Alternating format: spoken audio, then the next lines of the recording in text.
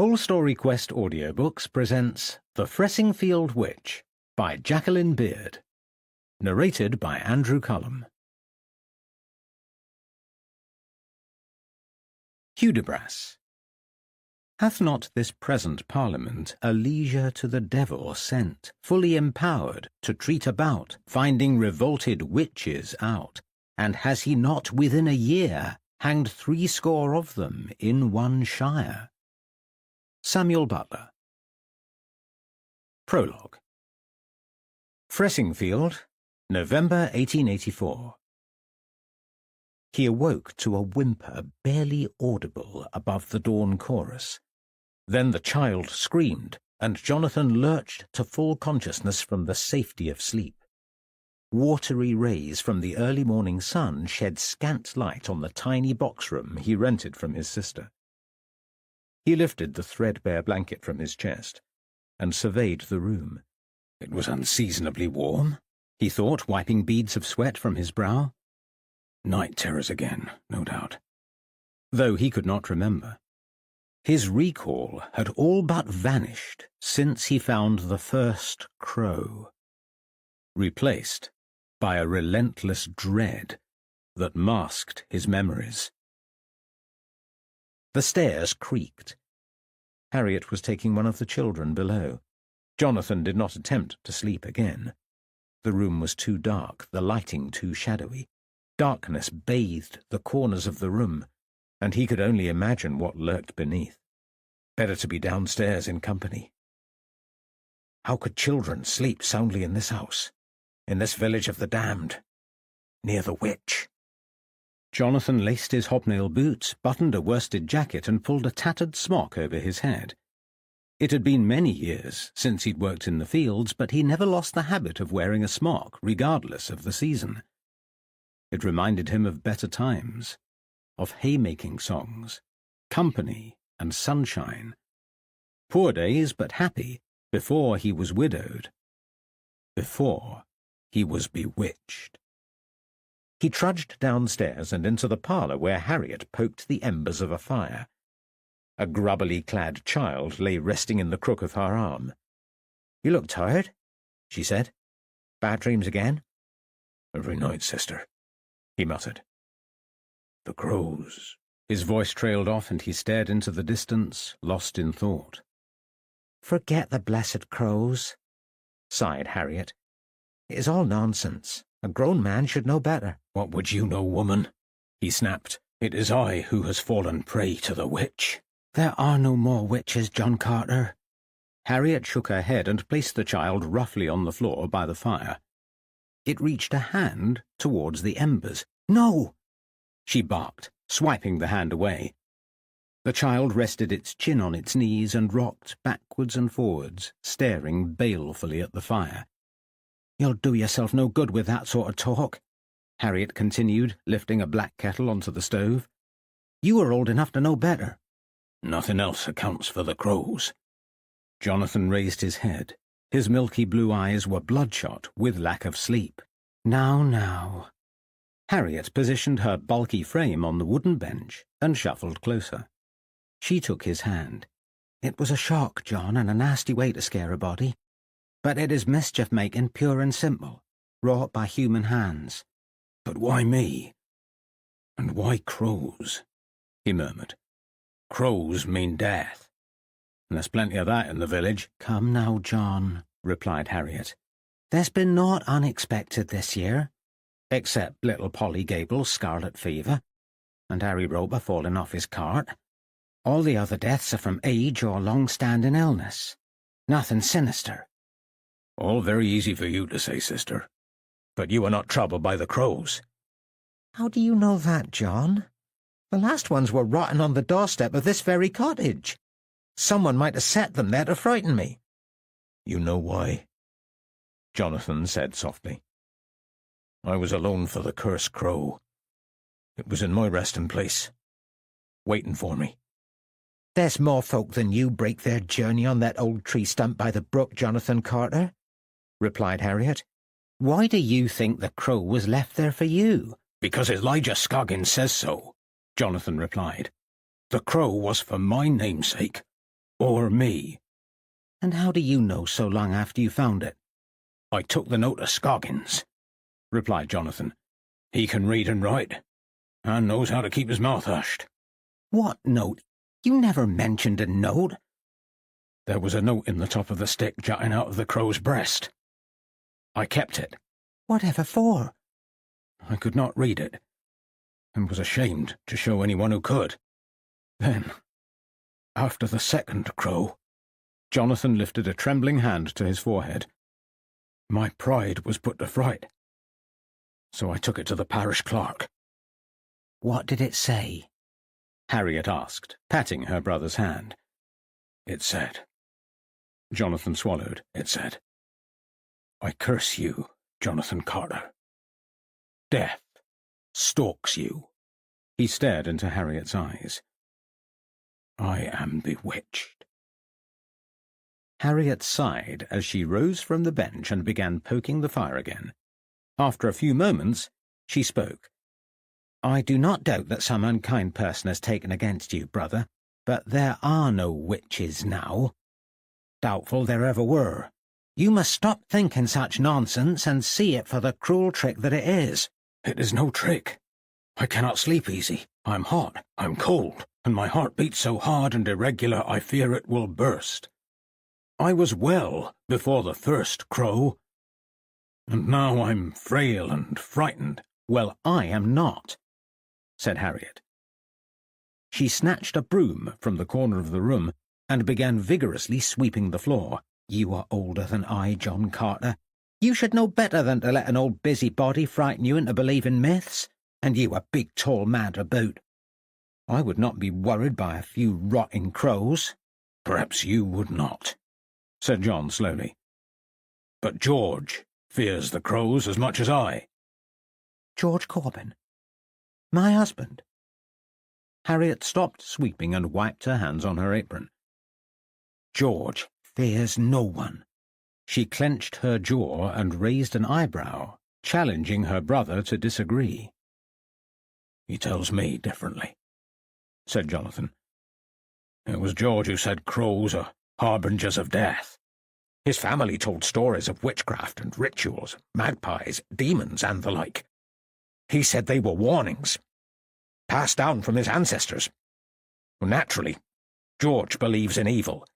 "We all believe in evil," said Harriet. "All good, God-fearing folk do, but the rest of it is stuff and nonsense. I'm not surprised to hear George has been talking twaddle. His kin were always a superstitious lot, but ours were not, and neither should you be." John placed a hand in the small of his back and rose to his feet, wincing at the effort. "Doubtless you are right, sister," he said. "I will walk to the village now for my weekly shave. I have no wish to offend the God-fearing folk of Fressingfield when I go to church tomorrow." Harriet smiled. "Away you go to the barber's shop," she said. "Undiscovered creatures will be found in your beard hair if you do not get it shaved off soon." Jonathan was in his 7th decade, but he walked regularly. It was over a mile to the village centre, and the distance did not usually trouble him despite occasional palpitations. Today it was a chore. His heart was not in it. The lane towards the village was long and straight and stretched into the distance like an insurmountable obstacle. Head bowed, he trudged along with his hands deep in the pockets of his smock. There was not another soul in sight. It was several hours past daybreak, but the lane, bordered by trees and hedges, was poorly lit. Tall trees arched towards the pathway, threatening to obscure the sky. Jonathan shrugged off a feeling of melancholy as he surveyed the dismal route ahead. He continued his lonely walk, watching treetops shimmer in the billowing wind. Jonathan shivered as he neared the end of the lane and felt the first drops of rain. The drizzle turned into a shower and started seeping into his clothes. He turned towards the village centre. The pale chimney pots of the vicarage stood in stark relief against the sombre black of the surrounding trees, gleaming like beacons of hope in a shadowy, menacing gloom.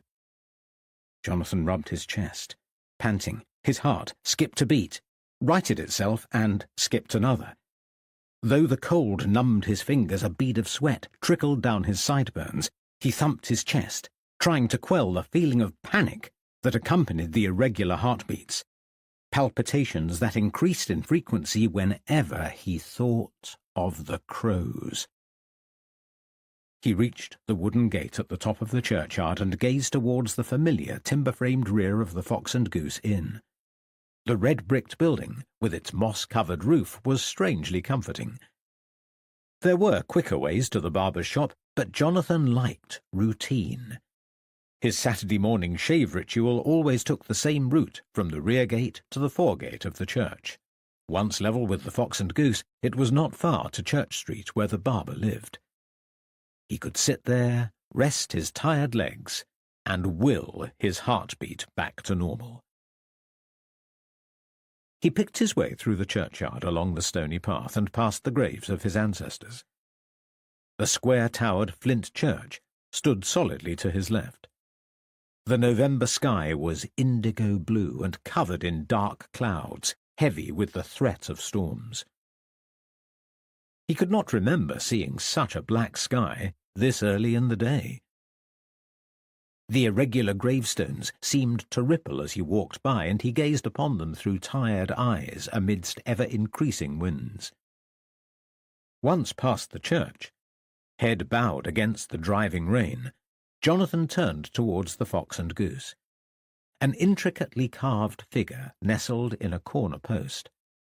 He touched it for luck when he was a small boy, and wondered whether he should touch it now. Luck might break the curse. But his musings went no further. A sudden noise ripped through the stillness of the churchyard. Startled, Jonathan stared towards the porch. Nobody was there. The churchyard was empty. Another shriek pierced the air, and this time he recognized it, the shrill caw of a crow. He picked up his pace and hastened towards the church gate. It was only a short distance away. Across the road he watched a woman in a black bonnet scuttle down Church Street. Only a few minutes more, and he would be safe in her presence. As he stumbled towards the gate, he noticed a puddle of black mud on the stone path and moved closer, trying not to look as a cold dread clawed at his chest. It could not be. Not in the Lord's churchyard. Pray God, no. But there was no doubt. The dark mass was all that remained of a trio of crows, fetid, stinking, and crawling with worms. Jonathan clutched his heart as he fell towards a slanted, moss-covered tombstone, and lay prone, feeling his heartbeat ebb away. The last thing he ever saw was a crow impaled upon a sharpened stick as it tumbled to the ground by the side of his head. Chapter 1. An Unusual Case. "Good to see you, Francis." The tall, dark-haired man reached out to his smartly attired friend, resplendent in a top hat and woolen coat. They shook hands warmly. "My pleasure," said his companion. "Good of you to come under the circumstances, Lawrence." "Yes, it has been a long time since I've seen anyone from the force. I'm sure you understand," said Lawrence. "Naturally," murmured Francis.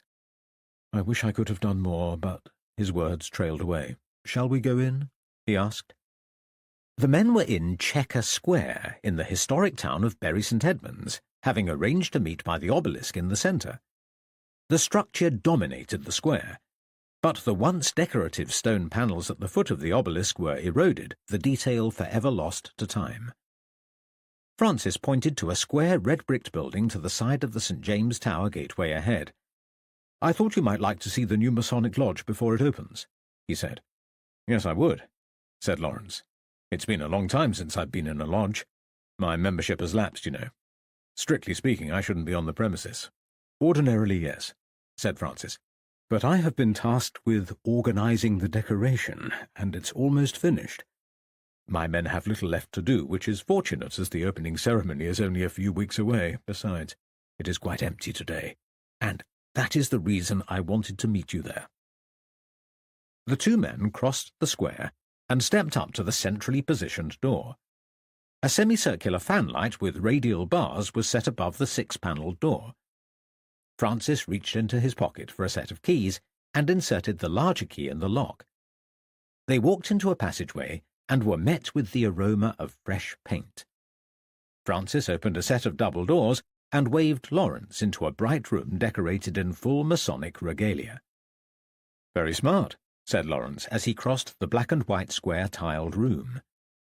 A range of oblong windows allowed light to stream into what would otherwise have been a dark space. Above the fireplace opposite the windows rested a large ornate gold mirror which reflected daylight around the room. White-painted walls were adorned with the flags and banners of the Masonic movement. Sumptuous cloth-covered tables contained candlesticks, goblets, and other Masonic paraphernalia. Dark mahogany-padded chairs stood at intervals around the room, which seethed with opulence. "I can't see what else you need to do," said Lawrence, striding to the top of the room. He stopped and stroked his hand over the smooth surface of one of the two spherical-topped, stone-carved columns. "It appears quite complete," he continued. "The lodge has evidently not suffered by the loss of my subscription fee." He gestured towards several tall, intricately carved floor lights as he spoke. They were topped with expensive silver fittings and vast candles. Francis smiled. "We do not want for members or funds," he admitted. "Indeed, there is quite a waiting list at present, but you have already been initiated and will be welcome back whenever you choose." "I'll give it some thought," said Lawrence. "Perhaps in the future, but not yet." Francis did not push the point. He gestured to a chair by the window. "Sit down," he said. "Drink?" Lawrence nodded, and Francis uncovered a cloth from one of the cabinets. He opened the right-hand carved door and reached for a decanter and 2 glasses, then poured a small quantity of liquor and passed the glass to Lawrence before sitting beside him. Francis placed his hat and walking stick beneath the chair. The gold overlaid handle with an embossed square and compasses glistened in the light. He turned towards Lawrence. "Are you busy at present?" he inquired. "Tolerably," Lawrence replied. "I have recently concluded the larger of my cases and only have a few smaller matters to attend to. Why do you ask?" "Do you remember my brother Michael?" asked Francis. "I do." "Then you will remember that he took holy orders." Lawrence nodded. "He graduated from Cambridge some time ago," said Francis. "Then he spent 2 years as a missionary in South America before returning to Ridley Hall for further training. Several months ago he left again and will soon be given a parish of his own. In the interim, he has been assigned to a parish in Suffolk to assist the incumbent vicar." "He has led an interesting life," murmured Lawrence, rubbing his scar through his gloved left hand, oblivious to the habit he had adopted since the fire. "What I'm about to tell you is confidential," said Francis. "I am not at liberty to discuss this matter, but if you choose to assist, then it will be worth breaking my word. If you cannot help, I trust you will not discuss it with anyone else." "Certainly not," said Lawrence. "Any information given during a preliminary inquiry stays between the two of us." Francis nodded. "I had to ask. I am sure you understand. Anyway, Michael is currently lodging at the vicarage in the village of Fressingfield. Do you know it?" Lawrence nodded. "He is living with the Reverend Raven, his family, and their servants. Last week he travelled to Bury to see me, and not merely for a social visit. He asked for my advice and guidance as head of the family." "Naturally," said Lawrence. "You have a decade on young Michael. I'm sure he values your opinion more than ever since the demise of your father." "He does," agreed Francis, "though he rarely troubles me with his problems. His wish to consult with me came as something of a surprise, and I was frankly astounded by the nature of his difficulty. To be honest, Lawrence, I was sceptical to such an extent that I felt moved to check into his account of the problem. I have investigated, and there is no doubt that what he says is true." "If you have already investigated, you don't need a private detective," said Lawrence, bemused. "Unless you want an opinion on your findings." "No," said Francis. "The checks I made were to establish that the event had occurred in the way he described. It is the matter itself that I would like you to investigate. you may be able to prevent this sorry affair causing any more distress." "I'm intrigued," said Lawrence. "What happened in Michael's parish that has disturbed you to this degree?" "Witchcraft," said Francis solemnly. "Oh, really?" spluttered Lawrence. "This is 1890, not the 1600s. You can't be serious." "I wish I was not," said Francis. "The very idea of witchcraft is as ridiculous as it is abhorrent. Neither Michael nor Reverend Raven attach any credence to the suggestion, though rumour and speculation are rife. The allegations must be investigated and proved false. It is inconceivable that any sane person would entertain such a notion," said Lawrence. "We are fortunate to live in enlightened times. Even the most ill-educated men don't believe in the presence of demons and spirits." "I wouldn't believe it either," said Francis, "except that it is already widely reported in the press. The locals speak of nothing but the witch, and the village is in uproar. Accounts of bewitching, curses, and the like abound. It is as if the inhabitants have been transported back to the days of the witch trials. Reverend Cannon is at his wit's end. He wants the rumours quashed, but they spread further with each passing day. I thought of you as soon as Michael mentioned his concerns. I have always trusted your judgment, Lawrence." "I appreciate your confidence, but I can't imagine what you expect me to do." "There is no such thing as witchcraft, Francis. So what can I investigate? It is all in the mind, and I am not a psychiatrist. The parish priest is better suited to spiritual matters. If he cannot prevail against such ignorance, how am I supposed to?" "I agree. If it were only a matter of persuasion, the Reverend could manage the problem himself, but it is more than that," said Francis. "There is a matter worthy of investigation amongst this gossip. It was not only the most recent deaths that were linked to witchcraft. Other unexplained deaths occurring years before have attracted similar speculation." "Those deaths are no doubt distressing," said Lawrence, "but you haven't told me why witchcraft is suspected." Francis shook his head. "There is no basis for a connection between the two except by the most gullible," he conceded. "If it wasn't for the result of the inquest, the rumours would have dissipated long ago." Lawrence rose, walked towards the mirror, and adjusted his tie. "What inquest?" he asked. Francis reached into the inside pocket of his jacket and withdrew a cutting from the Sunday Times. "Read this," he said, thrusting it towards Lawrence. Lawrence returned to his seat and unfolded a newspaper report. Sunday Times, April 13th, 1890. An inquest was held at Fressingfield on a baby girl who had died suddenly. The medical evidence showed that death was due to shock caused by the external use of some powerful irritant, though what this was, and why or by whom it was applied, was not determined. The parents both swore that their child had been overlooked by her step-grandmother, Mrs. Corbin, who died on the same day, and had told them on her deathbed that the baby would not long survive her. A few hours afterwards they took the child out in her perambulator, and were suddenly startled by the sight of smoke issuing from it. As soon as they reached home again, she died. George Corbin told the jury that he had always believed his wife was a witch, and consequently he had always tried to do whatever she wanted and to avoid offending her at all costs.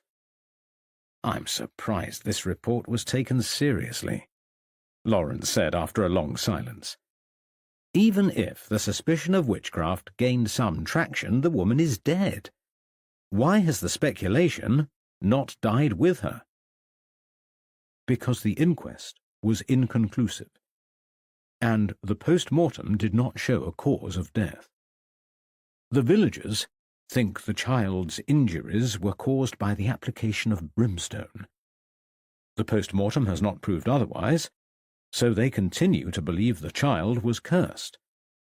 The endless rumours have reached senior figures in the Church of England. They disapprove of the current coverage in the popular press and are impatient for the subject to pass. Instead, it grows ever more newsworthy. There is public appetite for this story, Lawrence. Reverend Raven has been asked to deal with the matter before it undermines the authority of the Church. I understand, said Lawrence, but I am not sure what you think I can do about it.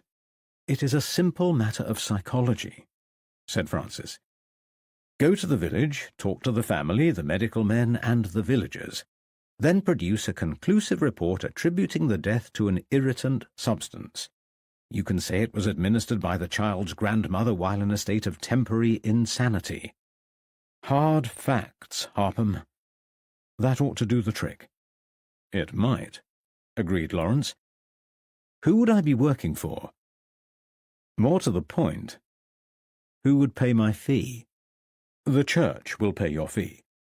It is in their interests to have the matter concluded at the earliest opportunity. You will lodge at the vicarage with Michael and the Reverend's family, if you agree to take the case. And if I don't accept the case? What then? We will look for another man who will. This must be settled quickly, or I fear the talk of witches will never subside. I would much prefer to see you carry out the investigation than hire another man I know nothing about. But I will not press you to attend as a favour. I know you choose your cases carefully, and I am all too aware that you may not want to leave Bury this close to Mayday. Lawrence grimaced and gazed through the window towards the obelisk in Checker Square. I have stayed in Bury on the anniversary these last 3 years, and it brings no peace. Perhaps it is time. Francis jumped to his feet, grasped the decanter from the top of the cabinet, and refilled their glasses. He raised his drink towards Lawrence. I will take that as your acceptance, he said. Chapter 2. Fressingfield. Lawrence woke with a start. He had nodded off through the journey, rhythmic hoofbeats overpowering the discomforting jerks from the springing carriage. He rubbed his eyes and gazed through the window. They should be nearing the village now. It had been a comfortable journey as carriage rides go, much improved by the quality of transport. Francis had generously loaned his recently purchased double brougham. Clad in Moroccan leather upholstery, it smelled musky, and the comforting warmth was soporific. Rubber tyres covered the wheels and tempered the inevitable jolting. Most pleasing was being able to travel in silence without having to engage in small talk with fellow passengers. Lawrence was a solitary man by nature, and not inclined to waste words. He gained more satisfaction from a good book or a considered debate than a social gathering where he might be required to mingle. Catherine had been better at the social niceties. She'd encouraged him to participate in gatherings which had been tolerable when she was by his side. Now she was gone, he had withdrawn again, and it suited him to be alone with his thoughts. Hoofbeats slowed, then stopped, as the carriage drew to a halt on the Cratfield Road. To his left, the Georgian vicarage stood amidst tall trees covered in new leaf growth, while the sun cast gentle rays against the pale stone through clear blue skies. The carriage driver alighted and opened the wooden door of the brougham. "Here we are, sir," he said. "I'll take your bags." "Thank you," replied Lawrence. "For a very pleasant journey." The cab driver smiled. "Glad to hear it, sir. Enjoy your stay." Lawrence strolled towards the front of the vicarage where an elderly woman lay in a wicker bath chair on the lawn. Her companion was kneeling on the ground in front while wrapping a red and green checked tartan blanket over the woman's lap. "Good day," said Lawrence. The younger woman stood. "Hello," she smiled. "You must be Mr. Harpham." She did not wait for confirmation. "This is Mrs. Harris." She gestured towards her elderly charge. "Reverend Raven is in his study. Let me show you in." She leaned towards the old lady. "I will only be a moment," she whispered. Lawrence followed her, wondering why she had not introduced herself. She appeared to be a companion of sorts, and perhaps felt her position was too lowly to warrant an introduction. The woman bustled through the front door and into a bright hallway. "Down here," she gestured. Lawrence walked through a passageway towards the rear of the house. The woman he followed was a head shorter and remarkably plain. Her figure was slight, and her light brown hair was pinned into an untidy pile on her head. Thick eyebrows dominated her face, and her jawline was unfemininely square. How old was she? 30? 40? It was impossible to tell. Presently they arrived outside a door. The woman knocked twice, and a voice from within bade them enter. "Thank you," said Lawrence. The companion nodded and returned down the passage. Lawrence opened the door and found himself in a large, square study. A sturdy oak desk stood centrally in front of him with a smaller writing desk on the right-hand side, the two making an L shape. Dual-aspect windows provided glorious views across the gardens, and bookshelves covered the two windowless walls from floor to ceiling. Piles of journals perched precariously on the side of the oak desk, and parchments and manuscripts littered every surface. The Reverend Canon Raven sat behind the desk. A younger man, who Lawrence recognized as Michael Farrow, leaned over him, pointing to a document. "Mr. Harpham, I presume," said the Reverend Raven, jumping to his feet and offering his hand. Lawrence shook it, murmured his thanks, then greeted Michael Farrow. "Good to see you again. It has been a long time." "Delighted," said Michael. "Too long. I trust you had a good journey?" "Yes, indeed," said Lawrence. "Your brother's carriage was extremely comfortable." Michael smiled. "I haven't yet had the opportunity to ride in her," he said, "but Francis talks of little else but the new Brougham and his renewed Masonic Lodge, so I dare say I will become better acquainted with both before long. How was my brother?" "In good health, but concerned about matters here," said Lawrence, getting straight to the point. The Reverend nodded.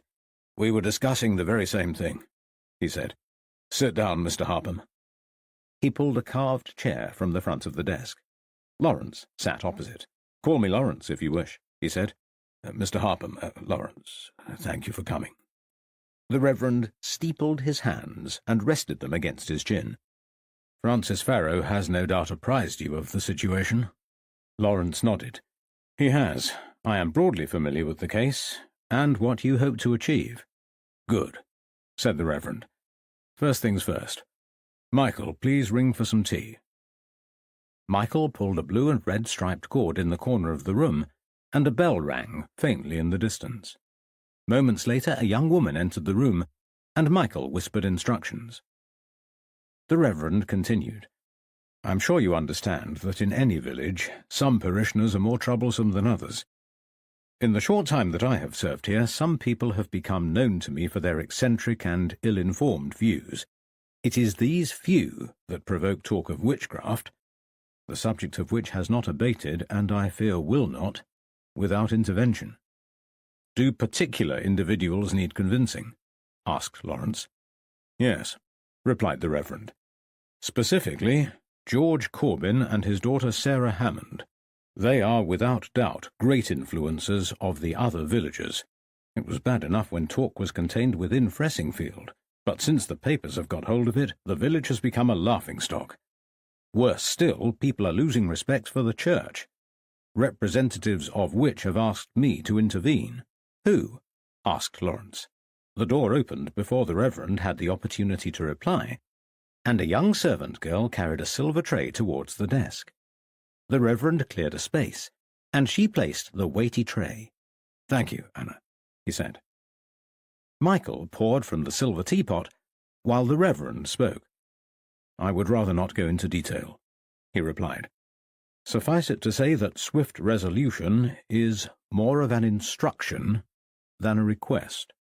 "The matter shouldn't warrant much investigating," said Lawrence.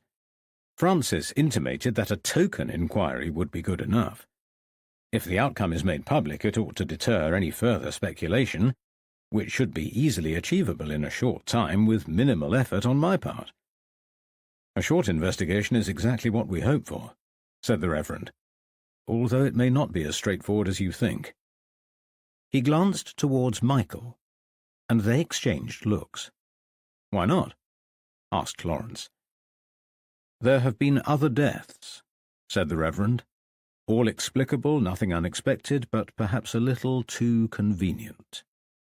Lawrence reached into his jacket pocket and extracted a notebook. "Please elaborate," he asked. The year before I arrived in the parish, a labourer called Jonathan Carter died in the churchyard. The Reverend gestured vaguely towards the front of the vicarage. He was old and suffered from a congenital heart defect, so it was not surprising that he died suddenly.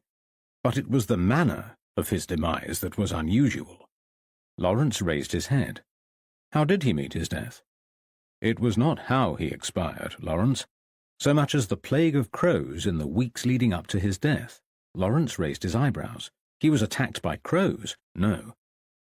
The poor man had evidently upset someone, and this person left dead, decaying crows for him to find. He thought he had been cursed. But he died from natural causes. Entirely. The inquest found the cause of death was sudden heart failure, but there was talk of finding dead crows near his body. Surely a coincidence and nothing more. Perhaps. Harriet King found him, and it may be worthwhile questioning her if you can. There's no reason to at this point. The presence of crows is irrelevant if he died naturally. Is there more? 2 years later, Jonathan's sister Harriet died. She was George Corbin's first wife. George Corbin being the primary perpetrator of the witchcraft rumours. The very one, replied the Reverend. Harriet Corbin also died of heart failure. By the end of the year, Corbin had married Mary Ann Riches. The woman he claimed was a witch. A quick marriage, muttered Lawrence. It was. But widowed men often marry in haste to provide a mother for their children or a keeper for their house. Not all men, said Lawrence pointedly. Michael looked towards his feet, embarrassed. I dare say, continued the Reverend. Regardless, he married Mary Ann Corbin, and 3 weeks ago she died. She cursed her step-grandchild on her deathbed, claiming the girl would not long outlive her. And she did not. Both died the same day. How did Mary Ann Corbin die? Asked Lawrence. Her death was also attributed to a form of heart disease, said Reverend Raven. She was old, like the others, and it could be true. But I cannot pretend not to be a little concerned. It is hardly unusual for 3 elderly people to die of heart disease, said Lawrence. If crows or curses had not been mentioned, there would be no reason to connect the deaths. There may not be a reason, but talk of witchcraft began with the death of Jonathan Carter and has escalated with every subsequent death. I am not suggesting that they were killed, but I will sleep more easily when I am certain that there was no foul play. I don't doubt that the mischief-making with crows contributed to Carter's death. The poor man was beside himself with terror. So it is not only a matter of convincing the villagers. You want me to make a proper investigation? Asked Lawrence. I do, said the Reverend. But regardless, the outcome must be that all supernatural rumours are quashed. How you achieve it is up to you. I'll make inquiries at once, and report back to you daily. That won't be necessary, said the Reverend, turning to Michael, who had been silent throughout the discussion. Please deliver your reports to Michael. He will be on hand to assist you with anything you need. I am busy at present, and Michael's presence at the vicarage has been invaluable. Any more distractions, and I will miss the deadline for my research paper. I promised the Suffolk Institute of Archaeology that it would be ready this month. On top of that, I need to write the final chapters of The Church Bells of Suffolk. He waved towards a large pile of papers forming a disorganized heap in the corner of the room. Time is precious. Then I will leave you in peace, said Lawrence, rising from his chair. I am grateful, replied the Reverend. Michael will show you to your quarters and introduce you to the rest of the household. Michael and Lawrence exited the room, leaving the Reverend Raven poring over his papers. As the door closed, the Reverend gazed uneasily across the garden, then walked towards the window and looked outside. The sun was peppered with grey clouds. Shadows from the rookery dappled the lawn, striped by a silhouette from the old gas lamp. The trees, crowned by bulging rooks' nests, seemed almost too slender to bear their weight. A crow cawed angrily from above, and the Reverend frowned. His hands tightened over his crucifix as he stared silently into the distance. Chapter 3. Nemesis. The hatred churned and burned within me, clutching at my heart with talons that seared through my flesh. Once it lay dormant, but never vanished, never lost its power, always growing, festering, biding its time. It was my birthright after all. I was the guardian of the hatred. It was mine to stoke, to burn bright. And when it flickered and fell away, it was my duty to remember what they did. Remember her. And fulfill the promise of revenge. It lay quietly for years, though it entered me in a burn of anguish when I came of age, when my mother told me what her mother told her, a tale passed down over 10 generations. I allowed it into my heart, and it nested there and made a home. And we lived peacefully together. I hardly remembered it was there. It was silent, so quiet that I thought it had left me. Life was tolerable, I was loved, I was content. There were no children, but it did not matter. Yet the burden of hatred remained, clinging like a grass burr. For a while, I contemplated abandoning it, closing my heart to its insidious call. I had buried it deep and lived my life well, and might have continued to ignore it until fate intervened and tore me from contentment, tormenting me with loss. One day I was alive and hopeful, the next alone, unloved, and with a festering wound where my heart used to beat. All compassion and hope were ripped from my chest as the hatred forced its way into the world, burning, wrathful, and black as the wing of a crow. At that moment, on that day, I vowed revenge on those who had harmed my family. I embraced the hatred and determined to punish those who had wronged my ancestors. Then I assigned it a new obligation, to punish those who had wronged me. Chapter 4. The Vicarage. Lawrence followed Michael down the passageway and into the hall. "Unusual circumstances in which to become reacquainted," he said. "What do you make of it?" "Very concerning," Michael replied. "Talk of witchcraft among my parishioners is rife. More of them believe the rumours than otherwise. Don't let the Reverend convince you that it is idle gossip. Fear is making them angry, and who knows where that may lead." Lawrence shook his head. "It is hard to believe such a thing is possible in 1890. We are men of science now. I must hear these rumours myself. Tell me who I should speak to." "I will," replied Michael. "But first let me introduce you to the others." He opened a solid oak door to a large, well-lit drawing-room. A marble fireplace graced the side wall, and hanging above it was a portrait of a stern-looking gentleman dressed in old-fashioned apparel. The remaining walls were clad with raised and fielded panels, and a large chandelier dominated the centre of the ceiling. As Lawrence entered, sunlight pierced through the clouds, catching the crystals above. He glanced towards the closed shutters of the furthest window, where a woman of about 50 summers reclined on a daybed nearby. Beside her sat 2 young women playing a card game.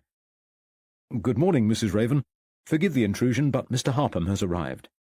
"Come in, Michael," replied Mrs. Raven. "Excuse me if I do not rise, but I have one of my headaches this morning, and it will not shift. Pleased to meet you." She extended a hand towards Lawrence. "Do take a seat." Lawrence and Michael seated themselves by the unlit fire. "I'm sorry to find you indisposed," said Lawrence. "It is nothing," said Francis Raven. "Allow me to introduce you to my daughter, Emily, and her friend, Loveday." Lawrence smiled at the girls. One was dark-haired and slight to the point of appearing undernourished. Delicate cheekbones graced her face, and her small mouth fell naturally into a frown. The other girl was quite the opposite. Slightly shorter and with blonde hair falling in ringlets, her blue eyes sparkled with merriment. Flashing a broad smile, she placed her cards on the table and rose to greet Lawrence. "How lovely to meet you," she said, brimming with self-confidence. The dark-haired girl joined her. "I'm Emily," she murmured.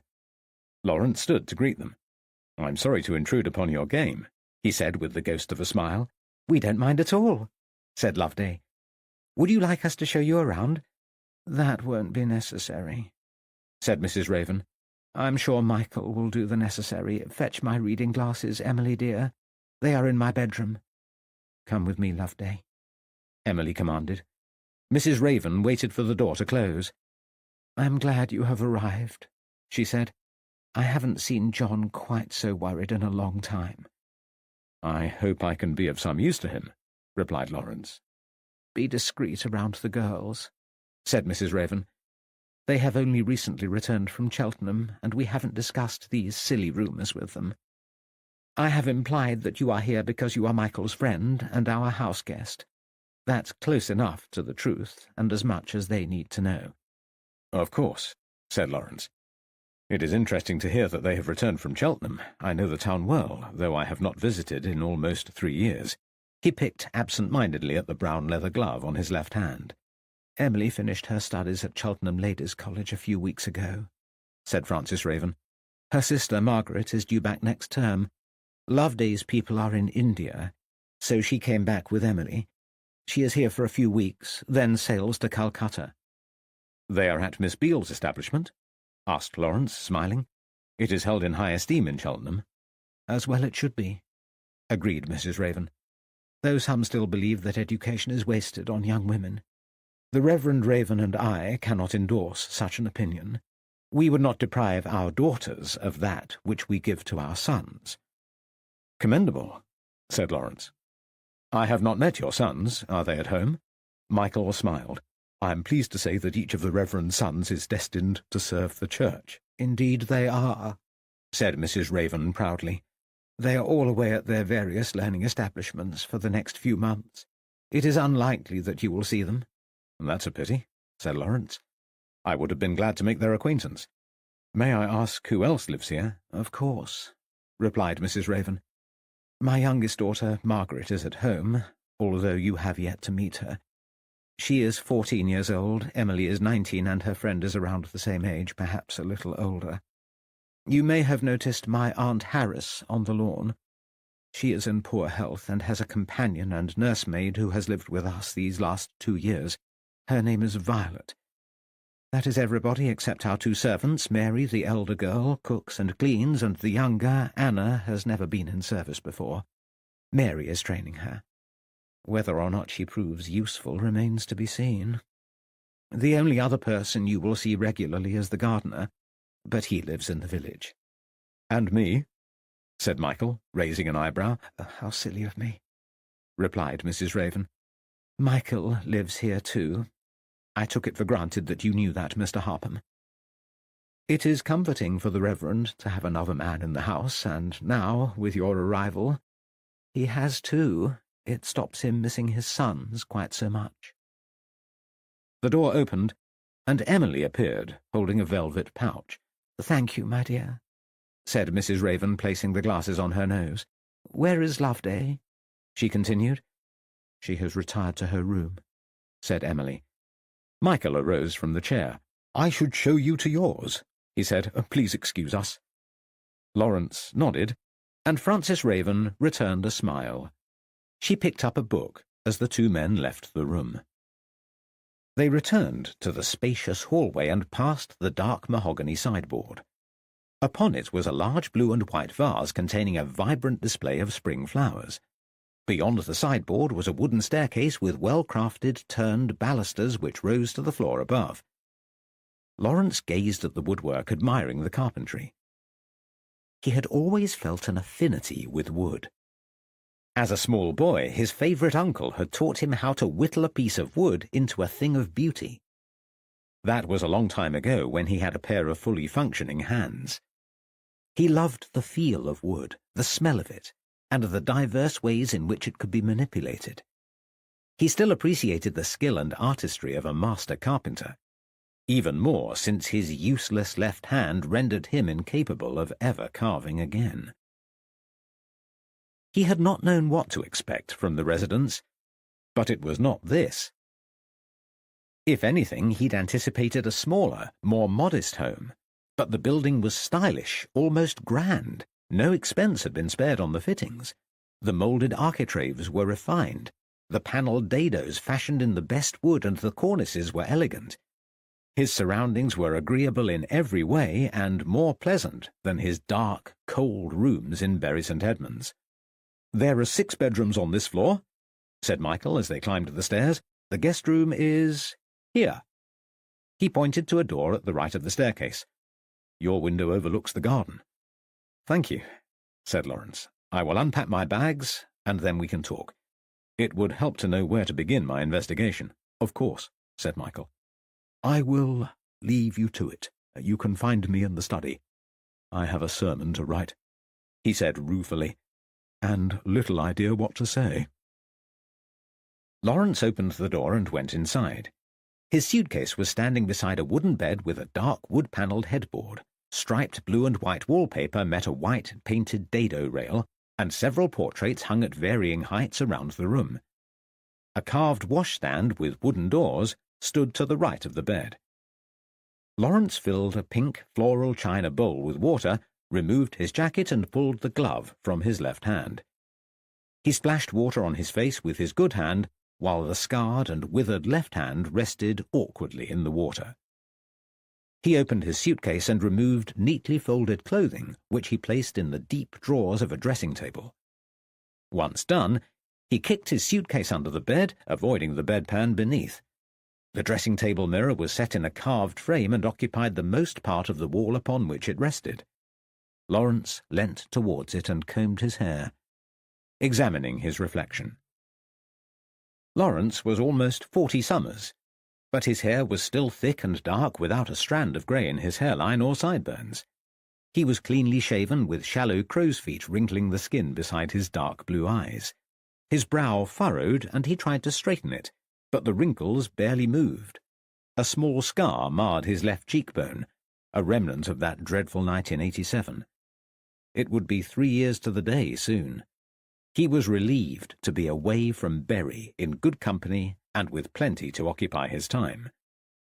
Lawrence eased the glove back onto his maimed hand and was reaching for his comb when there was a knock at the door.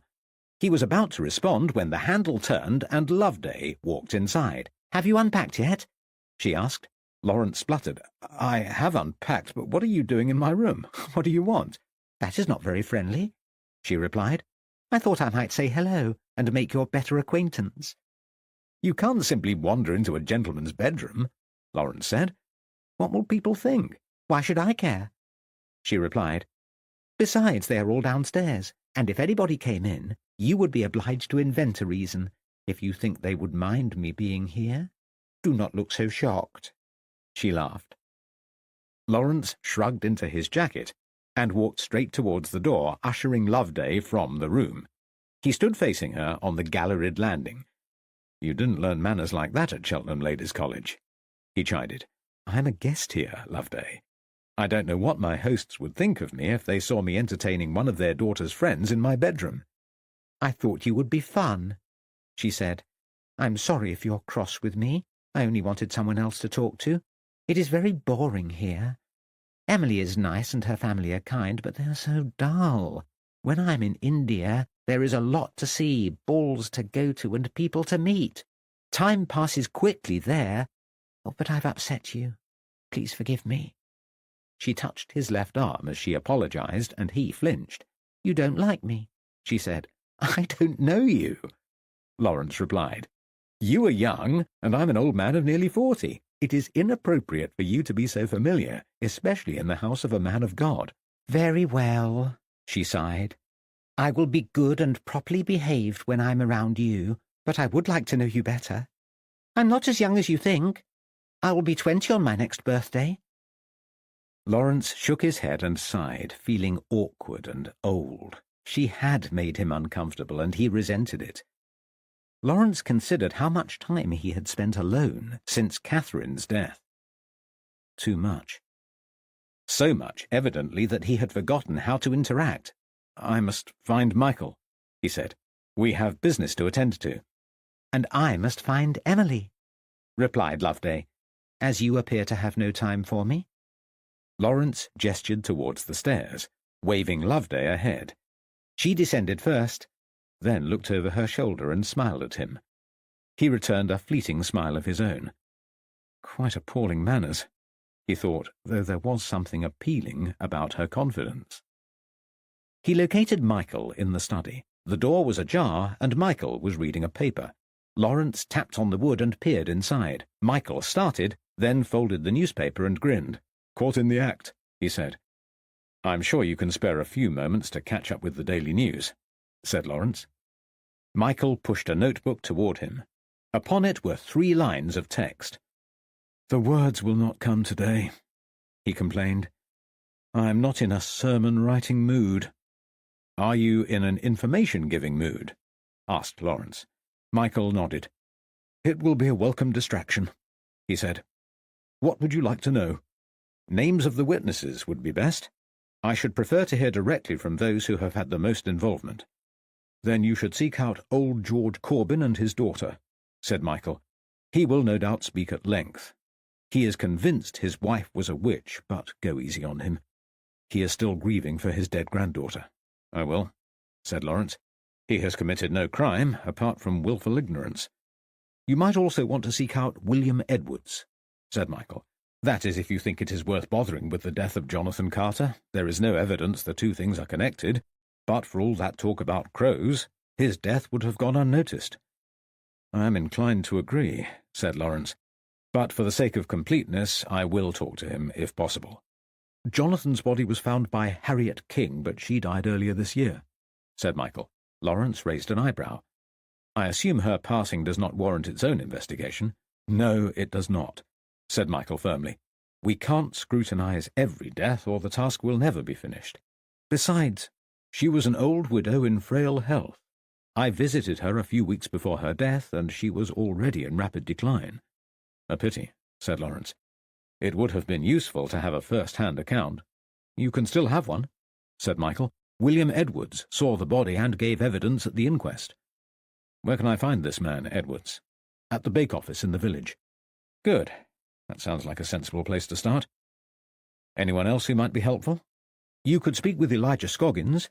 He resides not far from the Swan Inn. He is the parish clerk and knows all about church matters and keeping records. Speaking of records, I have some clippings from the newspaper reports of the inquest." He handed Lawrence a brown envelope. "Should be useful," said Lawrence, reaching inside. He scanned the clippings. "Short and to the point," he said. "You may also want to talk to Hannah Roper," Michael continued.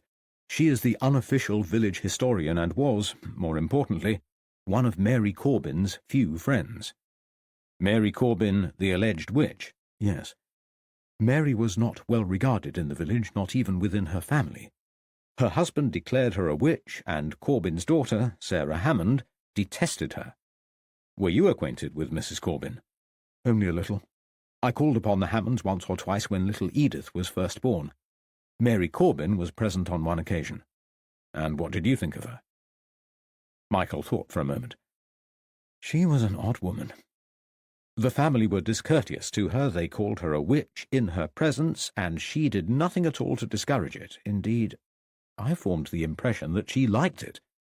"How so?" "By behaving like one. Mary Corbin carried a large carpet-bag with all manner of potions. Benjamin Hammond complained of a sore head once, and she produced a filthy jar containing some sort of noxious substance. She moved towards him and tried to rub it on his temple, and Sarah Hammond raised her hand as if to dash it away. She told Mary Corbin that if she touched him with her poison there would be hell to pay." "Charming," said Lawrence. "How did it end?" "Not violently, I am relieved to say," Michael replied. "Mary simply smiled and sat down beside her husband, appearing entirely unperturbed. But his daughter, Sarah, was angry and asked him to leave and take the witch with him. Mary smiled again and said that Sarah should be careful not to offend her in case something untoward happened to her." "Did they leave?" Yes, they left immediately. Sarah apologized to me for being witness to the incident. I had forgotten all about it until now. Thank you, said Lawrence, snapping his notebook shut. He had been writing throughout the conversation. I should be able to make some headway now. I'll leave the vicarage shortly and head for the village. Good luck, said Michael. Let me know how you get on. Lawrence collected his hat from the stand in the hallway and ventured outside. The old woman had gone, and her companion was picking up a book from a blanket on the front lawn. She carried a wicker basket over her arm. Hello again, said Lawrence. Thank you for helping me earlier. You're welcome, said Violet. You leaving us already? Lawrence smiled. No, I'm likely to be here for at least a week or two. I'm just going into the village. I am too, said Violet. Mrs. Harris has a fancy for an iced bun, and I'll walk to the bake office while she sleeps. Well, that's where I'm going too. May I join you? Violet nodded, and they set off towards the churchyard in companionable silence.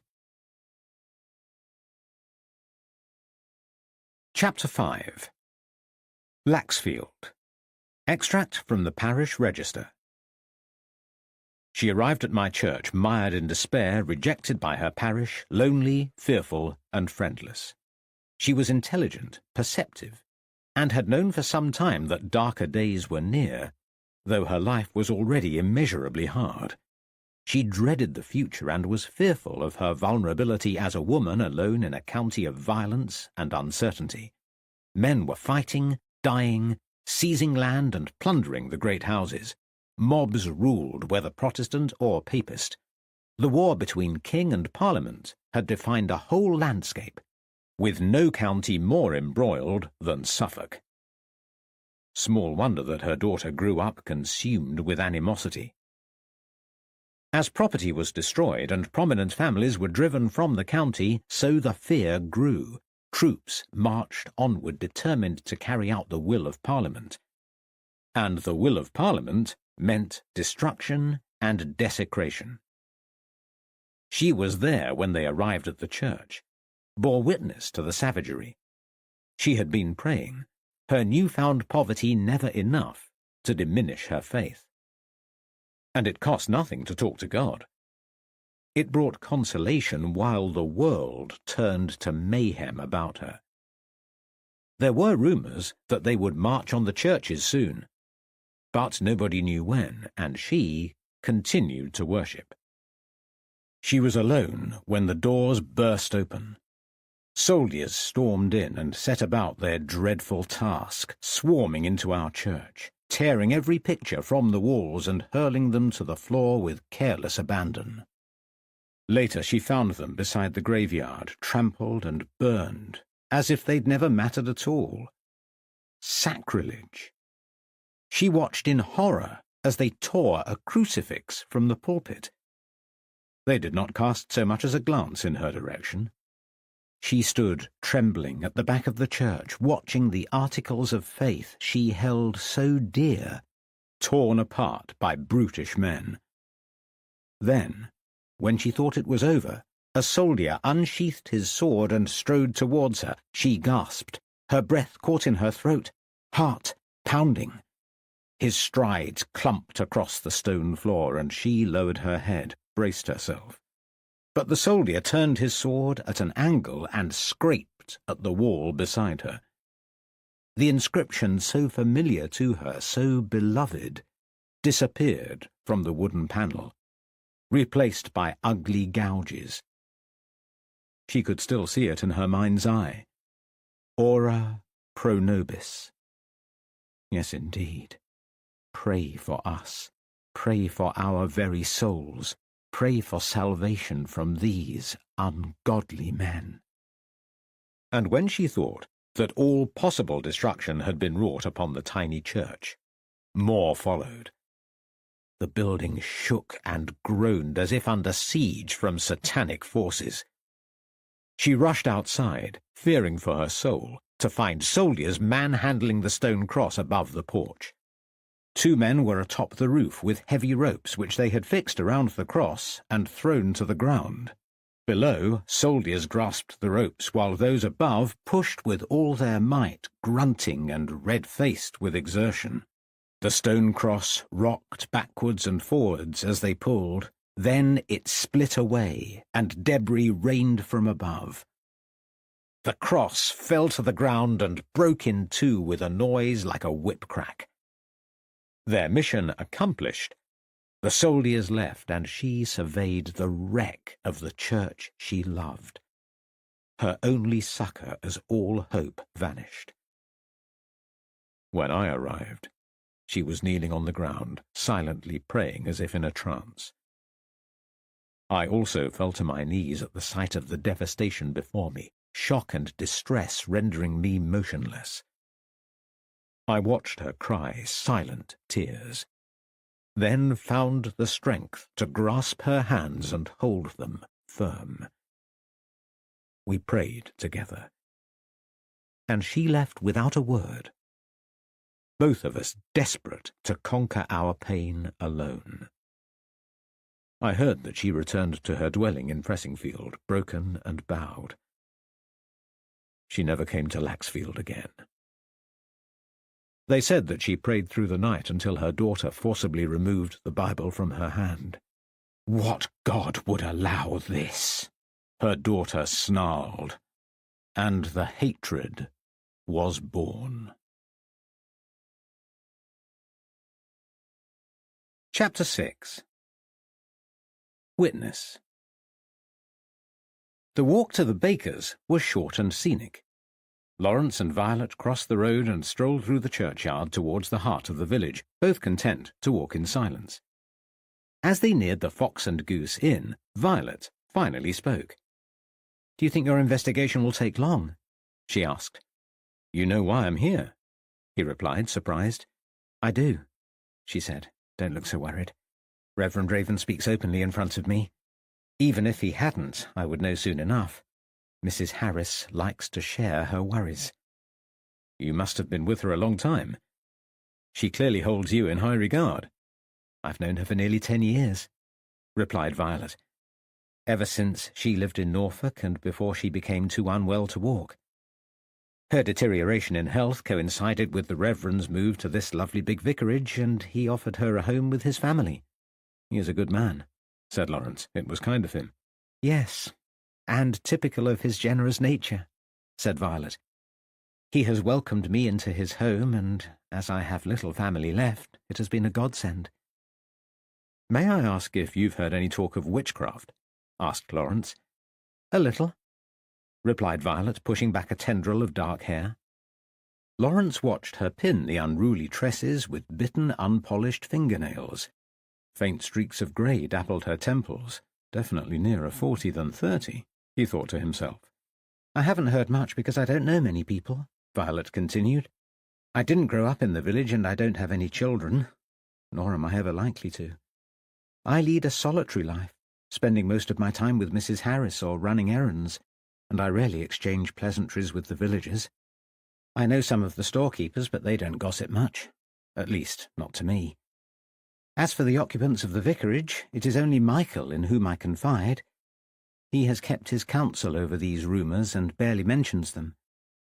I don't think he realises that the Reverend has already expressed his concerns to me." "That's for the best," said Lawrence, smiling. "At least it means I won't have to interview you during my investigation."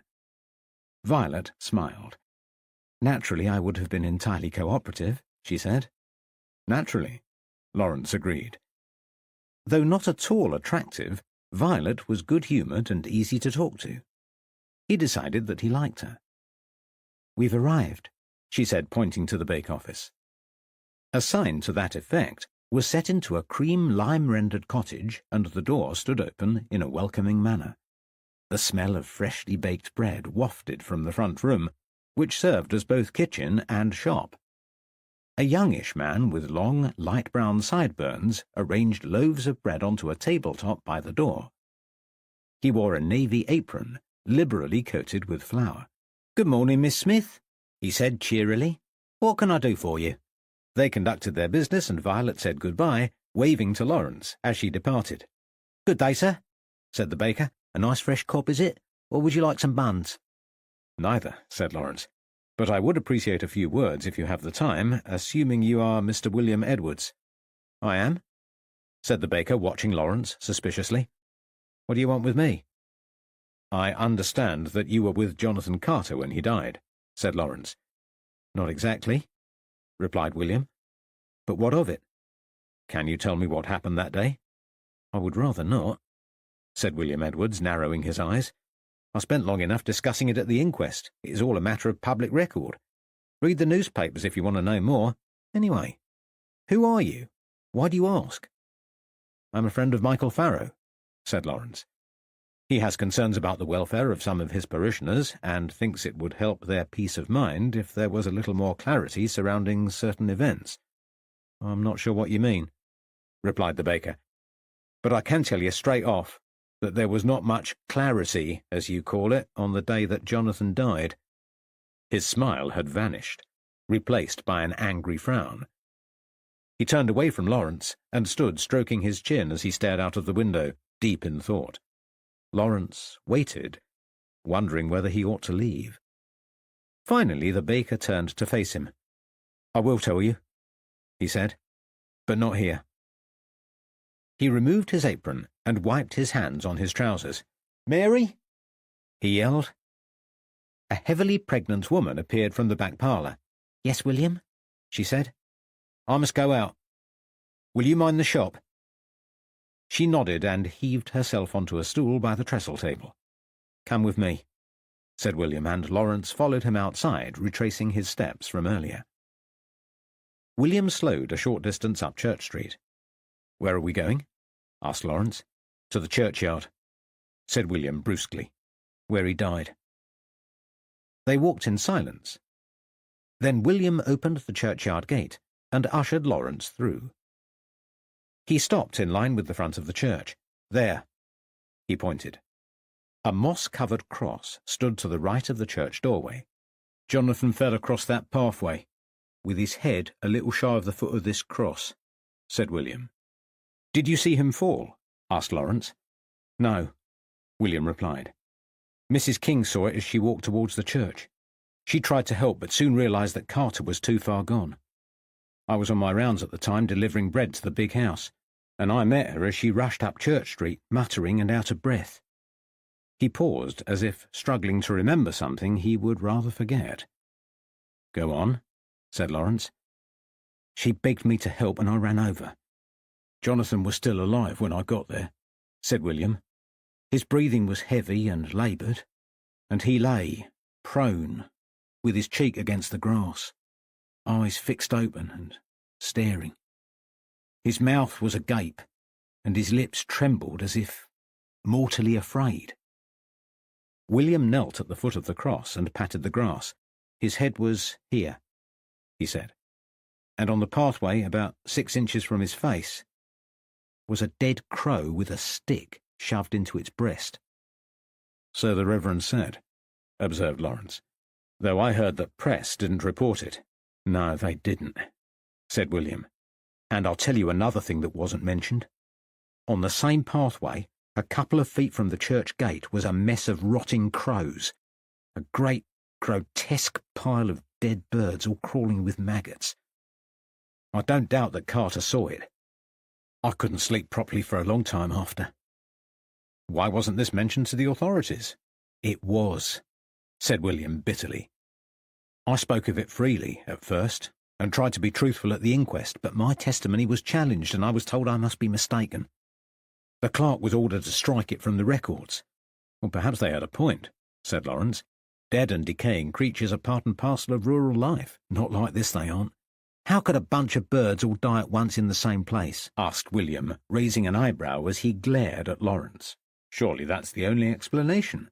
"They were put there," said William, "either by mortal hand or something more sinister."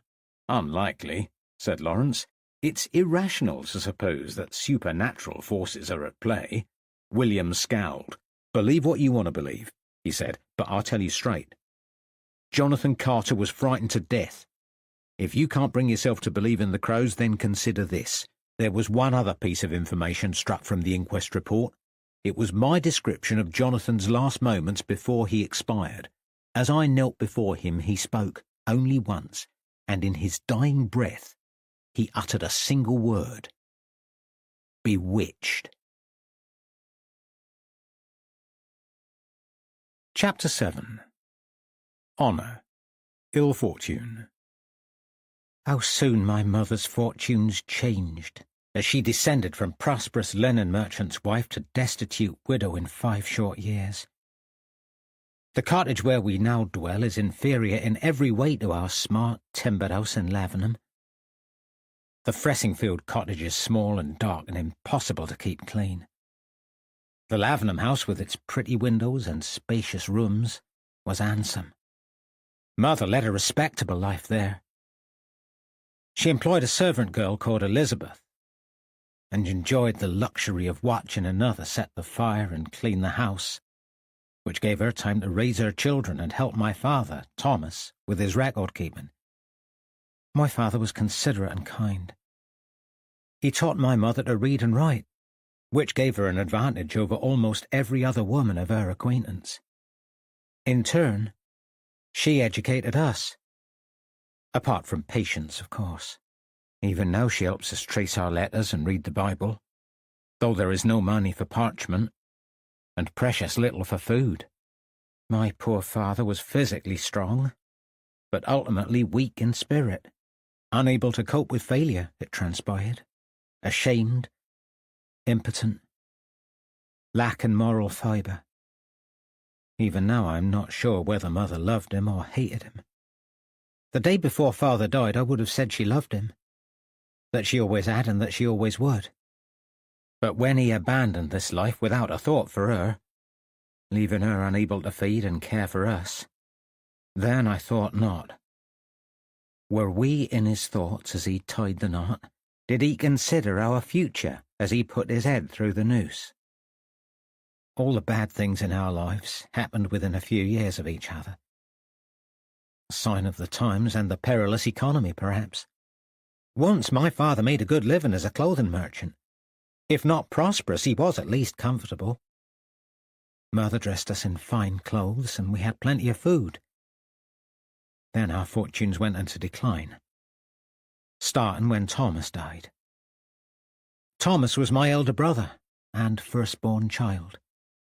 I remember him as a tall, handsome boy, both clever and kind. Too kind. He drowned in Ipswich docks where he was apprenticed while trying to save the life of a child who'd fallen into the freezing water. I always wondered why the child was alone and unsupervised. What stroke of bad luck took the lives of 2 boys? If only the boy had fallen a day before or an hour later, or if Thomas had been too ill to get out of bed that day. If these things had come to pass, it could all have been so different. But it was not, and Thomas died, heralding the rest of our family's ill fortune. I remember as if it were yesterday, sitting near my mother by the fire holding skeins of wool in my hands while she wound them into thick balls. We'd been singing together. Even Patience joined in, humming her version of our tune. Then our laughter was interrupted by a knock at the door. Elizabeth answered and escorted a young boy into the house. His voice shook as he delivered a dreadful message. His master was on the way to our house with my brother's body. The boy had been sent ahead to give us warning before the cart arrived. Mother gasped and held her head in her hands and looked up, eyes brimming with unshed tears. Then, without another word, she rose and ushered us from the room. Elizabeth sent the boy to fetch my father. As soon as he returned, my parents closed the window shutters and sat in the dark with the body of their boy for 2 whole days before he was taken for burial. I do not think my mother ever understood the extent of my father's grief. Her loss so consumed her that his anguish escaped her notice. Instead, she occupied herself with running the house and raising her other 4 children. He walked the streets alone, grieving for his eldest son. and they carried the burden of their loss privately, if they spoke of Thomas to each other. I never heard it. But my mother should have remembered how low his spirits had fallen when Patience was born. His sorrow that Patience had not thrived as she ought was a millstone about his neck. The dawning realization that she would be forever a child sapped his joy, and he felt responsible for her condition. Small wonder that his mood grew blacker at the double blow. His eldest daughter an imbecile, and his firstborn son dead before his 16th birthday. Away from the comfort of the mood of the land was changing. Men watched and waited, knowing that harder times were coming.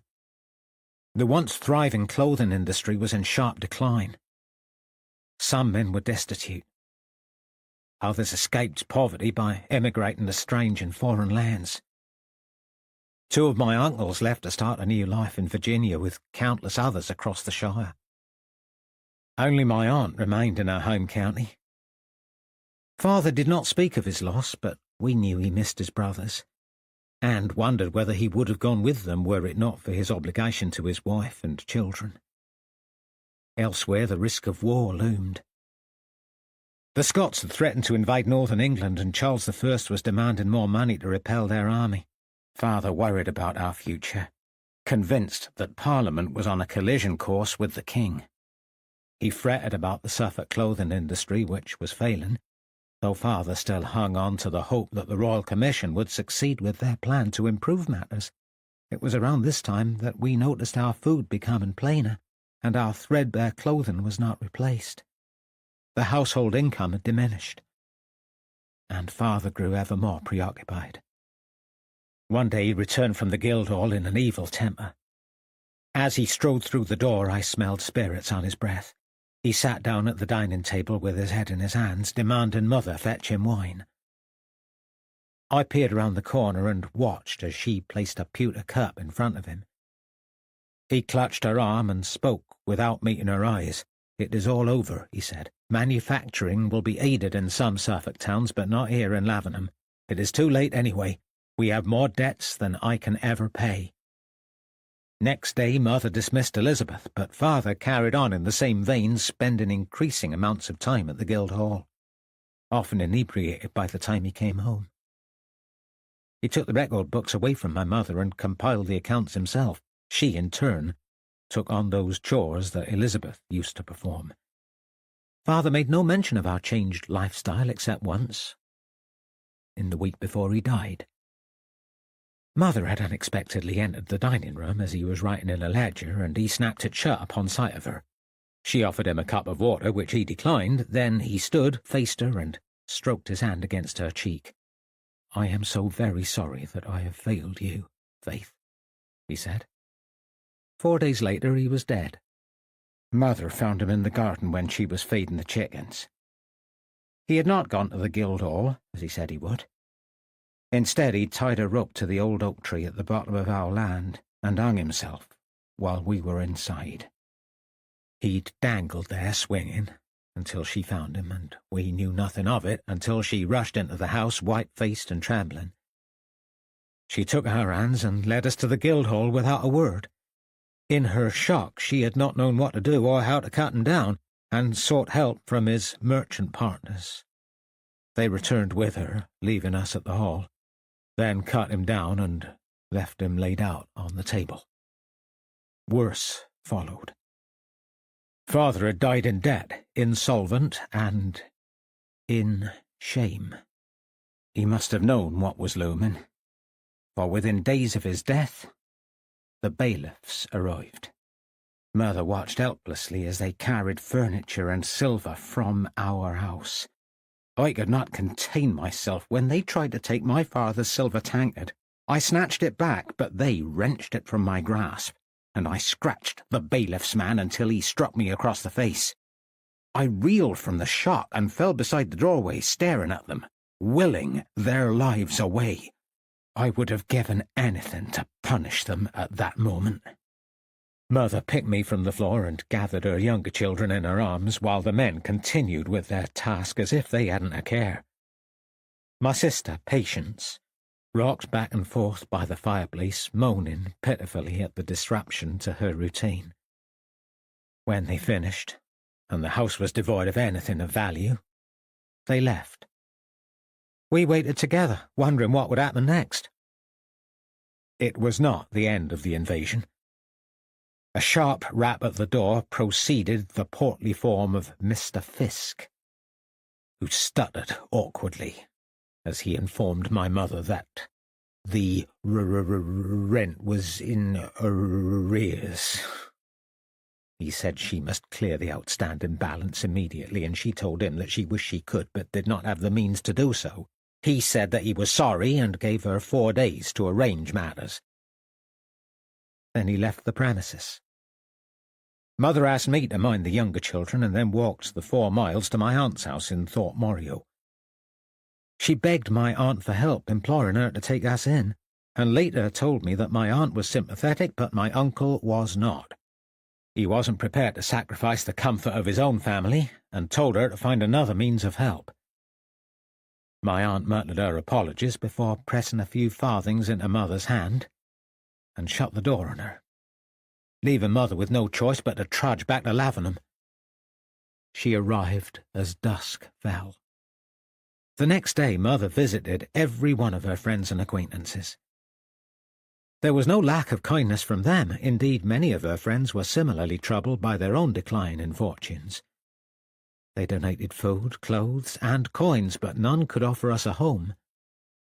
By the end of the day it was evident that we must leave Lavenham or risk ending up in the House of Correction. Then Mother remembered that she had an elderly aunt still living in Suffolk, upon whom she might be able to prevail. We left town at dusk the next day, our scant possessions piled into a cart that Mother had hired with some of the donated coins. Little remained after the bailiff's visit, and everything we owned fitted snugly into a single cart. The bailiffs had overlooked some pewter and 2 rolls of cloth, which had been stored in the outhouse, and we managed to retrieve them. When the cart was full, we climbed aboard. Sitting next to 4 chickens and an old house cat and a well-meaning friend thrust a basket of food into Mother's hands for the journey ahead. She stammered her thanks, eyes misty with tears. As we moved away, I watched the timbered house fade into the distance. The cart rumbled through the street towards Fressingfield, and we travelled in silence, contemplating our new lives. As the town disappeared and day turned to night, my thoughts turned darker. All I could see in my mind's eye was the vision of my father's body swinging from the tree. Chapter 8. A Sensible Woman. "We meet again, so soon," cried Loveday.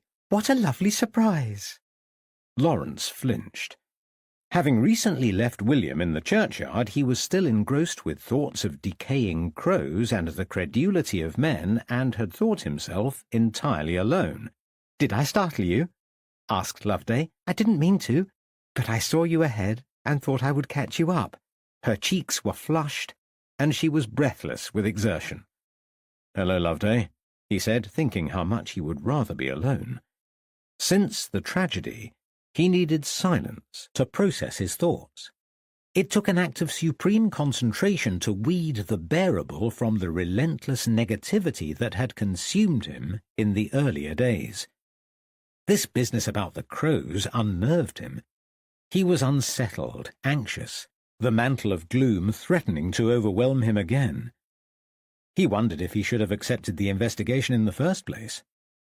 Still, social conventions warranted a reply. "Where is Emily?" he asked, by way of conversation. "I gave her the slip," she smiled. "Honestly, Lawrence, there are only so many books a girl can read, and only so many dull conversations she can have without becoming a dullard herself." "That is no way to speak of a friend," said Lawrence. "Don't scold me," complained Loveday. "Emily is a dear girl, and I am fond of her. But we have been thrown together so much that she begins to irritate. I have removed myself from her presence for the sake of our friendship." "How noble of you," smiled Lawrence. And where are you removing yourself to?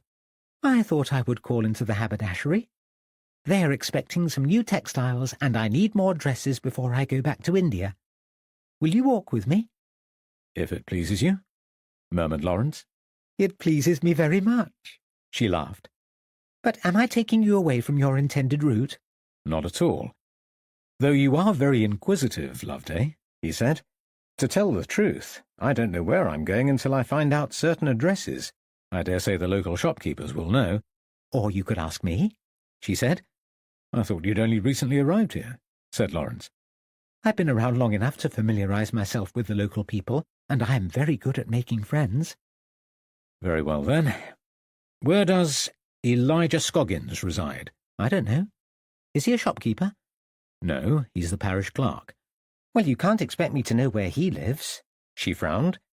Try another. Mrs. Hannah Roper. That's better, I can tell you that.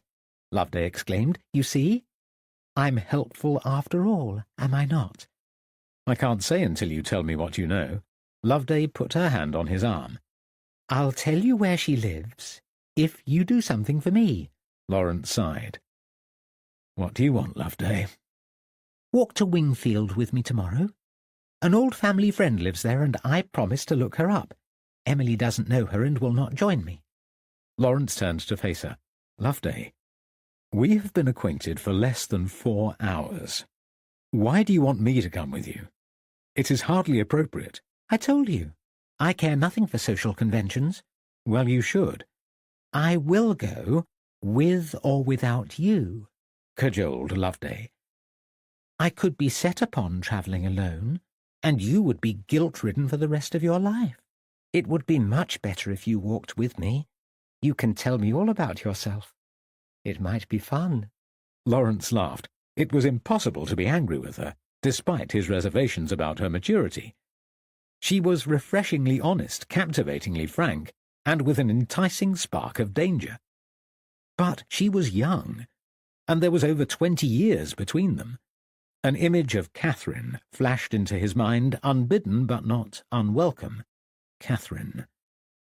3 years was not enough time for her influence to have waned. Would she approve or think him an old fool? It gave him pause enough to give a considered response. I don't think so, he said. Loveday's face fell. You would have me murdered on the roads? She asked mournfully. I have a better idea, he said. But I need to speak to Michael first. Promise me that you won't go walking to Wingfield alone in the meantime. She sighed. I can only promise that I'll wait 24 hours for your reply. That is all. It will do for now, he replied. Now, tell me, where can I find Mrs. Roper? She's probably in her rooms at the post office, replied Loveday. She's lodging with the family and helps behind the counter. And where is the post office? He asked. There, said Loveday, pointing directly ahead. Next door to the drapers. They walked towards the terrace of red brick buildings. Then Lawrence tipped his hat and murmured goodbye. Loveday barely noticed him leave and stared distractedly at the fabric-clad mannequin in the drapery window.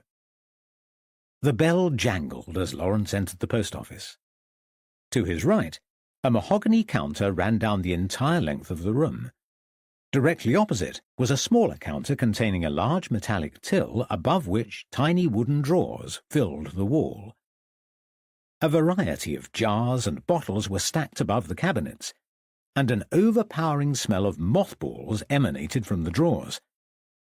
Lawrence glanced to the left-hand counter, where a man perched on a stool while spooning white powder into the shallow bowl of a set of scales. A tiny weight had been placed on the opposite bowl, and he watched studiously as the scales rebalanced. The man looked up as Lawrence entered. Potion or post? He asked. I'm sorry? Lawrence replied. No, I'm sorry, said the man good-humouredly. Only my little joke. Do you need the services of the chemist or the postmaster? It is Hobson's choice either way, for I am both. Neither, actually, said Lawrence. I was hoping to speak with Mrs. Roper. Of course, she's around somewhere. Please wait a moment, and I will fetch her. The shopkeeper disappeared through the door at the end of the room, and emerged a few moments later accompanied by a matronly woman wearing a dark dress of indeterminate colour. Her greying auburn hair was swept tidily under a small lace bonnet. "Your visitor," said the chemist, gesturing towards Lawrence.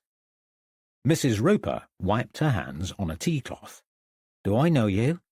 she asked. "Not at all," said Lawrence. "Then how can I help?" "Well, forgive me if this seems insensitive after such a short period of mourning, but I'd like to ask your opinion on the late Mrs. Mary Corbin." Hannah Roper looked towards the floor, her lip trembling. "She was my friend," she said. "I know," said Lawrence gently. "That is why I would like to talk to you." "About what?" she asked. "There's been so much talk about Mary, there is little left to say." "Who sent you?" Lawrence scanned the room. Mr. Late had returned to the other side of the counter and was decanting pills from a bottle into a paper envelope. He whistled as he worked. Lawrence lowered his voice. "I am here on behalf of the vicar," he said. "There are a lot of rumours about Mary, and I need to know more about her character." His voice trailed away as he struggled to think of a single reason why the woman standing before him should feel any obligation to help. "You mean all that talk of witchcraft, I suppose," she said. Her accent was strong, a deep, rich Suffolk twang with long, languorous vowels, gentle and soft. He prepared himself for another barrage of superstitious ignorance. "I don't believe a word of it," she said. "It is all nonsense." Lawrence smiled as he studied her face. It was plump and plain, no nonsense and sensible. A rational woman. "Good." "You appear to be alone in that view," said Lawrence. "It would be refreshing to hear an account of Mary untarnished by talk of witches. What can you tell me about her?" Hannah nodded. "Come into the parlour, and we can talk." Lawrence followed her through the door and into a warm room containing a large range covered in pots and pans which bubbled productively. A square table full of empty jam jars occupied the middle part of the room. Hannah lifted a heavy kettle from the range. "Would you like a cup of tea?" she asked. Lawrence nodded, watching as she dispensed hot water over the tea strainer and into the pot. She put 2 cups and saucers on the table and poured the steaming brew, then sat on a wooden chair at the opposite end of the table. She gestured towards the facing chair. "What exactly do you want to know?" she asked. "Why was Mary disliked by so many people?" asked Lawrence. "Gossip and rumours are commonplace in villages, but they don't usually stick. Why do people believe all this talk of witchcraft?" "I see," replied Hannah. "There are no easy answers to your questions. Mary has always attracted gossip, almost from the first day that she arrived in the village." "Why?" asked Lawrence. "Because she was so involved with everyone. She cared for them and looked after them." "Well, that's not much of a reason to be disliked. Quite the contrary." "It was the manner of it," Hannah replied. "You are well-dressed and probably do not want for money. When you suffer an ailment, do you seek the services of a doctor?" "Naturally," said Lawrence. "It is natural for you," said Hannah. "But it was not always an option for poor people. When times are difficult, they must decide between health, heat, and hunger." "I suppose they must," agreed Lawrence. "But what has this to do with Mary Ann Corbin?" "She knew a little of medical matters and treated ailments with herbs and poultices and the like. If a young girl got into trouble, she went to Mary." "Then she was performing a useful service," said Lawrence. "Which doesn't explain the animosity towards her." "No, but her behaviour altered after a while. After her first husband died, in fact. I suppose you could say both our lives changed, for my dear Harry died the same year." "I'm sorry to hear that," murmured Lawrence. "Thank you," said Hannah, clenching her jaw in an apparent attempt to control her emotions. It failed, and tears pricked her eyes. She pulled a handkerchief from her sleeve and dabbed at the dark circles beneath. She took a deep breath, composed herself, and continued. "Mary and I grew closer," she said, "united in grief as we were, helping and consoling each other through our loss. Mary kept busy dispensing her potions and powders, and I began working at the post office. But over time, she became less interested in medicine and more involved in scrying. Scrying? Asked Lawrence. Fortune-telling, said Hannah, helping silly young girls to find husbands by making charms and reading cards. All nonsense, of course. But she came to believe she had a gift for such things. And did everyone believe in this gift? Not at first, said Hannah. But the second year after the death of her husband, she predicted Harriet Corbin would die. And so it came to pass. Harriet Corbin died? Yes. She was over 70 years old and suffered from heart problems, so there was no reason to suppose it was anything more than a fortunate guess, but Mary spoke of it with such satisfaction that people began to wonder. They disliked her manner and thought she may have wished the death upon Harriet, rather than predicted it. Who would think such a silly thing? George Corbin's family, said Hannah. None of them liked Mary, particularly his daughter Sarah. Mary could not understand their resentment. It saddened her to begin with. Then she provoked it. She was not a good judge of character and did not appreciate that her behaviour was inappropriate. I cautioned her to be more understanding, and she tried at first, but to no avail. Then, to everyone's astonishment, George Corbin married her. That must have come as a shock to Sarah, said Lawrence. It did, agreed Hannah. She could never have envisaged it. It was fortunate that Mary confided in me before they wed, so I was in the know, but Sarah was not. She disliked Mary enough before the marriage, but afterwards she detested her. Did the rest of the family feel the same? They tried to like her. George's brother William did not mind her so much as the others. He was kind to her when they were not, and was the only one who did not actively dislike her in the end. Mary sounds a little odd, said Lawrence. But I haven't heard anything to think she was wicked, and certainly not a witch. The hostility seems far greater than the crime. As I said, her behaviour changed and grew increasingly more provocative, said Hannah. When she married George Corbin, men would mock him, telling him that he had been bewitched. It was a bit of fun to begin with, but his family hated the ridicule. The harder Mary tried to fit in, the less the family liked her, which was difficult as they all lived under one roof. Then, not long after they were married, one of the farm workers' wives sought Mary's help with a sore on her leg that would not heal. Mary gave her a salve, but within days her leg had swollen, and the wound began to suppurate. By the end of the week, her leg had turned black, the flesh rotten. Lawrence shuddered. And what became of her? She died, said Hannah. Died in agony. Her leg should have come off, but she would not see a doctor. Her husband blamed Mary.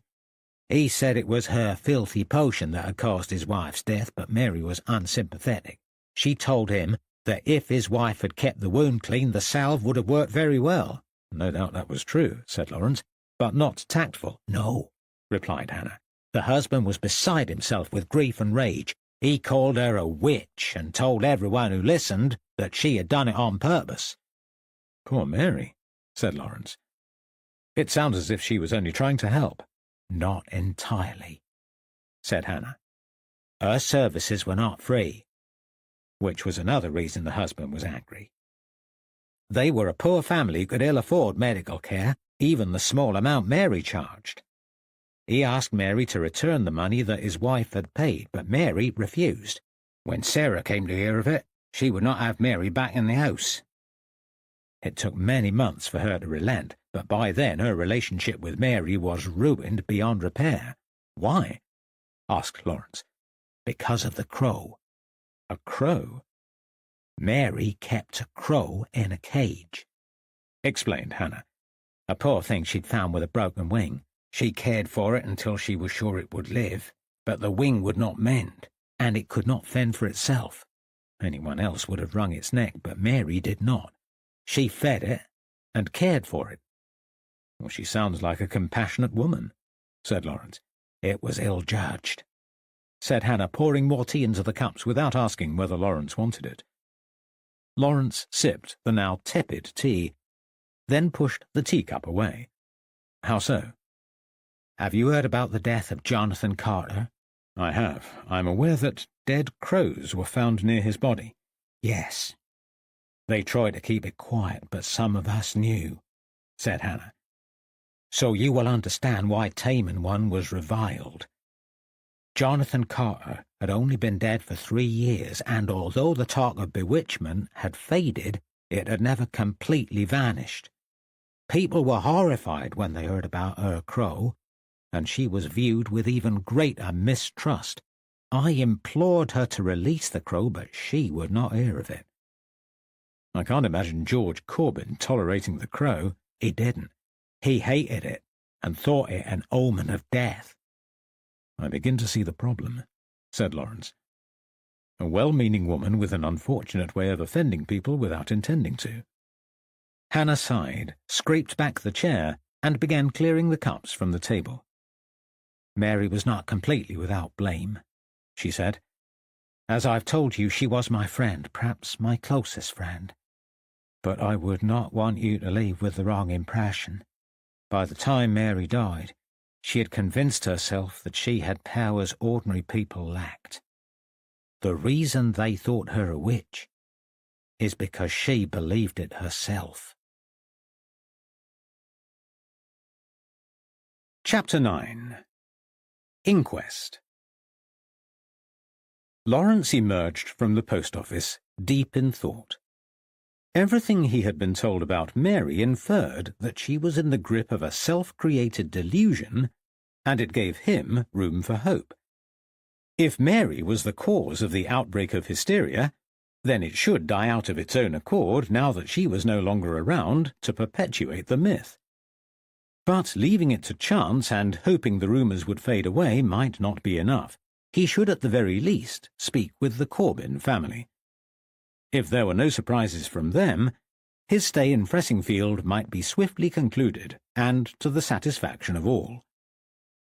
He was wondering whether to return directly to Bury St. Edmunds if he finished early, or visit his sister in Warwick, when he heard a voice calling his name.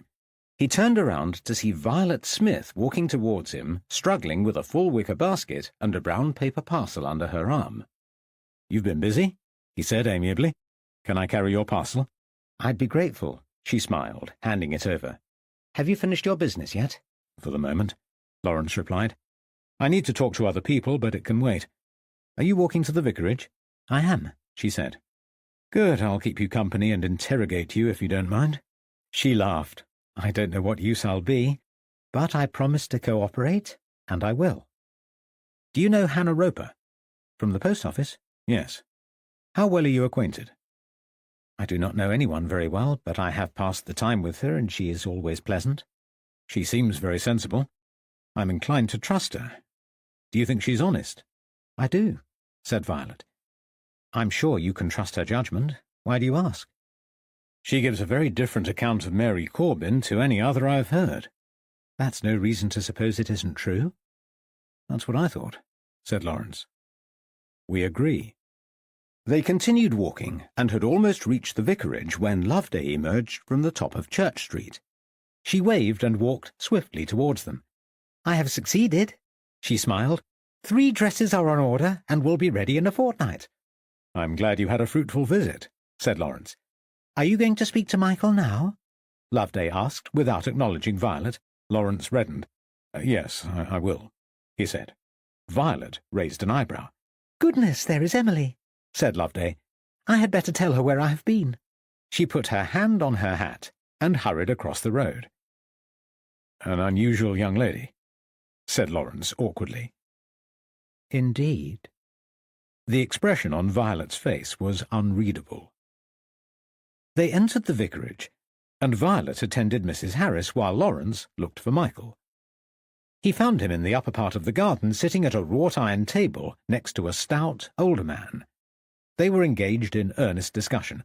"Ah, Lawrence!" Michael sprang to his feet. "What excellent timing! This is our parish clerk, Elijah Scoggins. We have been discussing church matters. If you want to talk to him, now would be an opportune time." "Good afternoon," said Lawrence, offering his hand. Mr. Scoggins stood and gave a firm shake, appearing stouter and shorter than while he was sitting. His greying hair was thick, with no sign of balding, though a deep-lined face gave the impression of a man approaching his 6th decade. "Glad to meet you," he said gruffly. Lawrence pulled out a chair and sat with them. The metal was cold against his back. "Have you discussed our concerns with Mr. Scoggins?" asked Lawrence. "No," said Michael. "It has all been about parish matters today. We have concluded for now. Would you like me to stay while you talk?" "Not if you have something you would rather attend to," said Lawrence. "I do," said Michael. "My sermon is still incomplete." He grimaced. "I quite understand," smiled Lawrence, turning to face Elijah Scoggins. "I won't take up much of your valuable time," he said. "Now, I understand you were present at the inquest into the death of the little Hammond girl." "Then I fear you have been misled," said Scoggins. "I was not there at all." My misunderstanding. Lawrence apologized. "Michael said I should consult you about parish records. I may have wrongly assumed you were at the inquest. If you weren't there, then I will not keep you from your duties." "Why do you ask?"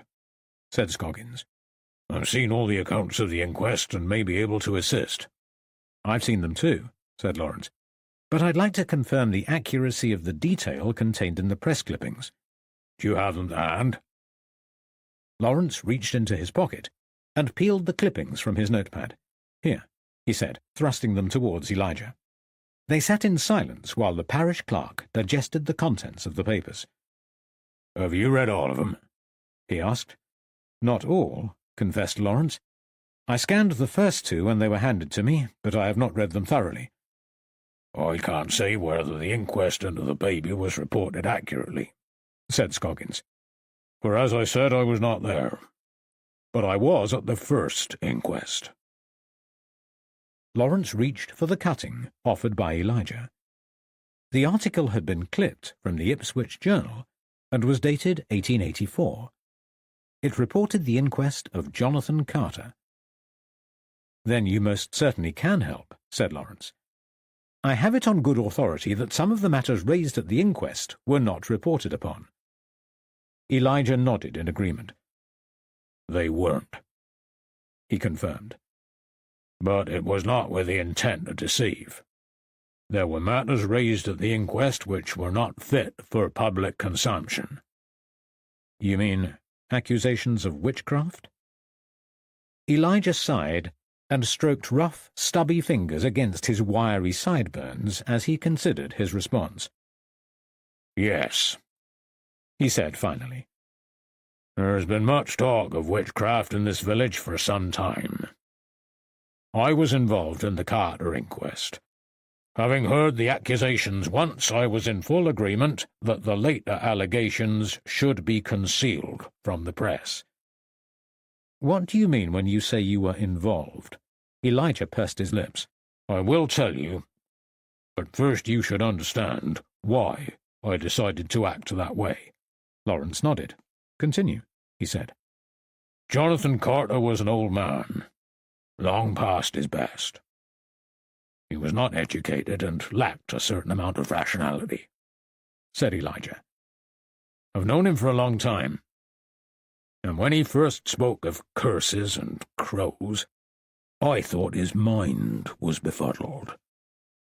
"Exactly what anyone would think," agreed Lawrence. "They did, to begin with," Elijah continued. "But Jonathan was in the grip of such terror that the fear began to spread. By the time he came to see me, the man was broken and careless in his talk. Others began to believe his stories." "He spoke to you about it?" asked Lawrence. "He did," said Elijah. "He told me there was a particular place that he used to break his journey when he ventured to the village. It was a tree stump, and he got into the habit of sitting there to rest. I saw him on the stump many times, and other people did too. It became something of a routine. He found the first dead crow when he settled there a few months before he died. And how did he know that the crow was meant for him? I will get on to that, said Scoggins, but you should know that it was not the only crow. There were several others. One instance was particularly nasty. Lawrence wrinkled his nose, not wanting to hear the details, but knowing he was duty-bound. Elijah Scoggins continued. Jonathan lodged with George and Harriet Corbin. Harriet was George's first wife and Jonathan's sister. One day Jonathan woke early, and it so happened that he was the first to leave the cottage. As he opened the door, he found a pile of decomposing crows on the front doorstep. They were rancid, several weeks old and infested with maggots. He was disgusted and afraid in equal measures. This continued for several weeks.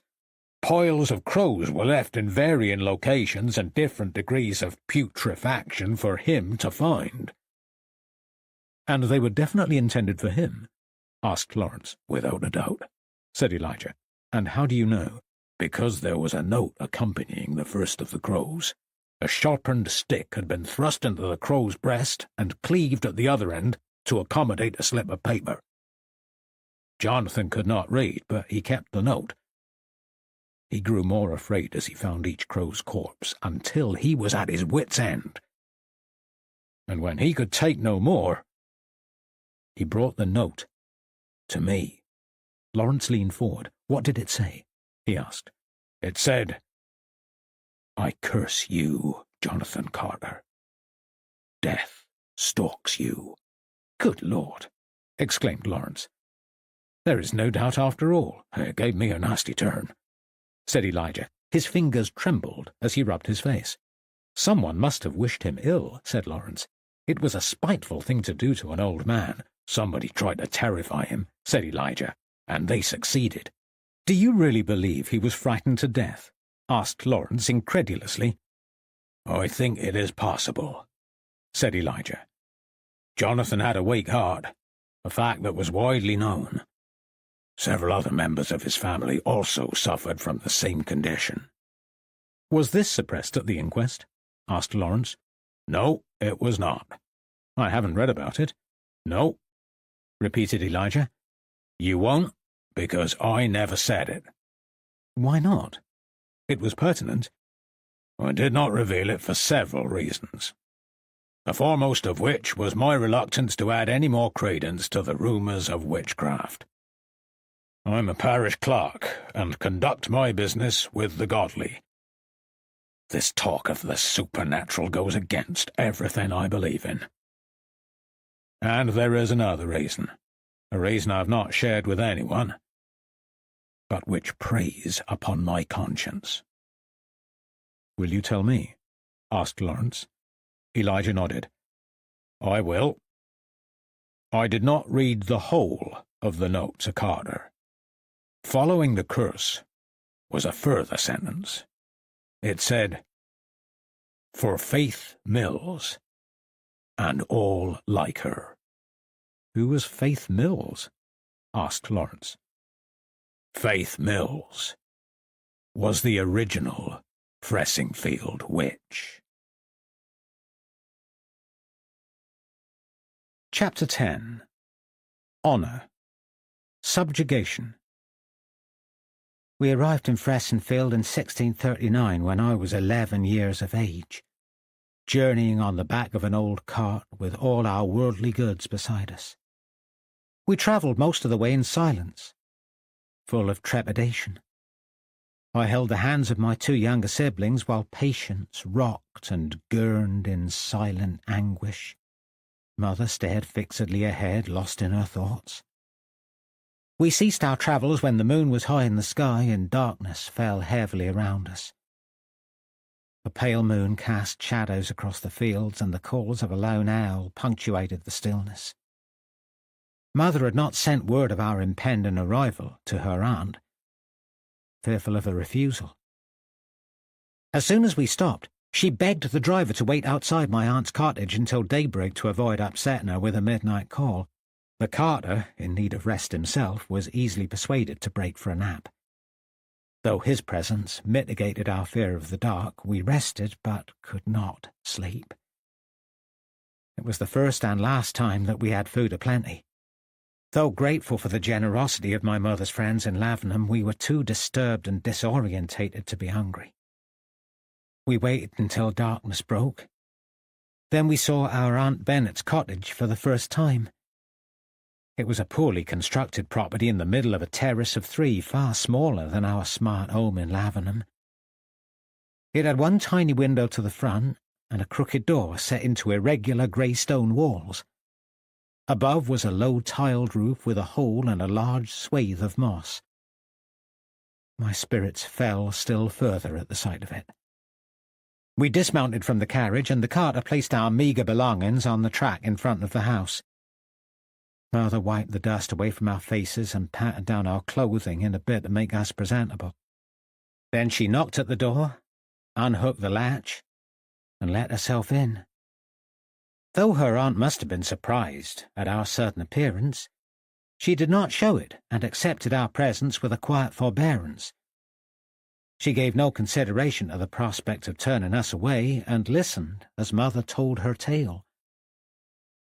When Mother finished and begged her aunt for shelter, Aunt Bennet simply replied, "Family is family. Of course you will stay." Mother offered to sell the pewter tableware and 2 skeins of cloth that she'd recovered from our house in Lavenham to help pay for our upkeep. She took them to market in the nearby town of Eye the week following our arrival. With the help of Anne Bennet, she raised enough money to pay for our board for a short time. We knew the money would not last, and would need to be supplemented soon. Anne Bennet was too frail to mind the younger children, and Patience was incapable, so Mother remained at home, and I went to work. At the tender age of 11, I hated it. Well, not the work, that is, but the invisibility of being a domestic servant, I, who could read and write, shackled in servitude to the uneducated and ignorant. My employers were a loathsome family, squeezed into a ramshackle farmhouse on the edge of the village. Their dwelling was configured with the livestock half in and half out of the habitable accommodation. It smelt, they smelt, and I was employed to keep it clean. A futile waste of energy. I learned to appreciate the invisibility I had initially detested. Suki Watts, 2 years my senior, frequently came to the notice of the family for her misdemeanours. They were never serious offences. She was chastised for breakages or general carelessness, all unintended. Mrs. Page would box her ears and leave her without food all day for the smallest perceived transgression. None of the Pages were kind. Mr. Page was a small, sinewy man with a big voice and a rough beard who was completely unsuited to farming. He hated the animals and treated them with contempt, one day wringing a chicken's neck in the usual manner, and the next stamping upon its head if the mood took him. His equally repugnant son, Samuel, who was about my age, watched him mistreat the animals with an expression of rapture upon his sly face. The dogs were good judges of character and cringed when he came near them. Mrs. Page was a rough, ugly woman with a sharp tongue. I never saw her hurt an animal, for she satisfied her sadism in her treatment of the farm servants, Suki in particular.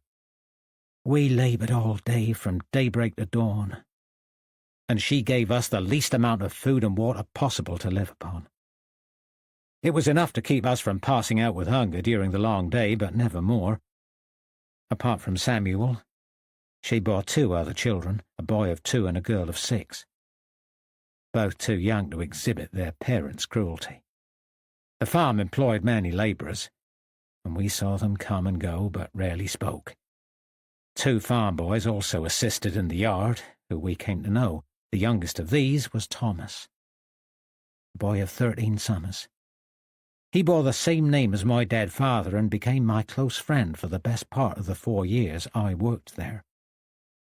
Our acquaintance grew over time, as I did not see much of him when I worked inside the home, but as I grew older, I was sent to work in the dairy and our paths crossed more often. He lodged with his widowed mother as I did with mine, and we would rise and walk together to the farm most days.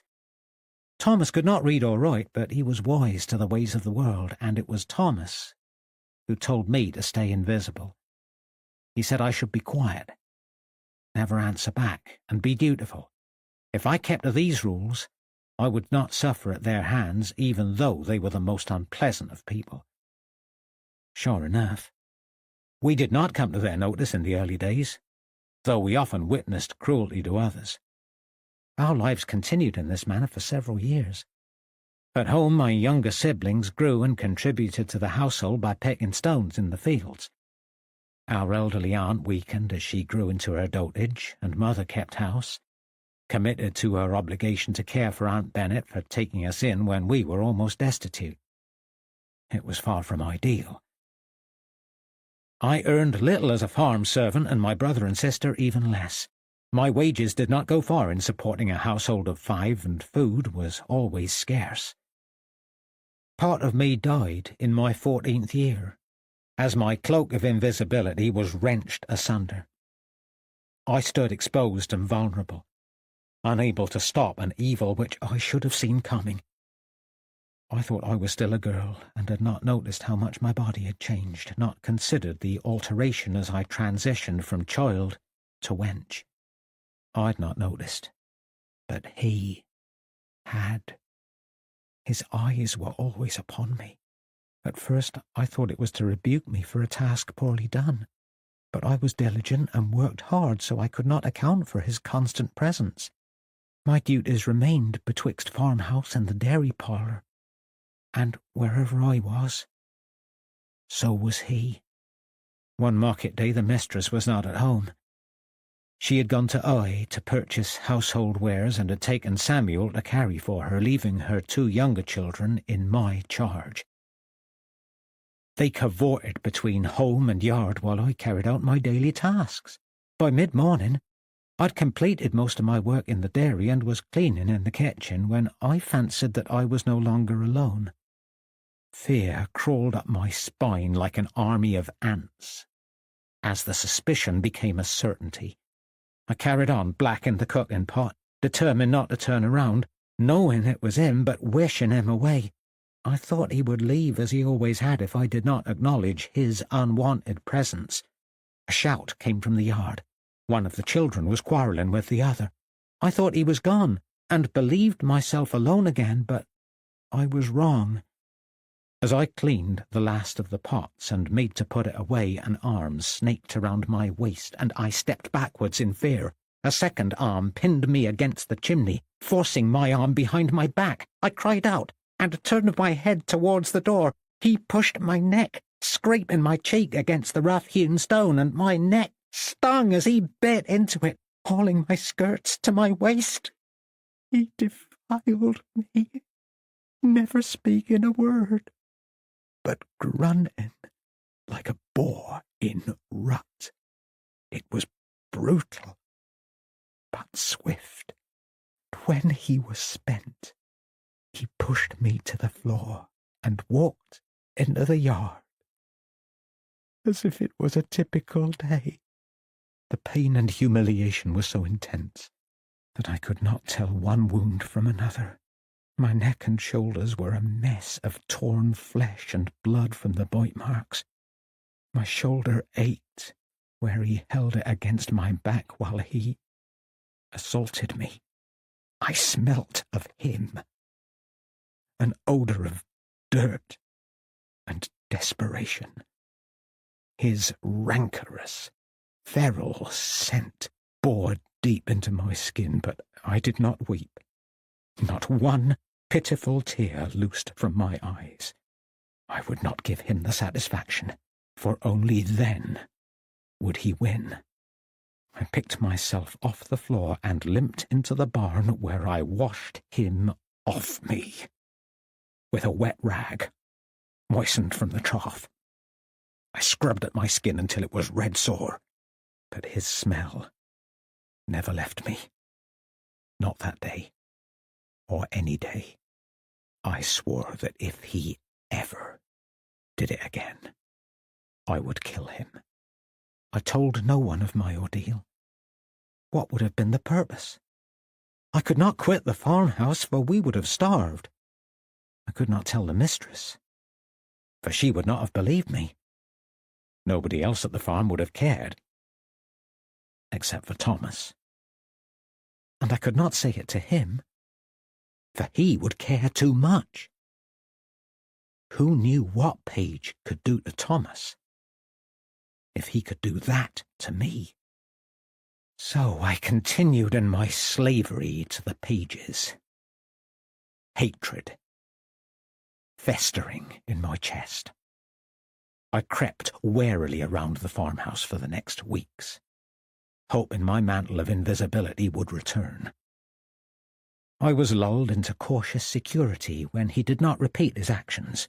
He still watched me, but did not touch, nor could he meet my eyes with his after that day. As time passed, I grew bolder, and stared him full in the face whenever the opportunity arose. I would not be cowed or subjugated by this man because he was strong, and I was only 15 and too weak to fight back, too weak physically, but he would never break my spirit. 4 months passed without incident.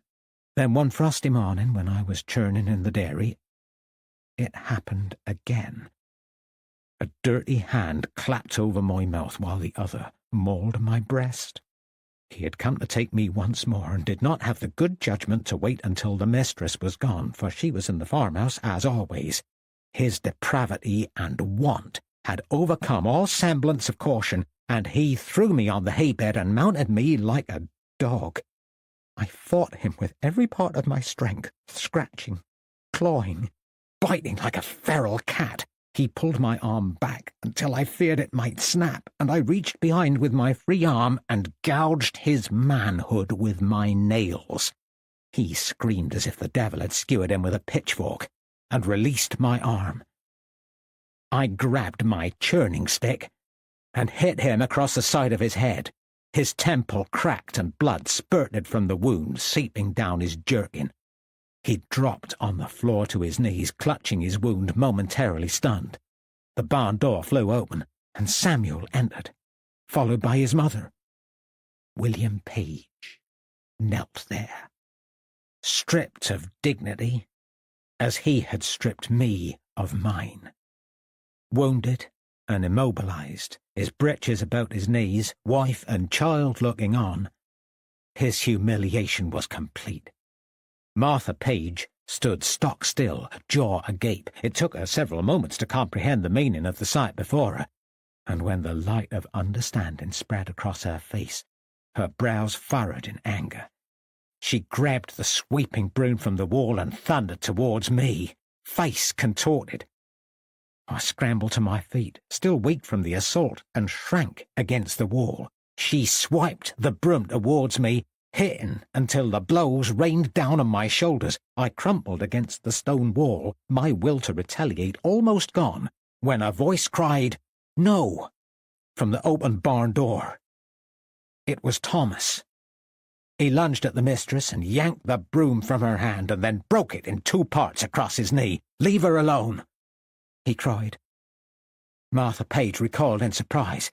"Get him, Samuel," she barked. Samuel moved towards Thomas, but Thomas was quicker.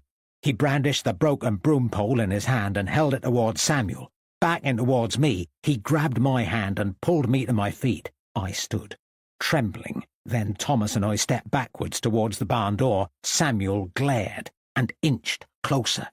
"Run," Thomas commanded, and reaching deep beyond the pain, I picked up my skirts and ran beside him until the farmhouse was small in the distance. We collapsed in a wooded area on the outskirts of the village. Thomas held my hand as I caught my breath. "You cannot return," he said. "Neither of us can." I asked him what he would do, and he told me that he had an uncle in Diss in the county of Norfolk. He would go and live with him for a while. He asked me if I would join him, but I could not forsake those members of my family so dependent upon me, and I said that I could not. We left the woods and parted, and I never saw him again. He was one of the few people ever to show me kindness. I hope he had a good life. I waited until nightfall to return home, for I had cuts and bruises all over, and would not be able to hide them as I had before. Blood covered my skirts. I could not imagine how I would be able to keep this thing from my mother, but I was determined to try. My efforts were in vain. It did not remain secret for one moment, for my mother was waiting up for me. She must have sensed a problem, for she usually retired to bed far earlier. I unlatched the door, trying to prevent its usual squeak. Mother was sitting on a wooden chair, staring fixedly ahead, her face illuminated by the faint light coming from the stub of a candle. She rose to greet me, touched my face, and held me close. She stroked my hair over and over, asking no questions, making no judgment of me. It was as if she knew. Finally, she asked me if it was William Page, and I told her it was. She stripped my clothes from me and tended to my wounds as best she could. When she had finished, she sat beside me, jaw set and shaken with rage.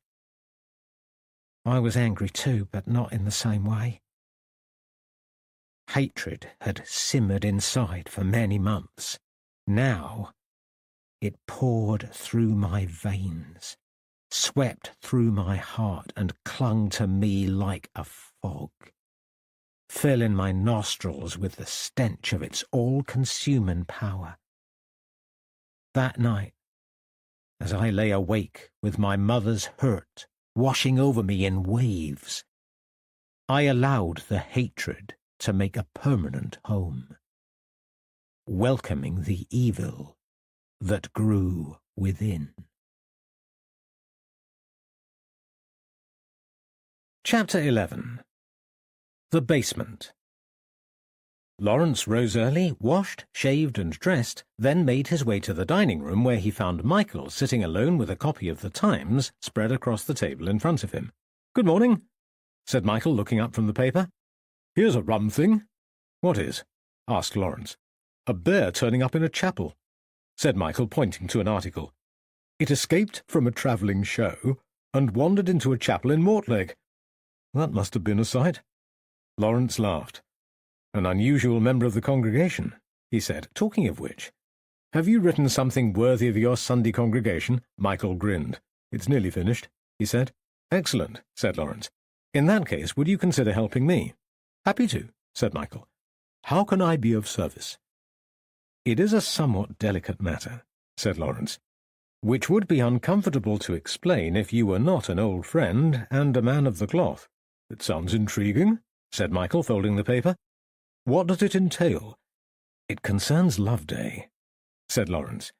"She's rather forward, don't you think?" A slow smile spread across Michael's face. "I understand," he said. "She's an unusual girl. I'm not sure I would choose that particular adjective," said Lawrence. "I've been acquainted with Loveday less than a day, yet she has engaged me in conversations I would not have with women or men I have known much longer. And wherever I am, so is she. Though pleasant company, she is much younger than me. The whole thing is more awkward still because we are both residing under the roof of our good host, the Reverend. I don't know whether to be flattered or worried." Michael nodded.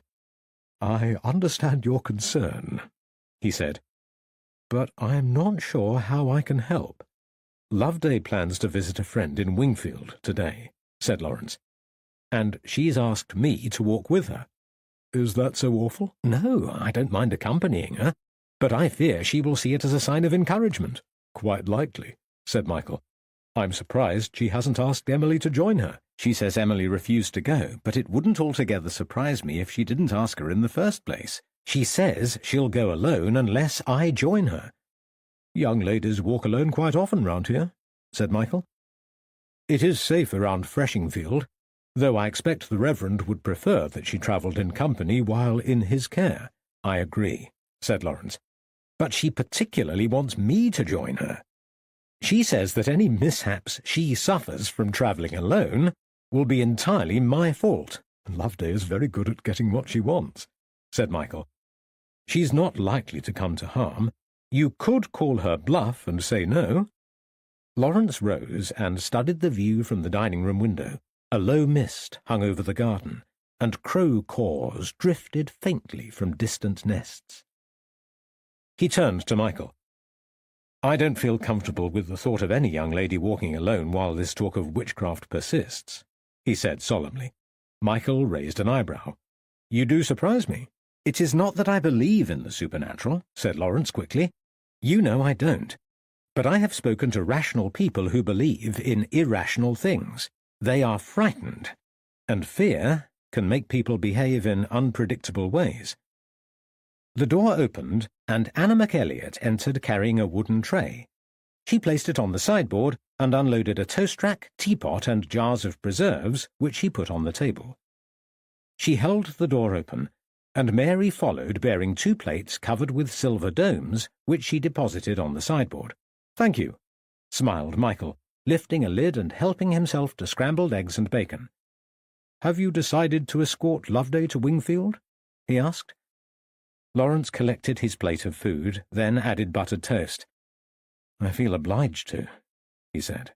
"Besides, George Corbin works at one of the farms there, and I might have an opportunity to speak with him."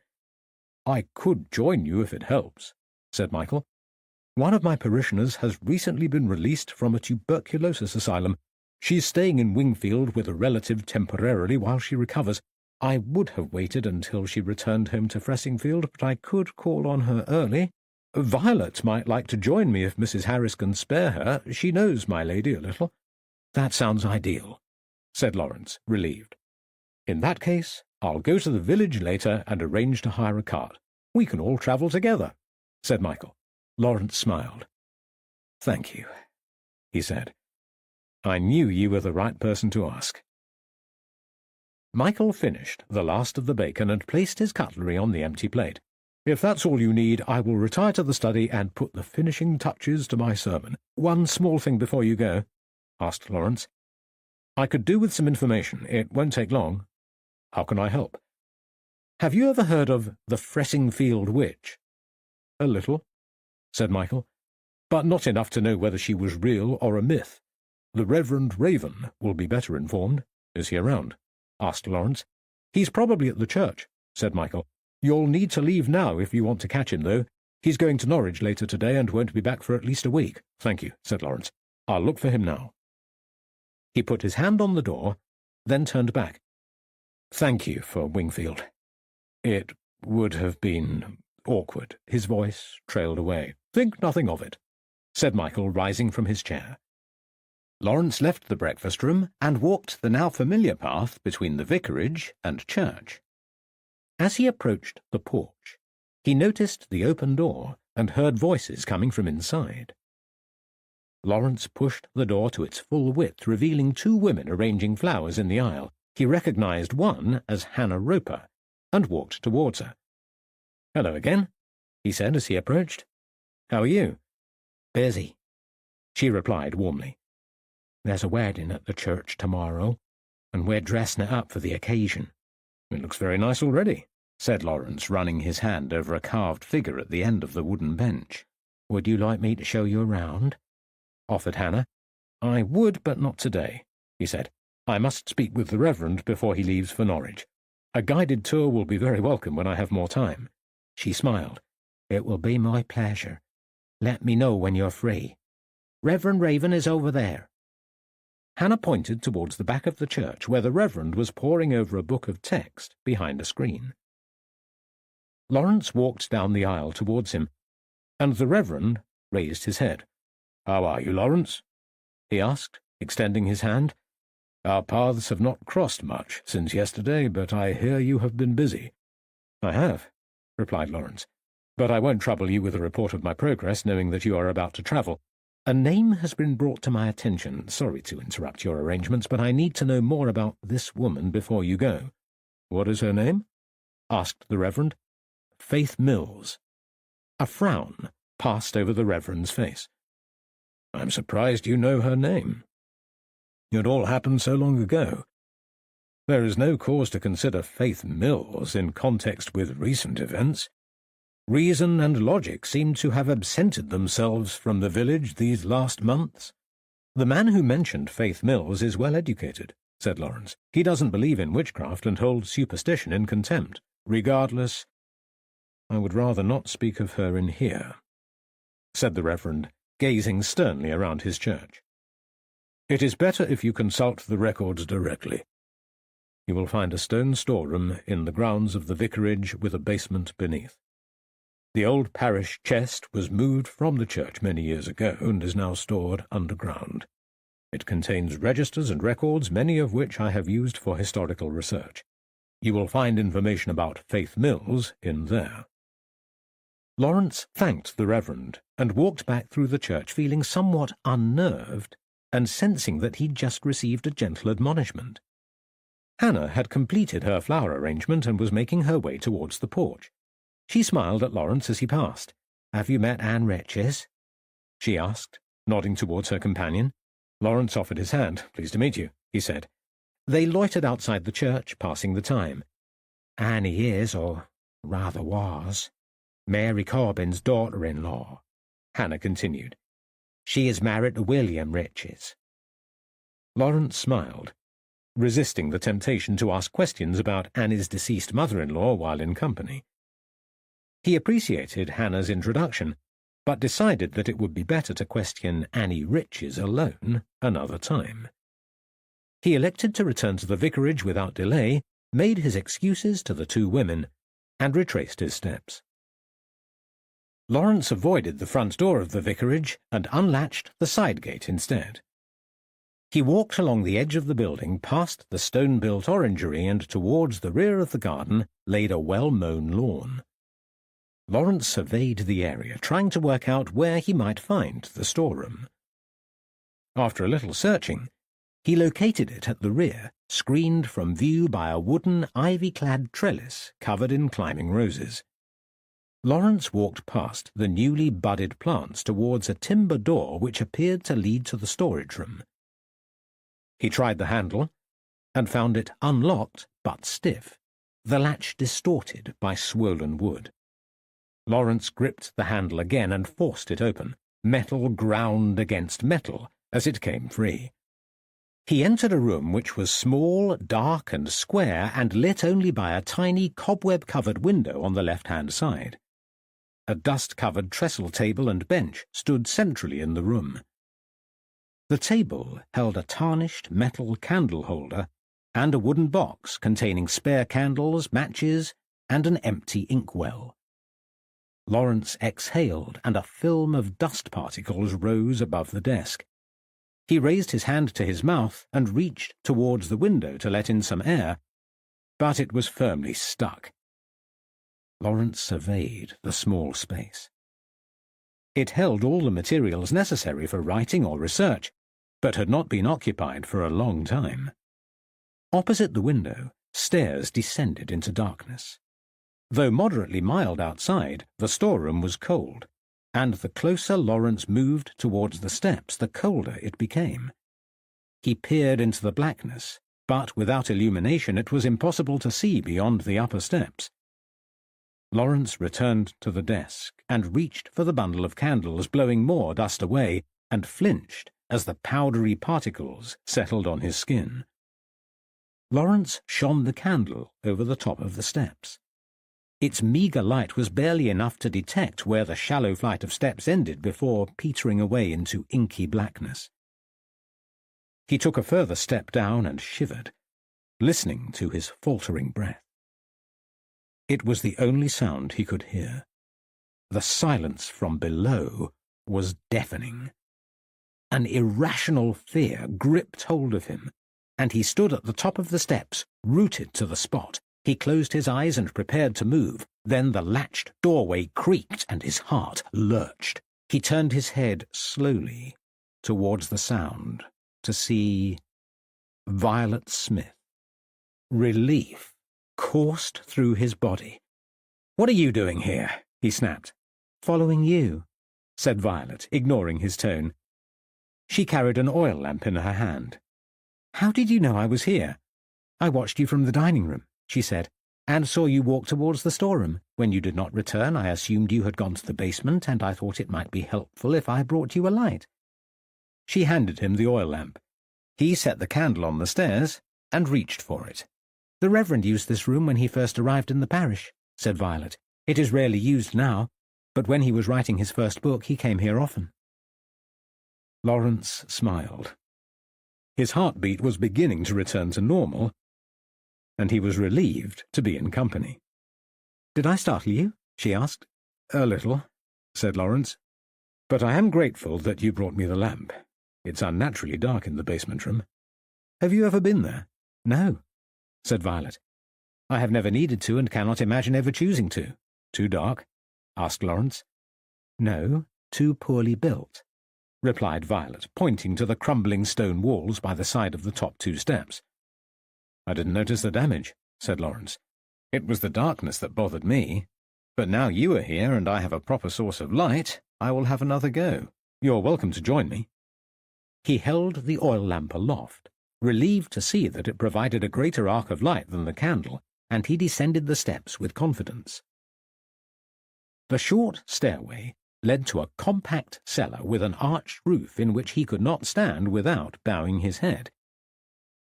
Not only were the stairs in a bad state of repair, but bricks were crumbling at the lower part of the roof and towards the back wall. The structure seemed to be the remains of a wine cellar or icehouse. It was damp, and Lawrence recoiled at the smell of mould. "How on earth do any papers survive here?" he asked. The parish chest was squashed against the back wall only feet away from where he stood by the steps. "I won't come any further," said Violet. "This tiny room will not easily accommodate 2 people at once." "Can you hold the lamp?" asked Lawrence, passing it to her. He knelt before the long oak chest, wiping dust away with his hands. 3 iron hasps were set upon the ancient box, punctuating the wood at intervals. Further ornate ironwork decorated the lid.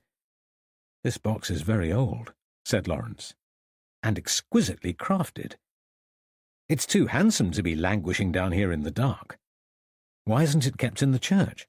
"I don't know," said Violet. "But there's a newer chest in the vestry. Perhaps it replaced this one." "Perhaps," agreed Lawrence, unhooking the hasps from their iron counterparts. They unlatched with a satisfying crunch. "No padlocks," he said, heaving the lid open. "It's very heavy." He braced himself for another onslaught of damp and mildew, but the smell inside reminded him of the aroma of his old-school library. He brushed his fingers across the lumpy, leaden-lined lid and looked at the perfectly preserved contents. Books, papers, and parchments littered the floor of the chest in no discernible order. He reached for a burgundy leather-bound ledger and flicked the pages open. Spidery writing recorded parish births, deaths, and bans until the late 1600s. "These are very old indeed," he said. "Why do you want them?" asked Violet, shifting the lamp from one hand to another to redistribute the weight. "A name has cropped up during my investigation," said Lawrence. "I am hoping to find mention of her in some of these papers." "Well, that will take some time," said Violet, gazing at the mound of documents within the chest. "Which records do you need?" "I've no idea," said Lawrence. "The Reverend did not tell me which books to use.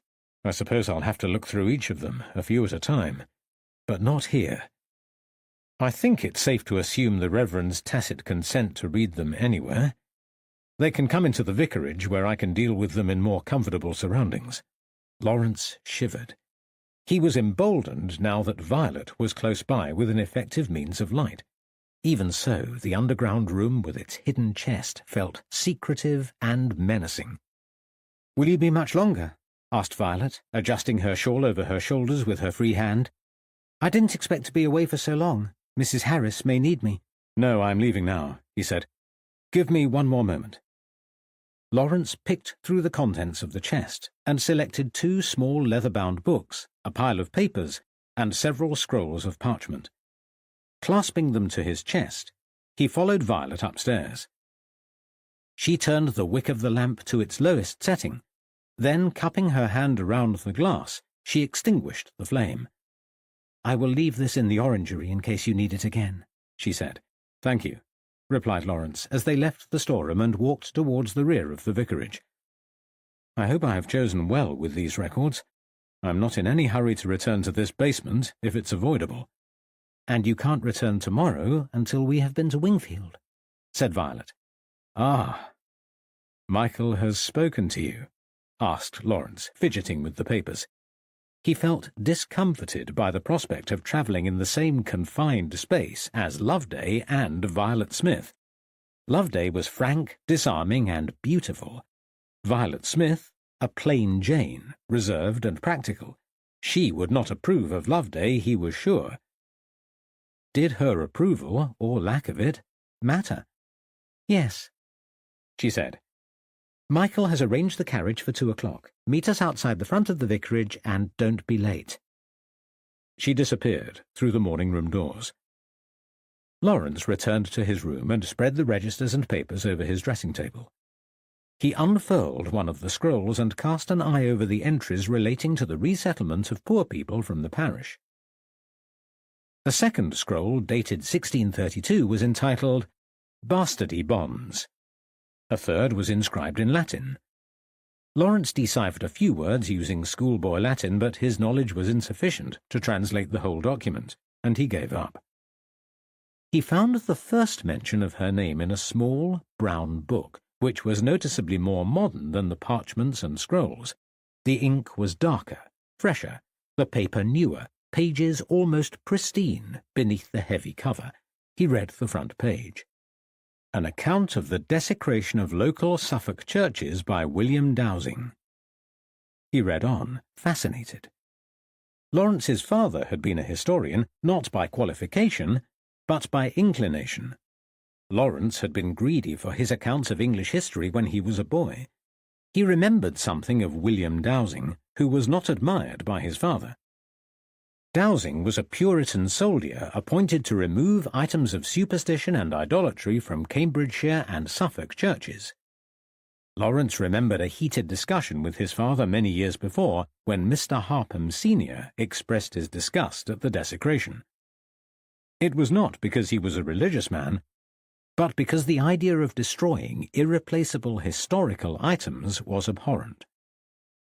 The Brown Book was a journal set out in 2 parts, with the first part containing a transcript of William Dowsing's account of those churches he defiled. Lawrence read a few pages detailing the defacement of crosses in Ofton, with more of the same to follow, including the removal of a font in Floaton and the ruin of superstitious pictures in Barking. The account continued in the same vein, bearing cold, factual reports. Items removed from each church were recorded, including details of how and where they had been destroyed. A single blank page in the middle of the book broke Dowsing's account.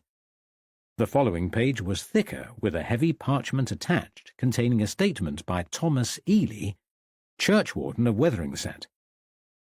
Ely lamented the dreadful damage caused to their church, writing in detail of his attempts to right the damage, referencing the costs required to make repairs. It was a dull account, and Lawrence turned several pages at once and read on. The next chapter covered the destruction to Laxfield Parish Church. Reverend Adamson was the rector there, and his recollection, like Ely's, was pasted into the journal. But Adamson's account was personal, capturing his fears for the church and congregation. It must have been written soon after he received notice that soldiers would be arriving within 20 days. Adamson had recorded his thoughts about the intended desecration. He had been warned that all crosses, brasses, and superstitious paintings would be destroyed, but he still prayed for leniency. Laxfield was William Dowsing's place of birth, and the Reverend Adamson hoped he might spare the church out of sentimentality. The journal recorded his prayers for restraint and his fervent wishes that Laxfield would fare better than the other churches. When 10 days passed and the soldiers had not arrived, the Reverend thought his prayers had been answered, and that Dowsing had relented. But on the 11th day they came while he was absent from the church and ravaged the holy place in an orgy of destruction. The remains of the paintings and statues were dumped in the graveyard, too ruined for restoration. But it was the last paragraph of Adamson's account that caught Lawrence's notice. The vicar had recorded his return in detail, writing of a woman he encountered praying in the graveyard on her hands and knees. She was sobbing over the damaged items and had borne witness to the defilement. Her name was Faith Mills, and she dwelt in the parish of Fressingfield. Lawrence closed the book. Fressingfield had a perfectly good church of its own. Why had Faith Mills worshipped in Laxfield? Chapter 12. Nemesis. So, there is one in the village come to spy on us. I have heard talk of him from several sources. He is indiscreet, his futile intentions all too clear. He wants to know what cannot be known and pry into matters that do not concern him. How dare he try to intervene in our plans? The church is behind this, of course, always interfering in our lives, telling us what to do. But where were they when we needed comfort? They judged us, and could not soothe the pain. They can never heal the gaping wound of loss. I remembered her this morning. A rare occurrence, for it is the one who bore new life who intrudes into my thoughts most often. It was she who lived and fanned the flames of hatred the rest of her earthly life, and his. Her hatred lived on through her son, and so it was passed to me, through the generations. I can recite the lineage as well as my mother and her mother and all the ancestors who came before us. Faith, Honor, Charles, Thomas, and so it goes on, 10 generations back. 10 generations who nurtured the tale and conveyed their bittersweet odium to the next. It was the rope that preempted the memory, and not for the first time. I was attending to my duties when I saw it and stood transfixed as the carter grunted and laboured while moving his wares. He untied a hemp sack bound with a heavy rope that dangled from a pulley on his cart. My hands flew instinctively to my neck as I imagined the feel of the rope against my skin, choking me as rough fibres tore into my flesh. How did it feel, Faith, when it happened to you? Were you bathed in the force of the hatred that burnt in the heart of your offspring as she watched you die? This stranger, this intruder who moves unwanted among us, knows nothing, less than nothing of what he thinks he seeks. He cannot thwart us, and will never understand what drives us. The means to find our secrets do not exist, except within my soul, and I will not tell him. Things will calm down, and he will go away. It will be as if he never existed. We have already destroyed our enemies. There is no cause to expose our presence again. Life can continue as it ever did, bound in hatred to the ancestors, but with no call to action, only an obligation to remember, as I do every day, my daily mantra: Faith, Honor, Charles, Thomas, James, Anne. Chapter 13. Honor. Accused. I begged her not to do it, but she was unmoved. Her desire for justice too fierce to quell. I knew no good would come of it. Who were we, after all? Incomers to a village duty-bound to take us by accident of my mother's birth.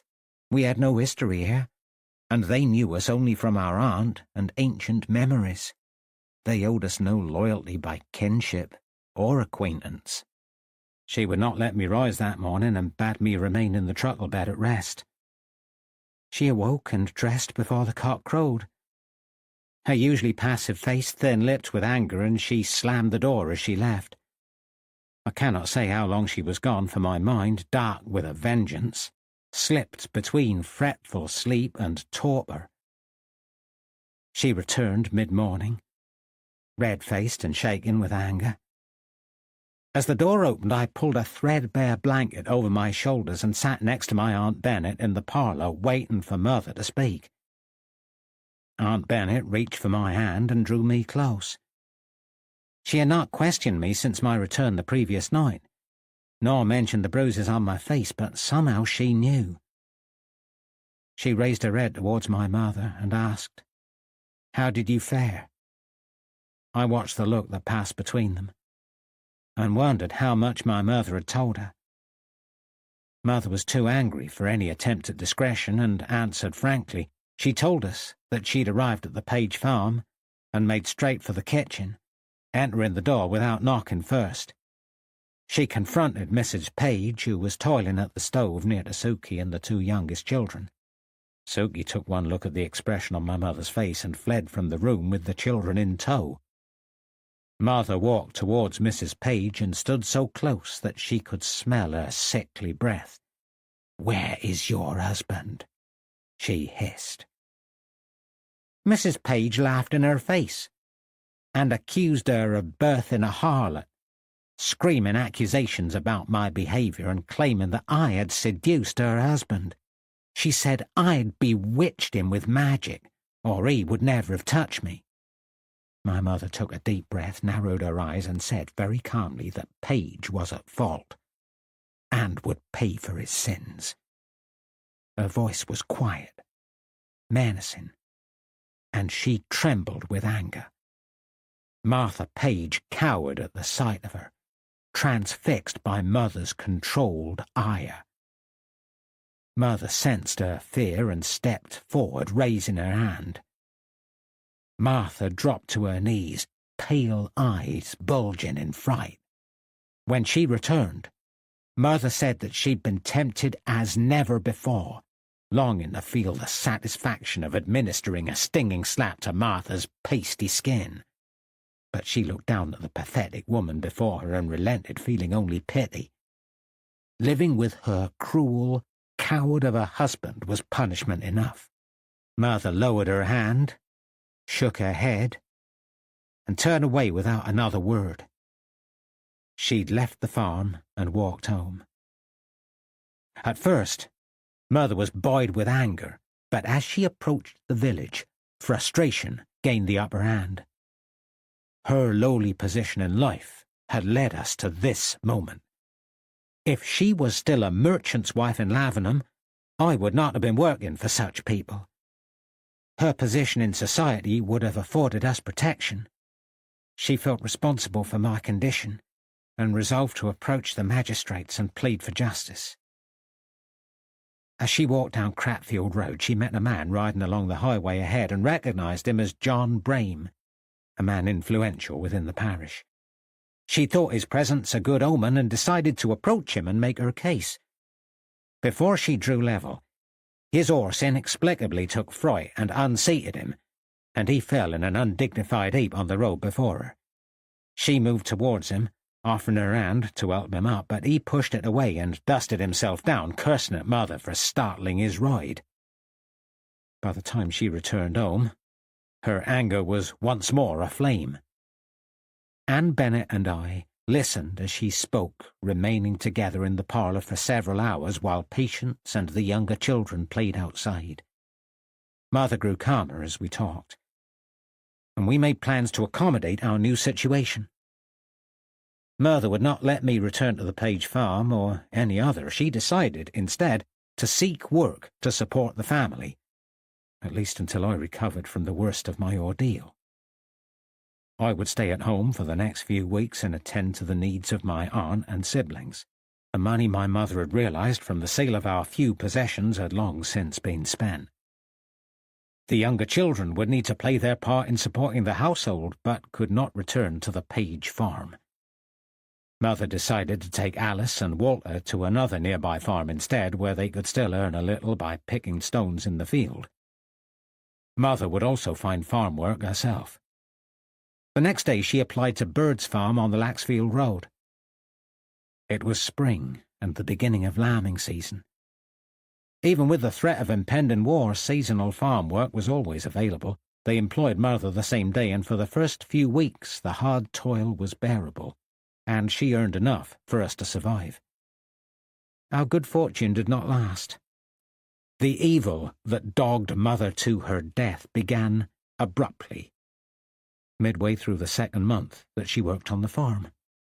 It was a balmy spring day, and Mother had been labouring in the fields during the morning, her face and neck glowing red from the lazy April sun.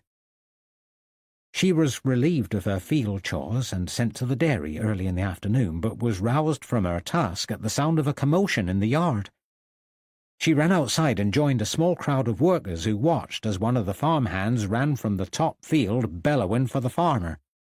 He rushed to the yard, pallid and out of breath, hands and smock smeared with fresh blood. The farmer emerged from the side porch, demanding to know what was going on. The farmhand pointed to the top field with a trembling finger, and they set off together at a brisk pace, the other workers trailing behind.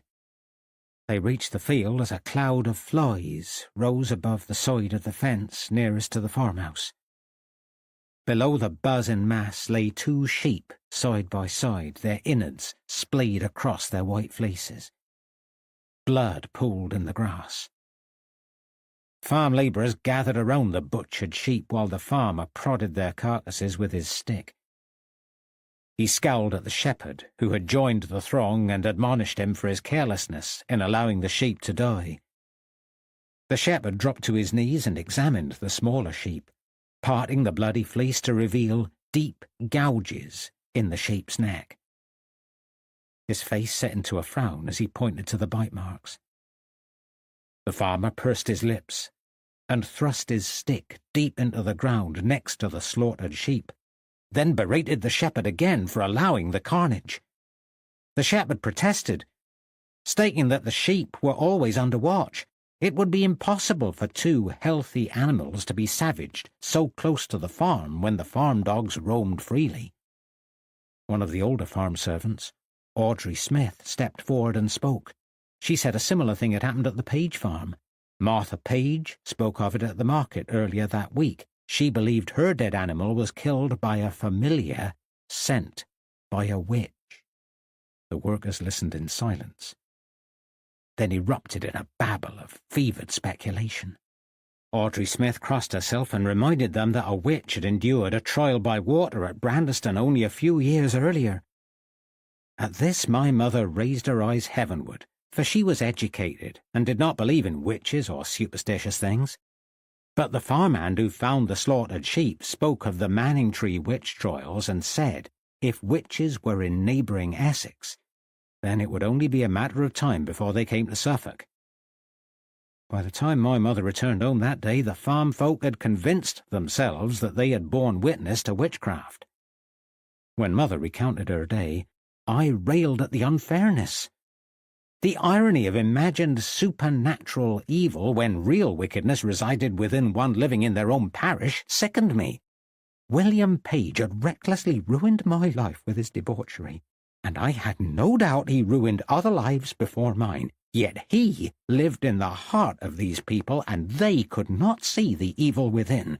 He was the wicked, ungodly one. I almost laughed aloud at the absurdity of it, but I did not, for my mind was preoccupied. At first, I put it down to the maggot of fury nestling within me, the violent depths of my revulsion made real in sickness. My bruises had faded and my body healed, though my soul was forever destroyed. But I ailed, and it was not like me. I'd been healthy all my life. Gradually a thought wormed into my head, a notion so repugnant, so loathsome that I shut it out until it would not lie dormant, and when I finally allowed it voice, I wanted to die. I wanted it cut from me and was sickened with disgust. One day, when my mother returned to the fields, bone-tired with all the superstitious prattle, my aunt asked me to let her help with my problem. How she knew about the parasite within I cannot say, but it was not a great surprise, for she seemed to know much without being told. She offered me a foul-tasting liquid, yellow-tinged and cloying. I gulped it down and immediately vomited. So she made me drink more until it stayed in my gullet. She warned me that it may or may not help, and I prayed to a God I no longer trusted to destroy the evil seed within me. A week later I knew my prayers had gone unanswered. The page leech still clung to life despite our best efforts. Worse still, any hopes that my aunt would be able to assist in another way vanished. After a long life, she had succumbed to old age and infirmity, and we found her dead in her bed one Sunday morning. My aunt left us nothing, for she had nothing to leave. We sold her clothes and a few trinkets and buried her as best we could. She was laid to rest in the church where we worshipped, and her funeral passed without incident. It was the last dignity the parish afforded to us. My mother walked to work the day after Aunt Bennet's funeral. On entering the yard, the farmer came towards her and held his hand aloft, barring the way. She smiled and tried to pass, but he refused her entry and turned her away without a word. She shouted over to Audrey Smith, who was standing by the well, but Audrey turned her face and made for the dairy. My mother stared across the yard, perplexed, waiting in vain for someone to appear and offer an explanation. Nobody materialized, and she went home. The children and I were settled in the cottage, going about our morning chores, when Mother opened the door. She slumped in the wooden chair nearest the fire with her head in her hands. I rushed to her side and asked what ailed her, and she recounted her story, picking over the details, her thoughts mired in confusion. She could not account for the sudden hostility, knowing as she did that her work had always been good. I tried to console her, but she was still mourning Aunt Bennet and began to cry. When Patience saw her tears, she wiped them away with a clumsy hand and put her head in Mother's lap. Mother stopped crying at this small act of love, but stared disconsolately out of the window, brooding. I continued sewing, and an uneasy silence settled over the cottage. It did not last long. There was a hiss and a thud, and the melancholic atmosphere was interrupted by a burning stick falling to the stone floor. It had been tossed through the open front window of our cottage. Alice leapt to her feet and stamped out the flames, while we rushed outside to see the perpetrator standing before us. It was Martha Page and her son Samuel, who were waiting at the top of the path. Martha's face was a twisted mask of fury. Rivers of tears tracked down her face. "You witch!" She snarled at the sight of Mother. I stepped forward. "Leave us alone, you stupid woman," I said. I was unafraid. She held no power over me any more. "He is dead," she wailed, pointing at my mother. "And you have killed him as surely as you killed the sheep." The expression on my mother's face changed, enlightened. "Is that what you told the farmer?" she asked. "Is that why he will not let me work?" "You should not be among decent people, witch!" screamed Martha. "You have murdered my son. You said you'd make me pay when you cursed me." "I did not curse you," countered my mother. "Nor did I kill your son. I do not wish ill on your children, even if I despise your husband." Martha Page gasped. Her face whitened, as if drained of blood. "You would harm my husband?" she cried, grasping Samuel and hiding behind his shoulder. "You threaten my family?" I stepped forward, sickened by her attempt to manipulate my mother's words. "Go," I said, "or I will make him pay bastardy for the child he has forced upon me." "You harlot!" she screamed, then turned to my mother. "You have begotten an evil, wicked child, and God will punish you." Samuel, who had remained silent throughout, spat full in my face, then put his arms around his mother's waist and led her away. Her screams rang in the distance for a long time. I wiped the spittle from my face, glaring at the incumbents of the next-door cottage. They stared back in silence, offering no support. We spent a sleepless night in the cottage. Mother tried to calm Patience, who was unsettled by the incident, while I cared for the younger two. We did not speak of it again. But worry hung heavily upon us. The next day was Sabbath, so we could neither work nor find an occupation. We decided we would both seek employment in case it became difficult for Mother to find work while the febrile atmosphere prevailed.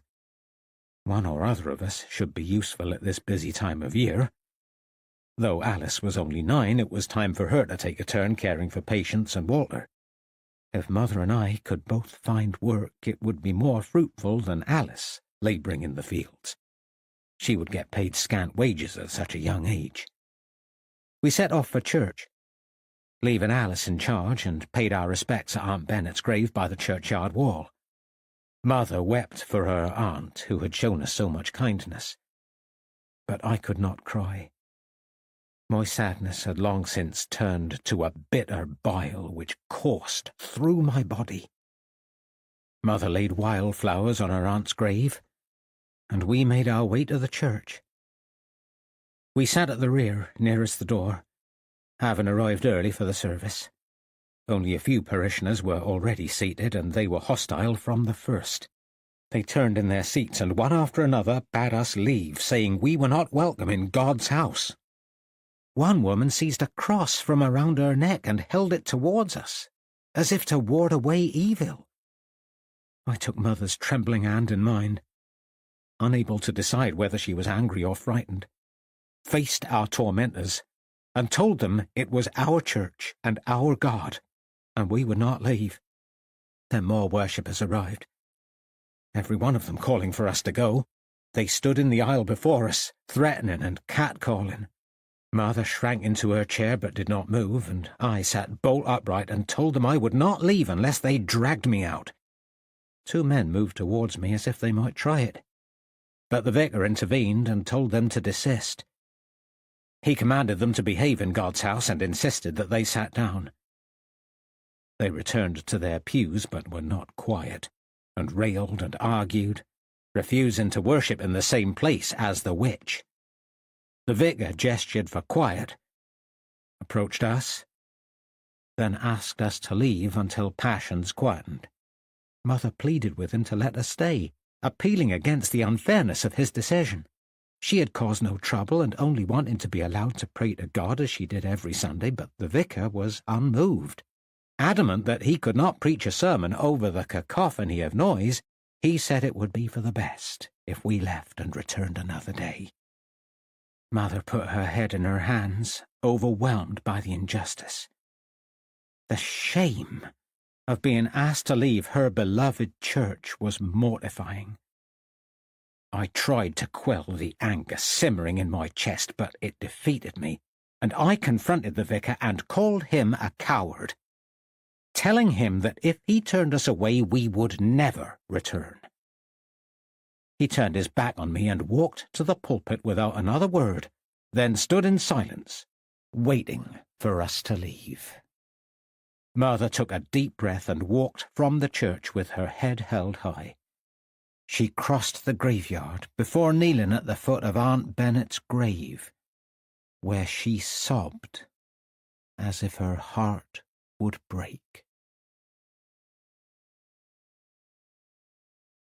Chapter 14. Wingfield. The journey to Wingfield was every bit as awkward as Lawrence had feared. The carriage ride was comfortable enough, but there was an uneasy atmosphere. Though nothing was articulated, Lawrence sensed a mutual dislike between Loveday and Violet Smith. Loveday did not react well to the news that they would be travelling in the company of others, fearing that the conversation would be dull. But Lawrence was unmoved. They would travel together or not at all. Loveday was only pacified when he agreed to escort her to her friend's house while Michael and Violet conducted their business with Mrs. Higgins. The carriage arrived at Wingfield mid-afternoon with only a few brief words having been exchanged between the four of them throughout the journey. Lawrence did not try to move the conversation forward. He was preoccupied by the thought of May Day, which was looming fast. It had been weeks since his last nightmare, but from previous experience he anticipated that another night terror would soon arrive. They often happened when he became introspective. The more he thought about May Day, the more he feared it. The more he dwelt upon it, the more he began to create a self-fulfilling prophecy. And the good night's sleep that eluded him was the least of his problems. Catherine still occupied so many of his thoughts. He missed her more than ever, and felt her loss keenly while travelling close to Loveday and Violet. He would be better off alone, or at least in male company. Their voices, their scents, their femininity evoked memories too painful to bear. He wished he had not accepted this assignment. Better to be alone in his rooms in Bury St. Edmunds than lonely in company. For a fleeting moment he wondered whether to abandon the investigation altogether. When it became clear that Lawrence would not be a convivial travelling companion, Michael tried to instigate a conversation himself. It was not to be. Violet tried, Loveday did not, and Lawrence was, in spirit, elsewhere. All four were relieved when the carriage stopped in the middle of the village and the driver opened the door. Michael helped Violet down the step, and they walked west after agreeing to meet back in 2 hours. With Violet and Loveday apart, the awkwardness vanished. Loveday linked her arm through Lawrence's, smiling for the first time that day. He fought the urge to remove it, torn between concern at the over-familiarity versus a lack of manners. Eventually he decided to keep it there, choosing not to upset Loveday in the hope that the journey back was less difficult. She smiled demurely, and he returned her smile. She was a beautiful young woman, and he decided to make the best of the situation and enjoy her company. "I have hardly seen you today," she complained, "only from afar as you go about your business. Have things gone well?" "Things have gone very well," said Lawrence. "I may not have to spend quite so much time prevailing upon the kindness of our host." "Oh, that is too bad," said Loveday, "and not at all what I want to hear. You must stay at least 3 weeks until my ship sails." "You want me to prolong my investigation just to keep you company?" he teased. "Certainly," replied Loveday, pouting. "You have only just arrived, and it would be too boring if you leave straight away. You are to remain here for 3 weeks, and that is the end of it." Lawrence laughed. "Then I will make sure I miss every clue and disregard any suspect to make this case last longer." "You have not told me what you are investigating yet," she said. "Nor will I." "That's not much fun," she said. "I want to know everything about you." "There isn't much to know." "Then tell it anyway." "Another time," said Lawrence. "We can't be far away from your friend, and I must go to the farm." Loveday wrinkled her nose. "I would skip my visit and come with you, if you were going somewhere worthwhile," she said. "But I don't want to go near a smelly old farm. Not even for you, Laurie." Lawrence swallowed, thrilled by the intimacy at the shortening of his name. Only one person had ever called him Laurie. He should be disturbed at the familiarity, but it pleased him. He gazed at Loveday, his interest aroused. She smiled, then stopped by a red brick house. "This is it," she said. "Will you come back and collect me later?" Lawrence nodded. She put her hands to her lips, as if to blow a kiss, but did not. Then she turned away. Lawrence waited until Loveday gained admittance, then walked past, lost in thought. He picked up his pace as he stepped out towards Elm Tree Farm, where George Corbin worked. The farm was located about a mile up the road, but in his improved mood, the distance seemed minimal, and he was on the outskirts of the farm before he knew it. As he walked up the track, he spied a small group of men in the distance. They had broken from their labour and were sitting on the ground talking. He approached them and asked if George Corbin was nearby. "I'm George Corbin," said a man in his 60s. He was short and stout, with a flat cap over greying hair. Deep lines furrowed tanned skin, and he appeared too old to be a labourer. Lawrence approached him. "I'm Lawrence Hopham." "I know who you are," said George. "You've been 2 days in the village already." "Then you must know why I am here," continued Lawrence. "Will you speak with me?" "Yes, I'll speak with you, but only to put you right," George said. "Happen you need to speak to somebody who knows what they're talking about." The other men laughed. "You tell him, George," said one. "And you mind your own business, Henry Harper," snapped George. "Over there," he said, pointing to an area in the lee of a barn. He strode ahead, and Lawrence followed. George Corbin perched on a low stone wall. "Sit down," he said, "unless you'd rather stand." Lawrence elected to sit. "Before we start, allow me to extend my condolences," said Lawrence. "I am sorry for your loss." "Are you?"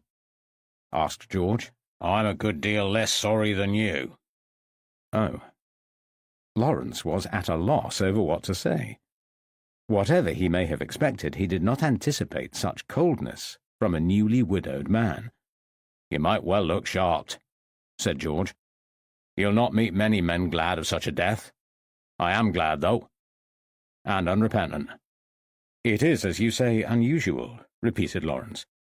"May I ask why you were so glad of it?" "The woman was evil made flesh," said George. "She killed my kin. She could have gone to the devil alone, but she took my granddaughter with her." He spat the words through pursed lips. "Evil whore of Satan." Lawrence paused, trying to remain impassive. "How could a dying woman harm a child?" he asked. "Curse the girl, she did," said George. "Rubbed the devil's spittle on her poor little body until it broke with sores. She burned from the inside out, like the old woman said." "Come now," said Lawrence. "I understood your wife was bedbound and could not stand." "Yes, she was bedridden," admitted George. "Had been for 3 months. But she had the power to deliver the devil's work. We cannot know how his wishes were granted." "There are no witches or devils, George," said Lawrence reasonably. "If your wife could not walk, how could she harm your grandchild?" "If my wife did not harm my grandchild, why did she say she had?" countered George. "That I do not know," said Lawrence. "What did she say to you to make you think she had harmed the child?" "We argued," he said. "Nobody could get along with Mary. She upset everyone, most especially my daughter. Sarah did not like her before we were wed and hated her after. My first wife, Harriet, disliked Mary, and Sarah saw no reason to disagree. She blamed Mary for Harriet's death." "I thought your first wife died naturally," said Lawrence. "Did you?" replied George. "Didn't she?" "I thought so at the time. Now I'm not so sure." "But what did Mary say about the child?" "She said, 'I am not long for this world, but neither is the child. I will die today, and she will burn in hell.'" "That is not so much a threat as wishful thinking," said Lawrence, "though God alone knows who would wish that upon a child." "It was a curse," said George darkly. "I have been told that your wife was a herbalist, a medicine-maker, that she helped people." "If you say so," said George sullenly. "She made tinctures, which some said helped with their ailments. And she made charms for the girls. I did not mind at first. I thought she was like a quack doctor, but harmless. If sick people wanted to waste their money on her balms and cordials, then why should I care? Why did you marry her? Asked Lawrence. Your children were grown. There was no need. A man should have a wife, said George. Besides, she chose me. I was bewitched. He stared at the floor, embarrassed. Did you always fear her? Asked Lawrence. No. As I said, she was mostly harmless. She changed. It was Hannah Roper that first noticed.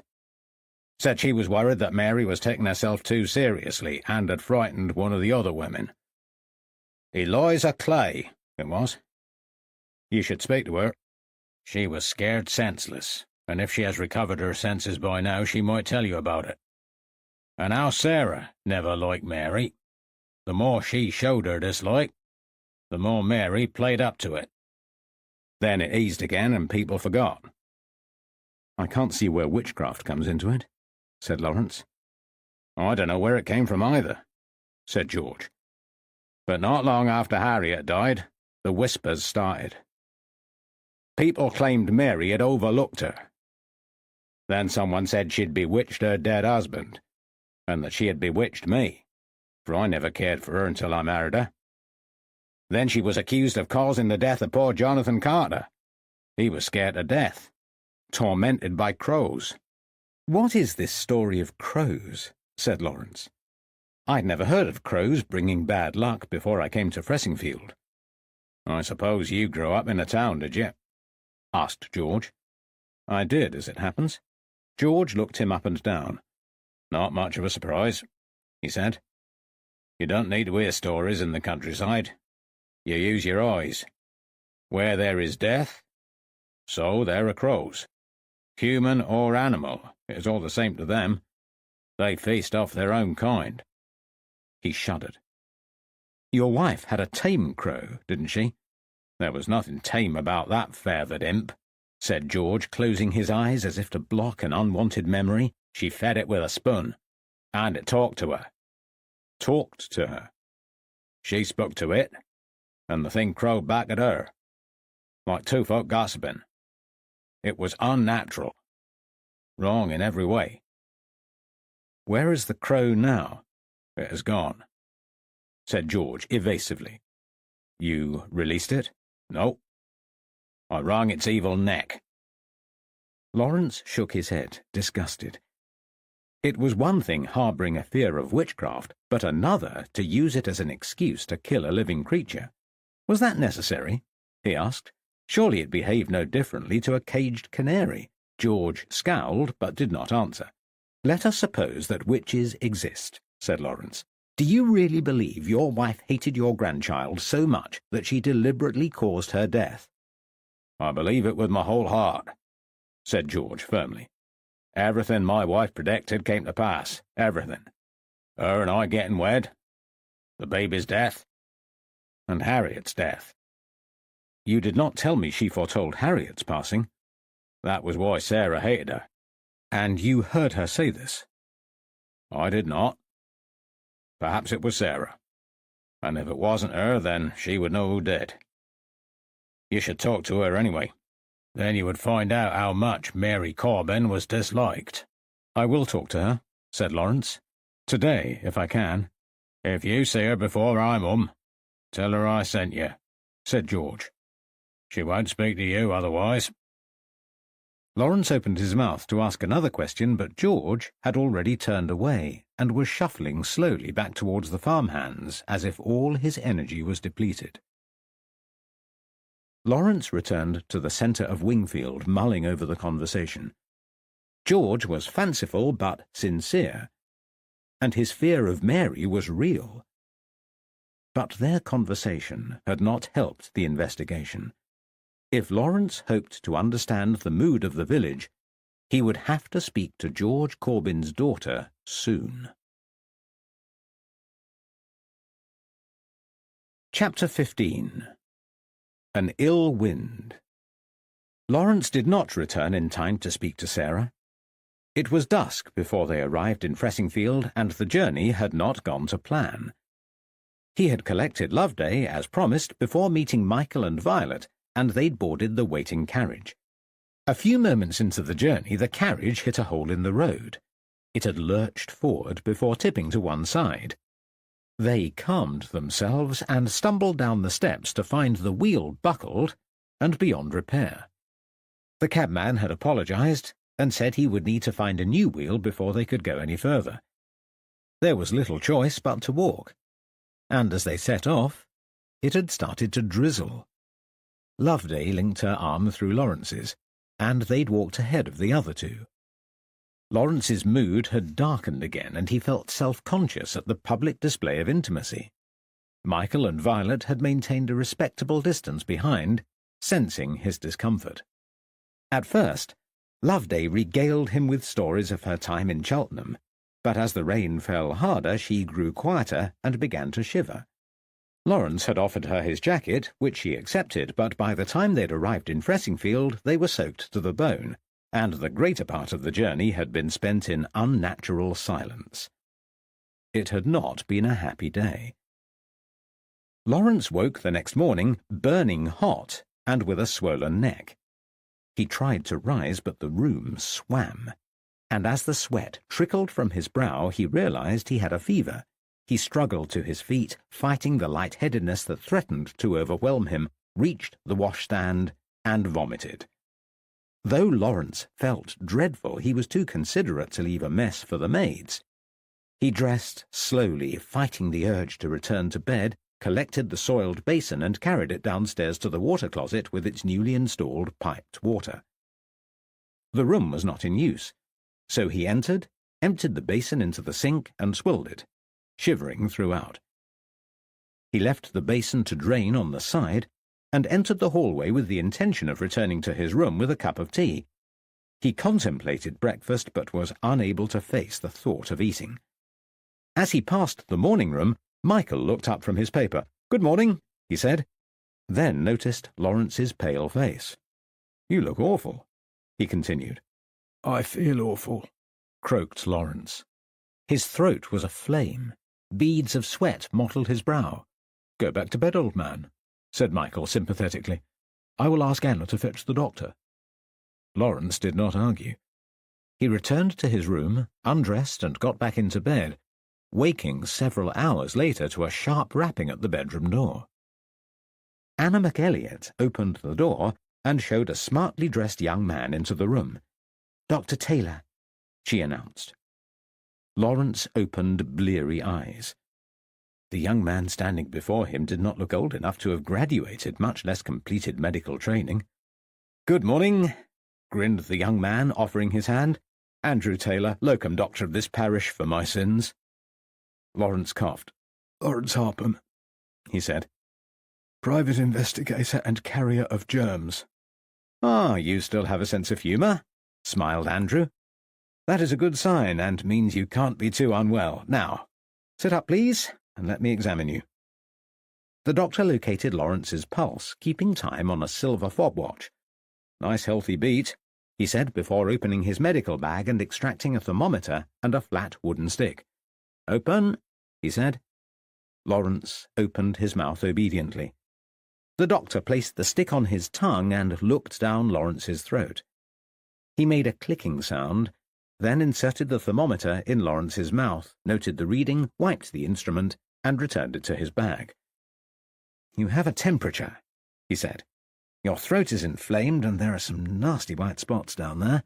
A touch of tonsillitis, I suspect." Lawrence groaned. "I don't have the time to be ill," he complained. "Well, ill is what you are," said the doctor, "and a week's bed rest is what you need to make it better." He searched his bag again and produced 2 envelopes of powder. "Take these twice a day. I will write you a prescription for some more. Have it dropped with Henry Late at the chemist, and you'll be fixed in no time." Lawrence sighed. "I suppose I ought to thank you," he said, "but the prospect of a week's bed rest when I'm well on the way to finishing my investigation is not a welcome prospect." "Split the difference, then," said Dr. Taylor jovially. "Stay in bed today, then see how you feel tomorrow. If you feel better, then you may go out a short distance if you take it easy." "I will settle for that," said Lawrence. "Thank you, Doctor." Andrew Taylor nodded and left the room. Lawrence closed his eyes and drifted back to sleep. He slept soundly and would have slept through the night had he not been roused by a tapping at his door. He woke with a start, eyes drawn to the uncovered window where the curtains were still pulled apart. It was early evening, and the light was starting to dim. He rubbed his eyes. There was another knock at the door, this time softer. "Come in," he said, straining his voice. He was no longer faint, but his throat felt like a flaming poker had been scraped down the sides. The door clicked open. He half expected Loveday, and was disappointed when Violet Smith emerged carrying a tray with a pot of tea and a plate of sandwiches. She was dressed in a plain, unflattering gown, and her dark hair tumbled from an unruly bun. "You don't need to wait on me," said Lawrence, sitting up. "But thank you anyway." Violet placed the tray on his lap. "I volunteered to," she said. "Mrs. Raven insisted you should eat, and I offered to bring your tray upstairs. Something has happened in the village. I thought you might want to know about it straight away." "What is it?" he asked, intrigued. "There has been a death," she said. "A sudden death, quite unexpected. I don't know the woman, but she is young and was in good health." "Go on," croaked Lawrence. "Her name is Eliza. Her mother found her dead on the floor in her parlour." "Do you know anything more?" "I know that she lived alone, and had 2 young children, but she worked, so her mother minded them during the day. Eliza failed to bring her children to her mother's house this morning, and her mother was concerned and set off to find her. When she arrived at the house, the 2 children were crying beside Eliza's body, which lay prone upon the floor. She was cold to the touch, and her mother summoned the surgeon who lived nearby. Both Mr. Smart and Dr. Taylor attended the body, and I've heard that neither man was prepared to write a death certificate. She's been taken away for an autopsy." "Extraordinary," exclaimed Lawrence. "Quite shocking. Still, it may yet turn out to be a natural death. Who was the young lady?" "Her name was Eliza Clay." "But I only heard that name yesterday," said Lawrence. "In fact, I was told to seek her out." "There's no point now," said Violet, practically. "But why would you have called upon her?" "I'm not sure," said Lawrence, shaking his head. "I was told that she was afraid of Mary Corbin, and thought it would be useful to find out why. George Corbin suggested speaking to her, but I got the impression that he didn't know much about it either." "It's hard to believe her death is anything more than a coincidence," said Violet, watching Lawrence drain his cup. She poured him another tea. "Agreed," said Lawrence. "And we must wait until the autopsy is finished to know if there is anything suspicious about the death. It may be entirely natural." "In that case, I will leave you to your thoughts," said Violet. Lawrence smiled. "Thank you for bringing me the news," he said. "You did the right thing." Violet returned the smile, revealing perfectly straight teeth. "Sleep well," she said, and left the room, shutting the door behind her. Lawrence's night was disturbed, and he barely slept at all. At first, he slid beneath the covers, expecting to drop off quickly, but having rested for the best part of the day, his mind was too active. After a futile hour trying to get comfortable, he gave up, lit his bedside lamp, and walked over to the dressing table. He lit a candle from the lamp and flicked through the untouched sheaf of papers he had placed with the journals the previous day. The documents were loose, but at one time they had been bound together in a book whose binding had long since perished. He scanned each paper, disappointed at their content. Most contained records of the parish overseers. Pages of outstanding accounts were notated, each sum of money ascribed with the name of the payee and the date the payment fell due. His cursory look did not reveal any mention of Faith Mills, or witchcraft in general. He turned to the notebook he had not found time to read the previous day. Once again, the book appeared modern compared to the parish records. It was 70 or 80 years old, written in the same hand as the other notebooks, and was entitled Miscellaneous. The contents of the book were recorded in neat handwriting on the inside cover. Below, the author inscribed a further explanation of the reason for the transcription, noting that the book was a handwritten record made from fragile parchments too degraded to last. The vicar's notes read, "Recorded for posterity." Lawrence nodded, appreciating a fellow historian's attempt to preserve the past. He flicked through the notebook comprising several chapters of information, preceded by a heading and date. The dates did not run in sequence, and the records were written in the order that they were read. The ink had not faded with time, and the writing was tidy. Each record was easy to understand. Lawrence turned the front page to an account dated February 1810, which listed the many donors for a repair to the interior of the church. Next was an account of the tragic death of a young boy apprenticed to the village thatcher who had fallen to his death from the roof of a house at the young age of 13. Lawrence continued reading. Most of the accounts were personal, and only indirectly related to the church, which made them more interesting than the paper records. Lawrence assumed they had been chosen out of curiosity as they were not historical documents of public concern. Lawrence yawned. Reading had tired him, which was ideal, and he might sleep better now. He decided to read one last chapter to be sure he was sufficiently drowsy to guarantee sleep. He turned several pages at once to assess how much more he had to get through to complete the chapter. The account was huge, much bigger than the previous sections, and continued to the end of the book. Lawrence decided to take the journal back to bed and read the first few pages until he dropped off to sleep. He carried the candle to his bedside table for extra reading light and turned the page. Chapter 16. Honour. Betrayed. Call yourself a man of God, do you, Vicar? You, who have abandoned us to the paranoia of fools? You, who cast us out of your congregation by your failure to lead your flock as a parish priest ought? You're no better than your predecessor, the useless Fail. Can you imagine what you've done? I thought not. So I will tell you. Hang your head in shame, Vicar. Know that if you had done the right thing, we would not be here facing this evil. Pray for forgiveness while I pray for revenge. Save your soul, for mine is lost forever. Do you remember that day in church when we came to pray? We were two poor women, threatened and harried by grown men. You stood by and did nothing, while they all but forced us through the church door. And why? Because a boy child died of fever and livestock were savaged by a wild animal. You will remember burying my mother's aunt. You were the one who gave the reading at the funeral and prayed for her soul. But when Mother returned to your church, laid off from work for some imagined wrongdoing, where were you to comfort her? She turned to another vicar, one unprejudiced by the hate fermenting in the village. He consoled her, gave her peace, while you stood by and did nothing.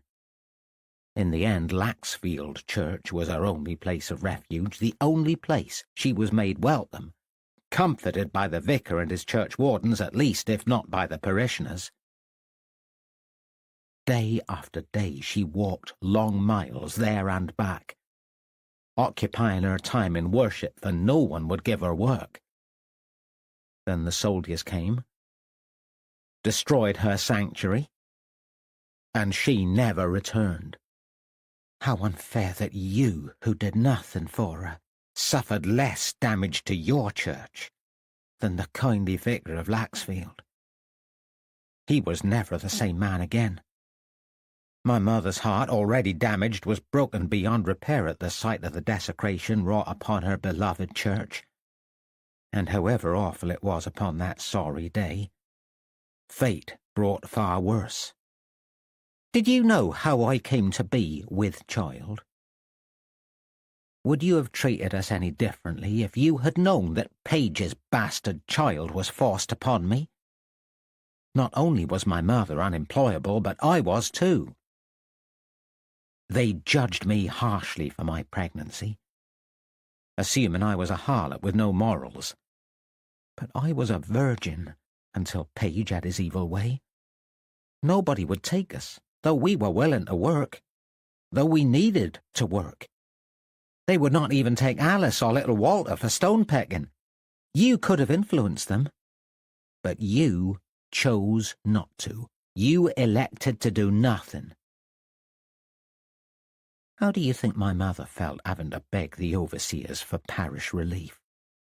Imagine the humiliation of a once prosperous merchant's wife making an inventory of her worldly goods to prove she needed charity. Do you think they found everything she owned? They did not, which is why I have parchment and paper to write this upon. They granted her a small sum, and it broke her to take it.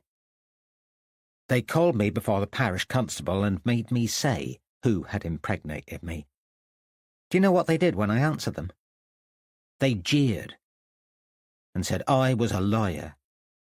They did not attempt to pursue Page for his bastard, and they gave me next to nothing for its upkeep. Did you help us then? Was the church not obliged to provide charity? Perhaps for some, but not for us. We lived off our chickens until they died. Then we had no meat and no eggs. We grew what we could in our yard, but it was not enough to feed a family of 4 with one on the way. We scavenged the forests for fungus and berries and anything that might feed us. We grew weak and thin. The seasons changed and our house grew colder. My mother was forced to beg for wood so we did not freeze to death. One by one the village turned against us. In the beginning, only some believed in our crimes, but not everyone. Occasionally we were shown charity and given food or fuel, but anyone who showed kindness was vilified by the rest of the village. Eventually nobody would help or even look in our direction. One day my mother was walking the lanes looking for sticks to burn, when Thomas Aldous came by in his cart. As he approached, his horse bolted for no good reason, and he was unseated, and the cart was overturned. Mother watched in silence. But Aldous rose from the ground and confronted her, waving his fists. Like John Breen before him, he accused her of bewitching his cart and horse. The murmurings of witchcraft, which had begun to subside, grew to a crescendo again. After the cart, they said she caused cattle to ail and gave James Smith's son the pox. Then they decided that the summer's poor harvest had been caused by magic, and declared it to be her doing. Wherever she went, they cried, "Witch!" Nobody had a kind word for her or any of us. We were utterly abandoned, and in the depth of the winter of 1644 in a freezing house, my bastard son was born. Nobody came, and nobody helped, and how he stayed alive I do not know, for I had scant milk to give, and I did not care if he lived or died. As you know, Vicar, he lived. Lawrence turned the page.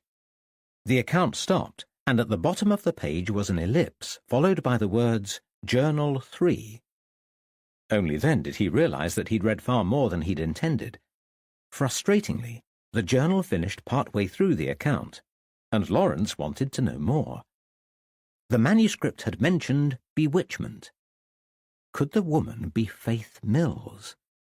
Her name had not been mentioned, but Lawrence felt sure it must be her. Lawrence was intrigued and almost ready to take the lamp and return to the outbuilding. His sore throat and lethargy caused him to stop short, but he resolved to visit the basement as soon as possible the next day. He turned off the lamp and attempted sleep. It did not come easily, but eventually he felt his eyes grow heavy, and darkness descended. Chapter 17. On the mend. Lawrence awoke late morning feeling as if he was over the worst of the fever, though his throat was still damnably sore, and he needed a tonic. Lawrence reached for the prescription left by Dr. Taylor, but it was not there. He rose and padded over to the dressing table to see if it had been mixed up with the parchments and journals, but despite his best efforts he could not find it. The prescription had vanished. He was still debating whether to get dressed or stay in bed a little longer when there was a knock at the door, and Mary entered carrying a tray containing tea, toast, and a boiled egg. Next to the food were several brown packets balanced against the side of the teacup, and marked, "Take twice daily after meals." "Is this my prescription?" he asked. "I believe so, sir," said Mary. "Miss Smith dropped it into the chemist yesterday." "That was good of her," said Lawrence. He had not seen Violet remove it the day before, and she'd not asked if she should. "Please thank her, Mary," he said. Mary bobbed and left the room, and Lawrence took the decanter from his bedside table, poured a glass of water, emptied one of the powders, and gave the mixture a vigorous stir. He sipped a few mouthfuls of tea while waiting for the solution to settle. Lawrence had hardly eaten the previous day. Breakfast was welcome and quickly disposed of, and he reclined in bed until he had finished eating while watching the treetops shimmer in the slight breeze. Eventually, Lawrence decided he was well enough to get up and do something useful, and rose, dressed, and exited the room, leaving his breakfast dishes on the side. He went downstairs to the morning room but found it empty, and relocated to the drawing room where Violet was sitting in an armchair deep in conversation with Mrs. Harris. "Sorry to intrude," said Lawrence. "I hoped I would find you here, Violet. I wanted to thank you for the breakfast tray." "It was no trouble," smiled Violet. "How are you feeling today?" "Much better," said Lawrence. "Apart from a sore throat, and I dare say those powders will do the trick." He grimaced. "Dash it, I've left one dissolving upstairs. I'd better go and fetch it." He left the room and almost bumped into Michael in the hallway, still holding the door he had opened to admit Dr. Taylor. "Hello again," said Lawrence, surprised. "I was just passing and thought I would look in on you," explained the young doctor. "I'm much better," said Lawrence, "as you can see." "Good," replied Dr. Taylor. "Your colour is improved, but I will check your temperature to be sure. Is there somewhere we can go?" Lawrence nodded and showed him to the empty morning room, while Michael discreetly disappeared to the study. "I hear you were busy yesterday," said Lawrence. "News travels fast," said Dr. Taylor grimly. It was the first time Lawrence had seen him without a smile. "It does," said Lawrence. "I'm supposed to be conducting a discreet investigation myself, but it transpires that several people knew of my mission long before I set foot in the place." "I knew," said the doctor, opening his Gladstone bag and retrieving a thermometer. "Open?" He popped the thermometer under Lawrence's tongue. "Yes, I was told that you were here to hunt a witch." Lawrence's eyes widened. "Only joking?" "Not that it is anything to joke about. I'm a man of facts, as I'm sure you can imagine," he said. "But certain people in this village are convinced that witches are afoot. They are afraid." He removed the thermometer. "That's better," he said. "Back to a normal reading." "Did you see the body of the child that died?" asked Lawrence. "No," said Andrew Taylor. "I'm a locum, and only usually present when holidays and sickness demand it. I did not see the body, though I have read the medical accounts of it. What do you think happened?" "I don't know. I have never encountered anything like it. The child's body was covered in pustules, the skin thick and horny. It was red, as if burnt, but not scalded. I cannot account for it, and neither could the surgeon. No residue remained of any substance that might have been applied to the skin." "And the young woman who died yesterday," said Lawrence. "Did you see her?" Dr. Taylor nodded. "I examined her, but I won't participate in the autopsy." "There will be an autopsy, then?" "Bound to be.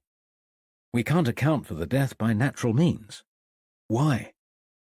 "Her eyes were dilated, considerably so, and she had vomited. Her face was contorted as if she died in pain. It could be nothing unusual, of course, but we must check."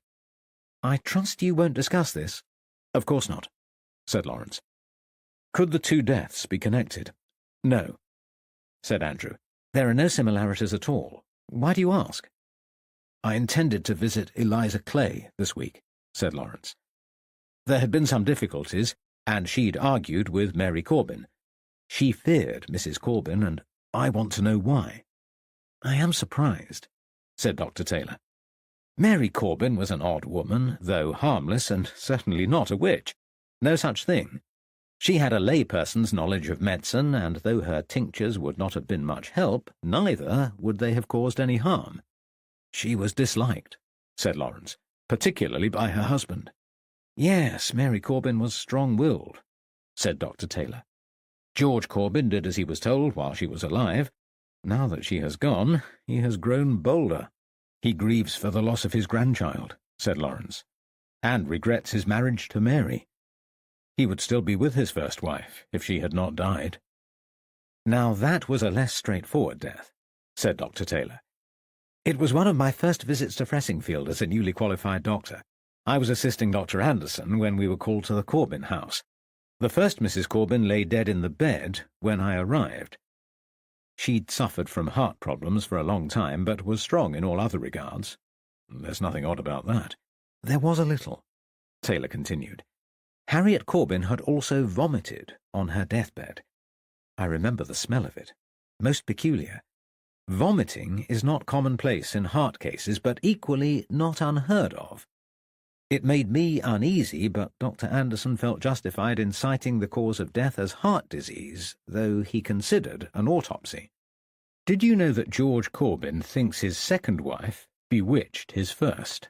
I have heard talk of it, but it is complete nonsense. Granted, the vomiting was unexpected, but there's no connection whatsoever with witchcraft.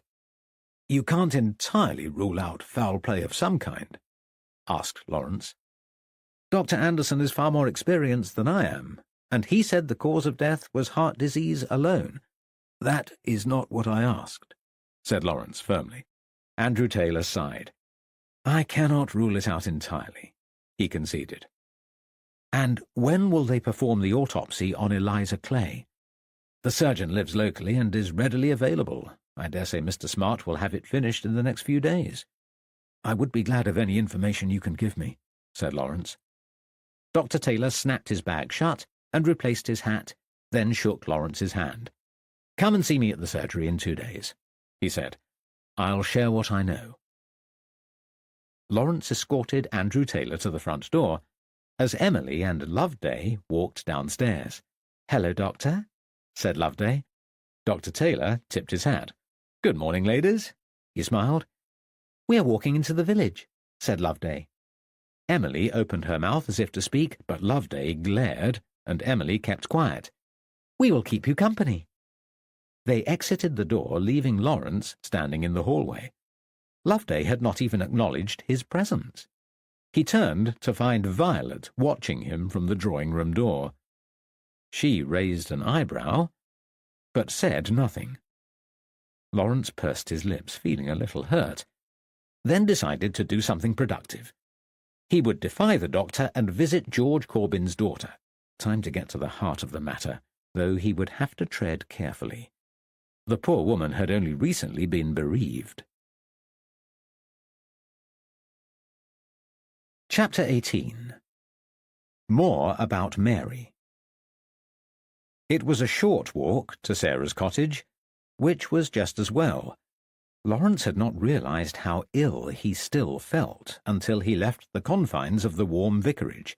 It was spring, and though the weather was mild, Lawrence could not help shivering. He was unsure whether Sarah would agree to see him and wondered whether the journey would be a futile waste of time.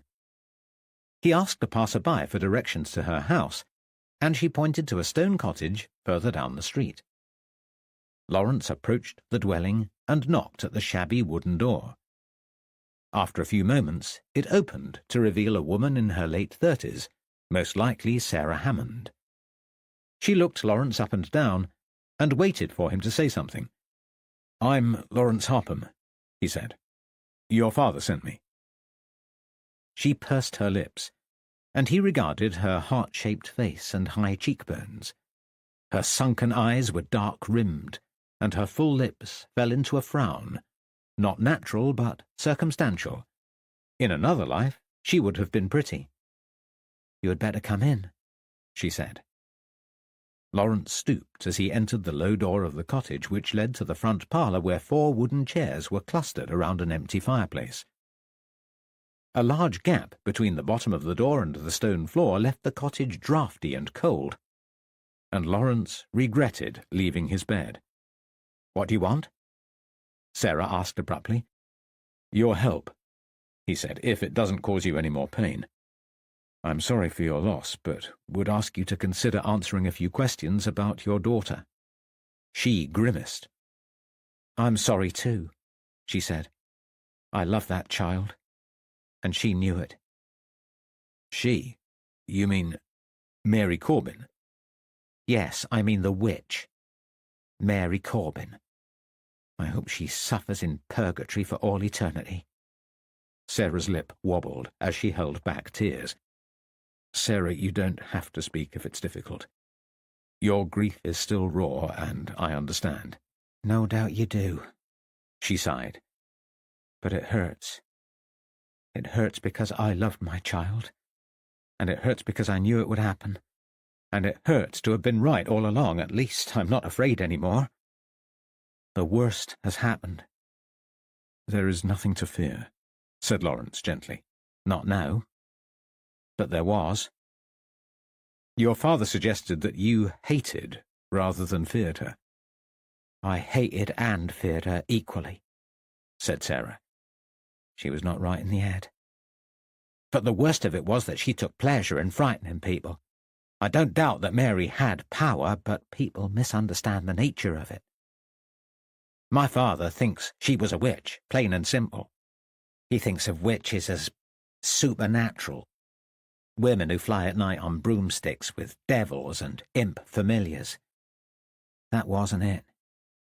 Mary was a witch, but in the manner of a wise woman, versed in the art of divination. She understood how to use herbs and poisons." "Poisons?" asked Lawrence. "You suspect poison?" "Why not poison?" whispered Sarah. "What is the alternative? That the devil walked among us and destroyed a tiny life? I agree it's preposterous," said Lawrence. "But was she capable of such a thing?" "She was hateful enough," said Sarah. "Unkind and not unintelligent. She knew the law, knew where to pick things, and what was dangerous to use, but she did not know how to keep her mouth shut. She was not clever enough to hide her true feelings, and she loved to boast." "But what grievance could she have towards your young child?" asked Lawrence. "She liked the child well enough," said Sarah. "It was me that she couldn't abide. Look, you had better sit down. I can't talk about this standing by the doorstep, as if we were having a pleasant chat." Sarah slumped onto a wooden chair to the left of the fireplace and gestured at Lawrence to do the same. He sat straight-backed, watching her wipe some imagined dirt from her clenched hands, as if they were full of untapped energy. "Why did she hate you so much?" "I knew her for what she was," said Sarah. "But I did not show my fear. My father tolerated her nonsense because he was afraid. I did not seem fearful, but look at me now. Unhappy and bereft." Lawrence wanted to reach out and touch her, pat her hand, and tell her she would come to terms with her loss in time. But how could he peddle a lie? The pain had never left him. Sometimes, he forgot for a moment, he might see a rainbow or feel the sun upon his skin, and for a second the sadness slipped away, but it always returned, and just as viciously. Sarah continued. "As it turns out, my father was right. He lost a woman he had grown to despise, and I lost a child I loved. Had I not angered her, she might not have taken Edith. I still can't understand why she disliked you. It must have been personal. Surely if Mary hated you enough to destroy your child, a great deal of animosity must have existed first. She killed my mother, said Sarah. What makes you think that? Asked Lawrence, taken aback. She told me. Told you? Repeated Lawrence. Calmly or in the heat of an argument? As calmly as we are sitting here talking now, said Sarah. As unemotionally as if we were discussing the weather. What did she say? It happened one Sunday, said Sarah. We were at the christening of Chester Calver's child, and one of the guests drank too much cider and was much the worse for wear. The guest tripped over an empty jug and broke her wrist, and father accused Mary of wishing it upon her, as they recently had words. Mary said it was true, and that was the way of things. Whenever someone crossed her, they always suffered. She sounds delusional, said Lawrence. There is more, Sarah continued. Hannah Roper was standing with us at the christening, and Mary turned to her, face shining with satisfaction. See, Hannah? The spirits avenge me, just like they did with Harriet Corbin. My jaw dropped to the floor, and Hannah looked mortified. Mary kept gloating, as if gossiping to a stranger and not in the presence of the dead woman's daughter. Did she say anything else? Asked Lawrence. Only that she had words with my mother a few days before she died. Apparently, Mother looked at her in an odd manner, and Mary took affront. Mary said Mother would pay for it, and then she died. That's not really a confession, said Lawrence. It sounds like a confession to me. Sarah crossed her arms and looked at him defiantly. I don't deny its strange behaviour, said Lawrence, but not compelling evidence. From your account, Mary didn't confess to killing your mother. In any case, how could she? My sister Martha was living with Mother when she died, said Sarah. She found her in bed, not restful like she was sleeping, but with eyes that stared out of her face in fright. Her mouth was agape as if she'd died in terror and she'd been sick with fear. Martha was in the house the whole time, and there was nothing for Mother to fear when help was so close. She only needed to call for Martha, and Martha would have come.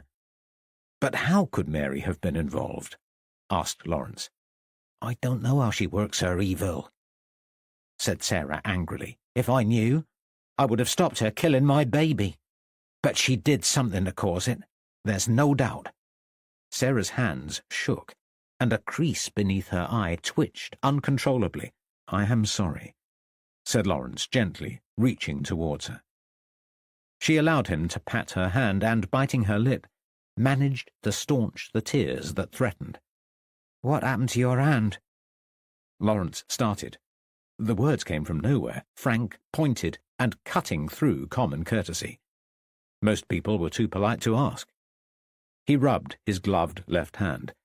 I burned it, he answered, and I can't bear the sight of it, so I don't look.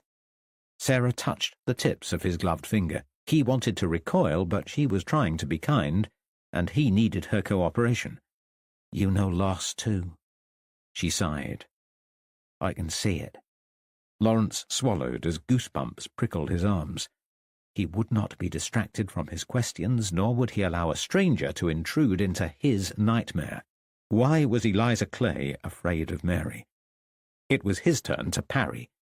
The question cut through his discomfort, slicing her kindly interference away. That was Mary at her most wicked, said Sarah.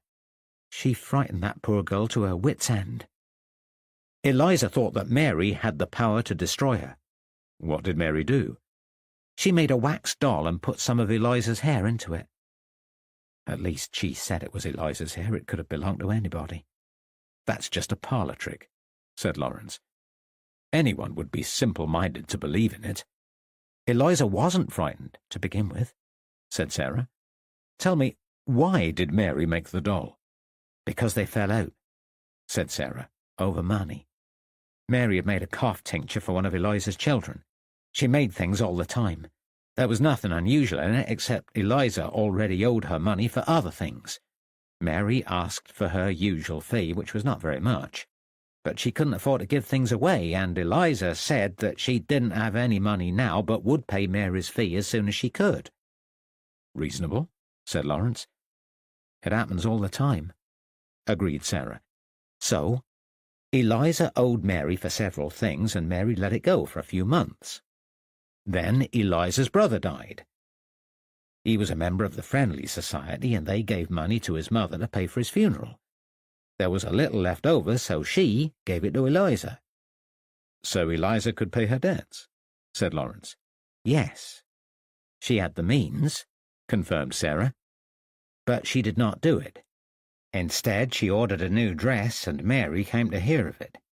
She was furious. So furious that she made a wax doll? Exactly. Sarah nodded. She took it to Eliza's house one day and showed her. Eliza laughed, and Mary pulled a pin from her hat and stuck it into the doll's leg. Eliza said that her leg was already wounded due to a sprain, and Mary was too late with her dolls and her pins. Then Mary left and came home. Came home here? No. We didn't always live in Fressingfield with Father and Mary. We were in Wingfield at the time. It must have been difficult living with Mary when you disliked her so much. It was, agreed Sarah. I tried to stay out of her way, but it was a small cottage, and there wasn't much chance of avoiding her. We tolerated each other. And that is where I heard her wish Eliza ill. How? Mary was at home when I returned from my errands, cackling in the corner with Hannah Roper. You've met her, haven't you? Lawrence nodded. Hannah wasn't like Mary. She was pleasant and did not have much truck with Mary's foolishness. But she was her friend and ignored her faults when she ought to have chastised her. I can't think what she saw in Mary, for Hannah was far more intelligent. But they became as thick as thieves after Harry Roper died in '84. Anyway, they were together as usual, and Mary smiled at me as soon as I came through the door. Well, she rarely smiled at me. We disliked each other, so I knew no good would come of it. Mary showed me the doll and pointed to the pin in its leg, then said that Eliza would suffer for her treachery, smirking as she said the words. She thought she was so clever. But even Hannah stood behind her, shaking her head in disbelief.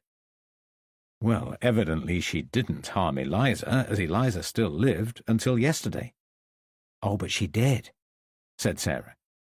2 days after she put the pin in the doll, Eliza suffered an infection in her leg that nearly killed her. The flesh almost rotted to the bone. Were it not for the skill of Mr. Smart, Eliza would have lost her leg. He cut the rotten flesh away and saved it. She had a scar, but she could walk. Just another coincidence, said Lawrence. An existing injury is easily infected with or without a wax doll. Probably, agreed Sarah. But it put the fear of God into Eliza, and she never crossed Mary again. She borrowed the money from her mother and paid it to Mary as soon as she could walk. Extraordinary, said Lawrence. This matter seems to be one coincidence after another joined together to make a fantasy in which rational people foolishly believe. Don't you believe in evil? Asked Sarah. Evil exists, but the devil does not, said Lawrence. There is a difference. You have suffered a loss, and so have I, said Sarah. My loss was an innocent child. I don't know what you grieve, but I can see that you feel the injustice of it. How do some people lead wicked lives and never come to harm while good people suffer? If that is not evil, then what is? Lawrence considered her words. She was heading into uncomfortable territory again. I have one more question for you, Sarah, he said. Feel free to ask. Did Jonathan Carter die a natural death? Now, there's a question, said Sarah. The medical men thought so, the inquest said so. But my mother knew better. She was his sister? Asked Lawrence cautiously. Yes, she was. Jonathan lived with her for a while, and she knew about the crows. I've heard of them too, said Lawrence. People say they plagued him. They did, said Sarah, but Mother didn't believe in witchcraft. She said it was a spiteful act, the crows, that is, She was cross with Uncle Jonathan for taking them seriously and thought the accident had made him weak in the head. What accident? Asked Lawrence. A horse kicked him, said Sarah. Nasty business.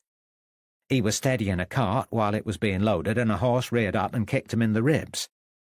Poor Jonathan was never quite the same after that, though he fared better than the other man who was killed outright when he fell. Dangerous things, horses, said Lawrence. I've never been fond of them. Well, Jonathan stayed clear of them after that, I can tell you. He seemed better after a week in bed, though he appeared to have aged, become frailer, you know. Commonplace for an older person after an accident, mused Lawrence. Yes, but we wondered if he overreacted to the crows because he was still not himself after the accident. He might have responded more rationally if he'd been in full health. I see, said Lawrence. He reacted particularly badly. Dreadfully, agreed Sarah. Her voice trailed away as the door slammed open and a boy of about 11 ran into the room. He stopped at the sight of Lawrence. "Hello, sir," he said, removing his cap. Sarah smiled. "Charles, my eldest son," she said. Lawrence offered his hand. The boy cautiously accepted, then dragged a chair to the corner of the room and sat with his arms around his knees. Sarah shrugged her shoulders, and Lawrence interpreted it as reluctance to speak in front of her boy.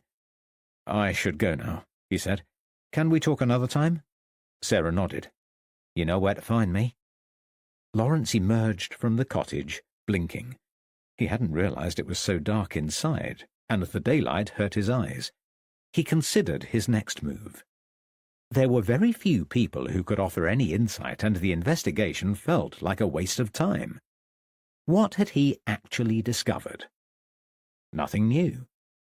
Some people thought the deaths were natural, and others did not. There was no evidence either way, only anecdotal accounts that amounted to nothing.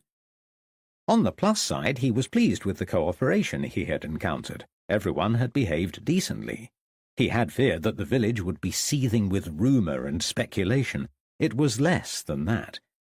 If it had been the case a few weeks ago, then the worst of the rumours had passed, and he was confident that things would return to normal soon. In fact, his presence was probably inviting speculation. He should finish as quickly as possible and return to Bury. The only outstanding matter was Faith Mills. He was on the right track, he was sure.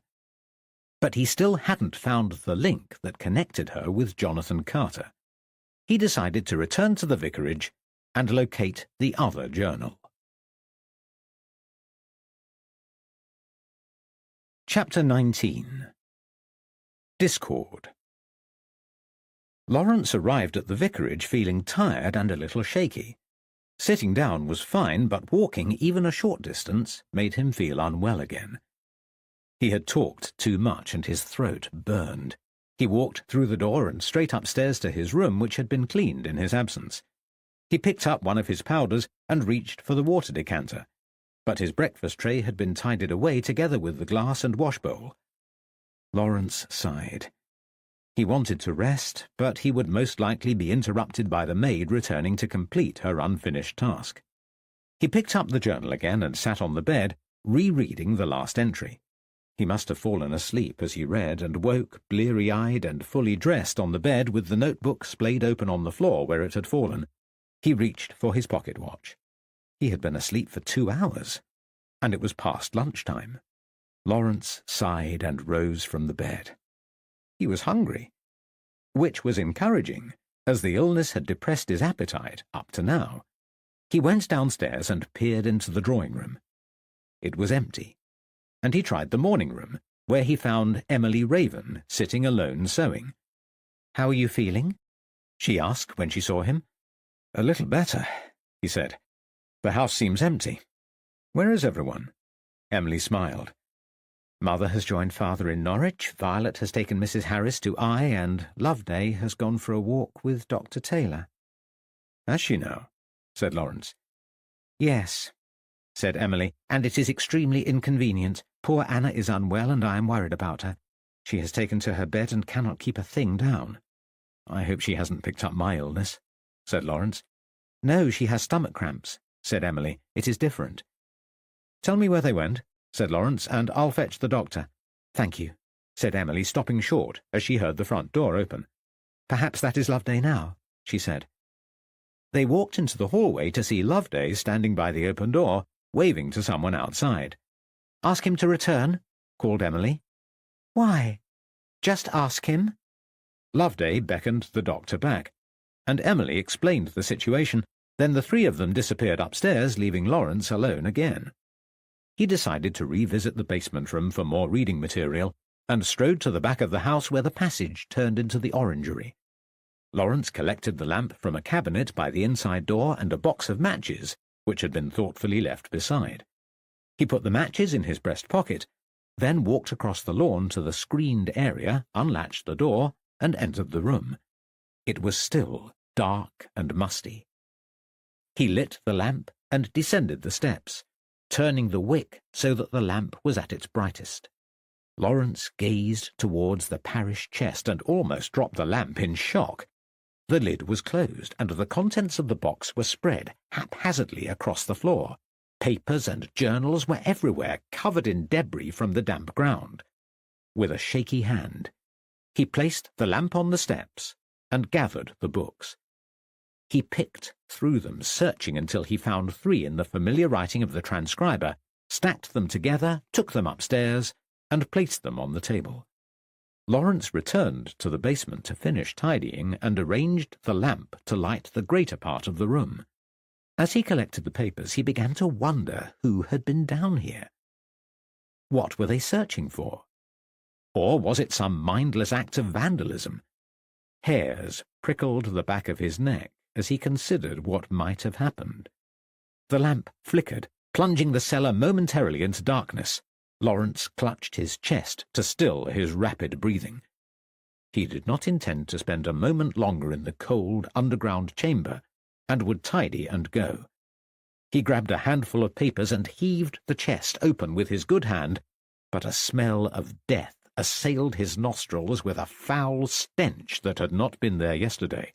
Lawrence leapt back, dropping the lid, and a thud echoed around the room.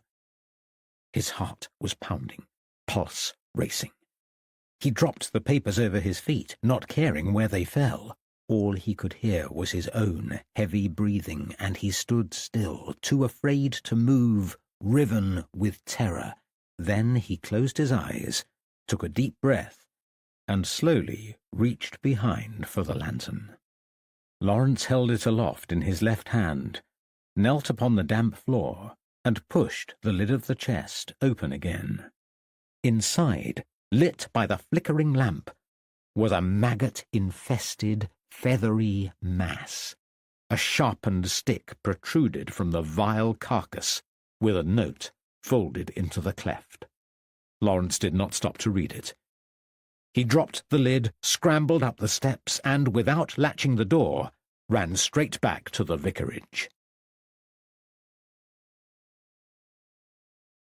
Chapter 20. The Curse Crow. "Lawrence, what's wrong? You're as white as a sheet." Michael emerged from the study, disturbed by the running footsteps in the passage. Lawrence was out of breath. The lamp, still lit, wobbled unsteadily in his shaking hands. He set it down, trying to steady his breathing. "Come into the study, sit down," said Michael, concerned. "No," said Lawrence. "No, I can't. You must come and see this thing in the storeroom, Michael, and tell me I'm not losing my mind." "Calm down," said Michael. "You're speaking in riddles. What have you found in the storeroom that's so upsetting?" "Just come with me," commanded Lawrence, "but for God's sake, man, bring another light." They returned to the basement room. Lawrence was still shaken, but less so than when he was alone. Nothing had changed. The books were still in the same tidy pile that Lawrence had made, but papers were strewn across the floor. "Who did this?" asked Michael. "Not you, I hope." "Of course not," snapped Lawrence. "Sorry," said Michael. "This vandalism is distressing. We'll have to put a padlock on the room now. Why would anybody make such a mess?" "There's worse," said Lawrence darkly, fear welling in his chest again. "Open the box." He raised the lamp high above, while Michael lifted the lid. The smell of decay permeated the stagnant air. Michael looked in the box, then up at Lawrence, and shook his head. "This is unbelievable," he said. "You can't tell anyone." "I know," said Lawrence. "There would be uproar." "We'd better clean it up," said Michael practically. "There's a box upstairs," said Lawrence. "I'll fetch it." "Then leave the light here," said Michael. Lawrence returned to the table. The journals were by the box where he had left them in his panic.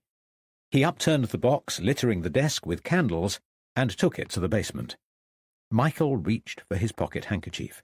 Wrinkling his nose in disgust, he placed it over the writhing mass and set it in the box.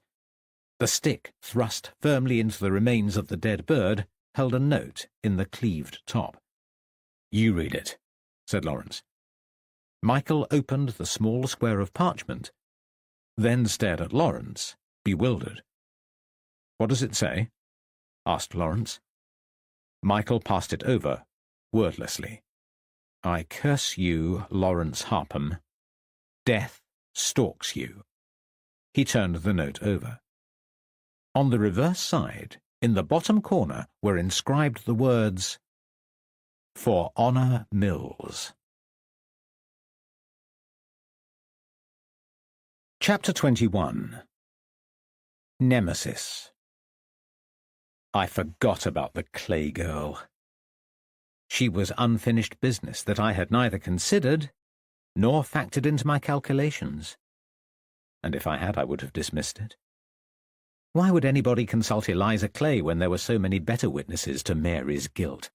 But she alone had seen through the ruse. The mask had slipped in her presence. Perhaps she would not have remembered the incident nor even mentioned it. But I could not take that chance. How could I risk it now? In the name of faith, honor, Charles, and all the others, I must stay hidden. They visit me all the time now. Ghosts of ancestors past urging me on, taking my revenge as their own. If only I could settle their ills, perhaps they would leave me be. But even I, with all my intelligence, cannot know what living persons are to blame for the unfairness of deeds carried out centuries before. There are too many to count. All the loose ends were tied when the baby died, and that should have been the end of it. One dead, one ruined, and some satisfying unintentional damage along the way. It quietened the ancestors for a while. They visited less often, and I thought their work was complete. All was well, until he came, poking and prying into our lives. I did not worry at first. There was nothing to fear. Then I heard that he was going to visit Eliza Clay, and I wondered whether she would remember that day.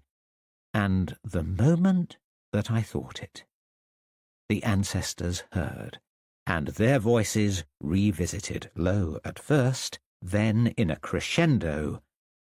They called me to action. I resolved it the old way, the way that wise women chose before medical men came. I reasoned that if they suspected poison, they would not know I created it. Whether they discovered it or not, I would be safe. Nothing could link back to me. And I put it in a mug of beer and waited until the Clay woman left her cottage. I popped it through the rear window onto a handy ledge. Sure enough, she drank the ale without considering what might be inside or who had left it there. It was too much to hope that she would die gracefully, serenely, without a clue to her demise. She did not. I hear her face was contorted and slaked with vomit. They took her away to cut her open, and now they will know it was not a natural death, though they will not recognize my part in it. But if the policeman finds out, he will remain in our village, and that will anger the ancestors. They brook no interference. He has gleaned too much already. Fortunately, he does not know who we are or why we seek vengeance. There is no reason to suppose he ever will. Even so, The ancestors demanded a curse crow. They thought it might make him leave.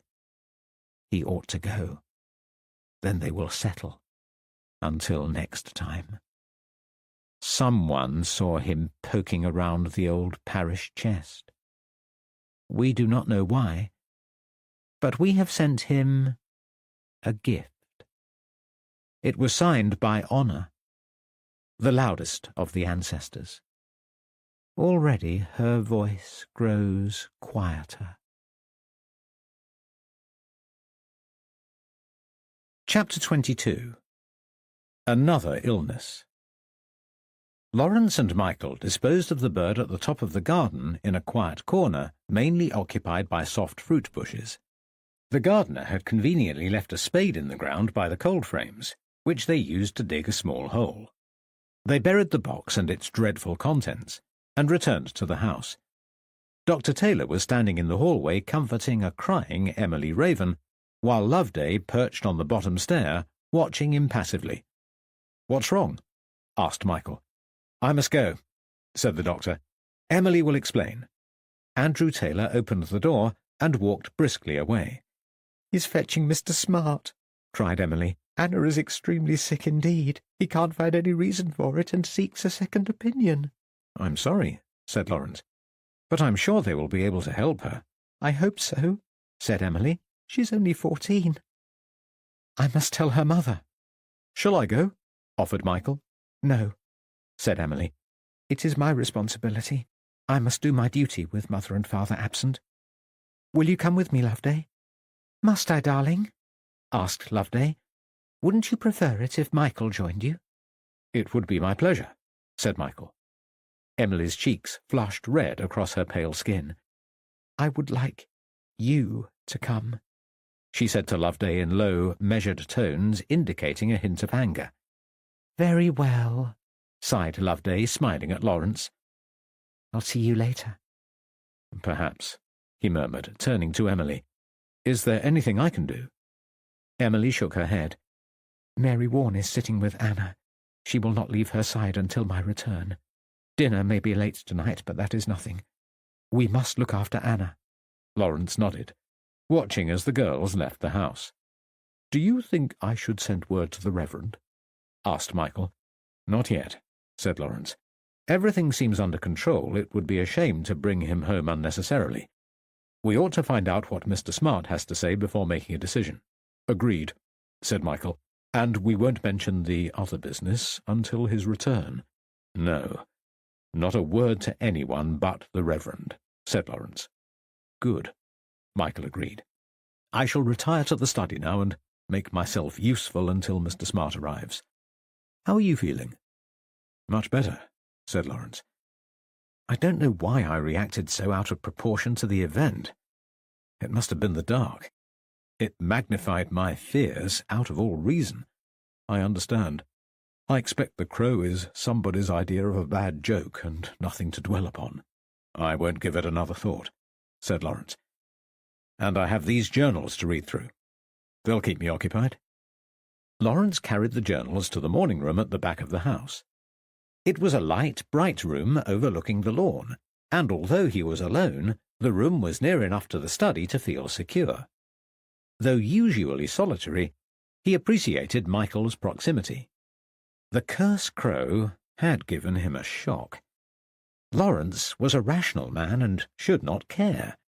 The crow was not supernatural, nor evil. But the thought that someone disliked him enough to go to the trouble of concealing the feathered corpse was unsettling, and the disquiet brought a familiar dread, a nebulous, indiscernible anxiety from the past. Then he remembered when he had last felt it, during the fire when Catherine and little Lily died. An accident, they said, but he was never quite sure. Something had always felt awry, something he should have dealt with long ago, but in his grief dismissed while he tried to heal. He banished the thought and looked down at his hand, which was throbbing in pain, and realized that he had been rubbing the glove into the scarred flesh beneath. It was sore and painful, like the memories. Enough. Lawrence picked through the notebooks, blowing a film of dust into the air, and wrinkled his nose. It could have been his imagination, but the journals smelled like a decomposing crow. He wiped the cover of each book with a napkin from the table and turned the first page. He was in luck. The page began with an ellipse, and the account he had been reading before continued. Chapter 23. Honour. The Witchfinder. I did not ask you to baptize him, Vicar, for I knew you would not. And I had abandoned the church by then, even if Mother still believed in a God who had forsaken us. Charles was born a bastard, and remained unbaptized, and we continued friendless and destitute. Every trivial ill suffered by the village was laid at Mother's door. When Goodman Smith's cow jumped a stile and broke her leg, Mother was blamed. Temperance Parker, the village wise woman, doubled her business overnight. Cunning old crone that she was. Before the last of our acquaintances were frightened away, they told us her method for profiteering from our misfortune. It was a ruse she employed to stir up the first of the trouble with that wicked woman, Page. They said that Martha Page consulted the wise woman when her child first took ill, pleading to know whether he would live or die. Parker, sensing an opportunity for money-making, told Martha that her boy was bewitched and would die if the witch could not be traced. She asked Martha to name anyone who might have wished evil upon her. Martha could only think of one person who hated her enough and named my mother. The irony cut through me like wire through cheese. Martha, cruel, spiteful Martha, whose ill treatment of her servants was renowned, dared to accuse my mother, the soul of kindness, of such a heinous act. But any name would have done as far as the wise woman was concerned. It was trickery. She seized upon Martha's suggestion, scroyed with her mirror, and behold, Faith Mills became the perpetrator of the crime. Temperance Parker prescribed witch bottles full of stinking urine, iron pins, and hair. Martha Page purchased them, took them and buried them around the house, as if spending money on waste items and the wise woman's piss would ward off real evil. The lucrative business served Temperance Parker well, Vicar. Did you not think it wicked? You must have known what was afoot. Did you secretly approve? Casting out the devil and all his works is time-consuming. She saved the church a job, did she not? The accoutrements of witchcraft flourished in the village. Runic markings appeared over walls invoking the Virgin for her protection, and villagers flocked to the wise woman for defending charms. Her business, which had once scratched a living, became prosperous. She had money to spare while we starved.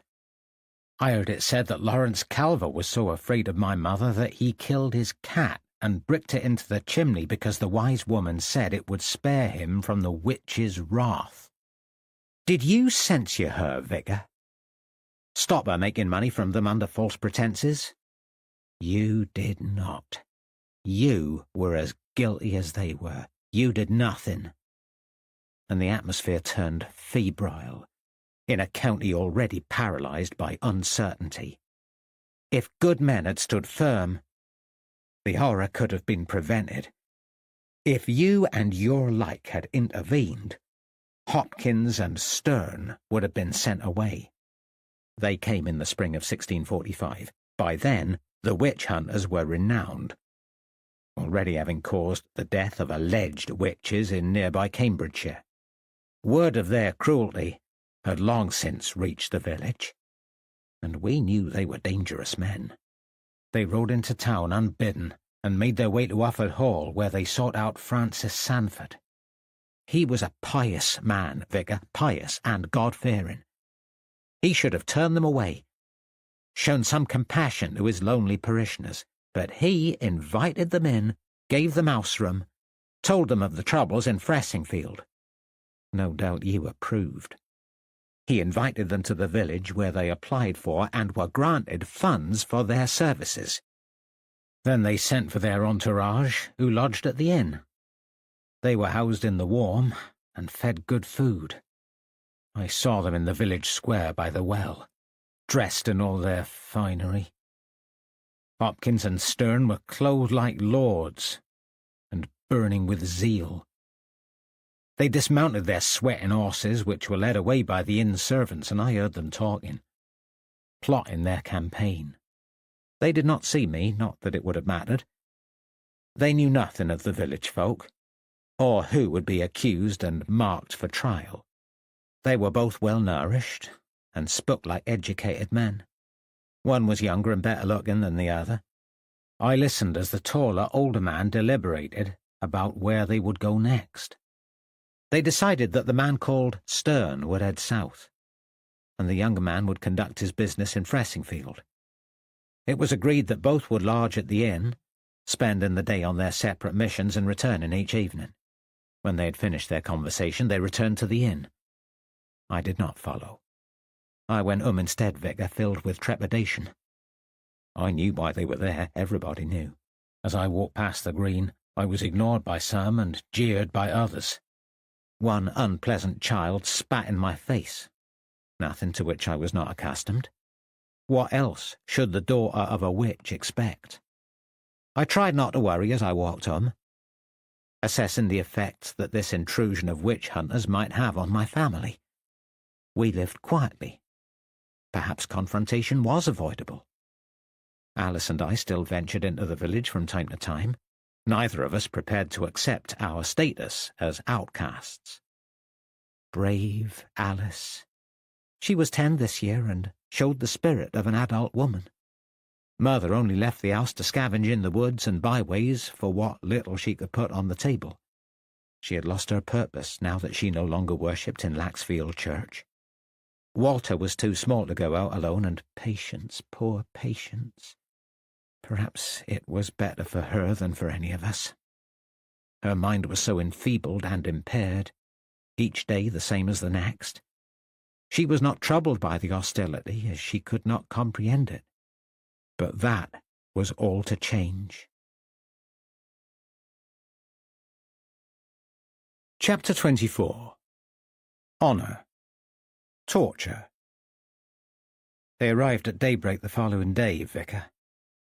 It cannot have taken long for the ignorant fools to cast aspersions our way, for they visited our cottage first. Fervour shone full in the witchfinders' faces, especially Hopkins, a young, almost handsome man with narrow eyes exposing a cruel and cunning nature. He wore a moustache which covered his lips, as if disguising some facet of his personality. When he spoke, it almost hid his sneering lips. Almost, but not quite. I saw them and detested him on sight. The door was already ajar, and I watched Hopkins stride up the pathway, opening it further to show there was nothing secretive about our home. He looked me up and down, then asked if the lady of the house was available, as if he was visiting a friend. His voice was courteous, his tones even, almost languid, slippery. I kept him waiting on the doorstep while my mother rose and made her way to the door. She bowed her head, and her face was pallid as if all the blood had drained away. Smiling, he told her she must answer some question. She could speak to him in her room or go to a room at the inn. If she stayed at home, they would make us leave the premises, so against her better judgment, she elected to follow him. They set off, accompanied by 2 soldiers and 2 women he had brought from Manningtree. Mother was paraded down the street like a common criminal, guarded between soldiers at the front and the women at the rear. Hopkins strutted at the head of the party while Mother remained expressionless, walking a pace with her head held high for the first time in a long while. Somehow, her predicament made her stronger. It was 1/2 mile to the inn from our cottage. and she passed many people along the way. Some jeered as usual, but others turned their heads away and looked at the ground, shocked and fearful. Thankful it was not one of their own. When Mother arrived at the inn, the soldiers took her through the front door. I tried to follow, but they blocked my passage. I sent Alice home, to her chagrin. She had followed me, but Patience, Walter, and the baby could not be left for long, and I pressed Alice to go and mind them. She reluctantly agreed, but only when I insisted upon it. I ran to the rear of the inn, checking every window for signs of my mother. Not every room was visible from outside, and I could not see Mother in any of the rooms with a viewpoint. Desperate to find her, I slipped through the rear door and up the creaky staircase. Loud voices rang from a room at the end of the passageway. Someone was inside shouting instructions. I tiptoed towards the noise and found a small bedroom immediately before the room in which my mother was held. The door was open, so I crept in and closed the latch. I crouched by the window. The ill-fitting wood panels allowed me to hear every sound and view a small part of the room through an empty knot in one of the planks. My mother was sitting on a wooden chair next to a square table. Hopkins squatted in front of her, and two women watched from the rear of the room. They were both in their 40th decade. One plump, with hair piled in a greying bun, the other thinner with a slight stoop and loose straggly hair which she stroked with dirty, bitten nails. Two men of about the same age stood behind Hopkins, leering at my mother, their lips curled in disdain. Hopkins stared in silence for a minute or more and then spoke. In a gentle voice he said his name was Matthew Hopkins and he was going to ask her some questions. Hopkins spoke almost conversationally, asking for Mother's full name. When she replied, he asked what she preferred to be called. She responded, and he nodded his head as if she was a small child winning favour. He asked her about her family and her work. Then he leaned forward until his face was almost touching hers.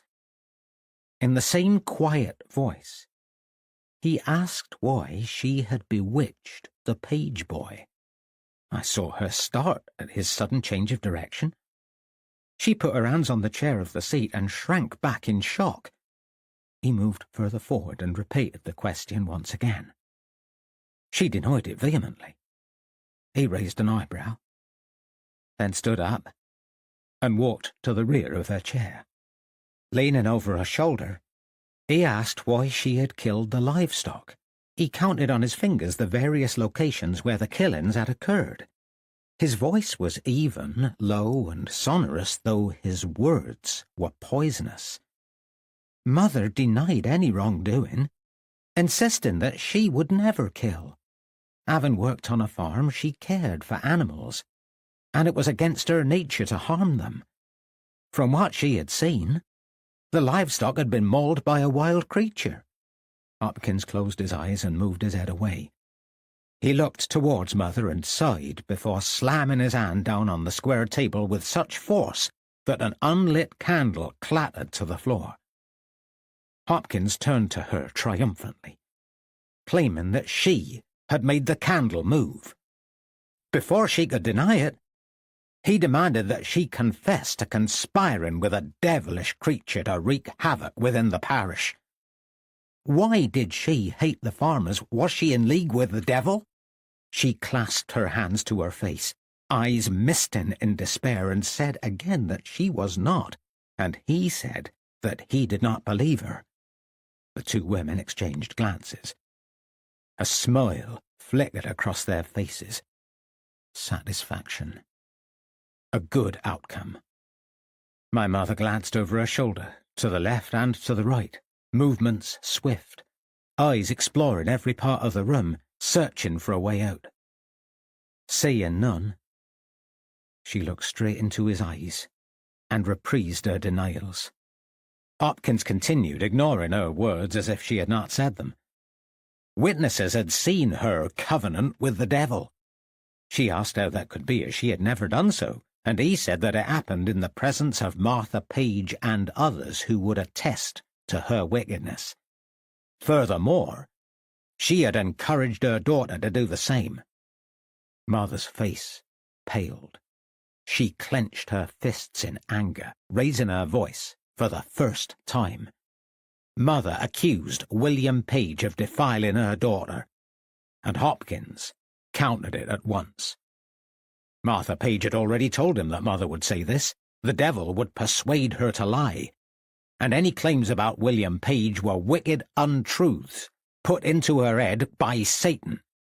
Mother shook her head, railing against the unfairness, and asked him outright what the purpose was in answering his questions if he was going to ignore what she said. He shook his head and said that her words could not be trusted, for her motives were tarnished by her pact with the devil. Then Mother lost her temper, Vicar. She was educated and could see the hearing for the trap that it was. She jumped to her feet and said she would not tolerate any more questions. But Hopkins thrust her against the chair. She almost tumbled backwards, but righted herself, maintaining a modicum of dignity. All the while, my hand was in my mouth for fear that I would cry out, watching her tolerate his cruelty. Hopkins questioned her for at least an hour, though it seemed an eternity. I heard the church bells ring from my vantage point, marking the passing of time. Mother rebutted every accusation and denied the barrage of slurs against her character. She did not fold, not once. Hopkins' mood was darker now, and angry. He might have thought that the interrogation would be easy, and that Mother would break quickly under his onslaught. Unhappy with his progress, he summoned the women to his side. They had been muttering in the corner, bored by the proceedings.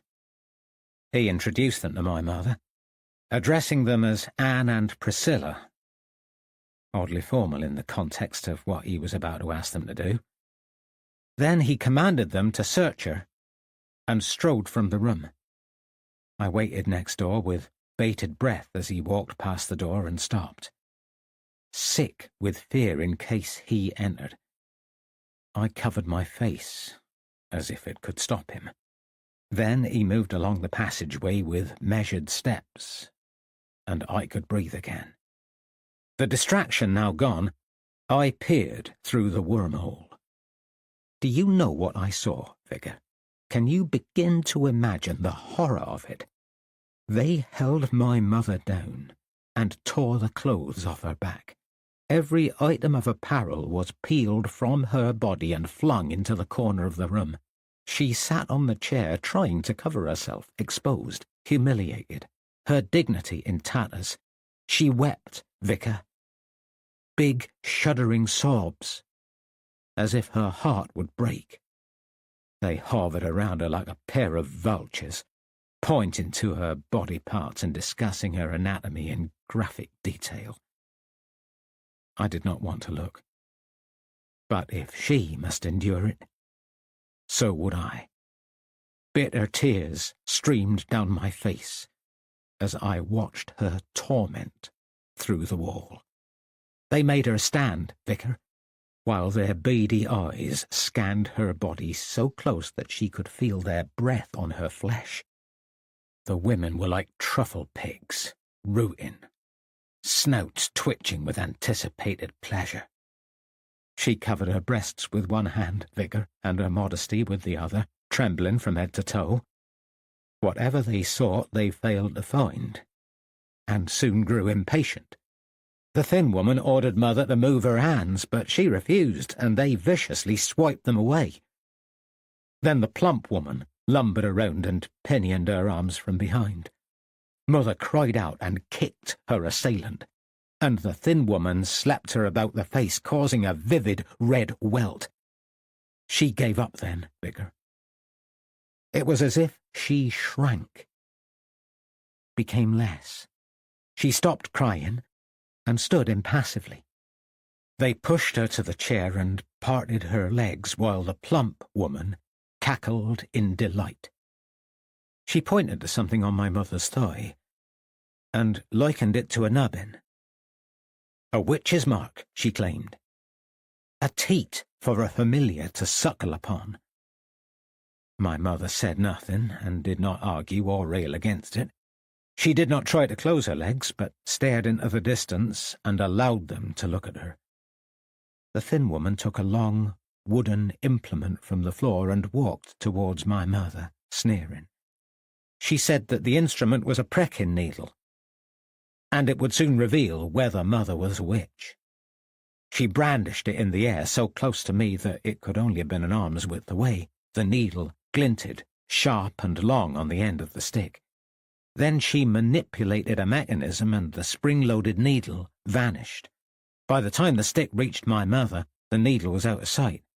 They prodded it against her thigh, and of course there was no pain.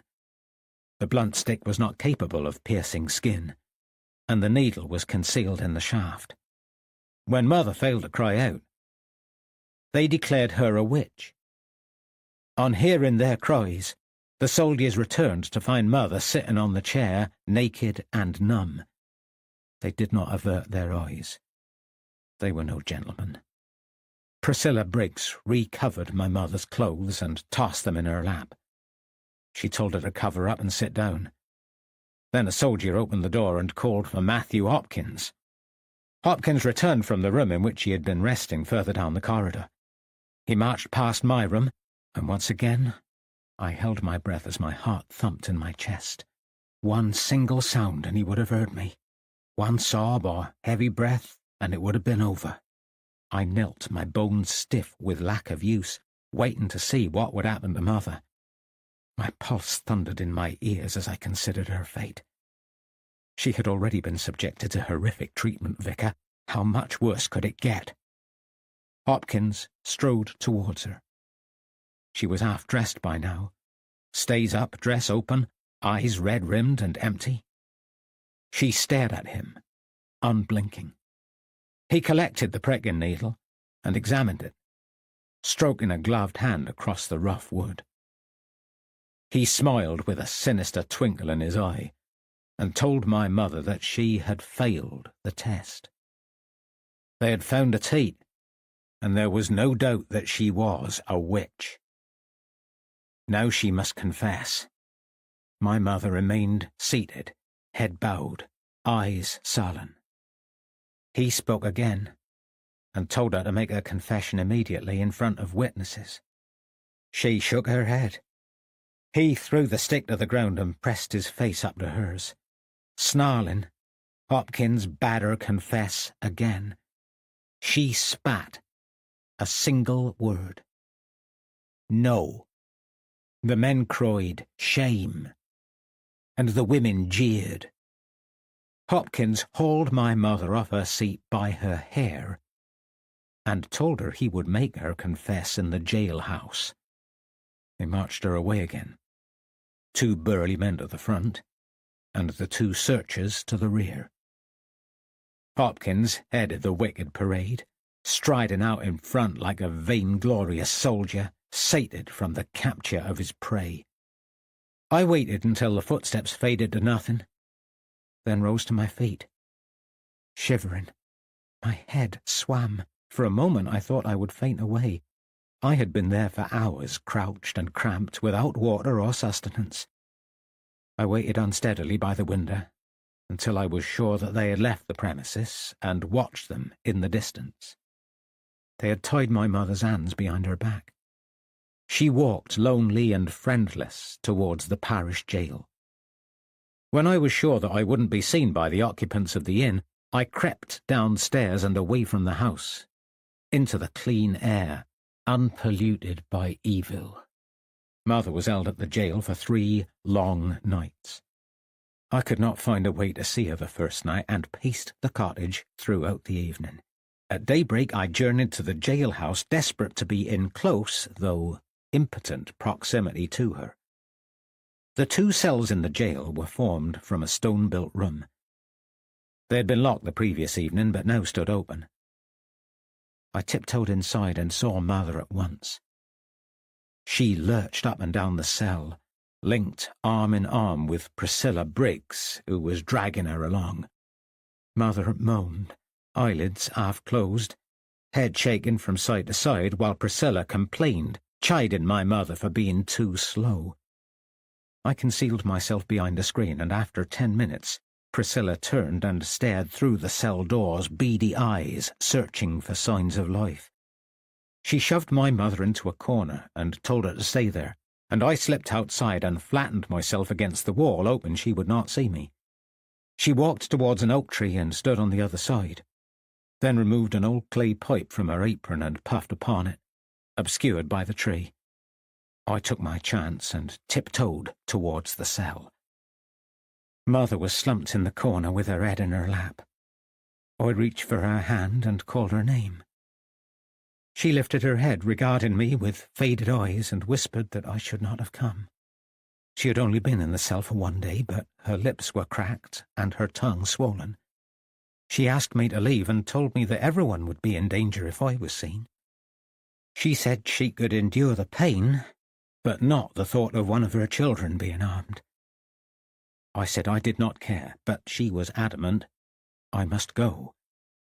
Then I asked her what they had done to her, and she said they had walked her through the night without stopping, up and down the cell, over and over again.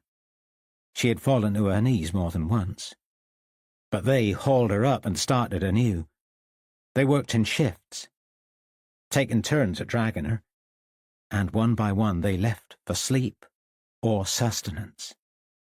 Within the hour, another woman would replace Priscilla, and were it not for Priscilla's tobacco habit, Mother would still be walking the cell. Mother implored me to leave. I tried to argue, but as tears began to well in her eyes, I decided not to drive her to further anxiety, so I left her, Vicar, walked away, and left her to her fate. At least I visited her, which is more than can be said for you, or indeed of any of God's holy men. I walked home the long way, wending my way through the woods in search of something edible. I had not eaten for a whole day, and my milk had begun to dry. I would need sustenance soon. The child still fed from my breast, and if I could keep producing milk for a little while longer, there would be one less mouth to worry about. My other concern was keeping Walter alive. He had grown thin and sickly and was in dire need of nourishment. For once, food came easily. A fat hedgehog shambled along the track in front of me, and I picked it up and put it in my apron pocket. I gathered some fungi and a few sticks, enough for food and a little heat. When I arrived home, the house was quiet. Alice was nursing the child, and Patience rocked in the corner chair while Walter slept in the upstairs room. Alice asked me how Mother had fared, and I told her everything. Facts a young girl should never hear. I told her anyway because I feared worse would follow, and she might as well be prepared. She was stoic, rational beyond her years, but sad. I prepared the meal, despite my lack of appetite, and we were readying ourselves to eat. There was a disturbance outside. Alice opened the door, and Matthew Hopkins strode into our abode as if he owned it, his 2 male assistants following behind. He surveyed the room, curling his lip in disgust at our lowly quarters, then addressed me and asked which of us was Patience. Alice looked anxiously towards me. We exchanged glances, and I hoped she understood my meaning. I said nothing.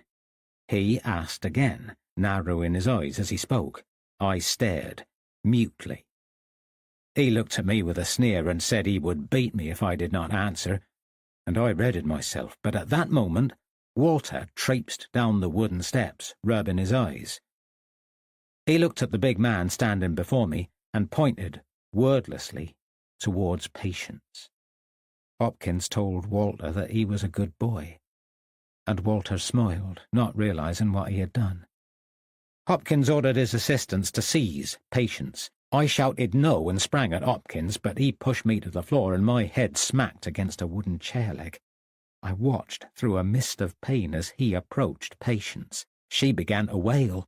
He pulled up short and stared as if he did not comprehend the nature of this full-grown woman rocking and moaning like a child.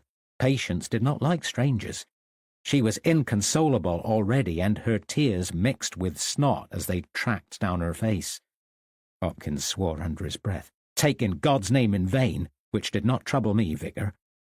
Then he called Patience an imbecile and said that the devil must have been desperate that day. The two soldiers sniggered. I tried to rise, but the knock had left me reeling, and I could not stand.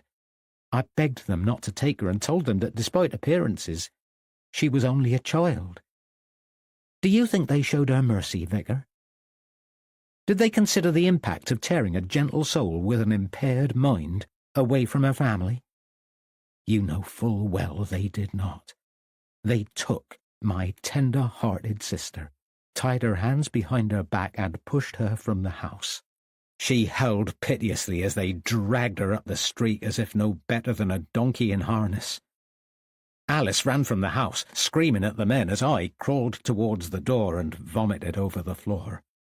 Walter and the child were crying, I was retching, and Alice's angry cries rang in our ears, a discordant mess of anguish. Within moments Alice returned, slammed the door, and threw herself on the floor, head upon her knees, sobbing fit to burst. I asked her what had happened, and she said they had taken Patience to the jail.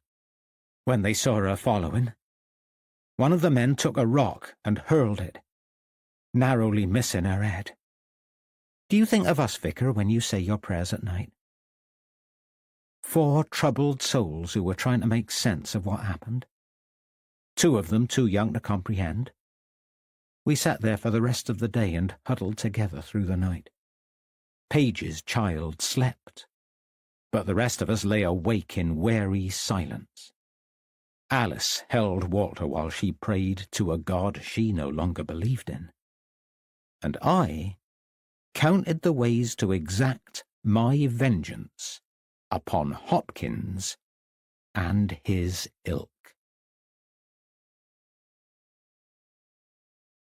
Chapter 25. The Smoking Baby. Are you there, Lawrence? A female voice was calling him, pulling him away from the other world. Unwelcome. He looked up from the account and snapped the notebook shut. What is it?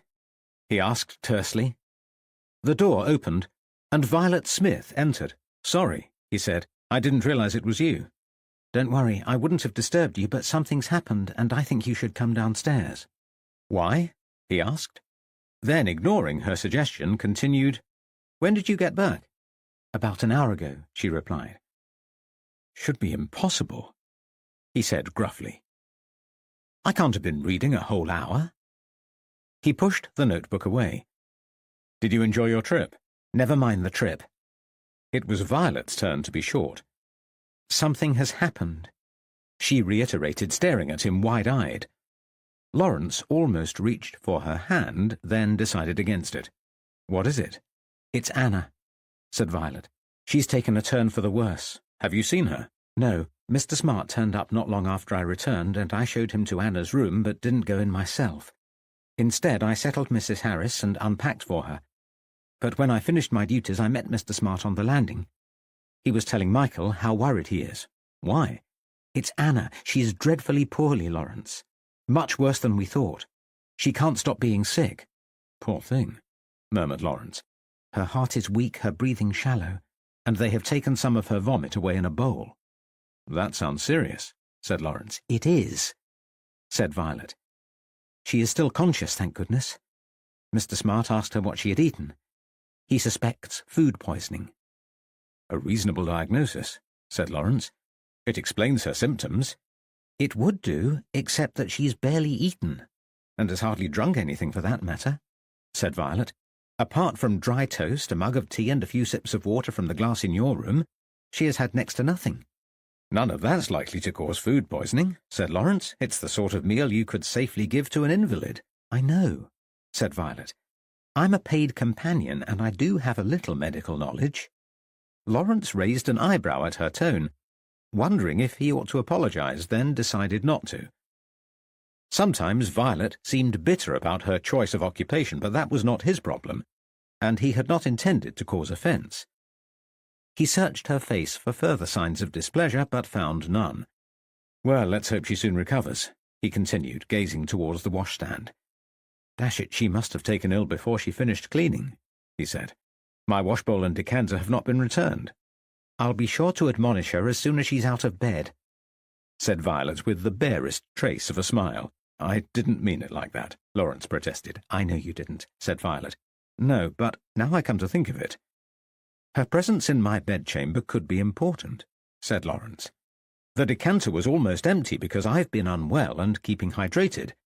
I used the last of the water to dissolve my medicine this morning, but I did not drink it, do you see? I was interrupted and left it." "You think she drank your powders?" Violet asked. "It is a possibility. The mixture was left for a long time. It might have settled until the residue was at the bottom and looked like water." "And that caused her stomach upset?" "The powders weren't prescribed for her.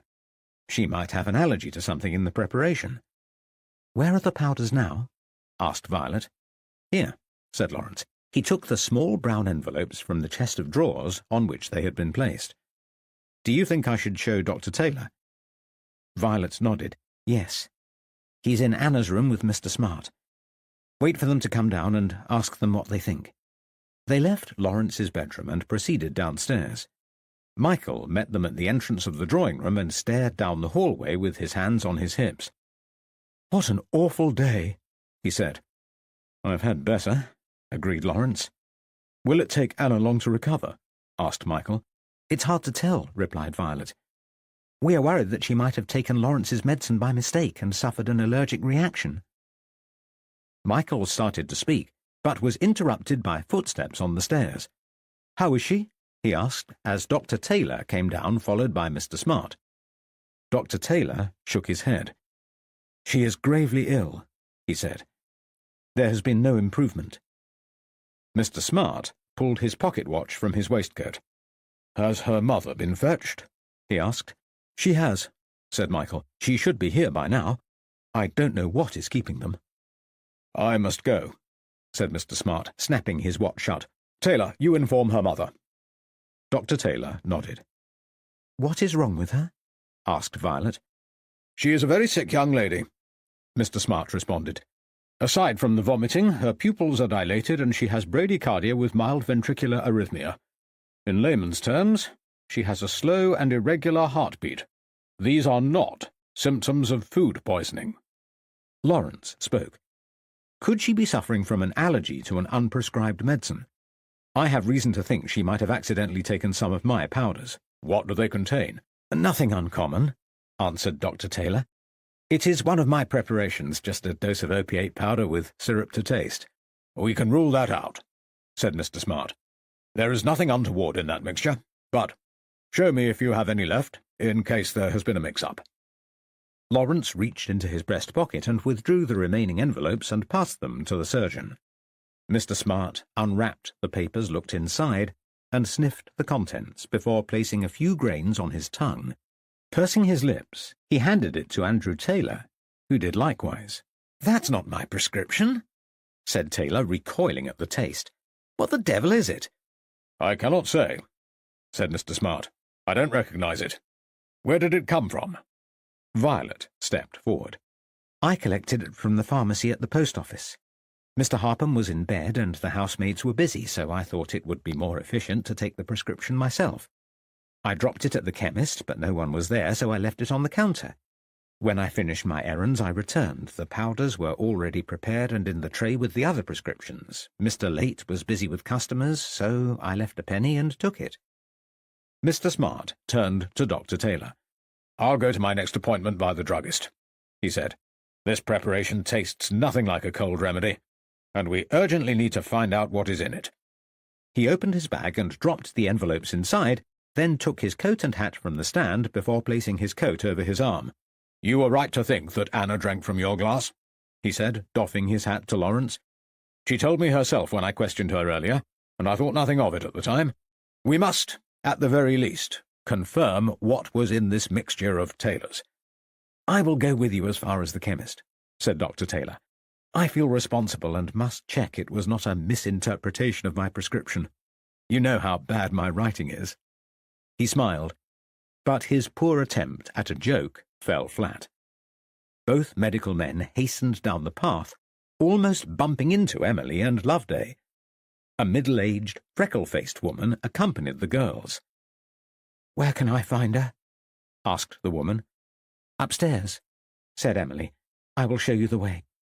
They watched the woman bustle upstairs. Then Michael spoke. "Have you got a moment?" Lawrence nodded and followed Michael to the study. "What is it?" he asked. Michael beckoned him to sit, placed his elbows on the table, and steepled his hands. "What do you make of this, Lawrence?" Lawrence shrugged. "I don't know," he said. "The most likely explanation is that a mistake was made with the prescription, as Dr. Taylor says, or perhaps it is food poisoning after all." "Don't be alarmed," said Michael. "But after what we found this morning, I think you ought to be careful.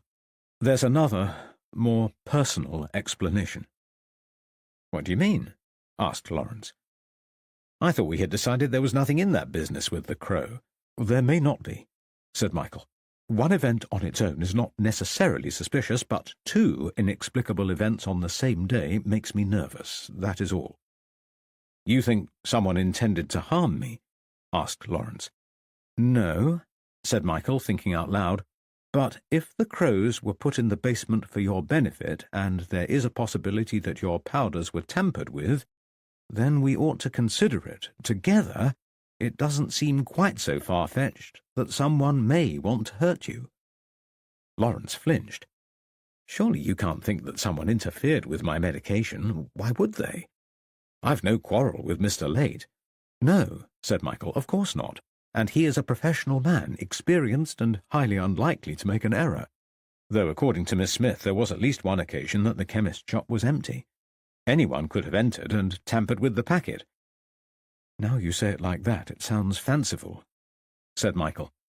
"The pharmacy door chimes on entry, so nobody could get in without being heard. Far too risky. No, Lawrence, it is my mind conjuring up nonsense. Forget I mentioned it." "I cannot," said Lawrence. "Not now. The powders could have been meddled with at any time, if you think about it. The original contents might have been tipped away and replaced with something sinister. It could have happened when they were left unattended in the house.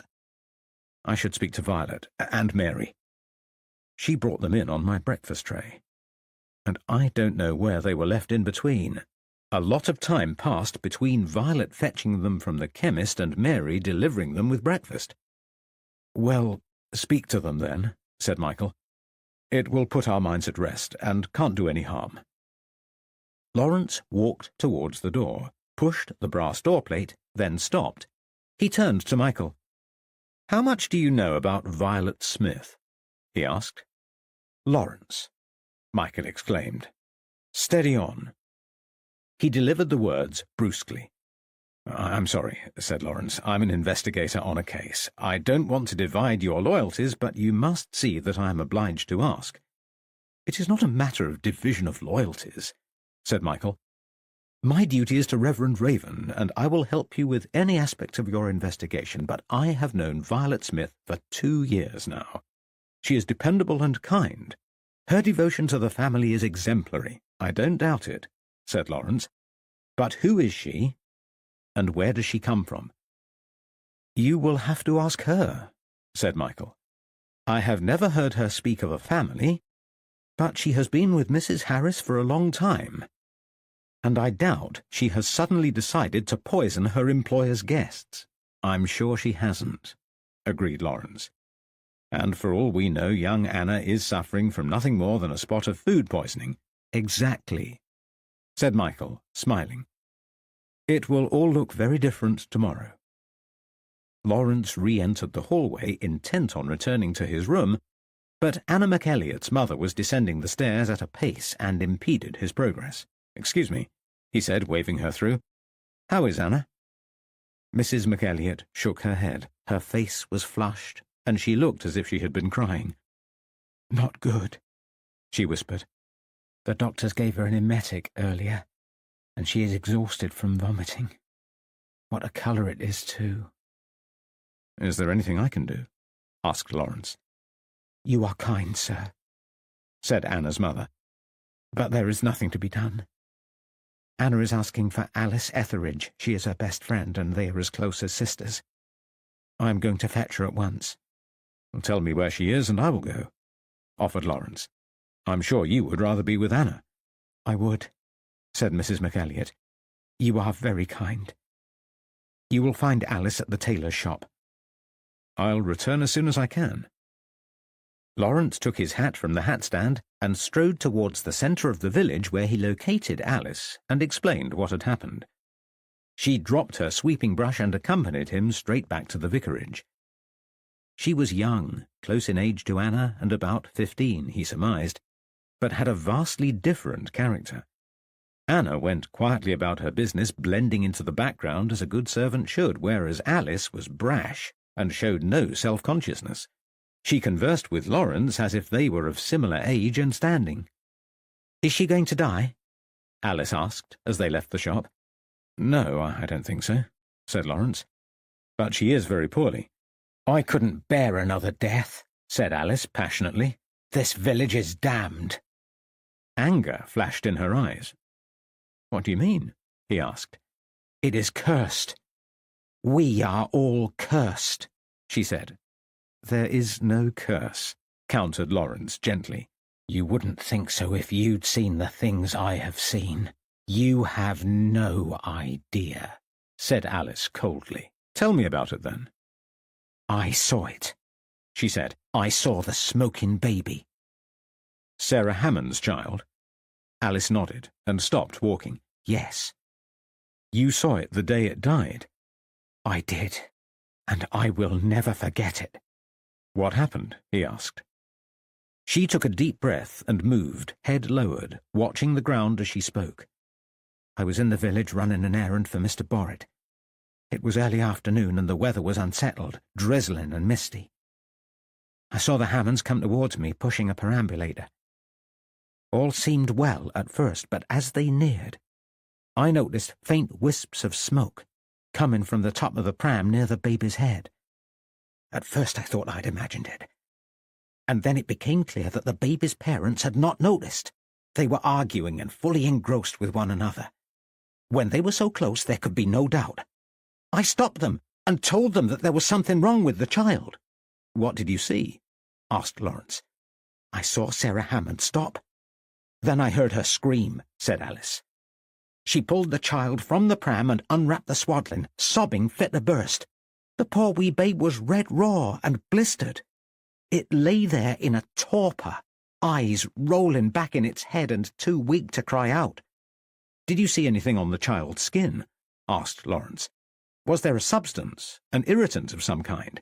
"I saw nothing," said Alice, "but I will never forget the smell of it." "The smell?" repeated Lawrence. "Yes. An acrid, evil, burning odour like sulphur. It was brimstone, I'm sure. There is no doubt in my mind that Edith Hammond was bewitched." Chapter 26. Honour. Deception.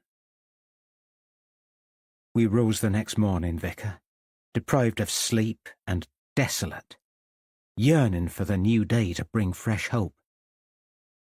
It did not, and our torment continued. I left the children and trudged to the jailhouse again, but they refused me entry, and I waited outside until well past noon. Matthew Hopkins' creatures came and went, working in shifts to ensure they had a constant supply of sleep and sustenance, both cruelly denied to my mother. As each person left, I implored them for news of her, but they walked by, either ignoring me or sneering. Just when I feared I would never know how she fared, Dorothy Webb passed by carrying a pitcher. Dorothy was a young relation of Thomas, my friend from Page's farm, and we knew each other a little. She owed me nothing, and I did not know if she had turned against me, as so many people had, but I was desperate for news. I approached her and begged for help, asking her to find out whether conditions had worsened for my mother in jail. Fate offered a rare moment of kindness when she agreed. She dallied in the jail for a long time. I'd assumed that she was delivering water, but she must have had other tasks to occupy her time. I paced the yard in turmoil, waiting for her to appear, and when the door eventually opened, I rushed headlong towards it before realizing it was Priscilla Briggs. She saw me and barked orders to move along, muttering under her breath that the child of a witch did not belong among decent people. I glared at her, willing her heart to stop still in her chest. But it did not, and she shambled towards the inn, clay pipe in hand. Trepidation rendered me immobile, and by the time Dorothy left the building my limbs were stiff with lack of movement. She exited the jailhouse with her head lowered, attempting to scurry away. Whether she was trying to avoid me or whether she was desperate to leave the prison, I could not be sure. I did not allow her to pass me and stumbled towards her, weak from hunger. She blanched at the sight of me, sorrowful green eyes welling with tears. Her hair was matted, her clothes covered in dust. I do not know why, and I did not ask. Instead, I addressed her and insisted on hearing how my mother fared. She started to cry, opening her mouth to speak but forming no intelligible words. I pleaded with her to try harder, begging her to speak without delay. I could wait no longer. Whatever she had to say could be no worse than the horrors conjured up in my imagination. She clasped her hands to her face as if in prayer, then told me to prepare myself, for her news was dreadful, and I would not have contemplated it in my worst nightmare. She earnestly hoped that God would show mercy to my family. I did not repeat my blasphemous opinion of God and his lack of compassion, as I needed her help. So I took her hands and led her to the rear of the jailhouse, then, lifting my skirts, I settled on the grass and bade her join me. She sat down, still trembling, and took a deep breath, then said it was all over. Mother had confessed to every accusation made against her. My heart lurched, and bile rose in my throat. I asked her to repeat herself, demanding every detail. Had my mother gone mad?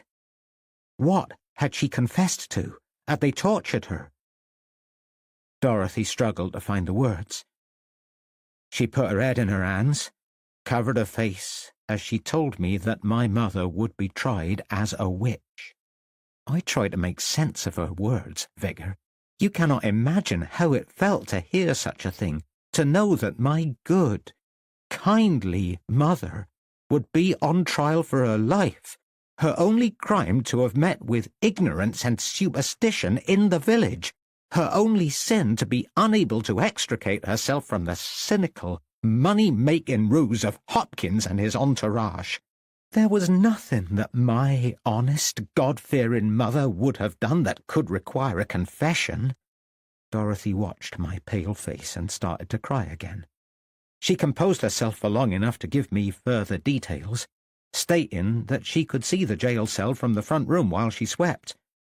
When she first entered, my mother was being dragged up and down the cell, held upright by a man and a woman, while my poor sister lay moaning in the corner. Another man directed the charade, and from the description Dorothy gave, must have been Hopkins. He grew impatient with my mother, commanding her to confess, accusing her of acts of witchcraft in a voice that rose and grew angrier by the moment.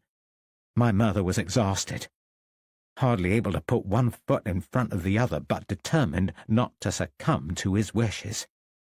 Finally, he lost his temper and directed the woman to strip-search Patience.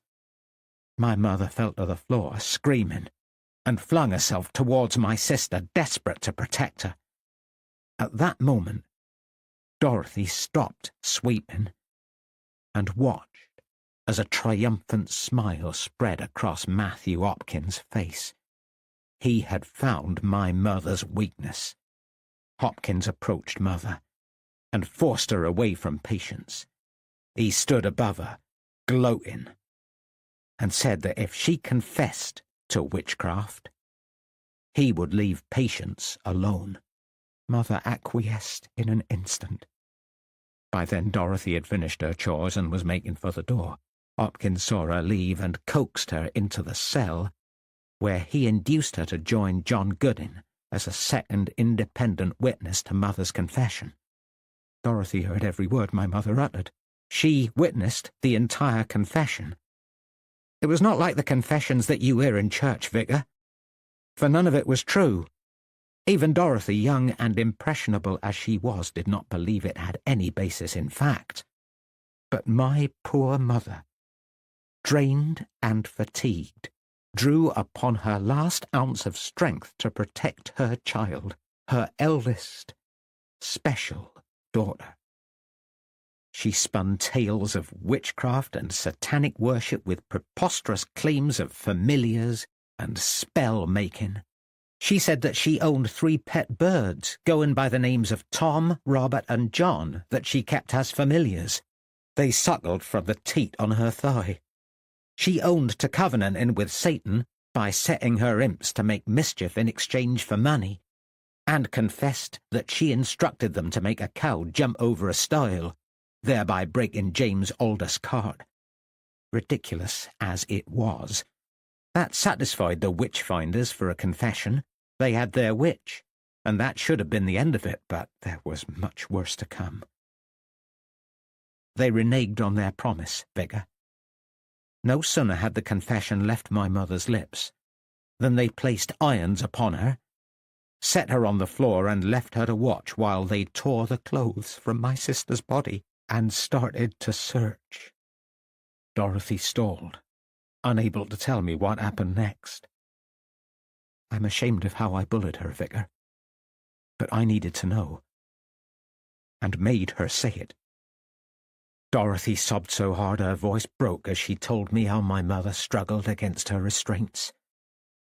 She scraped her arms and legs until they were bleeding and raw as she tried in vain to reach her daughter to offer comfort. Patience screamed, kicking out like the child that she was, terrified and uncomprehending. Though impaired, she was strong and not easy to subdue, so the women spread-eagled her on the floor and stuffed a gag into her mouth. The searchers worked quickly, identifying warts upon her skin, which they called teats. Then they removed the gag and accused her of devilry. They spoke of things she could not understand, demanding that she confess herself a witch. In her distress, she repeated the words like a child, and the searchers smirked and pronounced another successful confession. When Hopkins was satisfied, one of the men produced a set of leg irons and clamped them to Patience. Hopkins dismissed Dorothy and she left. Dorothy had one further piece of news to impart. She said that Hopkins intends to submit my mother and sister to Bury St. Edmunds for the witch trials. That is what it has come to, Vicar. And still, there is not a man of God in sight. Chapter 27. Poison. Lawrence sat alone in the drawing-room, mulling the day's events and trying to work out what he was still doing in Fressingfield. On the one hand, some of the villagers were behaving more rationally. They appeared to be free from the superstitious fears that had caused such worry within the church. But a higher number still remained convinced that witchcraft was alive within the village. Lawrence did not believe in witches, but the terror of finding the curse crow had shaken him. Even the memory almost paralyzed him with fear, and he found himself more sympathetic to those beliefs he had formerly dismissed out of hand. He remained concerned about Anna McElliot, who was confined to her attic room, still hovering between life and death. Her mother had not left her side, sleeping in a chair beside her daughter through the night. Lawrence visited Michael first thing that morning to talk through his fears. Having discussed the matter, both men convinced each other that Anna had contracted food poisoning.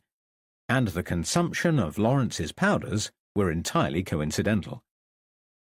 On that basis, what is the point of me being here? He said out loud as Loveday entered the room. Are you going then? She asked. I've hardly seen you these last 2 days. We have both been otherwise occupied, said Lawrence. You spend all your time reading, she pouted. When you're not bedridden, that is. And you spend all your time walking with Dr. Taylor, Lawrence smiled. He has more time for me than you do, said Loveday. Are you jealous? Lawrence considered her question. She was a beautiful creature, he thought, but the spectre of Catherine still haunted him, and he was sure that she would disapprove. Dead or alive, her perceived opinion mattered. Should I be jealous? He asked. He's very handsome, said Loveday. But so are you. Lawrence blushed. She was alarmingly outspoken. He had no experience of women who conducted themselves so openly. You should not be thinking about either one of us, he said, straightening his tie. You're leaving England soon. She raised an eyebrow and looked into his eyes. I would not leave if I had something to stay for. Lawrence opened his mouth to reply, but could not think of a suitable response. He was nearly 40 years old, and in thrall to this young, self-assured woman. He was saved from further awkwardness by the rattle of the door-handle. Violet entered the room, pushing Mrs. Harris in her bath-chair. "Good morning," said Violet cheerfully. "I do hope we're not disturbing you." "Not at all," said Lawrence. "I was about to leave." "Please don't go on our account." The front doorbell chimed, leaving no opportunity to reply. Loveday walked to the window and peered through the curtains. "It is Dr. Taylor," she said, rushing from the room. Emily was already in the hallway and had opened the door to see Dr. Taylor standing on the doorstep, accompanied by a police officer. His face was pinched and solemn. "Good morning," he said. "I believe you are acquainted with Constable Chapman, Emily?" Emily nodded. "Good morning," she replied. "Is the Reverend at home?" asked the policeman. "He is not," said Emily. "He's away in Norwich with my mother and will not return until next week." Lawrence stepped forward. "I'm a private investigator appointed by Reverend Raven," he said. "Can I assist?" The policeman nodded. "Is there somewhere we can speak?" Lawrence turned to Emily. "Do you mind?" She shook her head. "Please feel free to use my father's study." Lawrence knocked on the study door. Michael was in his usual place, scribbling at the side desk by the window, and he stood to greet them. "Can I help?" he asked. "I am here to bring news," said the doctor. "Will you stay, Michael?" "Of course." He gestured to 2 wooden chairs in front of the Reverend's desk. Lawrence waited for the men to be seated before settling on the vicar's chair. "I'll come straight to the point," said Andrew Taylor. "We have analysed young Anna's vomit, and it contains traces of poison. The same substance was also found in your medication." Lawrence exchanged glances with Michael. For all their speculation, they had convinced themselves that poison was unlikely. They were almost as shocked as if they had not considered it in the first place. Police Constable Alan Chapman spoke. "This is a serious crime," he said. "Too serious for a village bobby to investigate. Inspector Draper will be arriving from Eye later today. He will want to question you. Please do not leave the village." "Are you suggesting that I am the target of a poisoner?" said Lawrence, still trying to digest the news. "Without a doubt," said Dr. Taylor.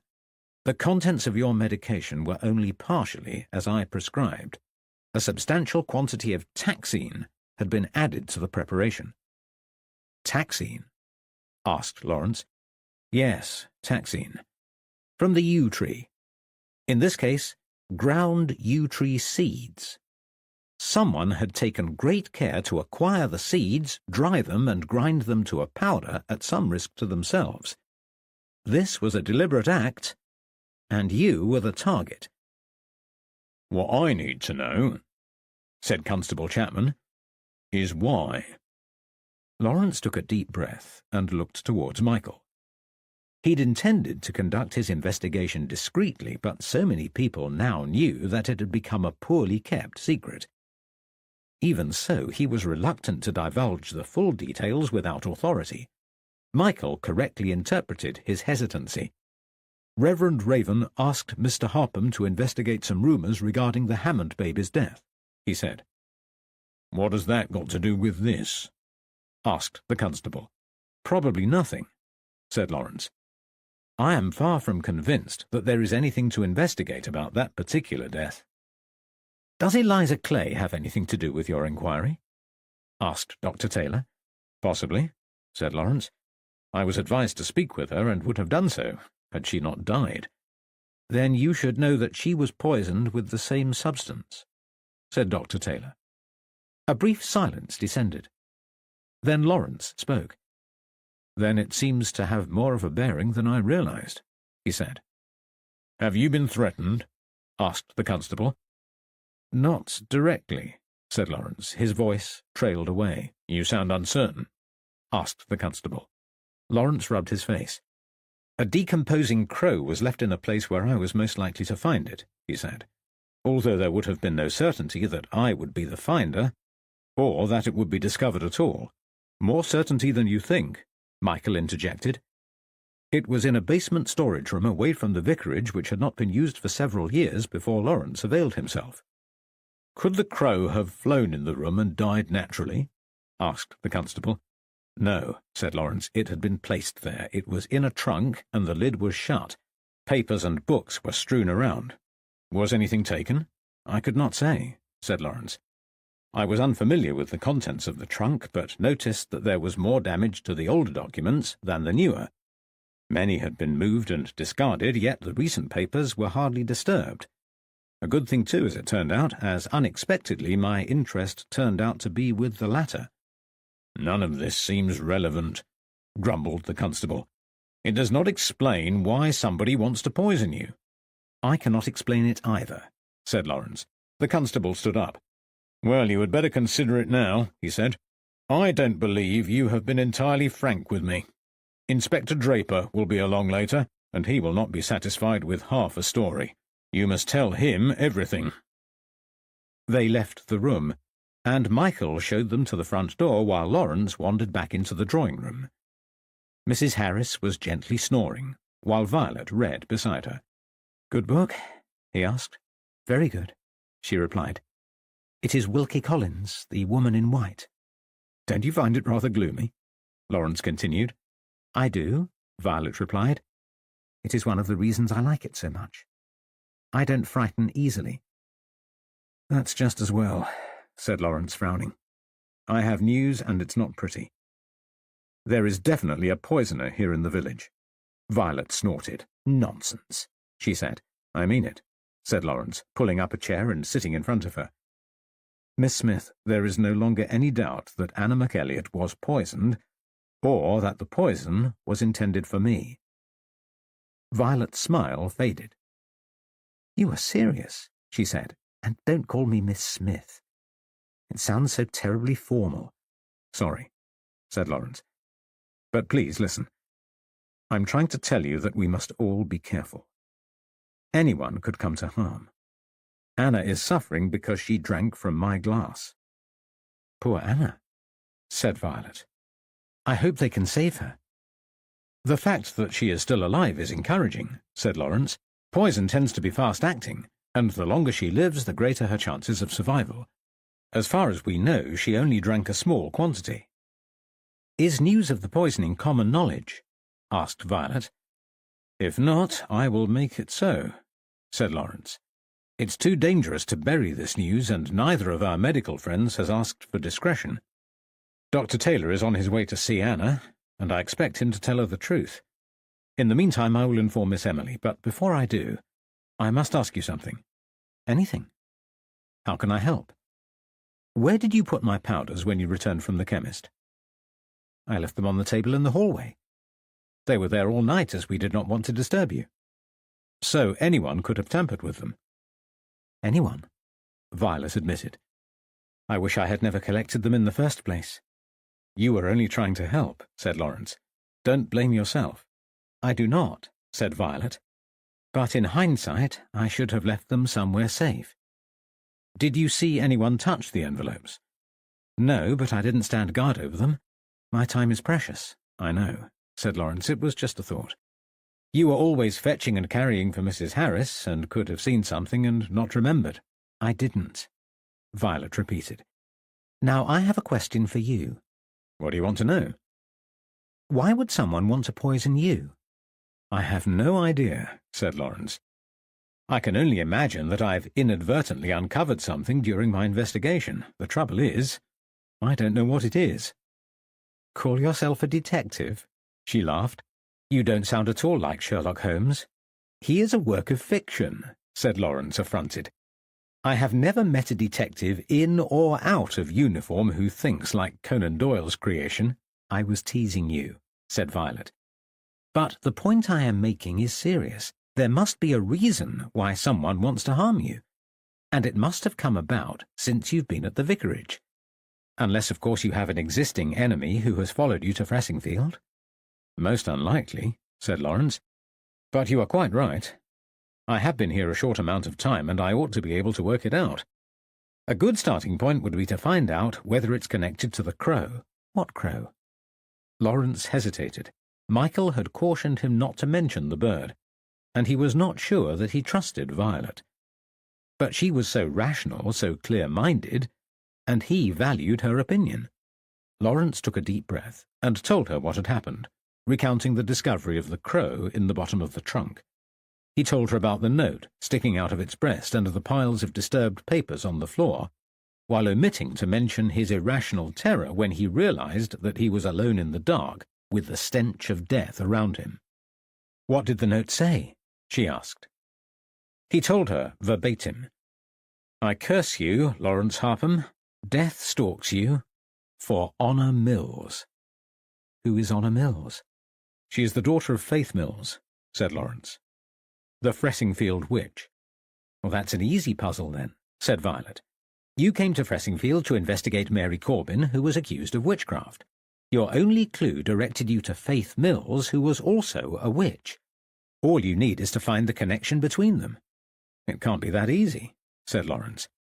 "Assuming there is a connection, how would I find it? Mary is dead, and Faith Mills must have been dead for several centuries." Violet laughed. "What is in the basement?" she asked. "Parish records, papers, removal orders, and diaries," said Lawrence. "Precisely," said Violet. "Parish records. Mary and Faith might connect through their lineage." "They might," said Lawrence, "though how that will help I'm not sure. I suppose it could be useful to know if they're related." "Indeed," said Violet. "You should locate the birth records and see what you can find." "I'd better do it now," said Lawrence, scowling. "I'm being interrogated by Inspector Draper later." He walked towards the door, then turned. "Would you like to help?" Violet smiled. "I thought you would never ask." Chapter 28. Nemesis. The ancestors are angry, and I cannot find peace. Their voices whisper constantly, harsh, wounding words haunting my thoughts like malevolent wraiths. They say I have failed them. They who had lain dormant these 2 centuries long, exposed to others when it was our family secret. They want me to atone, and soon. The fruit of the yew has long been my friend. I harvest it myself, then dry it and store it safely away, always wearing gloves. It is a powerful toxin. My mother taught me not to take risks. The clay girl died badly. If the others before her showed traces of their fate, they did not wear it as boldly as she. The doctors suspected an unnatural death and sought to prove it. They have found the evidence. I should not have used it again on the man. Though he seeks the truth, he knows nothing of consequence. But the words in my head drove me on, directing the hatred towards him, and when an easy opportunity arose, I took it. How was I to know the silly servant girl would drink it? A situation so unlikely it ought to have been impossible, but drink it she did, and now lies somewhere between life and death. I punished him with a crow, as I did with the Carter man, the cause of my misfortune. He, who could not complete a simple task without a catastrophic lapse of concentration, deserved his cursed crow. It scared the life from him. The perfect death, as I did not need to use the you. My masterpiece. The killing of a human by manipulation of his mind. I do not know whether the cursed crow will work again, but I will persevere. I cannot hope to replicate the satisfaction of that first death, but this is the route down which my ancestors guide me. They grow fractious, increasingly restless. I cannot sleep for their constant intrusion and spectral pleas for justice. I must work quickly. This will end soon. Chapter 29. A Family Tree. I may as well move my bed down here, grumbled Lawrence as he unlatched the basement room for the 4th time that week. He searched the vicinity and located a brick which he used to prop the door open. A narrow shaft of light spread into the room. He entered the storage room, followed by Violet, and they placed 2 large storm lamps on the desk. "Wait here a moment," he said, brandishing a pair of shears which he had brought from the orangery. He walked to the back of the building and began clipping the ivy that obscured the back wall and a substantial part of the tiny window. When it was clear, he returned, located the latch, and forced the window open. "It doesn't make much difference to the lighting," said Violet. "No, but it will clear the musty air," Lawrence replied, remembering the smell of decomposing crow. The open window might not be effective as a light source, but it made him feel better about returning to the basement. He dragged the desk a foot closer to the basement stairs and lit the storm lamp. It cast a wide beam of light into the dark of the cellar. "Better," he said. Violet collected the second lamp and followed Lawrence below. The room was unchanged from his last visit, and he walked to the rear and hefted the lid of the chest without hesitation. There was no smell of decay, and no unexpected items in the chest. The books and papers were orderly as he and Michael had left them once they had cleared the remains of the crow. He pushed the lid to its furthest extent and rifled through the chest. The parish records were much larger than the journals in his bedroom, and he located them with ease. There were only 2 books. "I would have expected more," he said, turning his head towards Violet. "There should be more," she agreed. "But the current registers are with Elijah Scoggins. You will only find the older entries here. I can't see much in this light, so I'll take both.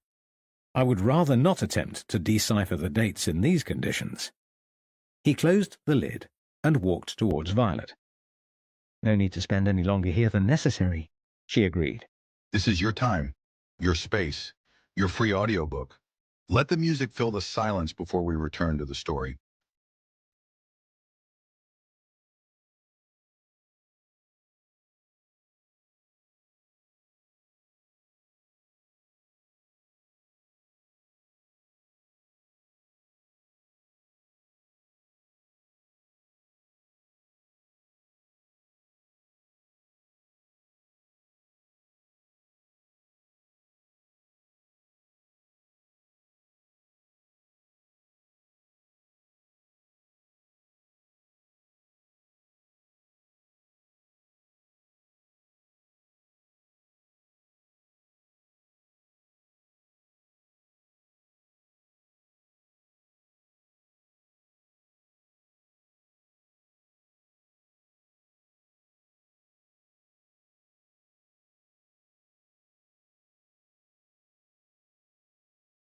They removed the records and returned to the house, relocating to the morning room, where they spread the books across the table. Lawrence opened one book and Violet the other. "This one dates from 1554, he said. "Oh dear. What is it?" asked Violet. "It is in Latin," he said, "and my schoolboy Latin is not up to the task at hand." He turned the first few pages. "Agnes strane vidua sepulta fuit 14 Iuli, 1556. He read in Latin. "What does that mean?" "It is a death record," he said. "Perhaps I will get by. I don't know every word, but I may not need to." "We are looking for entries for anybody called Mills," said Violet. "Anything else?" "Not that I know of, but if you see something strange or anything about witches, note it down." He nodded towards papers and ink, which he had placed on the table earlier. "My book dates from 1673, said Violet, "and finishes only a few decades later. It is very thin, but at least it is written in English and looks a great deal easier to read than yours." "That is fortunate," said Lawrence. "Mine is giving me a headache already." "Ah, I may have found something," said Violet. "Alice Fayers Alls Mills, born in 1674. What does Alls mean?" "Alias, I think," said Lawrence. "It sounds like she was a Mills, but the family wished to be known as Fayers. I wonder why." "Could they have wanted to escape the association with witchcraft?" "Yes," agreed Lawrence. "Faith Mills had a daughter, Alice," he continued, "but that cannot be her christening record." "Why not?" "Because the journals were transcribed from writings made during the Civil War, and it was all over by 1659. Faith's daughter Alice was about 10 when the original letters were written." "What letters?" "Terrible letters. Angry letters written to the vicar of the local church by Faith's daughter, Honor Mills. She held the parish vicar responsible for their ills. It seems they received support from another vicar in a different parish. The incumbent of Fressingfield Church sided with the accusers, abandoned them, and left them to suffer." "Are they real letters?" asked Violet. "What a curious question," said Lawrence. "Why wouldn't they be?" "It was rare for women to read and write in those days. It is hard enough to get some parents to send their children to school even now." "I see," said Lawrence. "These were educated people, fallen on hard times. They were all able to read and write except for the eldest daughter, who was intellectually deficient in some way." "How sad," said Violet. "I will note the name anyway, in case young Alice is a relative."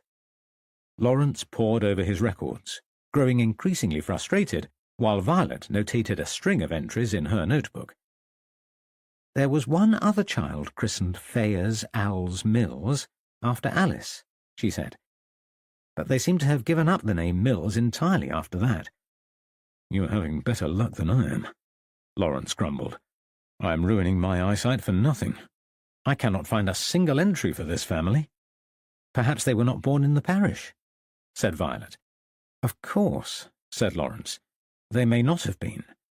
And if the mother originated there, she would have been called by another name.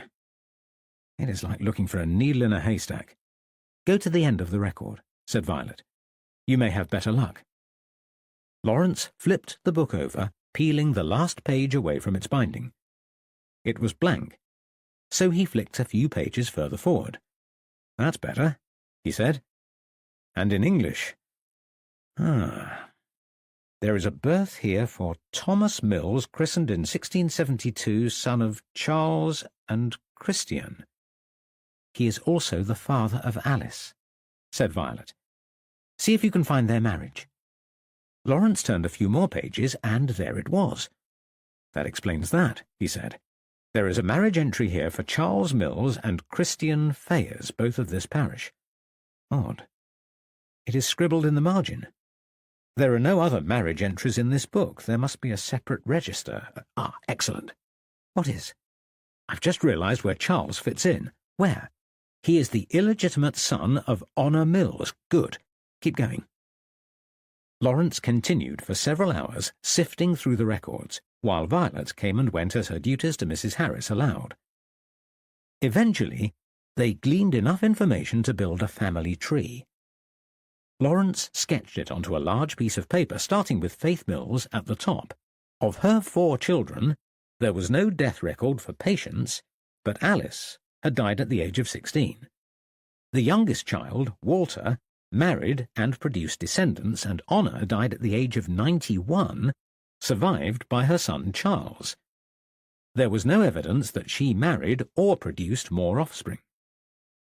When they finished, they examined the chart. "I suppose we are looking for a descendant of Honor rather than Walter?" asked Violet. "It would make the most sense," agreed Lawrence. "So, we have Faith Mills, Honor Mills, Charles Fayers Al's Mills, Thomas Fayers, and James Fayers, all of whom are direct descendants. Then our register runs out.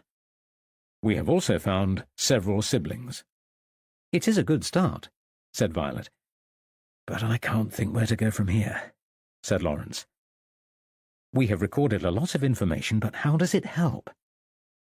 I thought we would find a connection with the Corbins, but there are no marriages between the two families that I can see." "The only way forward is to trace the tree to the present day," said Violet. "To do that, you will need to consult the parish clerk and ask to see the newer records." "Elijah is due to visit Michael this evening," said Lawrence. "I will get Mary to run down to his shop and ask him to bring the register with him." "No need," said Violet. "Mrs. Harris has asked for some junket for her tea. Mary has run out of rennet, so I must pop out and get some. I will see if he is prepared to trust me with the register."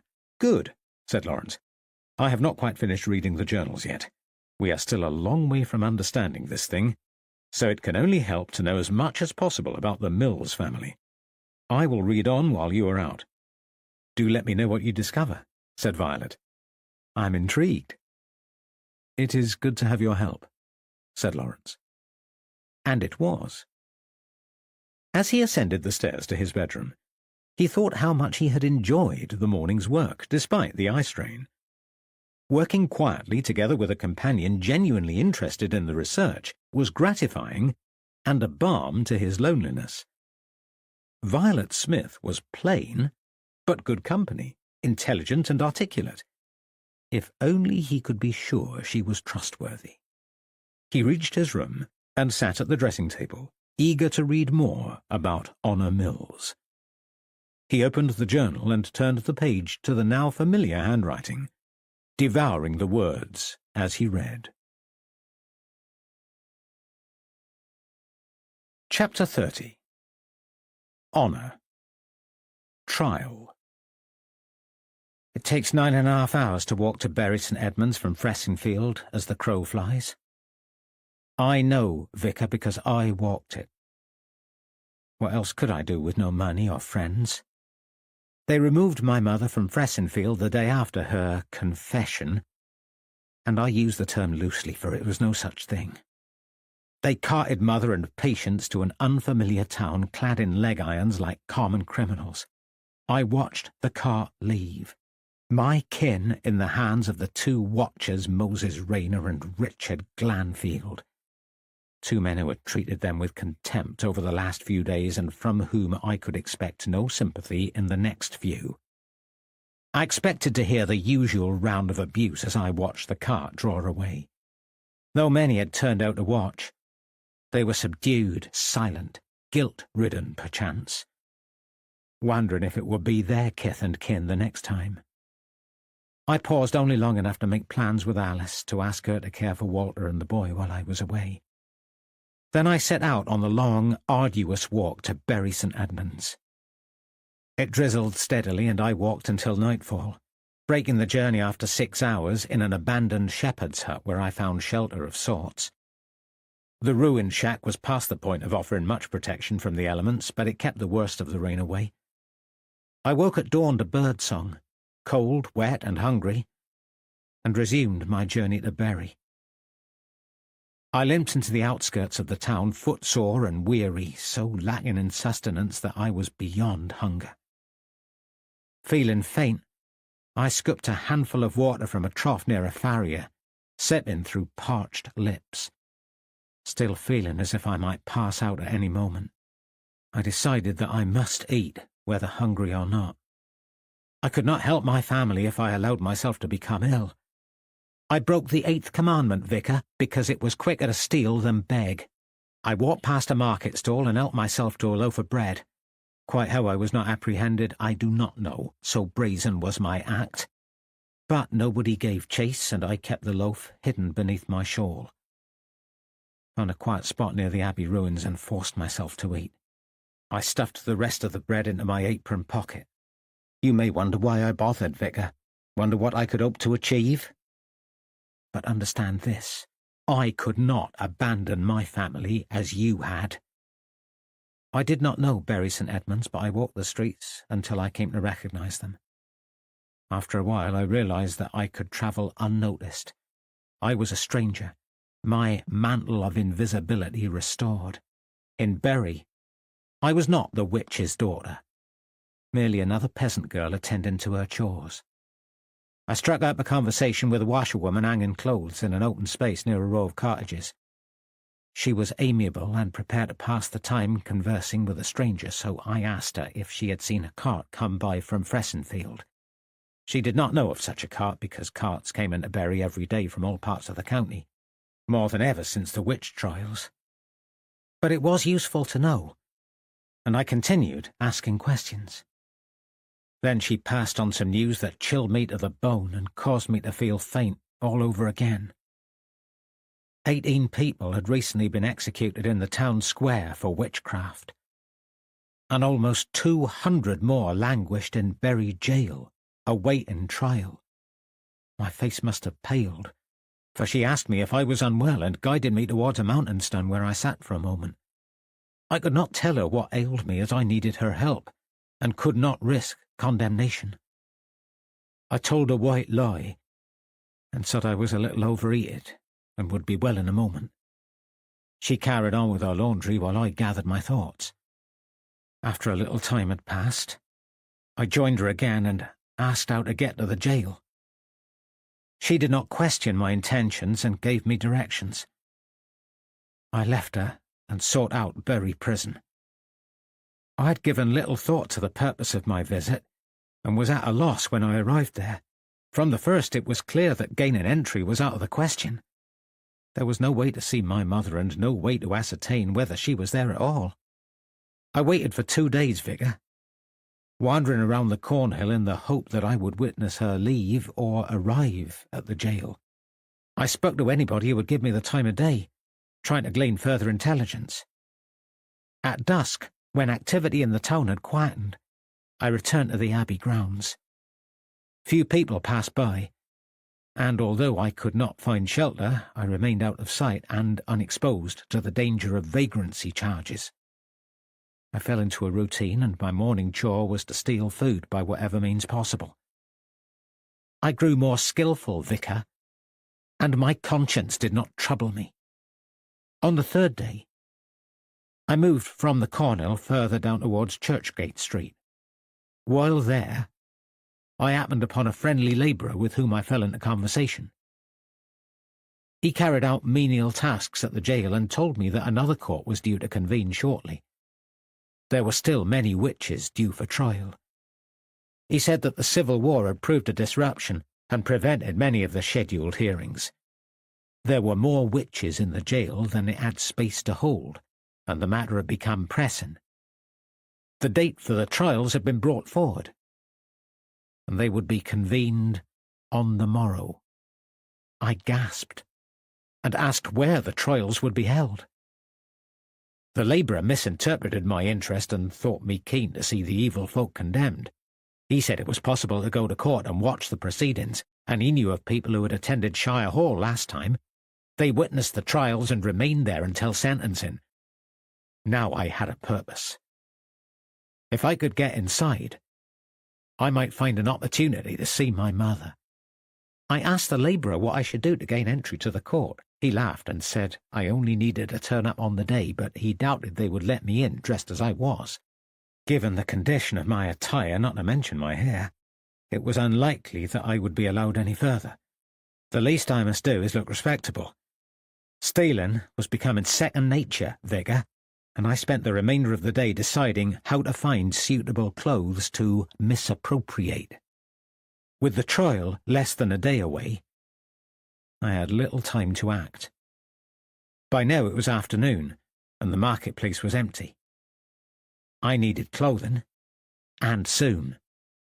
After walking the streets, I located a tailor and wandered inside his shop. It did not take long to realize that there was no opportunity to take clothes without being caught red-handed. And I was clearly not welcome in the establishment. The tailor eyed me with suspicion, watching my every move. Hardly surprising, as I was wearing rags and did not look as if I could afford a turnip, much less a fine dress. I could not decide how to proceed, so I walked the streets again. As I circumvented the town, I passed by the rear of a merchant's house. The afternoon was set fair, and several items of clothing were laid upon a rail in the backyard drying in the sun. I waited until there was no sign of movement, then climbed over the low wooden fence at the back. Tiptoeing up the pathway, I moved towards the window near the rail and grabbed a handful of clothing items in the hope that at least one would fit. I was halfway back down the garden when an elderly man shuffled from the house, brandishing a stick and shouting. I heard him cry, "Thief!" and momentarily stopped still in shock. A woman in her 40s emerged behind him and rushed towards me. I gathered my wits and pulled my skirts high off the ground, then set off running towards the bottom of the yard. I reached it a few yards ahead of the woman and clambered over the fence, before running through the town and back towards the Abbey grounds, until their cries of indignation were only a memory. I arrived at the Abbey ruins, out of breath and perspiring. My heart pumped through my chest, fit to burst. It took several minutes to recover. Then I laid the stolen items on the ground and surveyed my purloined spoils. There were 2 dresses, both damp, not of high quality, but they had the advantage of being plain. I hung them behind a bush to dry, then waited until dusk and set off for a trough in which to wash my hair. I returned well past midnight and fell asleep, slumped against a small outbuilding to avoid getting grass or straw in my drying tresses. I rose at dawn and dressed in the smaller of the 2 garments before running my fingers through my hair. I looked presentable as far as I could tell from my reflection in the Abbey pond. Then I set off for court, confident that my appearance would not betray me. On arrival, I realized that I did not know where to go and followed a pair of well-dressed merchants as they made their way into the Shire Hall. I trailed close behind them and was granted access without challenge. A low buzz of chatter came from the courtroom, which I followed. The dark-panelled room was full of people, and I squeezed through the crowd and stood at the back, waiting for proceedings to begin. Presently, Justice Edmund Calamy entered the courtroom and nodded at the gathering before easing himself onto a carved wooden chair behind a high desk. Once the justice was comfortable, Sergeant Godbold marched towards the rear of the court. He called out the names of 40 alleged witches, including my mother, and they entered the courtroom. Every one of the accused was a woman. Most were elderly, and judging by the state of their clothing, many lived in poverty. I searched for Mother, and finally located her squashed at the back of the crowd, looking pale and emaciated. She seemed to have aged since I last saw her less than a week ago. The women stood crushed together with many obscured from sight, and I could not see patients, however hard I tried. Sergeant Godbold called for silence and asked for the witnesses to make themselves known. I recognized at once the smug form of Matthew Hopkins as he pushed forwards, full of self-importance. As the first few women arrived at the stand, Hopkins uttered a monologue of his findings, followed by a recommendation for further action. For the first cases, he suggested an additional trial, this time by water. There was a collective gasp from the crowd at this notion, but Sergeant Godbold rose from his seated position and slammed his hand down on the desk. He studied Hopkins for a moment, then addressed the room, making it clear that the judiciary had neither the time nor inclination for any trial other than the one in progress. He explained that the Royalists were en route from Peterborough. Too much time and expense had been expended upon the witchcraft problem, and there was a war to consider. Only the worst cases of witchcraft would be heard today, and the remaining witches would go to Ipswich jail or return to their parishes. Godbold remained on his feet, facing Hopkins, face florid and fists clenched. I formed the impression that he did not have much regard for the witch-finder. Matthew Hopkins spoke up, defending his position. He warned of the folly of leniency, but Calamy forestalled his objections. It was a rare moment of pleasure, Vicar, as I revelled in Hopkins' discomfort, and I stole a brief but premature hope that our ordeal might end with this declaration. It did not, and the trial continued for those women in court. Sergeant Godbold addressed the accused one at a time, while Hopkins reluctantly selected some women for release and fewer still for punishment. How he decided I do not know, for he did not use manuscripts to refresh his memory and spoke without notes. In the end, I think, it was a matter of remembering. He had forgotten details of the earlier confessions, while the more recent ones were fresh in his mind. It did not end well for us. Not only was my mother the most recent case, but Hopkins produced John Gooding to stand as a witness against her. Gooding had been present at my mother's alleged confession, which he embellished for the benefit of the court. When he spoke of imps, loud gasps came from the crowd. One man stood and shouted, "Death to the witch!" and a chorus of voices soon joined him. With the court against her, Mother had no hope of clemency.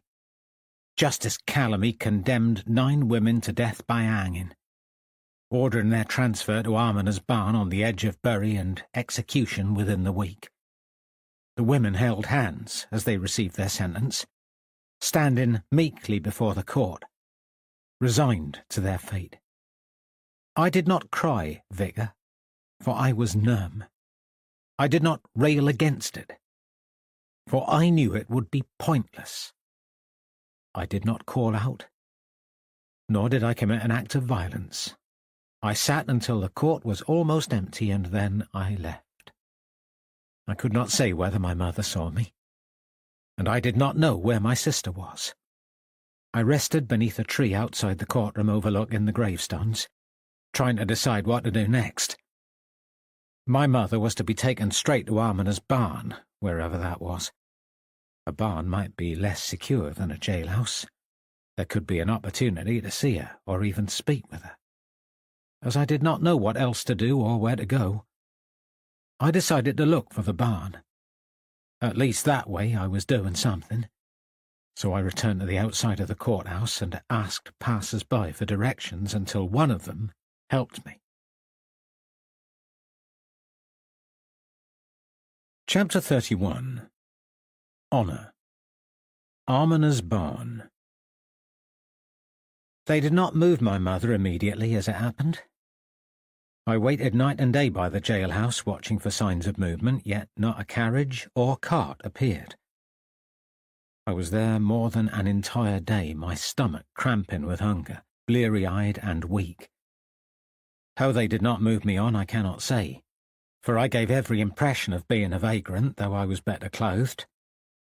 Inevitably, sleep stole upon me, and I woke on the second day to the sound of hoofbeats against the earthen streets. A covered cart had emerged from the rear of the courthouse, and was halfway up the road before I comprehended its purpose. I could not catch it. Over a day without food had rendered me too feeble for speed. I watched it clatter into the distance, yearning to be close to my mother and hear her voice one last time.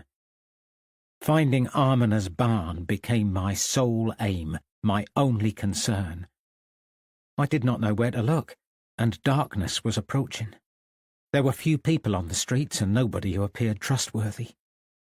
I considered returning to the Abbey grounds to beg help from the Jesuit priests who occupied the least damaged part of the Abbey ruins.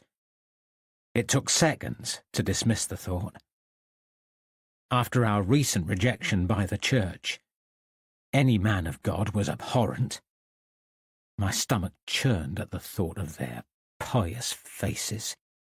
I loitered instead by the door of an alehouse, too timid to enter and ask for help in the presence of a crowd.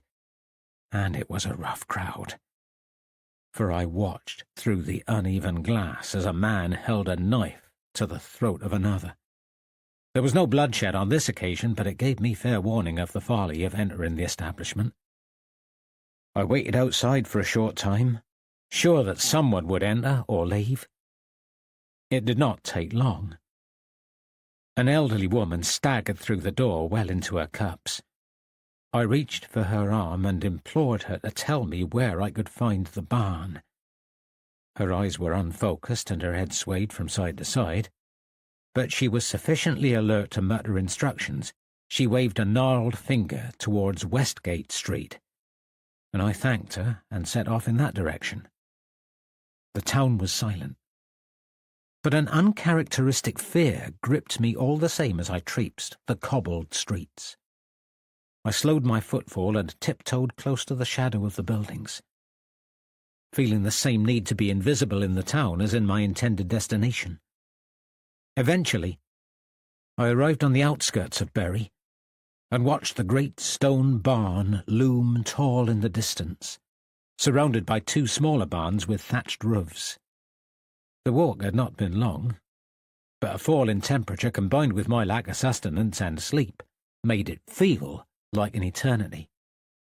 I gazed at the heavens as I made my way towards the barn. The night was cloudless. Stars sprinkled across the sky, while faint slivers of light glinted from the wooden doors of the barn, fitted not quite flush against the stone. I thought I could hear muffled sounds as I neared the barn, so faint to begin with that I decided it was my imagination, but as I stepped closer, all doubt vanished. The occupants of the barn were singing, and strains of Psalm 23 rang clear in the night. There was a time when it might have moved me to tears, but not now. I was sickened by their worship of a God who had deserted them, unable to comprehend their need to cling to futile hope, a senseless waste of the final hours of their lives. As I digested this with dread, I was shivering as I reached the first of the barns. I anticipated the presence of guards, but could not see one, and ran towards the enormous wooden doors. They were held together with solid iron chains, secured by a rusty padlock, and offered no possibility of access. I walked the perimeter of the great barn, irritated by the singing and my inability to gain entry. There were no reachable doors, and the only window was shuttered and too high to be accessible. In the narrow wall containing the window, stone ran only to waist height, with the remaining part of that side of the barn constructed from timber. Another large doorway appeared high up in the wall, secured by another locked latch.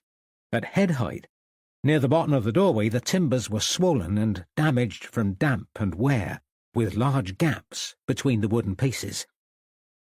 I waited for a lull in the singing, which eventually quietened as voices trickled to a low murmur. I did not know whether there were guards inside the barn, but my only chance was now, and I leaned towards the damaged timbers and shouted my mother's name. The voices stopped. There was a momentary silence. I called again, and a timorous voice replied, asking who I was. I said I was Honor Mills, come to speak with Faith Mills. The woman hesitated, and I heard her call out for Faith. My heart leapt in my throat as I heard footsteps coming towards me from the other side of the barn. Joy of all joys! My mother pushed her fingers through the gap in the wood just far enough for me to touch her fingertips. First, she chided me for being there before telling me that she loved me. She thought she would never see any of her children again, and no words could express how much it meant to have me near. She implored me to tell Alice and Walter how dearly she cherished them, and that she was sorry she would not see them grow. I stroked her fingers. trying to control my faltering voice, and said I would make sure that they knew how much they were loved. I would tell them how brave their mother and sister had been. I asked her if Patience was inside the barn or still at the jail, and an unsettling silence descended. I asked again, and a piercing, hopeless wail emanated from the other side of the wall, and my mother's fingers fell away. I called her name, realizing to my horror that the heartbroken, guttural sobbing was hers. I waited for the awful sound to cease, but it went on and on. She cried hard for a long time until I thought she might choke, and I screamed her name again. Inside the barn, I could hear the voice of a kindly person as she calmed my mother. The disembodied voice offered words of comfort, but the sobs did not cease. I fell to the ground with my head in my hands, trying not to think of what had driven my mother to this outburst.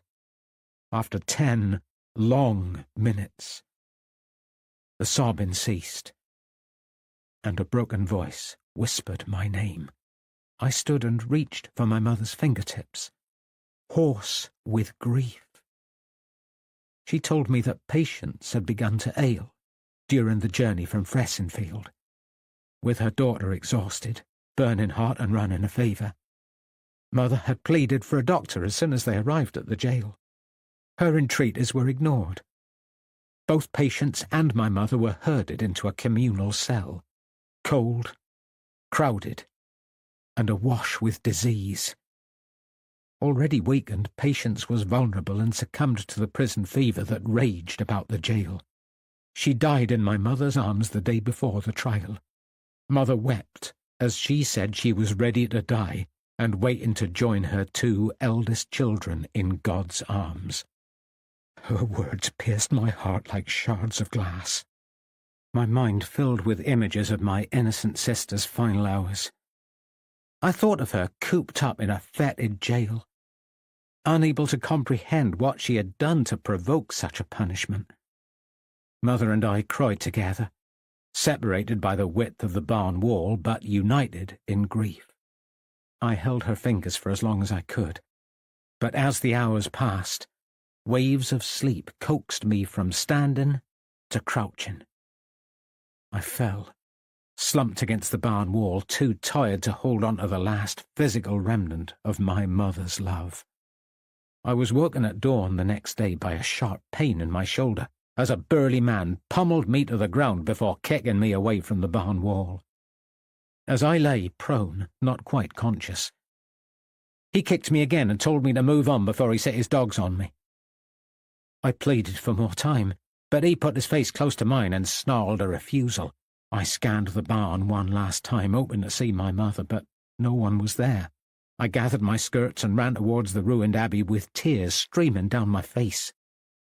As I approached Westgate, the heavens opened and fat drops of rain spilt down my back. The streets of Bury turned muddy in moments, and I was covered in dirt and soaked to the skin by the time I arrived at the Abbey vineyards. It was early morning, but the sky was black with rain. The grass was high and wet. There was no shelter, no hope, and all decency had been sucked from the world. Life was lopsided, and good people punished while the holy men who ought to protect them were filled with sinful indifference to those they were obliged to defend. Sobbing and railing against the injustice, I clawed at my clothes and my face as I walked through the grounds half mad with grief. At the side of the boundary hedge, a crow, with a broken wing, hopped unsteadily on the ground. There was a time when I would have nursed it, Vicar, when there was still some humanity left in me. But I did not.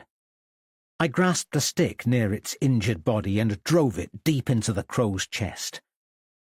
As blood welled from its beak and the light left its eyes, the burning pain in my heart began to recede.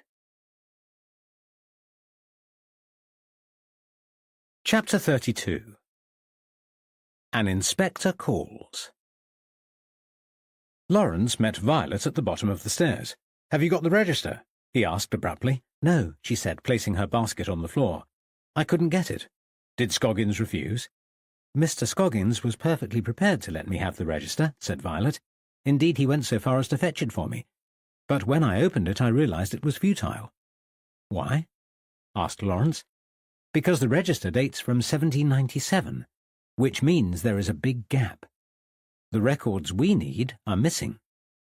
Typical, said Lawrence. What can we do about it? Problem? Asked Michael, emerging from the bottom of the passageway. He strolled towards them, smiling. Our research has ground to a halt, said Lawrence. There is a gap in time between the parish register in the basement room and the book that the parish clerk currently uses. Michael frowned. There shouldn't be, he said. It is quite common for the parish clerk to retain only the most up-to-date records, but the others should be safely stored away. Well, the one we need is missing, said Lawrence. It looks as if something was taken from the basement after all. If that's the case, we may be on the right track, said Violet. Otherwise, why take it?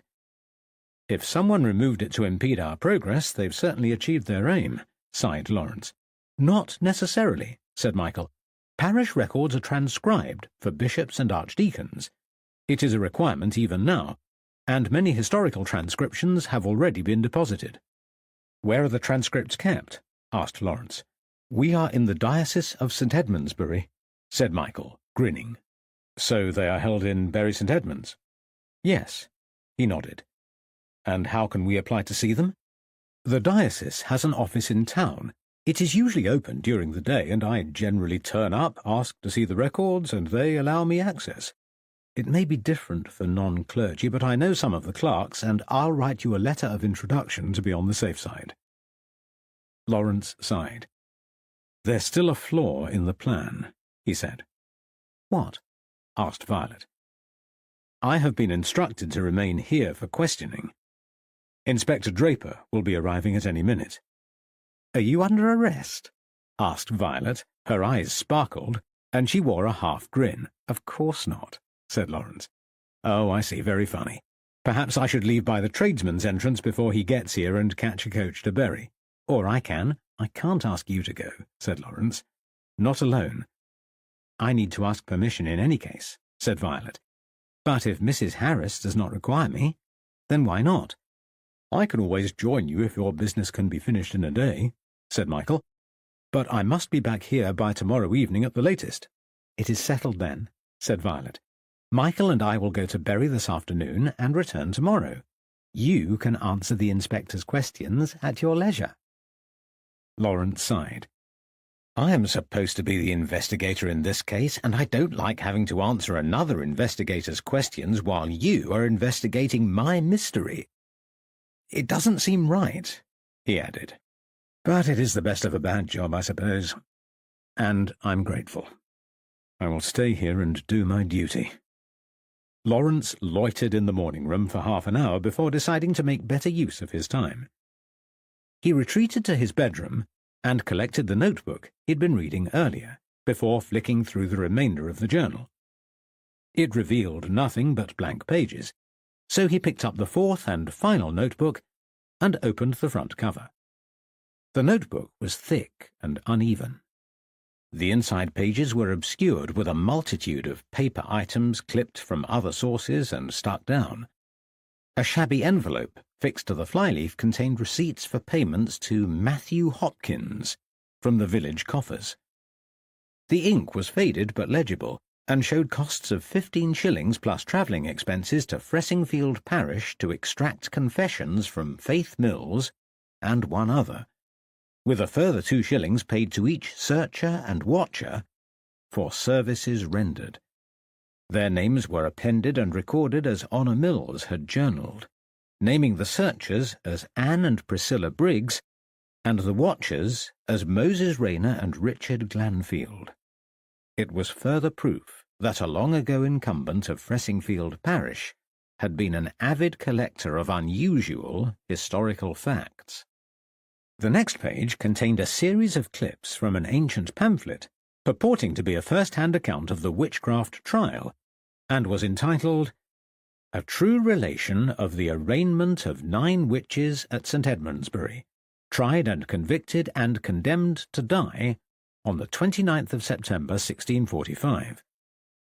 Also, an account of the supernatural event which followed thereafter. Lawrence read on, transfixed. At the Assizes in St. Edmundsbury on Friday the 22nd of September in the year of our Lord 1640 and the 20th year of the reign of Charles I, 9 witches were tried and condemned before Edmund Calamy, one of the justices of the Common Pleas, to be brought for execution the following Friday. These 9 were carried by cart to the market square in Bury St. Edmunds, and arrangements were made to record the proceedings for posterity.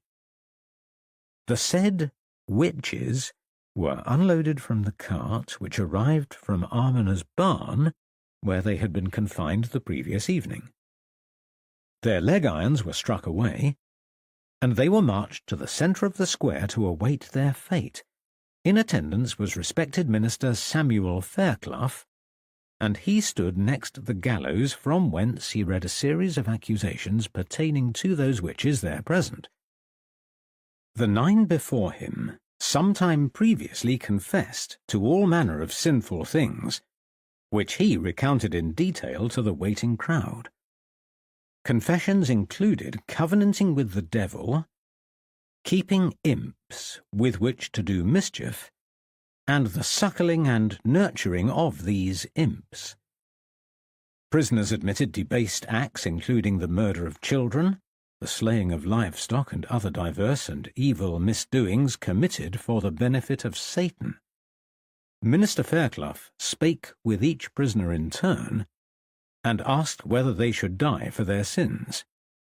2 confessed they should, and were blessed, while others recanted their original confessions and did not receive absolution. All prisoners were directed to climb the steps to the cross, and the executioner tightened each knot in turn until they were all bound and ready.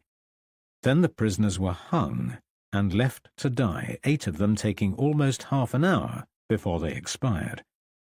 The last to hang was a witch by the name of Faith Mills, who confessed to the killing of a child, the laming of livestock, and the nurture of 3 imps from a nub upon her extremities. This witch was hanged by her neck like the others before her. Within moments of her suspension, a young woman, clad in bloody rags, ran from the throng and pulled upon the prisoner's legs with such force that she did expire quickly and without suffering. The crowd was much aggrieved at this devilry, fulminating against the girl for preventing the prescribed punishment. They demanded retribution for her interference, calling for her to hang in place of the witch. The girl faced them in anger and did not surrender to their demands. Instead, the damnable creature stood upon the steps of the gibbet and cursed the crowd and the church and all holy things, and the sky did darken, and thunderclouds filled the firmament, while a flash of lightning lit the market square in a strange, unearthly manner. And at the second clap of thunder, there fell from the sky the dead body of a crow, which settled at the feet of the minister. The crowd gasped in terror, and in the confusion that followed, the girl vanished, and was never seen in Bury again. Lawrence closed the book. The account was wrong. Honor did appear again. He'd seen the burial record himself. Honor Mills had lived an extraordinarily long life for the time, dying at the age of 91. She probably never left Fressingfield again. Her remains may have been buried somewhere in the churchyard. Lawrence could not help but admire her bravery and fortitude in bringing her mother to a quick end. A risky action in front of a hostile crowd. She was foolhardy, but with formidable courage for such a young girl. He thought about the crow, struck by lightning, that had fallen at the minister's feet. The superstitious crowd would undoubtedly have taken it as a sign. Rumours may have reached Fressingfield. Was the story passed down through the generations? Could it be the reason for the recent spate of dead crows? His reverie was interrupted by a rap at the door from Mary Warne. "The inspector is here to see you, sir," she said. He followed her downstairs, where Inspector Draper was waiting in the hallway. "Mr. Harper, I presume?" he said, offering a firm hand. Lawrence accepted it. "I trust you had a good journey," he said. "Tolerably," said the inspector. "A tree has come down on the Stradbroke Road. We were forced to divert, and that is why we are late. Tell me, Harpham, is there somewhere we can talk?" "Come through to the morning room, if you like," said Lawrence. "No, somewhere public, I mean. It has been a difficult day." "Oh, I see," said Lawrence. "Somewhere like the Fox and Goose, perhaps?" "That sounds ideal." The inspector smiled and rubbed his hands appreciatively. Lawrence warmed to him. They set off across the road towards the church. "Well, Lawrence, may I call you Lawrence?" "Please do. And you can call me Jack. Let's dispense with the formalities. Now, who wants to kill you, and why?" Lawrence flinched, momentarily taken aback with the direct approach. "I'm not entirely sure," he said. "It may have something to do with my current case." They walked through the graveyard, which was empty apart from a woman at the far end who was kneeling on the ground and paying her respects. She tidied some flowers and stood to leave well ahead of them, and as she walked away, an item of clothing fell from her arm. "Wait!" yelled Lawrence, but she was too far away to hear. They walked over to where the apparel lay crumpled on the floor. It was an old shawl, threadbare and worn, and had seen better days. It lay across a well-tended grave with a granite stone marked in the name of Anne Chittock. Anne had died in 1855, and had been well loved, if the tidy appearance of her final resting place was anything to go by. "I'll take it to the public house," said Lawrence. "Someone there may know who it belongs to." The inspector nodded. "Is this it?" he asked, pointing to the red brick jetted building, nestling on the edge of the churchyard. "It is," said Lawrence, "but the door is on the other side." "Jolly good," said the inspector. "Lead the way." They entered the public house, ducking their heads as they passed through the low door. The interior was dark but welcoming. The bar counter stretched across the longest part of the room, and the barman stood to the side of it, polishing glasses. "Good evening, sirs," he said, placing the cloth on the bar. "What can I get you?" "Two of your finest ales," said Inspector Draper without asking Lawrence what he wanted. "What is your name, sir?" "Benjamin Powley," said the victualler suspiciously. "Well, Benjamin Powley, you keep a very fine inn," he said, gazing at the room appreciatively. The innkeeper beamed. "I'm glad you like it," he said, passing 2 jugs of beer. "Enjoy your drinks." "Shall we sit?" asked the inspector, gesturing to a table in an alcove further into the room. "It is quiet now, but we may be glad of privacy later." "You go," said Lawrence. "I will be with you in a moment." Inspector Draper took both beers and settled down on a chair. "Do you happen to know who this belongs to?" asked Lawrence, showing the shawl to the innkeeper. "Sorry," said Mr. Powley. "I've never seen it before. Where did you find it?" "We saw someone drop it as we were walking from the vicarage," said Lawrence. "It was lying on a grave. I did not recognize who it belonged to. She was too far away." Benjamin nodded. "Wait a moment," he said, opening the door to the rear of the bar. "Margaret!" Moments later, Margaret Powley arrived. "Do you know who owns this?" asked her father. "I found it on the arched granite gravestone nearest to the church," said Lawrence helpfully. "It is probably Anna Roper's," said Margaret. "Her mother is buried there." "Good. Thank you," said Lawrence. He was glad that it belonged to Hannah, a pleasant woman who he would enjoy seeing again. She was sensible and worth consulting further. He still had 1 or 2 questions to ask about Sarah Hammond. As much as he had warmed to Sarah, something was bothering him, and Hannah might be able to help. He folded the shawl as he walked towards the alcove, where he joined the inspector. "Cheers," said Jack Draper. "Now, to business." He interviewed Lawrence at length, in a companionable and unthreatening manner. Lawrence responded in kind, as if deep in conversation with an old friend. Lawrence stopped short of telling Draper about Faith Mills, but revealed that he had been summoned to the village by Reverend Raven. He mentioned how unsettled the Reverend had been at this suggestion of witchcraft following the death of baby Hammond. "Quite an understandable reaction from the Reverend," said the inspector rationally. "A credulous lot, it would appear." When Lawrence had finished divulging all that he was prepared to tell, the inspector spoke. "The Clay girl's death is murder pure and simple," he said. "There is no doubt whatever. There will have to be an inquest, of course, but your doctors are adamant that Taxine could not have entered her body accidentally. In the absence of any evidence or anecdotal report of suicidal intent, we must assume it was deliberate. So, let's not prevaricate. If the Clay girl was murdered and your servant girl was poisoned by the same means, you were most likely the target. Why?" "I don't know," said Lawrence. "I've told you everything relevant to the case." "No, not everything," said the inspector. He waved at Benjamin Powley and gestured for 2 more beers. "Almost everything. The only thing I haven't mentioned is that this may connect to someone who died 2 centuries ago. It is by no means certain, and the link is tenuous," said Lawrence. "And the subject matter is so unlikely that I'm reluctant to mention it." "If that is all, I will leave you to investigate that part yourself," said the inspector. "As for the rest of it, you should avoid proceeding any further with the case." Lawrence opened his mouth to protest, but the inspector preempted him. "I'm not trying to prevent you from earning your living, Lawrence, but you have come to the attention of someone who wishes to do you harm.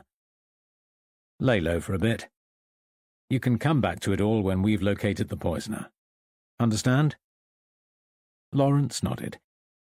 He was going nowhere until the case was settled, but it would be sensible to appear to be cooperating. "That's a good chap. Now, there is a billiards table over there. Do you fancy a game?" Chapter 33. A Hostile Crowd. Lawrence woke late the next morning and flinched as sunlight flooded into his room from undrawn curtains. He screwed open one eye and felt for his pocket watch, which he hoped would be on the bedside table as usual. It was, and he flipped the catch open and examined the timepiece through bleary eyes, finding, to his chagrin, that it was almost 10 o'clock. Lawrence sat bolt upright, wincing at the pain in his head. His temple throbbed in time with the judder of the second hand. He wiped his brow while considering how much he had drunk the previous night. It couldn't have been more than 4 tankards of ale, surely. It had been a long time since Lawrence had indulged in that much beer at once, and the brew was uncommonly strong. Lawrence dressed gingerly and made his way downstairs. He peered into the morning room, hoping for some breakfast, but everything had been cleared away. He decided not to impose on Mary Warne, given the circumstances, and set off for a walk to take his mind off his empty stomach. Lawrence strolled towards the village along the Cratfield Road, walking past the Baptist chapel and around the village centre towards the Jubilee pump. His head began to clear in the light breeze. As he approached the Swan Inn, his eye was drawn towards the church, where 2 figures walked side by side in the distance. Loveday and Dr. Taylor. They walked arm in arm through the empty churchyard, deep in conversation. As he watched, they stopped talking, and Andrew Taylor drew her close, then kissed her gently on the lips. Lawrence blinked and looked again. They were still together, locked in an embrace, Taylor's arms encircling Loveday's waist, and her face lit with a rapturous smile. Lawrence lowered his head and walked away, not wanting to see any more, or, God forbid, be seen by them. If he returned to the vicarage, their paths would cross, so he trekked across the field following the stream until he reached Gould's Green Lane. It was a much longer walk than he'd initially intended, but it gave him time to think about the scene he had witnessed. Lawrence was undoubtedly attracted to Loveday.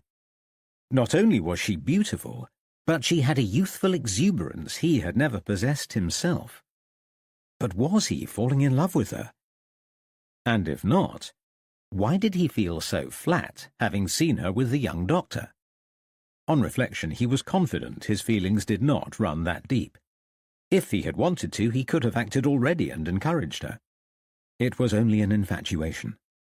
By the time he returned to the vicarage, his headache had disappeared and he had come to terms with Loveday's transfer of affections. He'd been flattered by her attention, but it was right that she was with the younger man.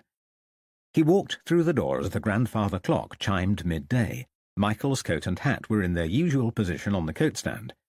"You are back," said Lawrence, opening the drawing-room door. Violet was sitting with Mrs. Harris, discussing the evening menu. "We arrived 10 minutes ago," said Michael. "How did you get on?" "Good and bad equally," said Michael. "Violet has it all written down. I will let her explain when she has finished with Mrs. Harris." "I hope it wasn't too taxing." "Not at all," said Michael. "It took only a few hours, so we decided to visit my brother. He would not hear of us staying at the inn, and offered us rooms for the night. He laid on a jolly good spread for us, too. He asked after you, Lawrence, and sends his regards." "I will make a point of going to see him as soon as this is over," said Lawrence. "I'm sorry I wasn't with you. It sounds like you enjoyed yourself." "How was the inspector?" asked Michael. "Did he give you a hard time?" "Not at all," said Lawrence. "The man is completely charming. Quite the reverse of what I was expecting. I could not find it in me to dislike anything about him." "Jolly good," said Michael. "I don't have to feel guilty now for enjoying myself while you were in his clutches. It looks like Violet has finished with Mrs. Harris. She has much to tell you, so I'd better leave you to it." Violet scurried past. "I'll only be a minute," she whispered as she left the room. Lawrence smiled awkwardly at Mrs. Harris. She said nothing, but picked up her lace, hooking the stitches with slow, deliberate strokes. They sat in uncomfortable silence until Violet returned. "Sorry, I was giving Mary instructions for dinner," she said. "Now, listen to this." She opened the notebook. There were only a few relevant entries, 1 or 2 deaths and marriages of distant cousins, and hardly any direct line descendants. James Fayers had a brother and sister, but the brother died young, and the sister died in childbirth. James also had a child of his own, just the one, a daughter named Anne. Anne went on to have an illegitimate daughter, Sarah. She was christened in 1771, but we could not find any trace of Sarah after her christening. "The trail goes cold," sighed Lawrence. "It does a little," agreed Violet. "But the register held by Elijah Scoggins begins in 1797, so we could check it for a marriage. Sarah would have been 26 or more, which is a little old for the time, but it is always possible. On the other hand, she could have died. If she died, there is no trail. Honor's line dies with her." "Can Mrs. Harris spare you again later?" asked Lawrence. "We could look at the register." "No," said Violet firmly. "She has done without me for almost a whole day, and I cannot abuse my position." "I understand," said Lawrence. "I'll save it until you can join me. And I've other errands to run today. I need to visit Sarah Hammond without the inspector finding out. And I must return Hannah Roper's shawl at some point. She dropped it yesterday." "We can look at the records tomorrow," said Violet. "I'll be free then. Before you go, I must give you some news. Did you know that Anna McElliot has returned to her mother's house?" "Has her condition worsened?" asked Lawrence. "Quite the opposite. Anna has improved enough to go home. Dr. Taylor says she must rest for at least a week before returning to work, but it appears that she has survived the poison." "Excellent news," said Lawrence. "I am relieved." "Well, I won't keep you from your duties any longer. I'll call in on Sarah Hammond and drop the shawl on my way. I'll see you later, no doubt." Violet smiled and put the notebook in her pocket before collecting the tea tray for washing. As she walked through the room, she tripped over the fraying edge of the carpet, and a sugar bowl tumbled to the floor. Violet sighed and put down the tray before picking up the spilt sugar cubes from the floor. As she stood to retrieve the tray, she noticed a blue shawl draped across the daybed. She set the sugar bowl down and grabbed the shawl, yanking the front door open so she could hail Lawrence. It was too late. Lawrence had already crossed the road and was striding briskly towards the church, well out of shouting distance. She sighed and hung the shawl on the coat hook, not prepared to run after him. He would have to finish his errand another day. Lawrence hurried along the pathway and past the butcher's shop, which stood at the end of a terrace of white-painted cottages. He continued until he reached the post office, but when he opened the door, he realized he had forgotten the very thing he was supposed to be returning. Inwardly rebuking himself, Lawrence closed the door and walked towards Sarah Hammond's cottage instead. As he neared her house, he happened upon a crowd of people grouped around the village sign. About 30 people were gesturing and discussing something in excitable tones. The crowd quietened as he approached, and George Corbin stepped forward. "Hey, Mr. Private Investigator," Corbin hollered. "it's not so much nonsense now." He put his hands on his hips and glared at Lawrence. "What do you mean?" asked Lawrence. "The witch," said George Corbin. "Deny it now if you dare." "There is no witch," snapped Lawrence.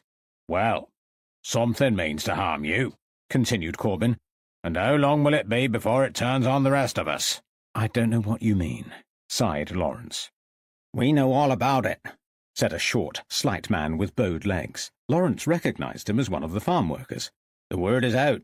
Young Anna took a dose of poison intended for you, and Eliza Clay was killed with something similar." "Who told you?" asked Lawrence. "What does that matter?" said the man. "Who told us is neither here nor there. George says it is Mary back from the grave, taking the life of all who crossed her. And there were many." Lawrence shook his head. "This is the work of someone who lives on this earth, not below it," he said. "What would you know?" spat an unkempt woman. Her face was furrowed with deep lines, and her 2 front teeth were missing. "History repeats." "What she means," said George, "is the way my wife and brother-in-law died. We said it was unnatural, and they insisted it was heart disease. Well, they were murdered, and it was Mary who did it. Now she has returned and walks again." George folded his arms and glared at Lawrence, daring him to disagree. "You cannot attribute every death in the village to your deceased wife," said Lawrence.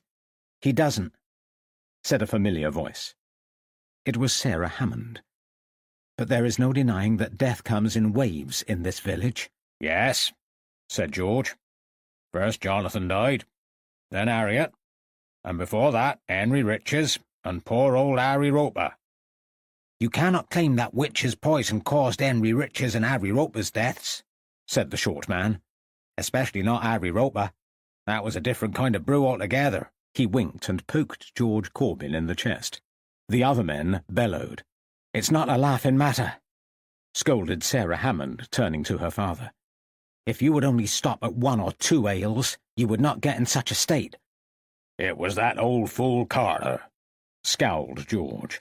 "If he'd been concentrating, it wouldn't have mattered that I tripped over him, and Harry would not have fallen from the cart, doddery old idiot. Don't blame me." "Well, it wasn't caused by witchcraft, was it?" said Sarah. "Any more than Henry Rich's death was. You have taken a silly idea and run wild with it." Lawrence smiled weakly, relieved to find someone in the village who could still view matters with a sense of balance. "Witch or poisoner, I don't care," said the unkempt woman. "Evil dwells in this village, and it must be stopped." "What can we do?" cried a young woman, wringing her hands. "We will all be killed in our beds." "We can pray." "A lot of use that does in the face of Satan," said the thin man. "Go back to the old ways," said the crone. "I have witch bottles aplenty for those who can afford them." "Don't listen." Caroline Elliot, the monthly nurse, stepped forward. "She will have all your wages if you are not careful."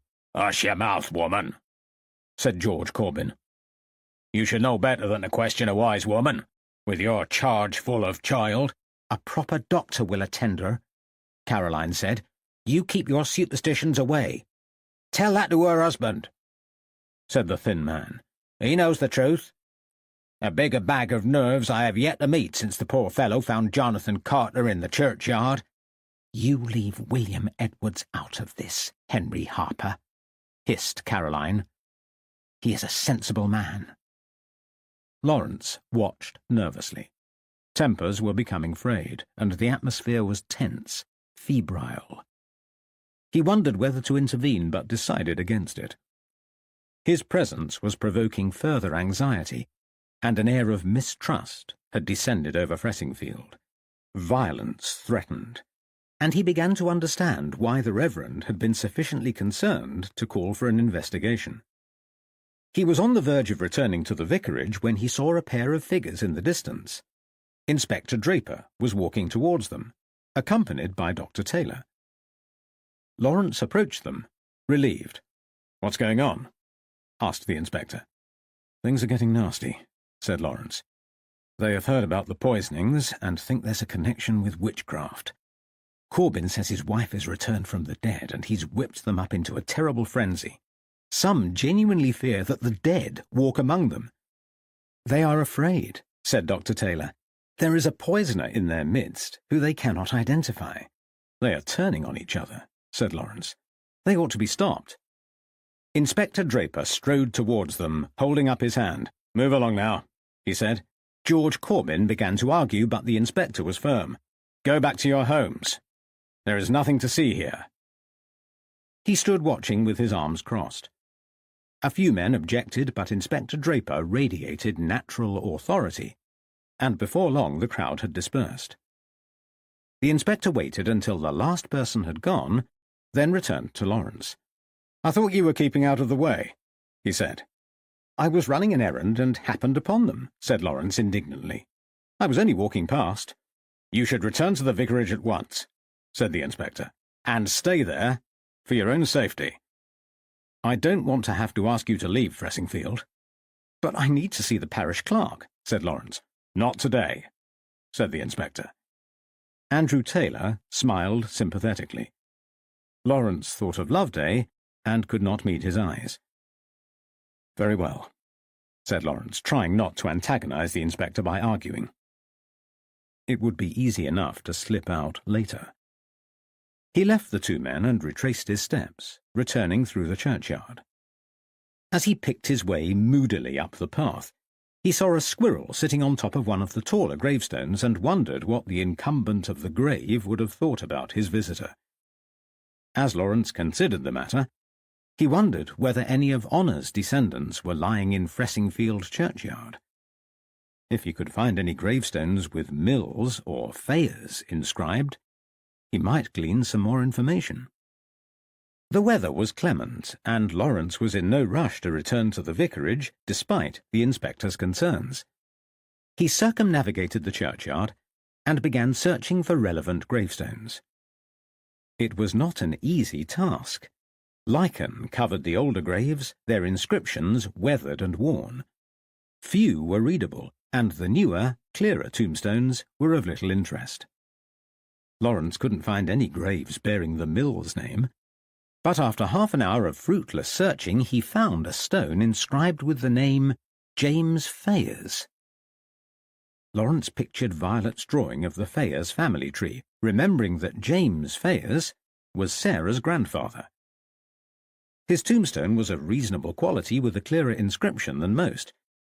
James had died in 1798 at the age of 76.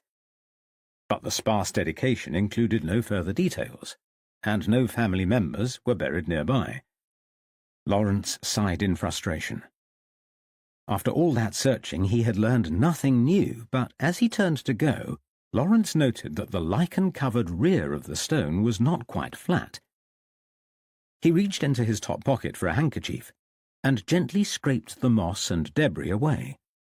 As he surveyed the headstone, he felt a rush of adrenaline, and the hairs on his neck stood on end. Carved into the reverse of the tombstone was the unmistakable form of a crow. Chapter 34. Somerset House. Lawrence hurried towards the vicarage, keen to share his news. By rights, he should discuss the carving with Michael, but Violet Smith had been so helpful, so accommodating, that he wanted to share the discovery with her. Besides, he was not quite sure what it meant and how it helped. Violet was sensible and would, no doubt, have a ready solution.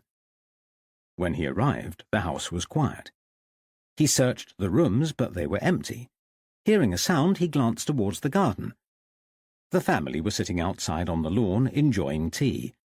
Reverend Raven and his wife had returned from Norwich. Michael, Violet, Mrs. Harris, and the girls were sitting on wicker chairs, chatting together. Lawrence decided not to join them. It was too intimate a gathering. Instead, he sat at one of the study desks and considered what he had found. What exactly did it reveal?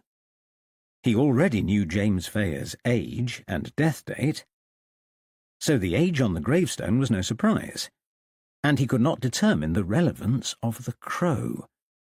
What would Violet say if she was with him and not enjoying tea on the lawn?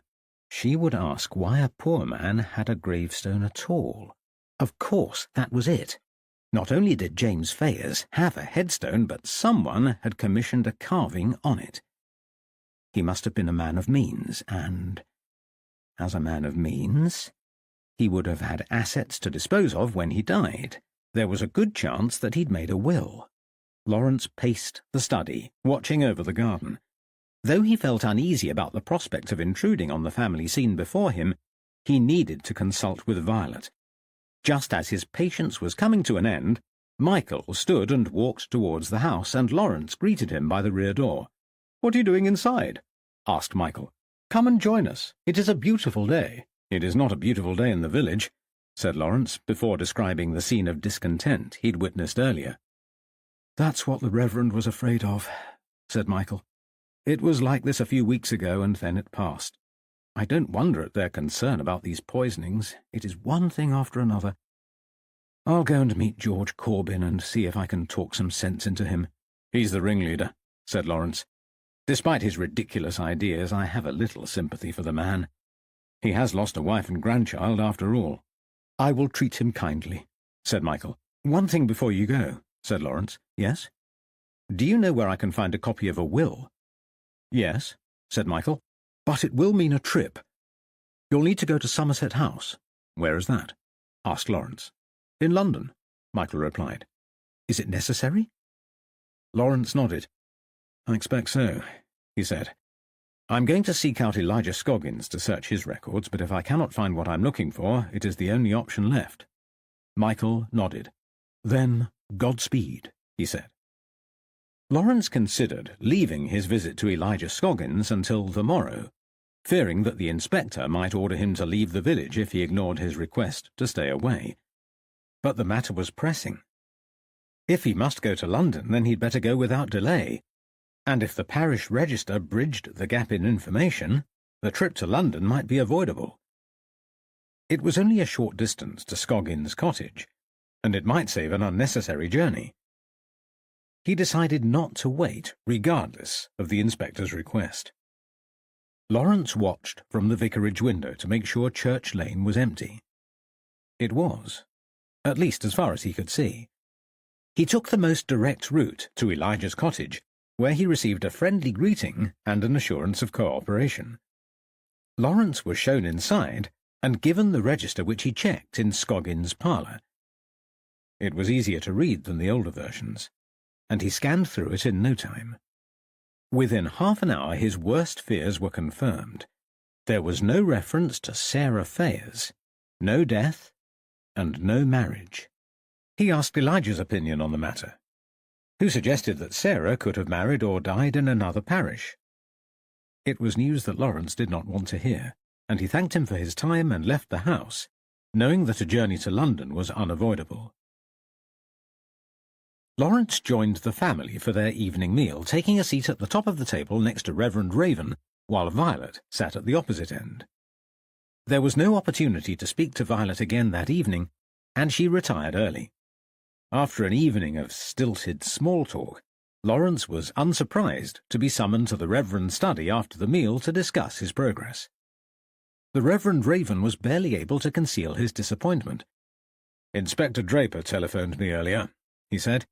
"I'm sure you have tried your best, Lawrence, but the disruption in the village is the very thing I hoped to avoid.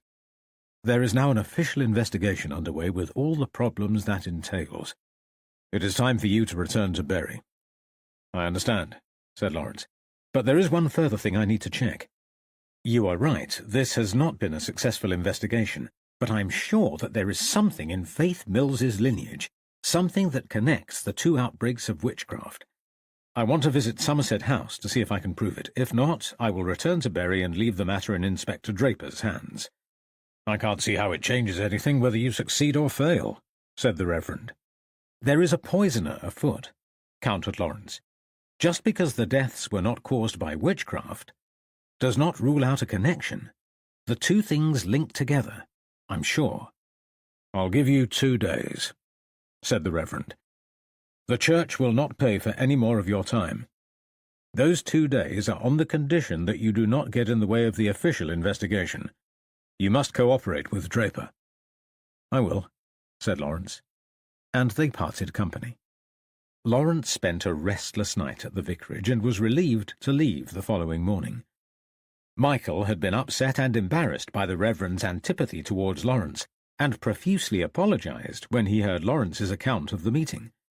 He insisted on ordering a carriage for the journey to the station, which Lawrence boarded after breakfast, alighting in Eye in time to embark upon the 10 o'clock train to Liverpool Street.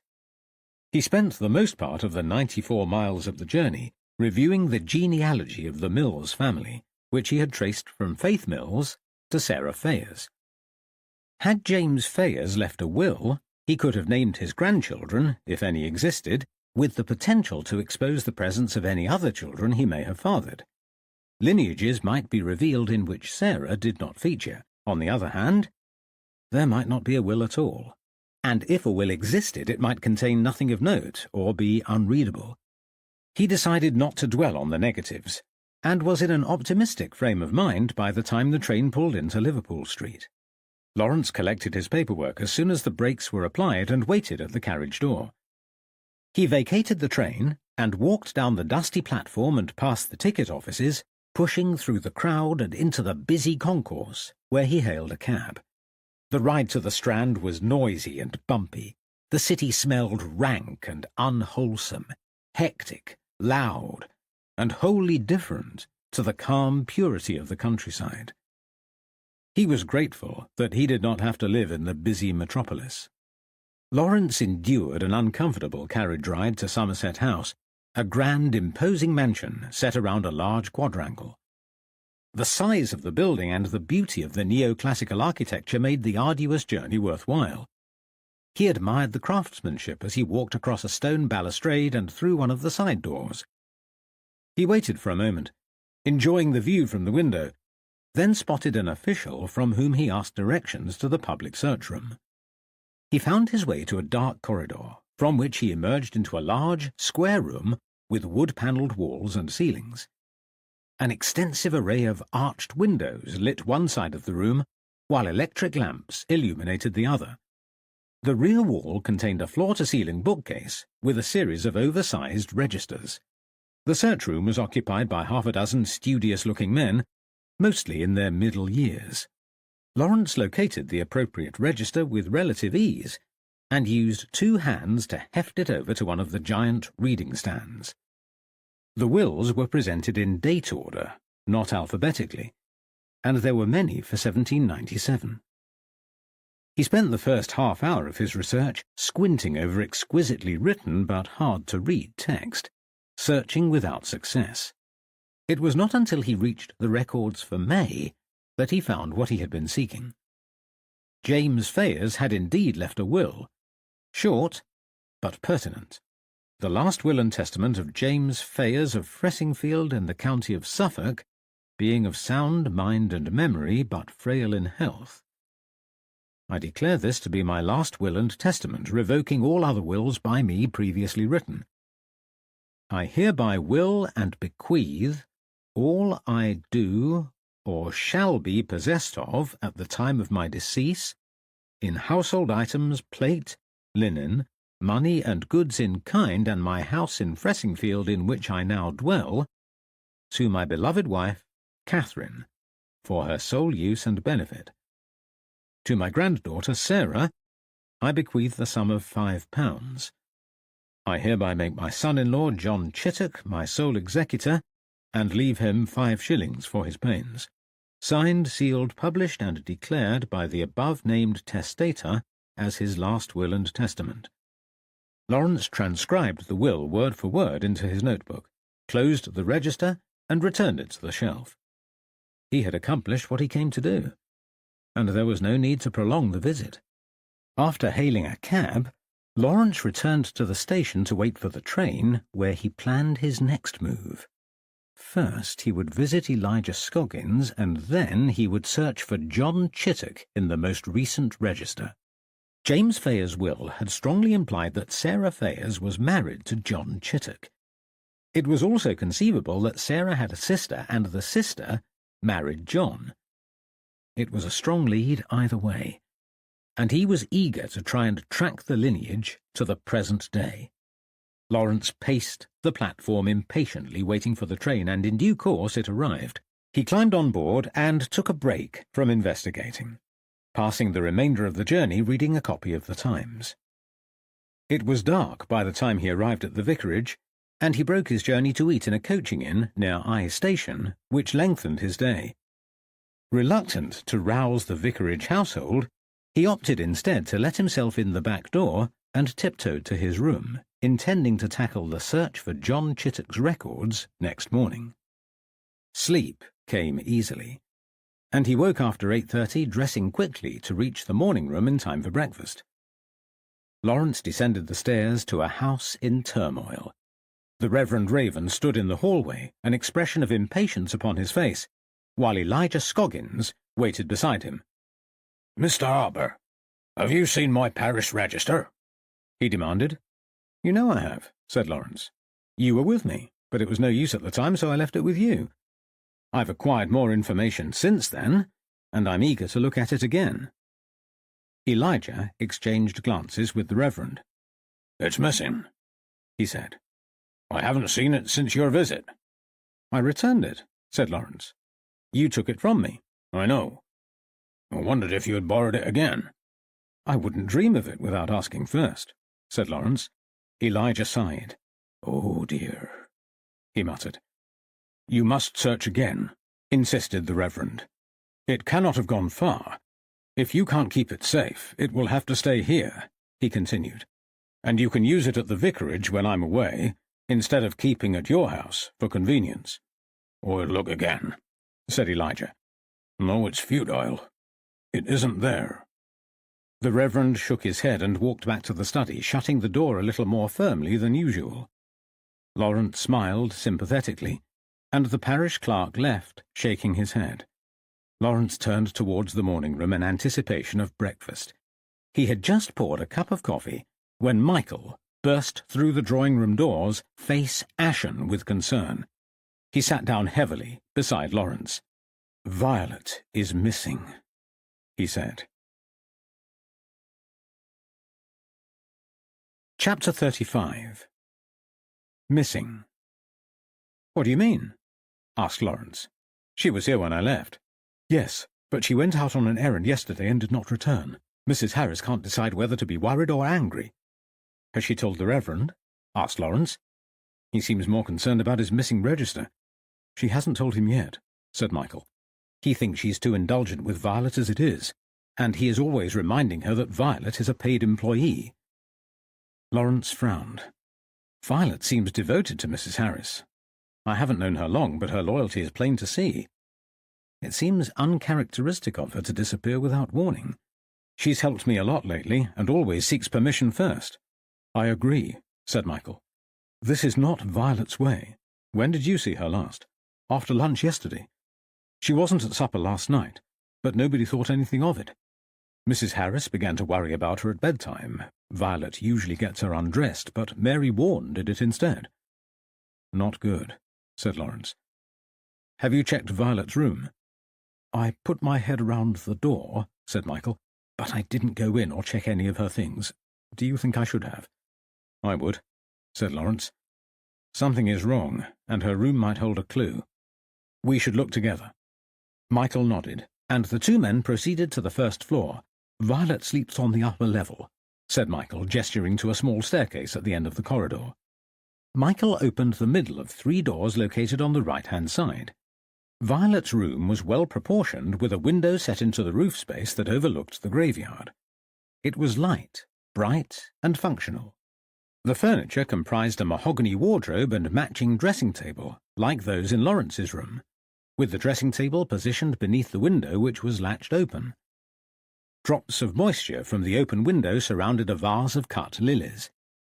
The freshly laundered linen on the single bed was undisturbed, and it was evident that Violet had not returned to her room the previous night.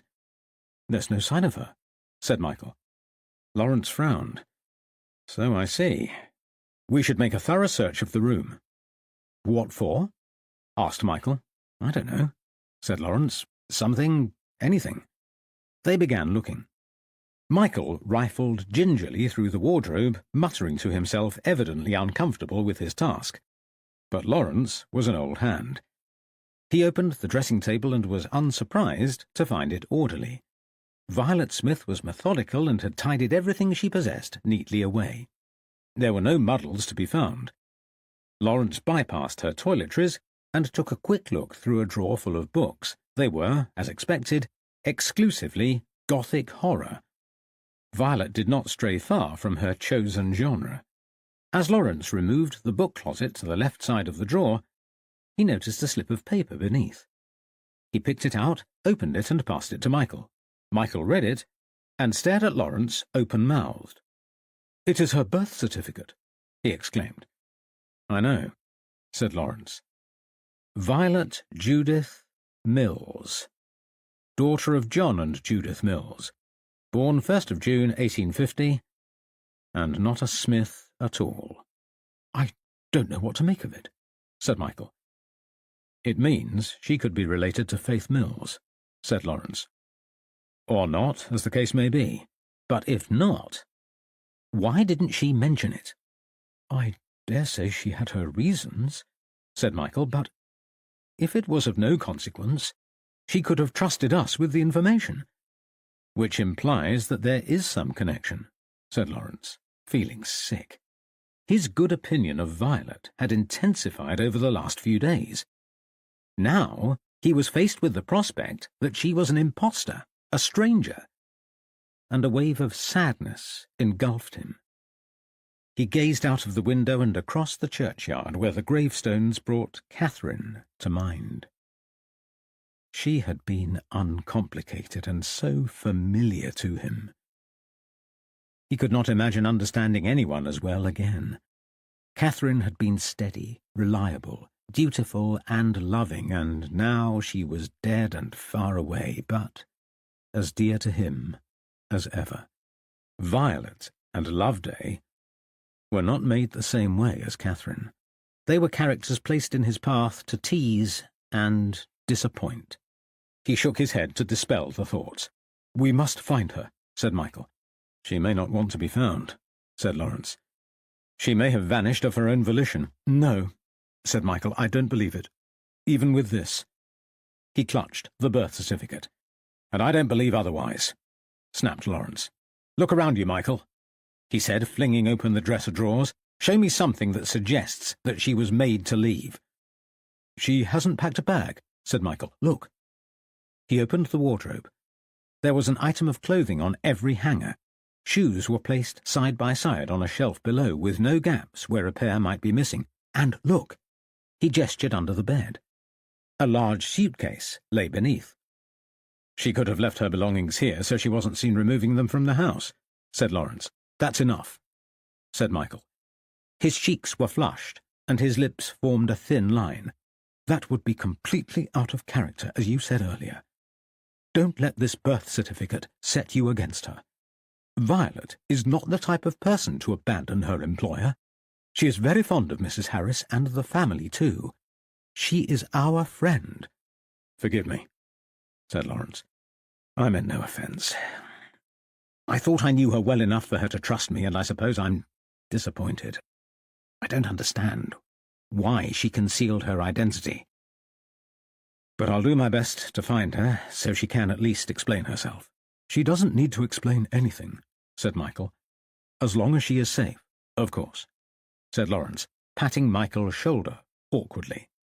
The young curate was staring over the graveyard, lost in thought, and Lawrence felt ashamed of his failure to consider Michael's obvious fondness for Violet.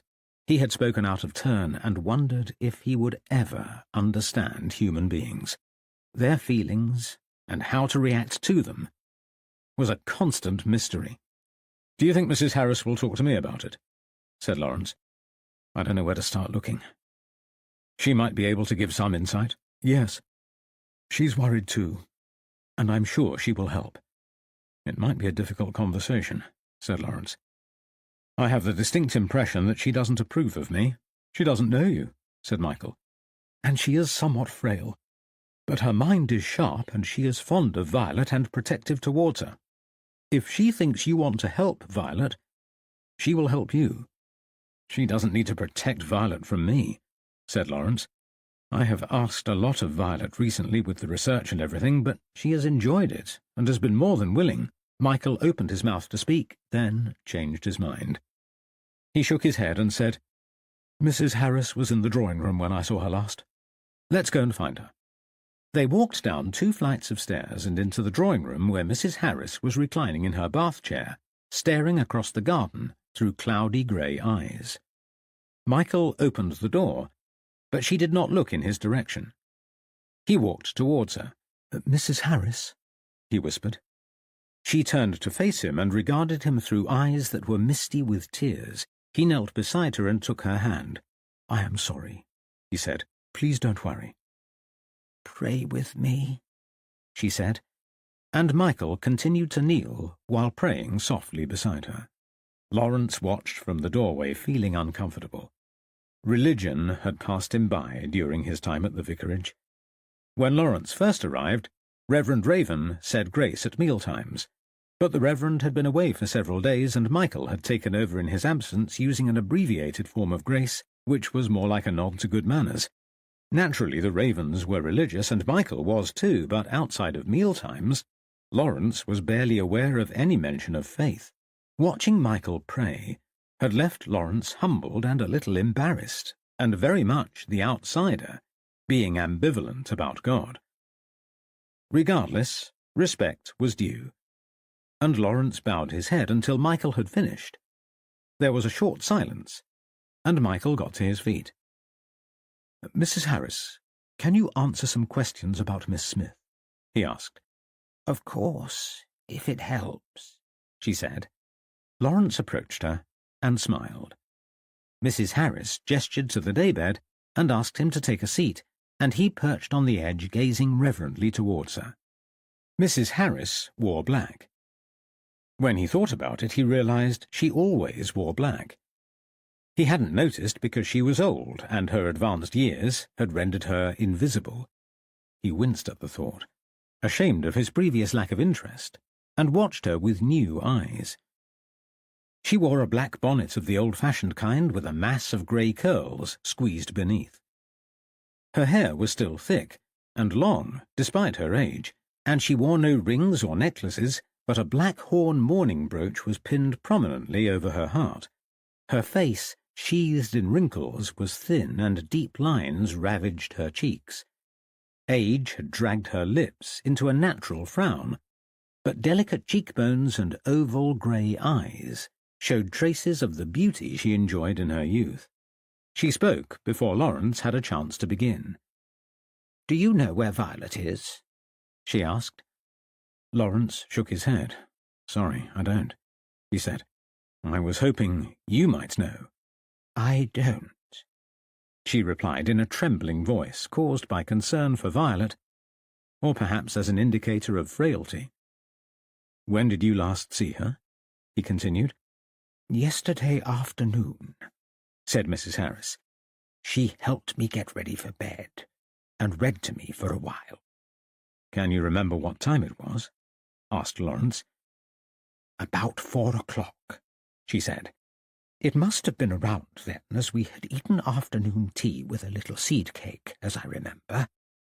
Then Violet cleared the dishes away. She said she might run an errand, but would be back in 10 minutes. "Did she say where she was going?" asked Lawrence. "No," said Mrs. Harris. but I expect she stayed around the house. Anywhere else would have taken longer than 10 minutes. And when did you notice she was missing? I fell asleep, said Mrs. Harris, and because she did not return, I slept longer than usual. And when I woke up, I was alone. I would have been there still if Mary Warren hadn't collected the cut glass vase. She helped me to my room and prepared me for supper. I'm told that Violet missed her evening meal. That is correct. I thought she'd be there, and I was going to give her a good telling off. Violet knows I can't manage alone. I'm fond of her, but I expect her to perform her duties diligently. Now I am angry with myself for thinking that she neglected me when I know very well that she never would. Something has happened to her, and it cannot be good. Her eyes grew misty again, and Lawrence feared she might cry. Michael would be able to manage her tears, but he had left the room, and Lawrence didn't know what to say. He tried to head off the problem by changing the subject. Could she have left the vicarage, or decided to find a new occupation and not be able to face telling you? Of course not, snapped Mrs. Harris. Her sadness turned to anger in seconds. She is too kind-hearted. She would not abandon me without saying so. She has been with me for a long time and is very loyal. And she has never married? No, said Mrs. Harris. She has never shown any interest in meeting a man. She is a spinster, but not unhappy and has no desire to wed. How long has she been with you? Asked Lawrence. Over 10 years, said Mrs. Harris. She has cared for me since I lost my beloved Arthur. She touched the mourning brooch as she spoke. So she was about 30 when she first came to work for you? About that age, agreed Mrs. Harris. What did she do before? The same, she replied. A companion? Asked Lawrence. Something of that nature. She brought excellent references to me. Why do you want to know? What relevance does her previous occupation have? Her name is not Violet Smith, said Lawrence. I'm trying to ascertain whether she secretly married. Mrs. Harris snorted. The sudden movement disturbed her breathing and racked her with a fit of coughing. Once she regained her composure, she spoke. Her name is Violet Smith, and she has never been married. I would know. I've seen her birth certificate, said Lawrence. She was christened Violet Judith Mills. Be that as it may, said Mrs. Harris, she is not married, and there will be a good reason why she calls herself Smith. You're sure? Certain, she said. Lawrence thanked her, and left the drawing-room none the wiser. There was nothing more to gain from questioning Mrs. Harris, who had given all she had to offer. He had no idea where Violet had been, and more to the point, where she might be now. He was also uneasy about keeping her disappearance secret from the Reverend. If Violet was missing, Reverend Raven ought to know. He would find out in due course anyway, and would be angry that important news had been kept from him. Mrs. Harris was too frail and too loyal to make objective decisions about Violet's disappearance. Worry consumed her, and must be taking a toll on her health. Lawrence decided to tell the Reverend, even if it meant breaking his word. He proceeded to the study and knocked on the door. There was no answer. So he peered inside. But neither Reverend Raven nor Michael were there. The study window overlooked the garden, and Lawrence saw to his relief that the Reverend was pottering around outside.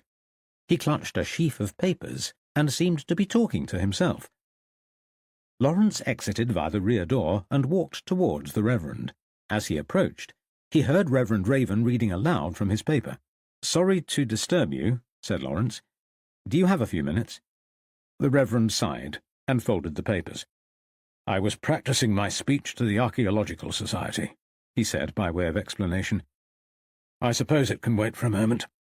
Lawrence took a deep breath and told him about Violet's disappearance, and expressed his concern about the impact it was having on Mrs. Harris's health. The Reverend listened without comment. When Lawrence had finished, he said, "I'm glad you have told me. It was the right thing to do. This is no dereliction of duty. Though my sister-in-law can be too indulgent with Violet, she is so for a reason. Violet Smith is loyal and kind. She is incapable of abandoning her without warning. Lawrence sighed. I have made myself unpopular on 2 occasions already today, he said, but I will risk it again. Violet was christened Mills. Smith is not her name. She has vanished, and there is no evidence of foul play. I don't want to cast aspersions on her character, but no one seems willing to consider the possibility that she might be involved in a deception. At best, she has not been completely frank. I admire Violet a great deal, but you should prepare yourselves for the prospect that she is not what she seems. Whatever my reservations, I will do my best to find her, if you want me to, unless she does not want to be located. The Reverend was silent for a long time. So long that Lawrence thought he had offended him. Then he spoke. I appreciate your honesty, he said, and I know you speak with the best intentions. But we have known Violet a long time. We have faith in her.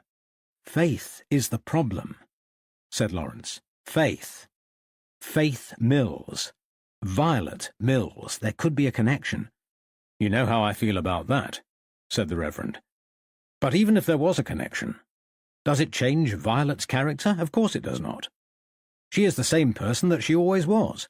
Then, if you don't have any objection, I will search for her, said Lawrence. I don't know where to start, and it may antagonize Inspector Draper, but I believe I'm more likely to be successful than him. Leave Draper to me, said the Reverend. You are not investigating his problem, only looking for our missing friend. We must find Violet. In the meantime, I will ask Emily and her sister to attend Mrs. Harris, so that it is one less thing to worry about. Is there anything else I can do? I may need to question the household, said Lawrence. It would help if I could rely on your support. You have it, said the Reverend. Please, bring Violet home. Lawrence returned to the house, almost colliding with Michael, who was entering the study. I have to tell you something, said Lawrence, tapping Michael on the shoulder. What? The Reverend knows about Violet. I didn't want to betray your trust, but there was no choice. It was the right thing to do, said Michael. My promise was only to Mrs. Harris. It is a relief that he knows. Is he angry? He could not be less so, said Lawrence. It turns out that he is as fond of Violet as everyone else and has agreed to let me search for her at once. Where will you start? I don't know, said Lawrence. I suppose I will question Mary and the girls.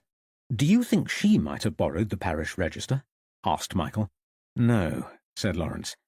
I had already extracted everything I thought I needed. As it happens, there is more to look at now, but I have not seen Violet since I returned from London, so she couldn't possibly know. There is no reason for her to examine it. But was she aware that you looked at the register in the first place? Perhaps not, said Lawrence. No, definitely not. We were going to go together, but I went alone instead.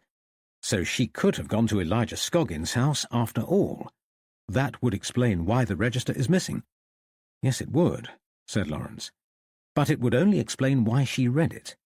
She would not have taken it without asking. Perhaps she wanted to show you something, said Michael. Then she would have written it down and shown me, Lawrence replied, shaking his head. I had no expectations from that register when I saw Violet last, and now I need it. The thing is lost, perhaps forever. You can still get the information, said Michael. Only the most recent entries are lost, but the book is gone. Don't you remember what I said? We transcribe all entries and send them away. You can still find the information you need, but not here. That is something at least, said Lawrence, though it gets me no closer to finding Violet. But your idea is a good one. She might have tried to help. I'll start by looking for her at Elijah Scoggins' house. He left the study, pausing only to return to the drawing-room to say goodbye to Mrs. Harris. She had fallen asleep in her bath chair and was snoring lightly, her face relaxed in slumber. He closed the door, then remembered that he had not returned the shawl, pushed the door open and peered inside. The shawl was not on the daybed, which he should have realized, having been sitting on it for the duration of his conversation with Mrs. Harris. Someone had moved it, tidied it away or placed it somewhere for safekeeping. Either way, it was of little importance while Violet was missing, and would have to wait for another day. Chapter 36. Fire. Lawrence grabbed his hat from the coat stand and strode down the vicarage path and across the road into the familiar surrounds of the graveyard. He walked purposely towards the gate by Church Road and made for Elijah Scoggins' home, arriving at the little cottage to find the front window open to its fullest extent. He stopped and peered inside. The window opened into a parlour with a table and chairs set beneath. Next to the window was a half-open door. He rapped on the weathered wood and waited. Presently he heard the shuffle of footsteps, and a young man appeared in the doorway, his hands black with soot. He wore a heavy apron, bearing the acrid smell of molten metal. "May I speak with your father?" asked Lawrence.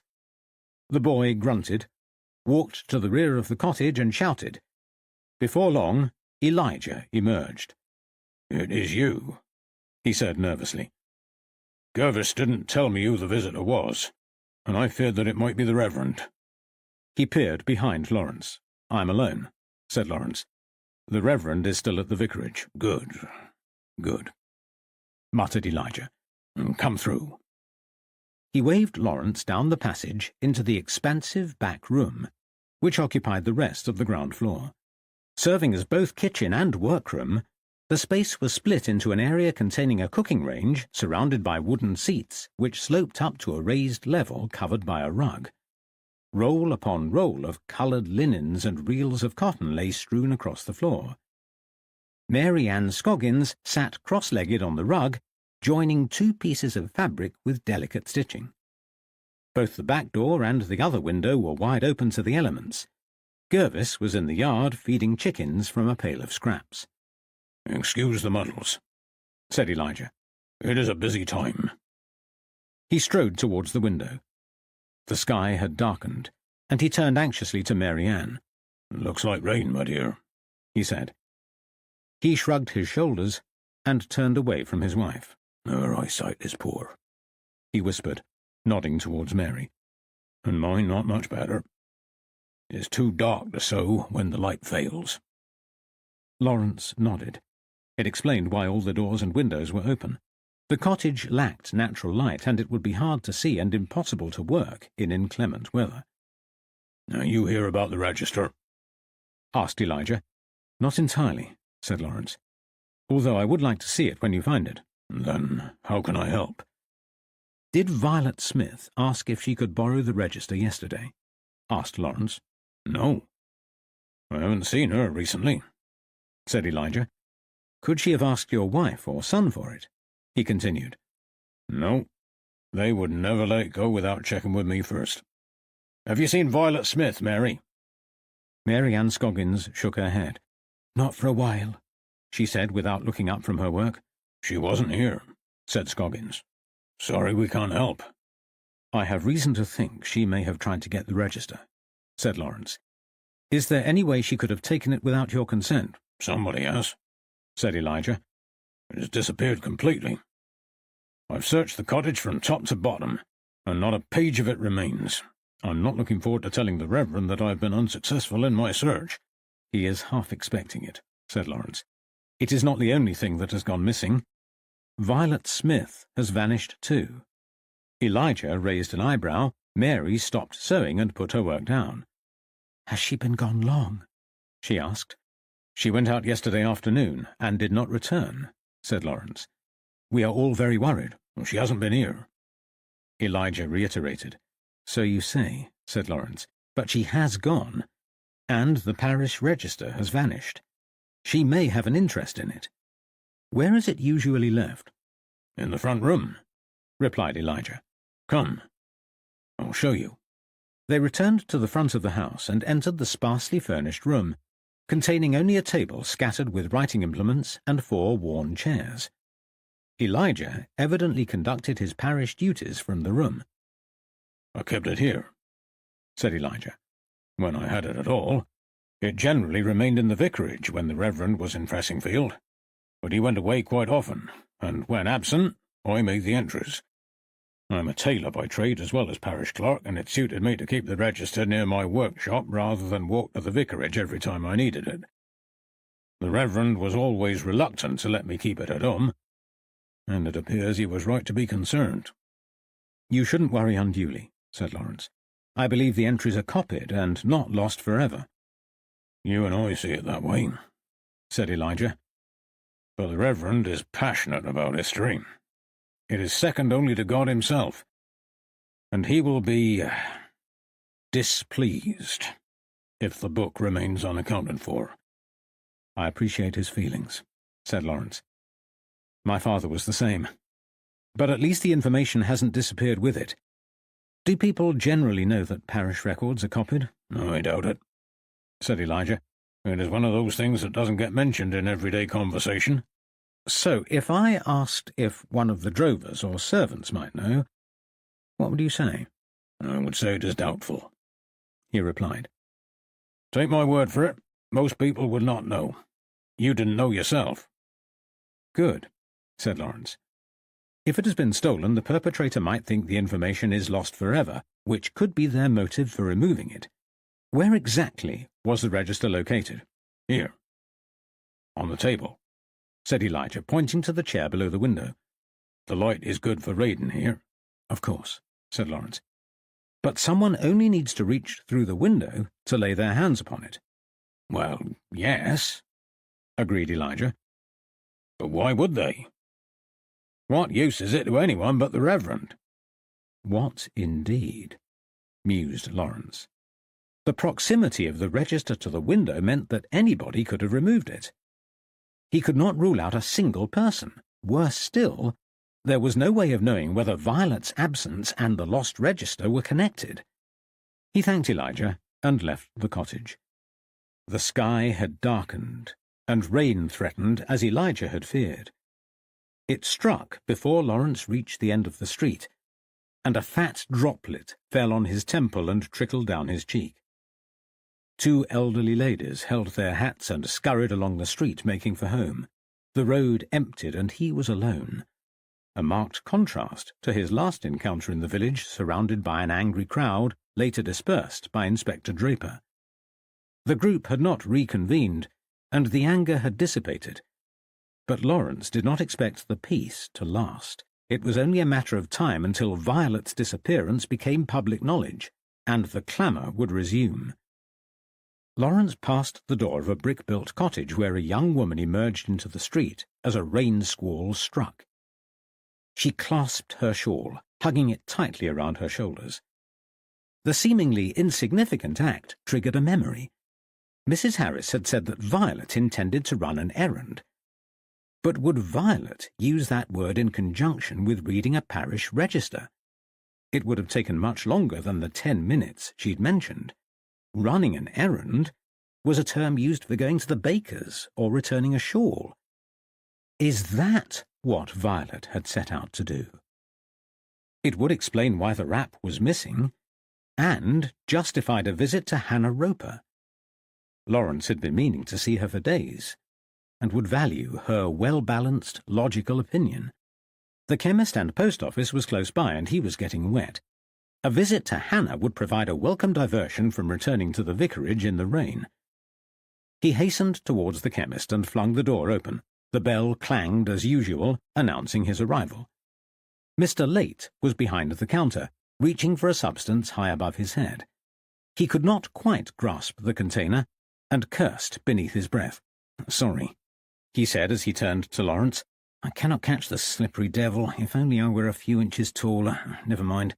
I'll fetch the steps. What can I do for you?" "I would like a word with Hannah, if she is available," he said. "She's around somewhere," Mr. Late replied, "either in the parlour or her room. You know where it is." "Thank you." Lawrence left the chemist and entered the room at the rear of the house before knocking on the parlour door. There was no reply, and he opened the door and went inside. A fire burned brightly in the grate, and an aroma of roasting meat wafted towards him. But there was no sign of Hannah. The back door stood ajar, and on the opposite side of the room was another, much smaller, wooden door. Lawrence unlatched it and peered through. Behind the door was a narrow set of stairs leading steeply up, and pictures adorned the white, wood-panelled walls. Above his head and to the left was an exquisitely embroidered sampler of a tree with cleverly designed branches constructed to contain family names. He studied it for a moment, then called upstairs, but no one answered. He was about to ascend when the back door opened and Hannah appeared. She gasped and clutched her chest. "You frightened me almost to death," she said. "I'm sorry," he replied. "Mr. Late told me to come and find you. I knocked first." "I was outside," said Hannah, holding a cabbage towards him, "getting some grains. How can I help?" "I wondered if you had seen Miss Smith," he asked. "Violet Smith?" "Yes. Have you seen her?" "No," said Hannah. "Not for several days. Have you lost her?" "She's missing," said Lawrence. "Nobody has seen her since yesterday afternoon." "I'm sorry to hear that," said Hannah, "but she hasn't been here." Lawrence looked disappointed. "I hoped she might have returned your shawl," he said. "I wasn't aware that it was missing," said Hannah. "But in any case, she wasn't here. She may have gone back to visit Mary Ann Scarkins. Last time I saw her, she was leaving Mary's house." "When was that?" asked Lawrence. "A few days ago." "I've only come from their cottage. Mary said she hadn't seen Violet for some time." "She must have made a mistake," said Hannah. "Or perhaps Mary was not there and Violet let herself in." "They all say she was not there," said Lawrence. "I can't think why they would conceal it." "I'm not accusing them of lying," said Hannah. "I didn't see any of the family with Violet, but she walked from their house." Lawrence frowned, heart sinking. Could Elijah or Mary Ann Scoggins be lying? He had believed Mary Ann when she denied seeing Violet, which indicated that Violet had sneaked into the house without their knowledge or consent. "Thank you, Hannah," he said sadly. "You have helped more than you can imagine. I won't trouble you any further." "Oh, it's no trouble," said Hannah. "I'm only sorry that you didn't find what you were looking for." "Thank you anyway," he said, doffing his hat. He passed through the chemist. Mr. Late had gone, and the closed sign was hanging on the door. The large receptacle containing the substance Mr. Late was reaching for was now on the counter. He had evidently been successful in retrieving it. Lawrence left the shop to the clang of the bell and walked into the path of Caroline Elliot, the monthly nurse. She greeted him. "How are you, Mr. Harpham?" she asked. "Better than when we last met," he smiled. "You were the voice of sanity in a sea of ignorance." She smiled. "It has been difficult to rise above the panic, working for the Edwards. William's experience with the Crows has been so consuming that he cannot see reason. Mary has a little one on the way, and refuses to be drawn into it. She has been very sensible." "I'm glad to hear it," said Lawrence. "It is a relief to know that not everyone is infected with this unwarranted hysteria. I've just been speaking to another person with similar sensibilities." Caroline laughed. "You must mean Mr. Late. He is an amusing man, isn't he? But a typical scientist, and not in the least bit susceptible to the supernatural." "He was there too," said Lawrence, "but I was talking about Hannah Roper. She strikes me as a very rational woman." Caroline raised an eyebrow. "Does she?" "Yes. I was going to visit her anyway. She is practical, and I value her judgment, but events overtook me. Violet Smith has gone missing, and I wanted to ask Hannah if Violet had returned her shawl." Caroline nodded. "I heard she had missed it," she said. "Has Violet been there?" "No," said Lawrence. "Hannah hasn't seen her for several days. Have you?"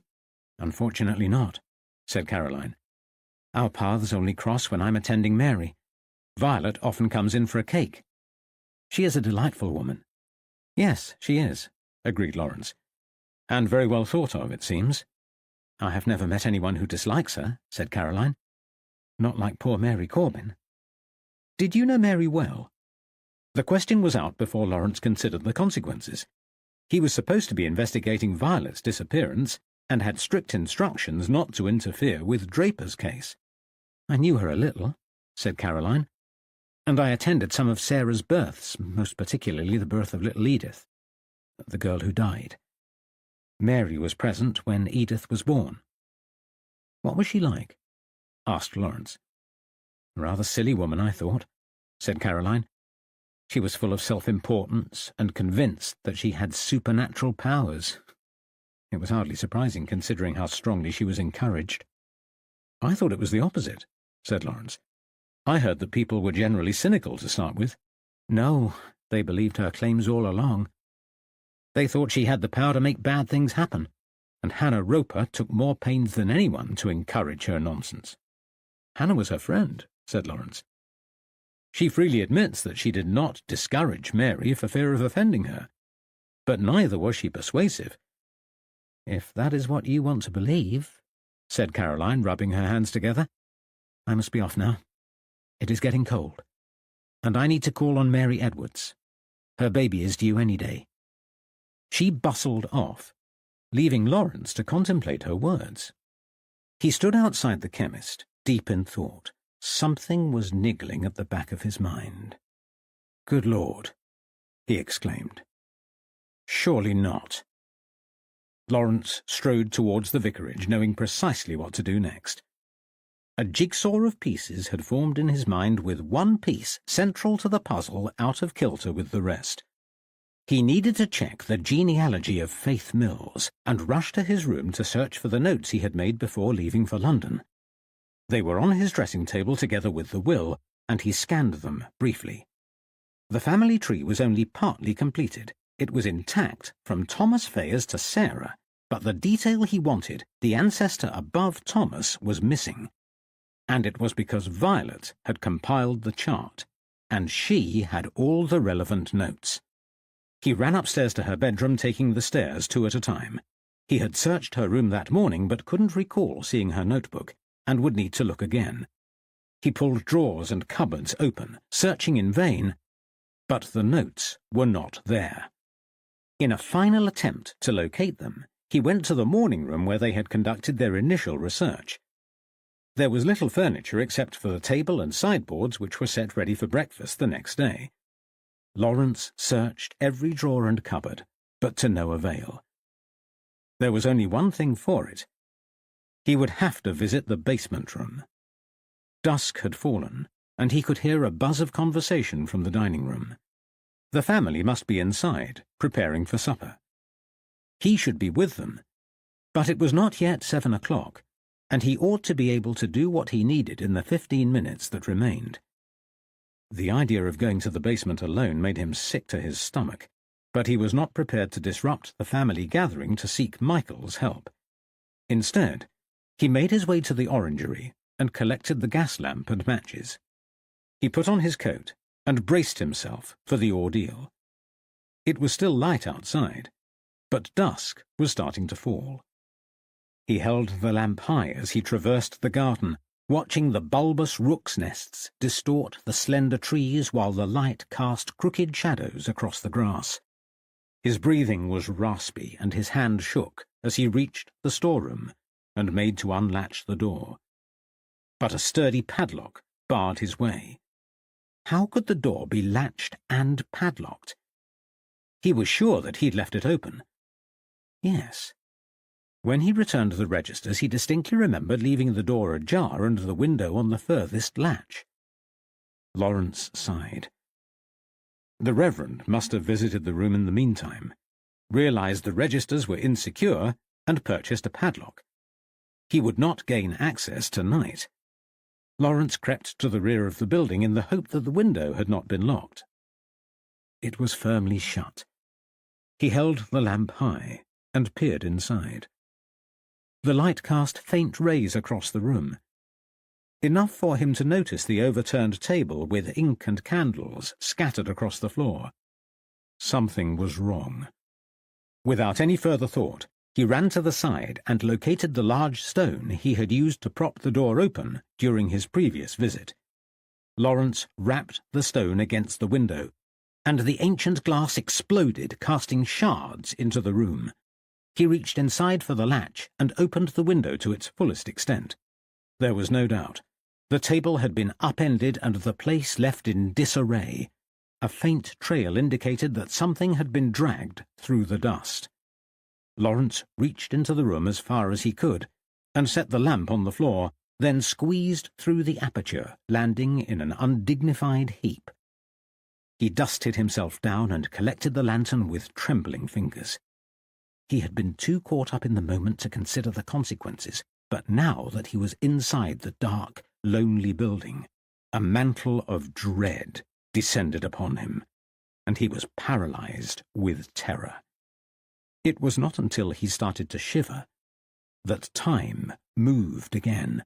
The lamp juddered in his shaking hand, sweeping irregular beams into the void below. Lawrence willed himself to move, taking pigeon steps towards the stairs.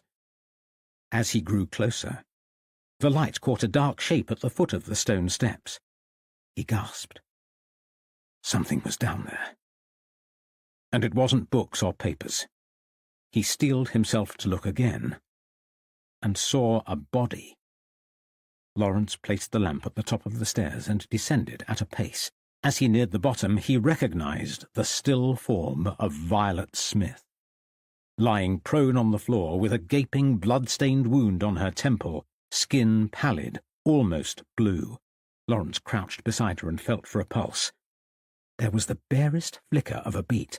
It was weak, but she was alive. He shook her shoulder. "Wake up, Violet," he called. "Wake up!" She moaned, but did not speak.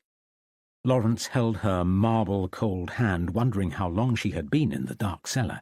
It was springtime, and although the weather was warm during the day, temperatures in the basement must be near freezing in the dead of night.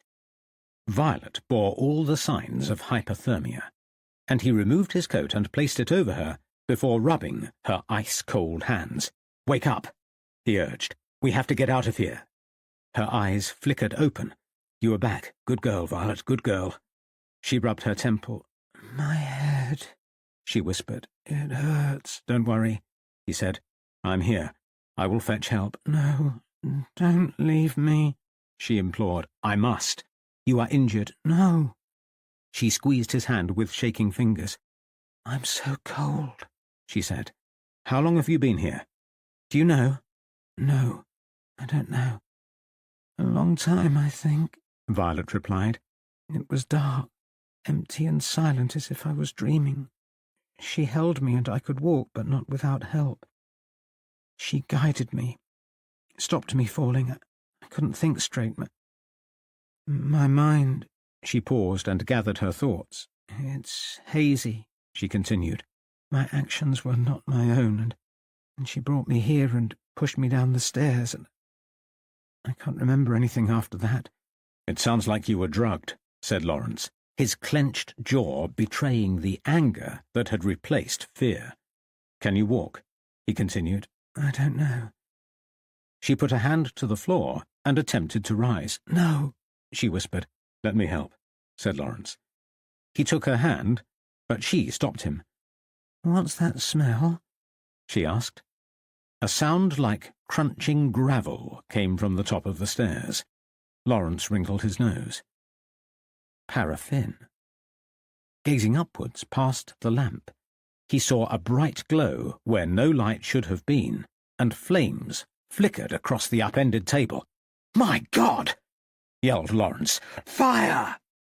He ran up the steps and towards the light, recoiling as he reached the flames. The hairs on his neck stood on end. Fire. More terrifying than 1,000 disembodied crows. He tried to push past the flames, but his body rebelled, hindered at the memory of life-snatching fire. No! He had already lost his family to one unstoppable conflagration. He could still smell the acrid, pungent smoke, still feel the cliff-edge despair at their loss. Snatched memories of his futile attempt to reach them permeated his thoughts. The bitter anger of restraint by well-meaning neighbours clawed at his heart. He would rather have died trying to save them than lived, knowing that he had failed. Now he had an opportunity to push through the inferno, but he could not fight. Could not save himself. Violet whimpered at the foot of the stairs. He might lack the will to protect his own life, but by God he would not let her perish. With renewed vigour, he pushed past the oil lamp and towards the blazing table, but the flames had taken hold and the smell of fuel was overpowering. The man-made fire was all-consuming. Caustic soot clouds masked screaming hot flames that licked against the door and windows. He could not pass through, and had no means to extinguish the fire. They were trapped. With an overwhelming feeling of resignation, he returned to the basement and cradled Violet in his arms. She leaned into him, shivering, gazing fearfully as the fire raged above. He watched the flames with her, no longer afraid. It was his destiny, and he should have been prepared. Lawrence observed the flames with quiet acceptance as thick plumes of smoke descended into the basement. They started choking, gasping for air, and he held on to Violet as she succumbed to the smoke. An image seemed to step from the flames, and Catherine appeared. As the darkness descended, Lawrence reached for her. Chapter 37. Arrest. He was choking again, coughing, retching, the smell of ammonia permeating his nostrils. He coughed one more time, opened his eyes, and looked around, to find that he was in his bedroom at the vicarage. Dr. Taylor stood nearby, screwing the lid onto a bottle. "Sorry, old man," he said. "Smelling salts. I would have preferred you to come round naturally, but you were taking your time about it." "The fire. Violet," said Lawrence. "Violet is well," said Dr. Taylor. "They found you in time." "Thank goodness," said Lawrence. "I thought she was dead." "She wasn't far off. Any longer, and she'd have succumbed to smoke inhalation," said the doctor. "As you almost did." "How did we get out of there?" asked Lawrence. "All in good time," said Andrew Taylor. "Tell me," Lawrence demanded. "We are still in danger. I must speak to Violet." "She is still fragile," said Dr. Taylor. "Please," begged Lawrence, "I must see her." "Very well," Taylor conceded. "But no more than 5 minutes. Before you do, the hero of the hour is keen to check whether you are still alive." "Hero? Who?" asked Lawrence. "Michael," replied the doctor. "Luckily he was in the garden and saw flames coming from the storeroom. He managed to force the door open in the nick of time. I dread to think what would have happened if he hadn't shown the presence of mind to tip the water barrel over and extinguish the fire." Dr. Taylor opened Lawrence's door and beckoned Michael in. "I owe you my life, it seems," said Lawrence. "Thanking you doesn't seem enough." The tips of Michael's ears turned pink. "It was nothing," he said. "Have you seen Violet?" "Yes. She is in good shape, considering how close she came to not being here at all." "It wasn't an accident, Michael. Do you know who tried to kill us?" "I'll let Violet tell you that," said Michael. "But there is nothing to fear. Inspector Draper has made an arrest." The door swung open, and Dr. Taylor reappeared, pushing Violet in a bath chair which looked suspiciously like the one belonging to Mrs. Harris. 10 minutes and not a moment longer," he commanded. Violet was pale and much thinner than he remembered. Her eyes were red-rimmed and filled with unshed tears. "Are you up to this?" asked Lawrence gently. "I want to talk about it," she said, "but it is difficult. There has been another victim, unintended, I am sure, but another sad and unsettling death." "Who?" asked Lawrence. Violet bit her lip, trying to control herself, as a tear tracked down her cheek.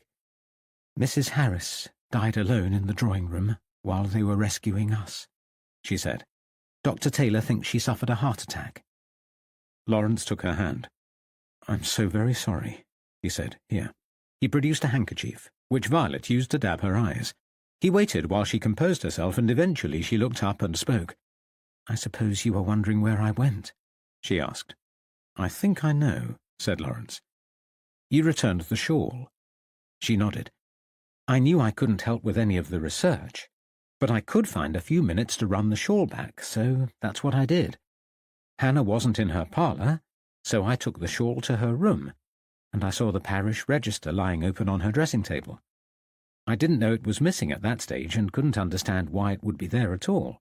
Then, when I went back downstairs, I saw an embroidered family tree hanging on the wall, and all became clear.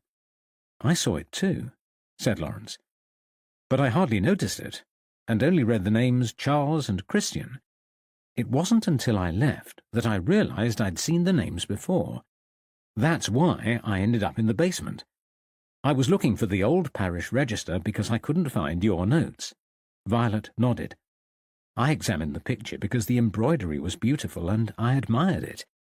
In doing so, I had a close look at the entire tree. We were only missing one tiny piece of information in the end, which you may have known by then, but I didn't. Sarah Fayers married John Chittock, and they had a daughter who had an illegitimate daughter of her own. She was Hannah Chittock, and became Hannah Roper by marriage. Faith Mills was at the top of the tree, and Hannah at the bottom. There was a direct line of descent between the Fressingfield Witch and Hannah through Faith's daughter, Honor." "I should have known," exclaimed Lawrence. "I call myself a detective, then miss the obvious. I saw Hannah laying flowers in the churchyard and noticed the inscription on the gravestone. Even then, I had the strangest feeling that the Chittock surname was familiar, and of course it was." "At least you're both safe," Michael interjected. "Thanks to you," said Violet. "We have both made silly mistakes." Lawrence should have known better than to visit the basement alone, and I shouldn't have gone to Hannah's room without telling somebody. I expect I would have been safe if I'd stayed in the parlour, but Hannah returned unexpectedly and caught me examining the tree. She must have hit me on the head, and I can't remember anything until much later. I have a vague recollection of walking the streets of Fressingfield with Hannah clutching my arm and telling me I was cursed. I couldn't stand up straight and my head was woolly. I couldn't get away from her. "She must have drugged you," said Lawrence. "It sounds far worse than a concussion."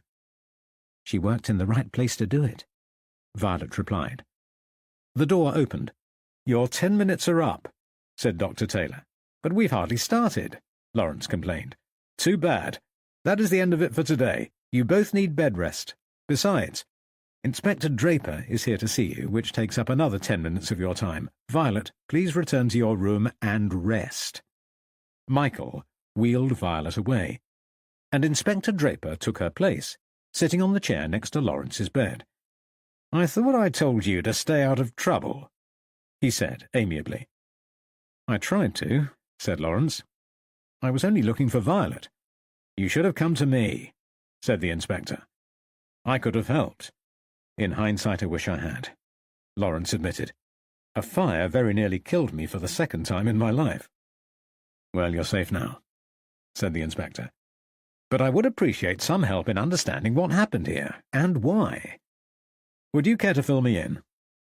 "I can help with some of it," said Lawrence. "It is a matter of lineage, but why it has all come to a head now escapes me too." "I was afraid you would say that," said the inspector. "I can't get anything out of Mrs. Roper. Her mind has gone. She's been raving about witches and crows and rapes and murders. It is all very nasty. Dr. Taylor has examined her and will recommend committal to an asylum, at least in the short term. He wants to act quickly, and I need to tie up this case, which could be tricky if her condition prevents further questioning." "Let me speak to her," said Lawrence. "I know her ancestry. Her state of mind has something to do with her forebears, and I may be able to get her to talk about them." "It's a somewhat irregular approach," said the inspector, "but I've never been one for playing by the rules. Can we do it now?" "I'm not supposed to leave this room by doctor's orders," said Lawrence, "but I'm not one for playing by the rules either. Watch the door, and I'll get dressed." Inspector Draper loitered outside, watching for signs of the doctor. He gave Lawrence 5 minutes to dress, then tapped at the door to indicate that the coast was clear. The two men descended the stairs and slipped into the hallway. Michael watched them from the morning room, standing in full view. Inspector Draper raised his finger to his lips and winked, and Michael smiled and turned away. Lawrence accompanied the inspector to the police house where Hannah was in the custody of Police Constable Alan Chapman. He greeted Lawrence warmly and shook his hand, noting the clammy grip. Lawrence did not feel well. His head was pounding, and he hoped he wouldn't pass out. Constable Chapman noticed his pallor and offered a glass of water, which Lawrence readily accepted. "Ready, then?" asked the inspector. Lawrence nodded and followed Chapman towards a securely padlocked room. The policeman inserted the key and drew the bolt. When the door opened, he saw Hannah perched on the edge of an unmade bed, muttering to herself. Lawrence pulled up a wooden chair beside her. "Hello, Hannah," he said. "Hello, my dear," she replied. "You have made them angry." "Who?" he asked gently. "The ancestors," she replied. Chapter 38. All becomes clear. Half an hour with Hannah was all that it took for Lawrence to understand what had happened in her tortured mind. He returned to the house invigorated, but Dr. Taylor rebuked him and refused access to Violet. It was not until the following day that the doctor relented and allowed them to meet again. Violet was still immobile, and Dr. Taylor helped her down the stairs and wheeled her into the morning room where Lawrence was waiting. "No escaping today," he said sternly as he left the room. "How are you?" asked Lawrence. "Much better," said Violet. "If only I could walk." "I wondered why you were in the bath chair," said Lawrence. "It is only temporary. I sprained my ankle when Hannah pushed me down the stairs." "It could have been so much worse." Lawrence shuddered. He was about to continue when the door opened and Loveday walked in. "Oh, you are not alone," she said, scowling towards Violet. "I came to say goodbye." "Where are you going?" asked Lawrence. "Back to India, to see my people," she replied. "I told you that weeks ago." "I thought you had an understanding with Dr. Taylor," said Lawrence. "I never said any such thing," said Loveday. "I don't know where you got that idea from." Lawrence remembered the passionate kiss that she'd shared with Dr. Taylor in the churchyard. He had assumed that they were courting. Perhaps that wasn't the way romance happened these days. The age difference between himself and Loveday suddenly seemed insurmountable. He stood up and kissed her hand. "Have a pleasant journey," he said. Violet smiled. "Bon voyage?" Lawrence glanced at her. He could be imagining it, but she looked self-satisfied, almost smug. Loveday blew a kiss towards Lawrence, waved, and left the room. As Lawrence watched the door swing shut, he wondered whether he would miss her, but knew that any sadness he felt today would have vanished by tomorrow. He had no attachment to Loveday, real or imagined. He turned towards Violet. She seemed smaller, frailer since the accident, but her eyes sparkled with curiosity, and she was eager for information. "I still don't know why Hannah Roper did it, Lawrence. It makes no sense." "It does in a way," said Lawrence. "There is a curious logic to it once you realize that Hannah Roper is a direct descendant of Faith Mills." "Then I suppose it is about vengeance." "Yes. When they hung Faith as a witch, her daughter vowed that she would find a way to punish those who had betrayed her mother. It so happened that the hanging occurred in the middle of a storm. A crow was struck by lightning, fell from the sky, and landed by the executioner. Honor Mills took it for a sign, and it became her unofficial family crest. Her illegitimate son married and had children of his own. She lived for many years and was influential over her grandchildren and their children, even though she despised her son. She passed the story on, encouraging them to seek their revenge on anyone connected to the witch trials." "Not an easy task," said Violet. "How did they know who to punish?" "That is the point," said Lawrence. "They didn't. There is no evidence that the descendants of Honor Mills avenged anyone. After all this time, it would be difficult to find those responsible, even with the help of written records. In any case, who would they choose? The descendants of the vicar? The villagers who stood by and did nothing? The executioner? There were so many people involved in Faith Mill's hanging that punishing one individual would be almost impossible. Hannah decided instead that she would take vengeance against those who had wronged her personally. Had she been wronged? Asked Violet. If she was, I never heard it. She thought she was, replied Lawrence, though others would see it as an unfortunate accident. By whom? By Jonathan Carter and George Corbin, Lawrence replied. I can't imagine how. Neither could I until I spoke to Hannah yesterday, said Lawrence.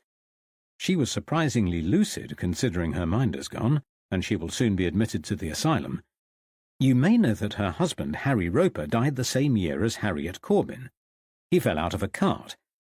A less well-known fact is who was held responsible. The horse that pulled the cart was young and skittish. Harry asked Jonathan Carter to hold it still while he dismounted. George Corbin happened to be passing on his way back from the Swan, somewhat the worse for wear. He started an argument with Jonathan Carter, who was momentarily distracted and let go of the reins. The horse was spooked, reared up, and threw Harry Roper to the ground. He hit his head on a rock and died. Hannah was distraught, as you can imagine. She had no children, and Harry was her life. She seemed to recover in time, but it destroyed her sanity. She began hearing voices and plotting her revenge. Did Hannah kill Jonathan Carter? Asked Violet. Yes, she did. Not only did she kill him, but she killed his sister too.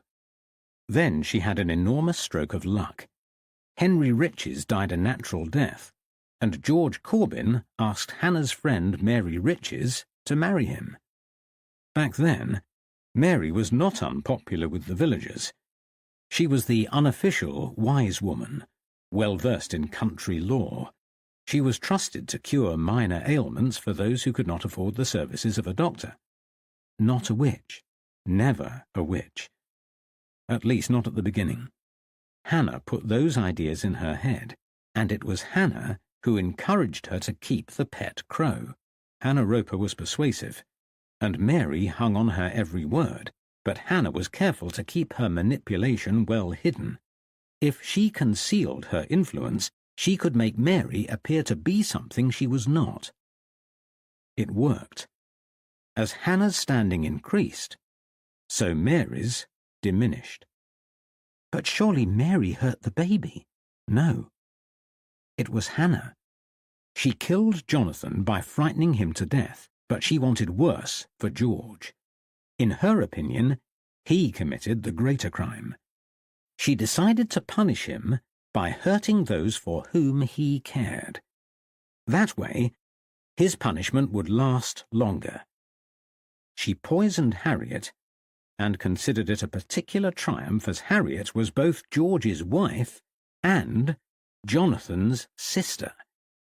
Then, when Mary was already dying through a long-standing heart condition, she convinced her that both she and the baby would die the same day. Mary publicly repeated the prediction, and Hannah poisoned her soon after. Then she applied an irritant substance to the poultice that Mary had prepared for the baby earlier that day. But Mary was her friend. It did not matter, in the end. The lure of being able to hurt George Corbin was too strong. Unfortunately, the scheme only partly worked. She made Mary so convincing as a witch that George was glad to see the back of her, and wasn't upset when she died. Then why did she poison Eliza Clay?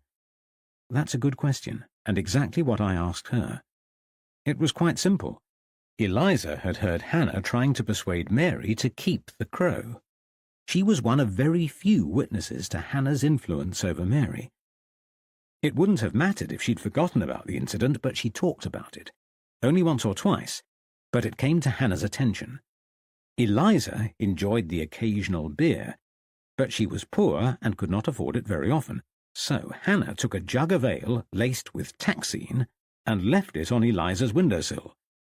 Eliza didn't question where it had come from, and she drank it. "There's one thing I still don't understand," said Violet. "What?" asked Lawrence. "Hannah worked at the post counter opposite the chemist. Why did she go to the trouble of gathering new berries, which is not without risk, when she had a ready supply of poison within easy reach?" "Two reasons," said Lawrence. "Although Mr. Late can be somewhat cavalier in his approach, he locks the dangerous poisons and drugs away. It would have been difficult for her to reach them. And the second? Even if she had got her hands on them, it would be obvious that they came from the chemist. Everyone in the household would be under immediate suspicion, including Hannah." "Ah, but it didn't stop her doctoring your powders," said Violet. "It couldn't have taken much effort to slip the poison into an envelope marked with your name." "It didn't," said Lawrence. "But in this instance it didn't matter. You dropped the prescription off because I was unwell and unlikely to collect it myself. Someone could have doctored the powders at any point between leaving the chemist and arriving in my room. Suspicion would not fall on the occupants of the chemist alone." "That's everything, then," said Violet. "Not quite," said Lawrence. "I have a question for you." "What?" asked Violet. "Well, please don't be offended," said Lawrence. "I have to ask. Why didn't you tell me that you were born Violet Mills? Are you related to Faith Mills?" Violet laughed. It was the first time Lawrence had seen her smile since Mrs. Harris died. "No relationship at all," she said. "Then why didn't you say? Why would I bring it to your attention when it was of no importance? You're a private investigator. What else would you think?" "Were you married?" Lawrence asked. Violet spluttered. "Don't be absurd," she said. "I was born Violet Mills, but my mother remarried when I was small, and I took her husband's name. He was like a father to me and treated me kindly. He died soon after I left home, and I was fond of him and kept his name." "I see," said Lawrence, regretting his cynicism. Everyone who knew Violet had believed in her when he had not. He alone had doubted her, and he had been proved wrong. He didn't know what to say, and changed the subject. "Hannah lit the fire in the basement, you know. She poured oil through the window and tossed a lighted match inside, intending to kill us both." "How did she know we were there?" "It was my fault," said Lawrence. "I met Caroline Elliott outside the chemist shop, and she told me something that didn't fit with the facts. She said that Hannah had missed her shawl when Hannah had denied it only moments earlier. Then Caroline said that Hannah encouraged Mary's odd beliefs. Perhaps Eliza Clay told her, who knows. Finally, I remembered what I had seen on the wall hanging. I recognized the names of Charles Fayers and his wife, Christian, but not the context. I couldn't remember why their names were familiar, but after I left, it dawned on me that the names might be part of the Mills family tree. I couldn't find my notes or yours either, so I went to the basement to look for the registers." "A good thing you did," said Violet. "It saved my life. Now, Hannah's room is immediately above the front of the chemist," she continued. "I noticed that when I went there. She most likely heard your conversation with Caroline." "And my subsequent exclamation," said Lawrence. "She must have followed me to the vicarage, waiting to see what I would do next. I proceeded to the basement, exactly as she'd feared." "It would have been easier if you had just gone to the study," smiled Violet. "I left our notes there for safekeeping." Epilogue. Bury St. Edmunds, October 1890. Rain lashed over the cobbled streets as the man in the top hat battled with a large umbrella which threatened to collapse at any moment. He slowed as he approached the mullioned windows of number 33. The sign above the window bore the interlocked names of Harpham and Smith, private investigators. He peered inside. A smartly dressed woman worked at her desk examining a map through a magnifying glass. The man checked over his shoulder, stole a furtive glance up and down the street, then grasped the door handle and entered the establishment. A bell clanged. The gentleman wiped his feet on the doormat and shook the umbrella onto the street before closing the door. He took a deep breath and walked towards the woman. She looked up and smiled. "How can I help you?" she asked. "I wish to consult with Mr. Harpham," he said. "There is a matter of some delicacy that I'd like to discuss." "Mr. Harpham is unavailable," she said. "He is out.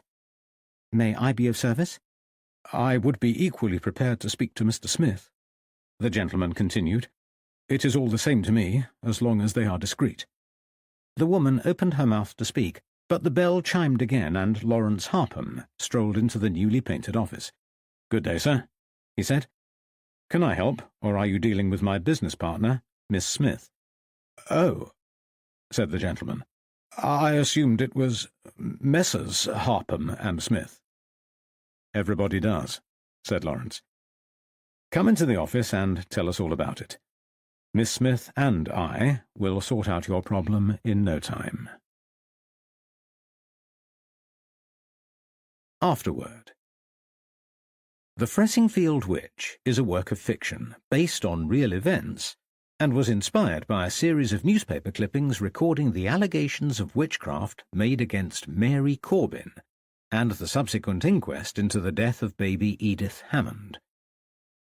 The Bury witch trials were factual and took place in 1645, though whether Faith Mills escaped with her life or not is, as far as I know, unrecorded. I have taken the unusual step of populating my fictional version of Fressingfield with real inhabitants from the 1891 census records, including a few of the main characters. But many of the main characters exist only in my imagination. Jacqueline Beard, Cheltenham. You've been listening to The Fressingfield Witch by Jacqueline Beard, narrated by Andrew Cullum, published by Whole Story Quest Audiobooks, an imprint of W.F. Howes Limited. This work is copyrighted 2017, Jacqueline Beard. This recording is copyrighted 2020, W.F. Howes Limited.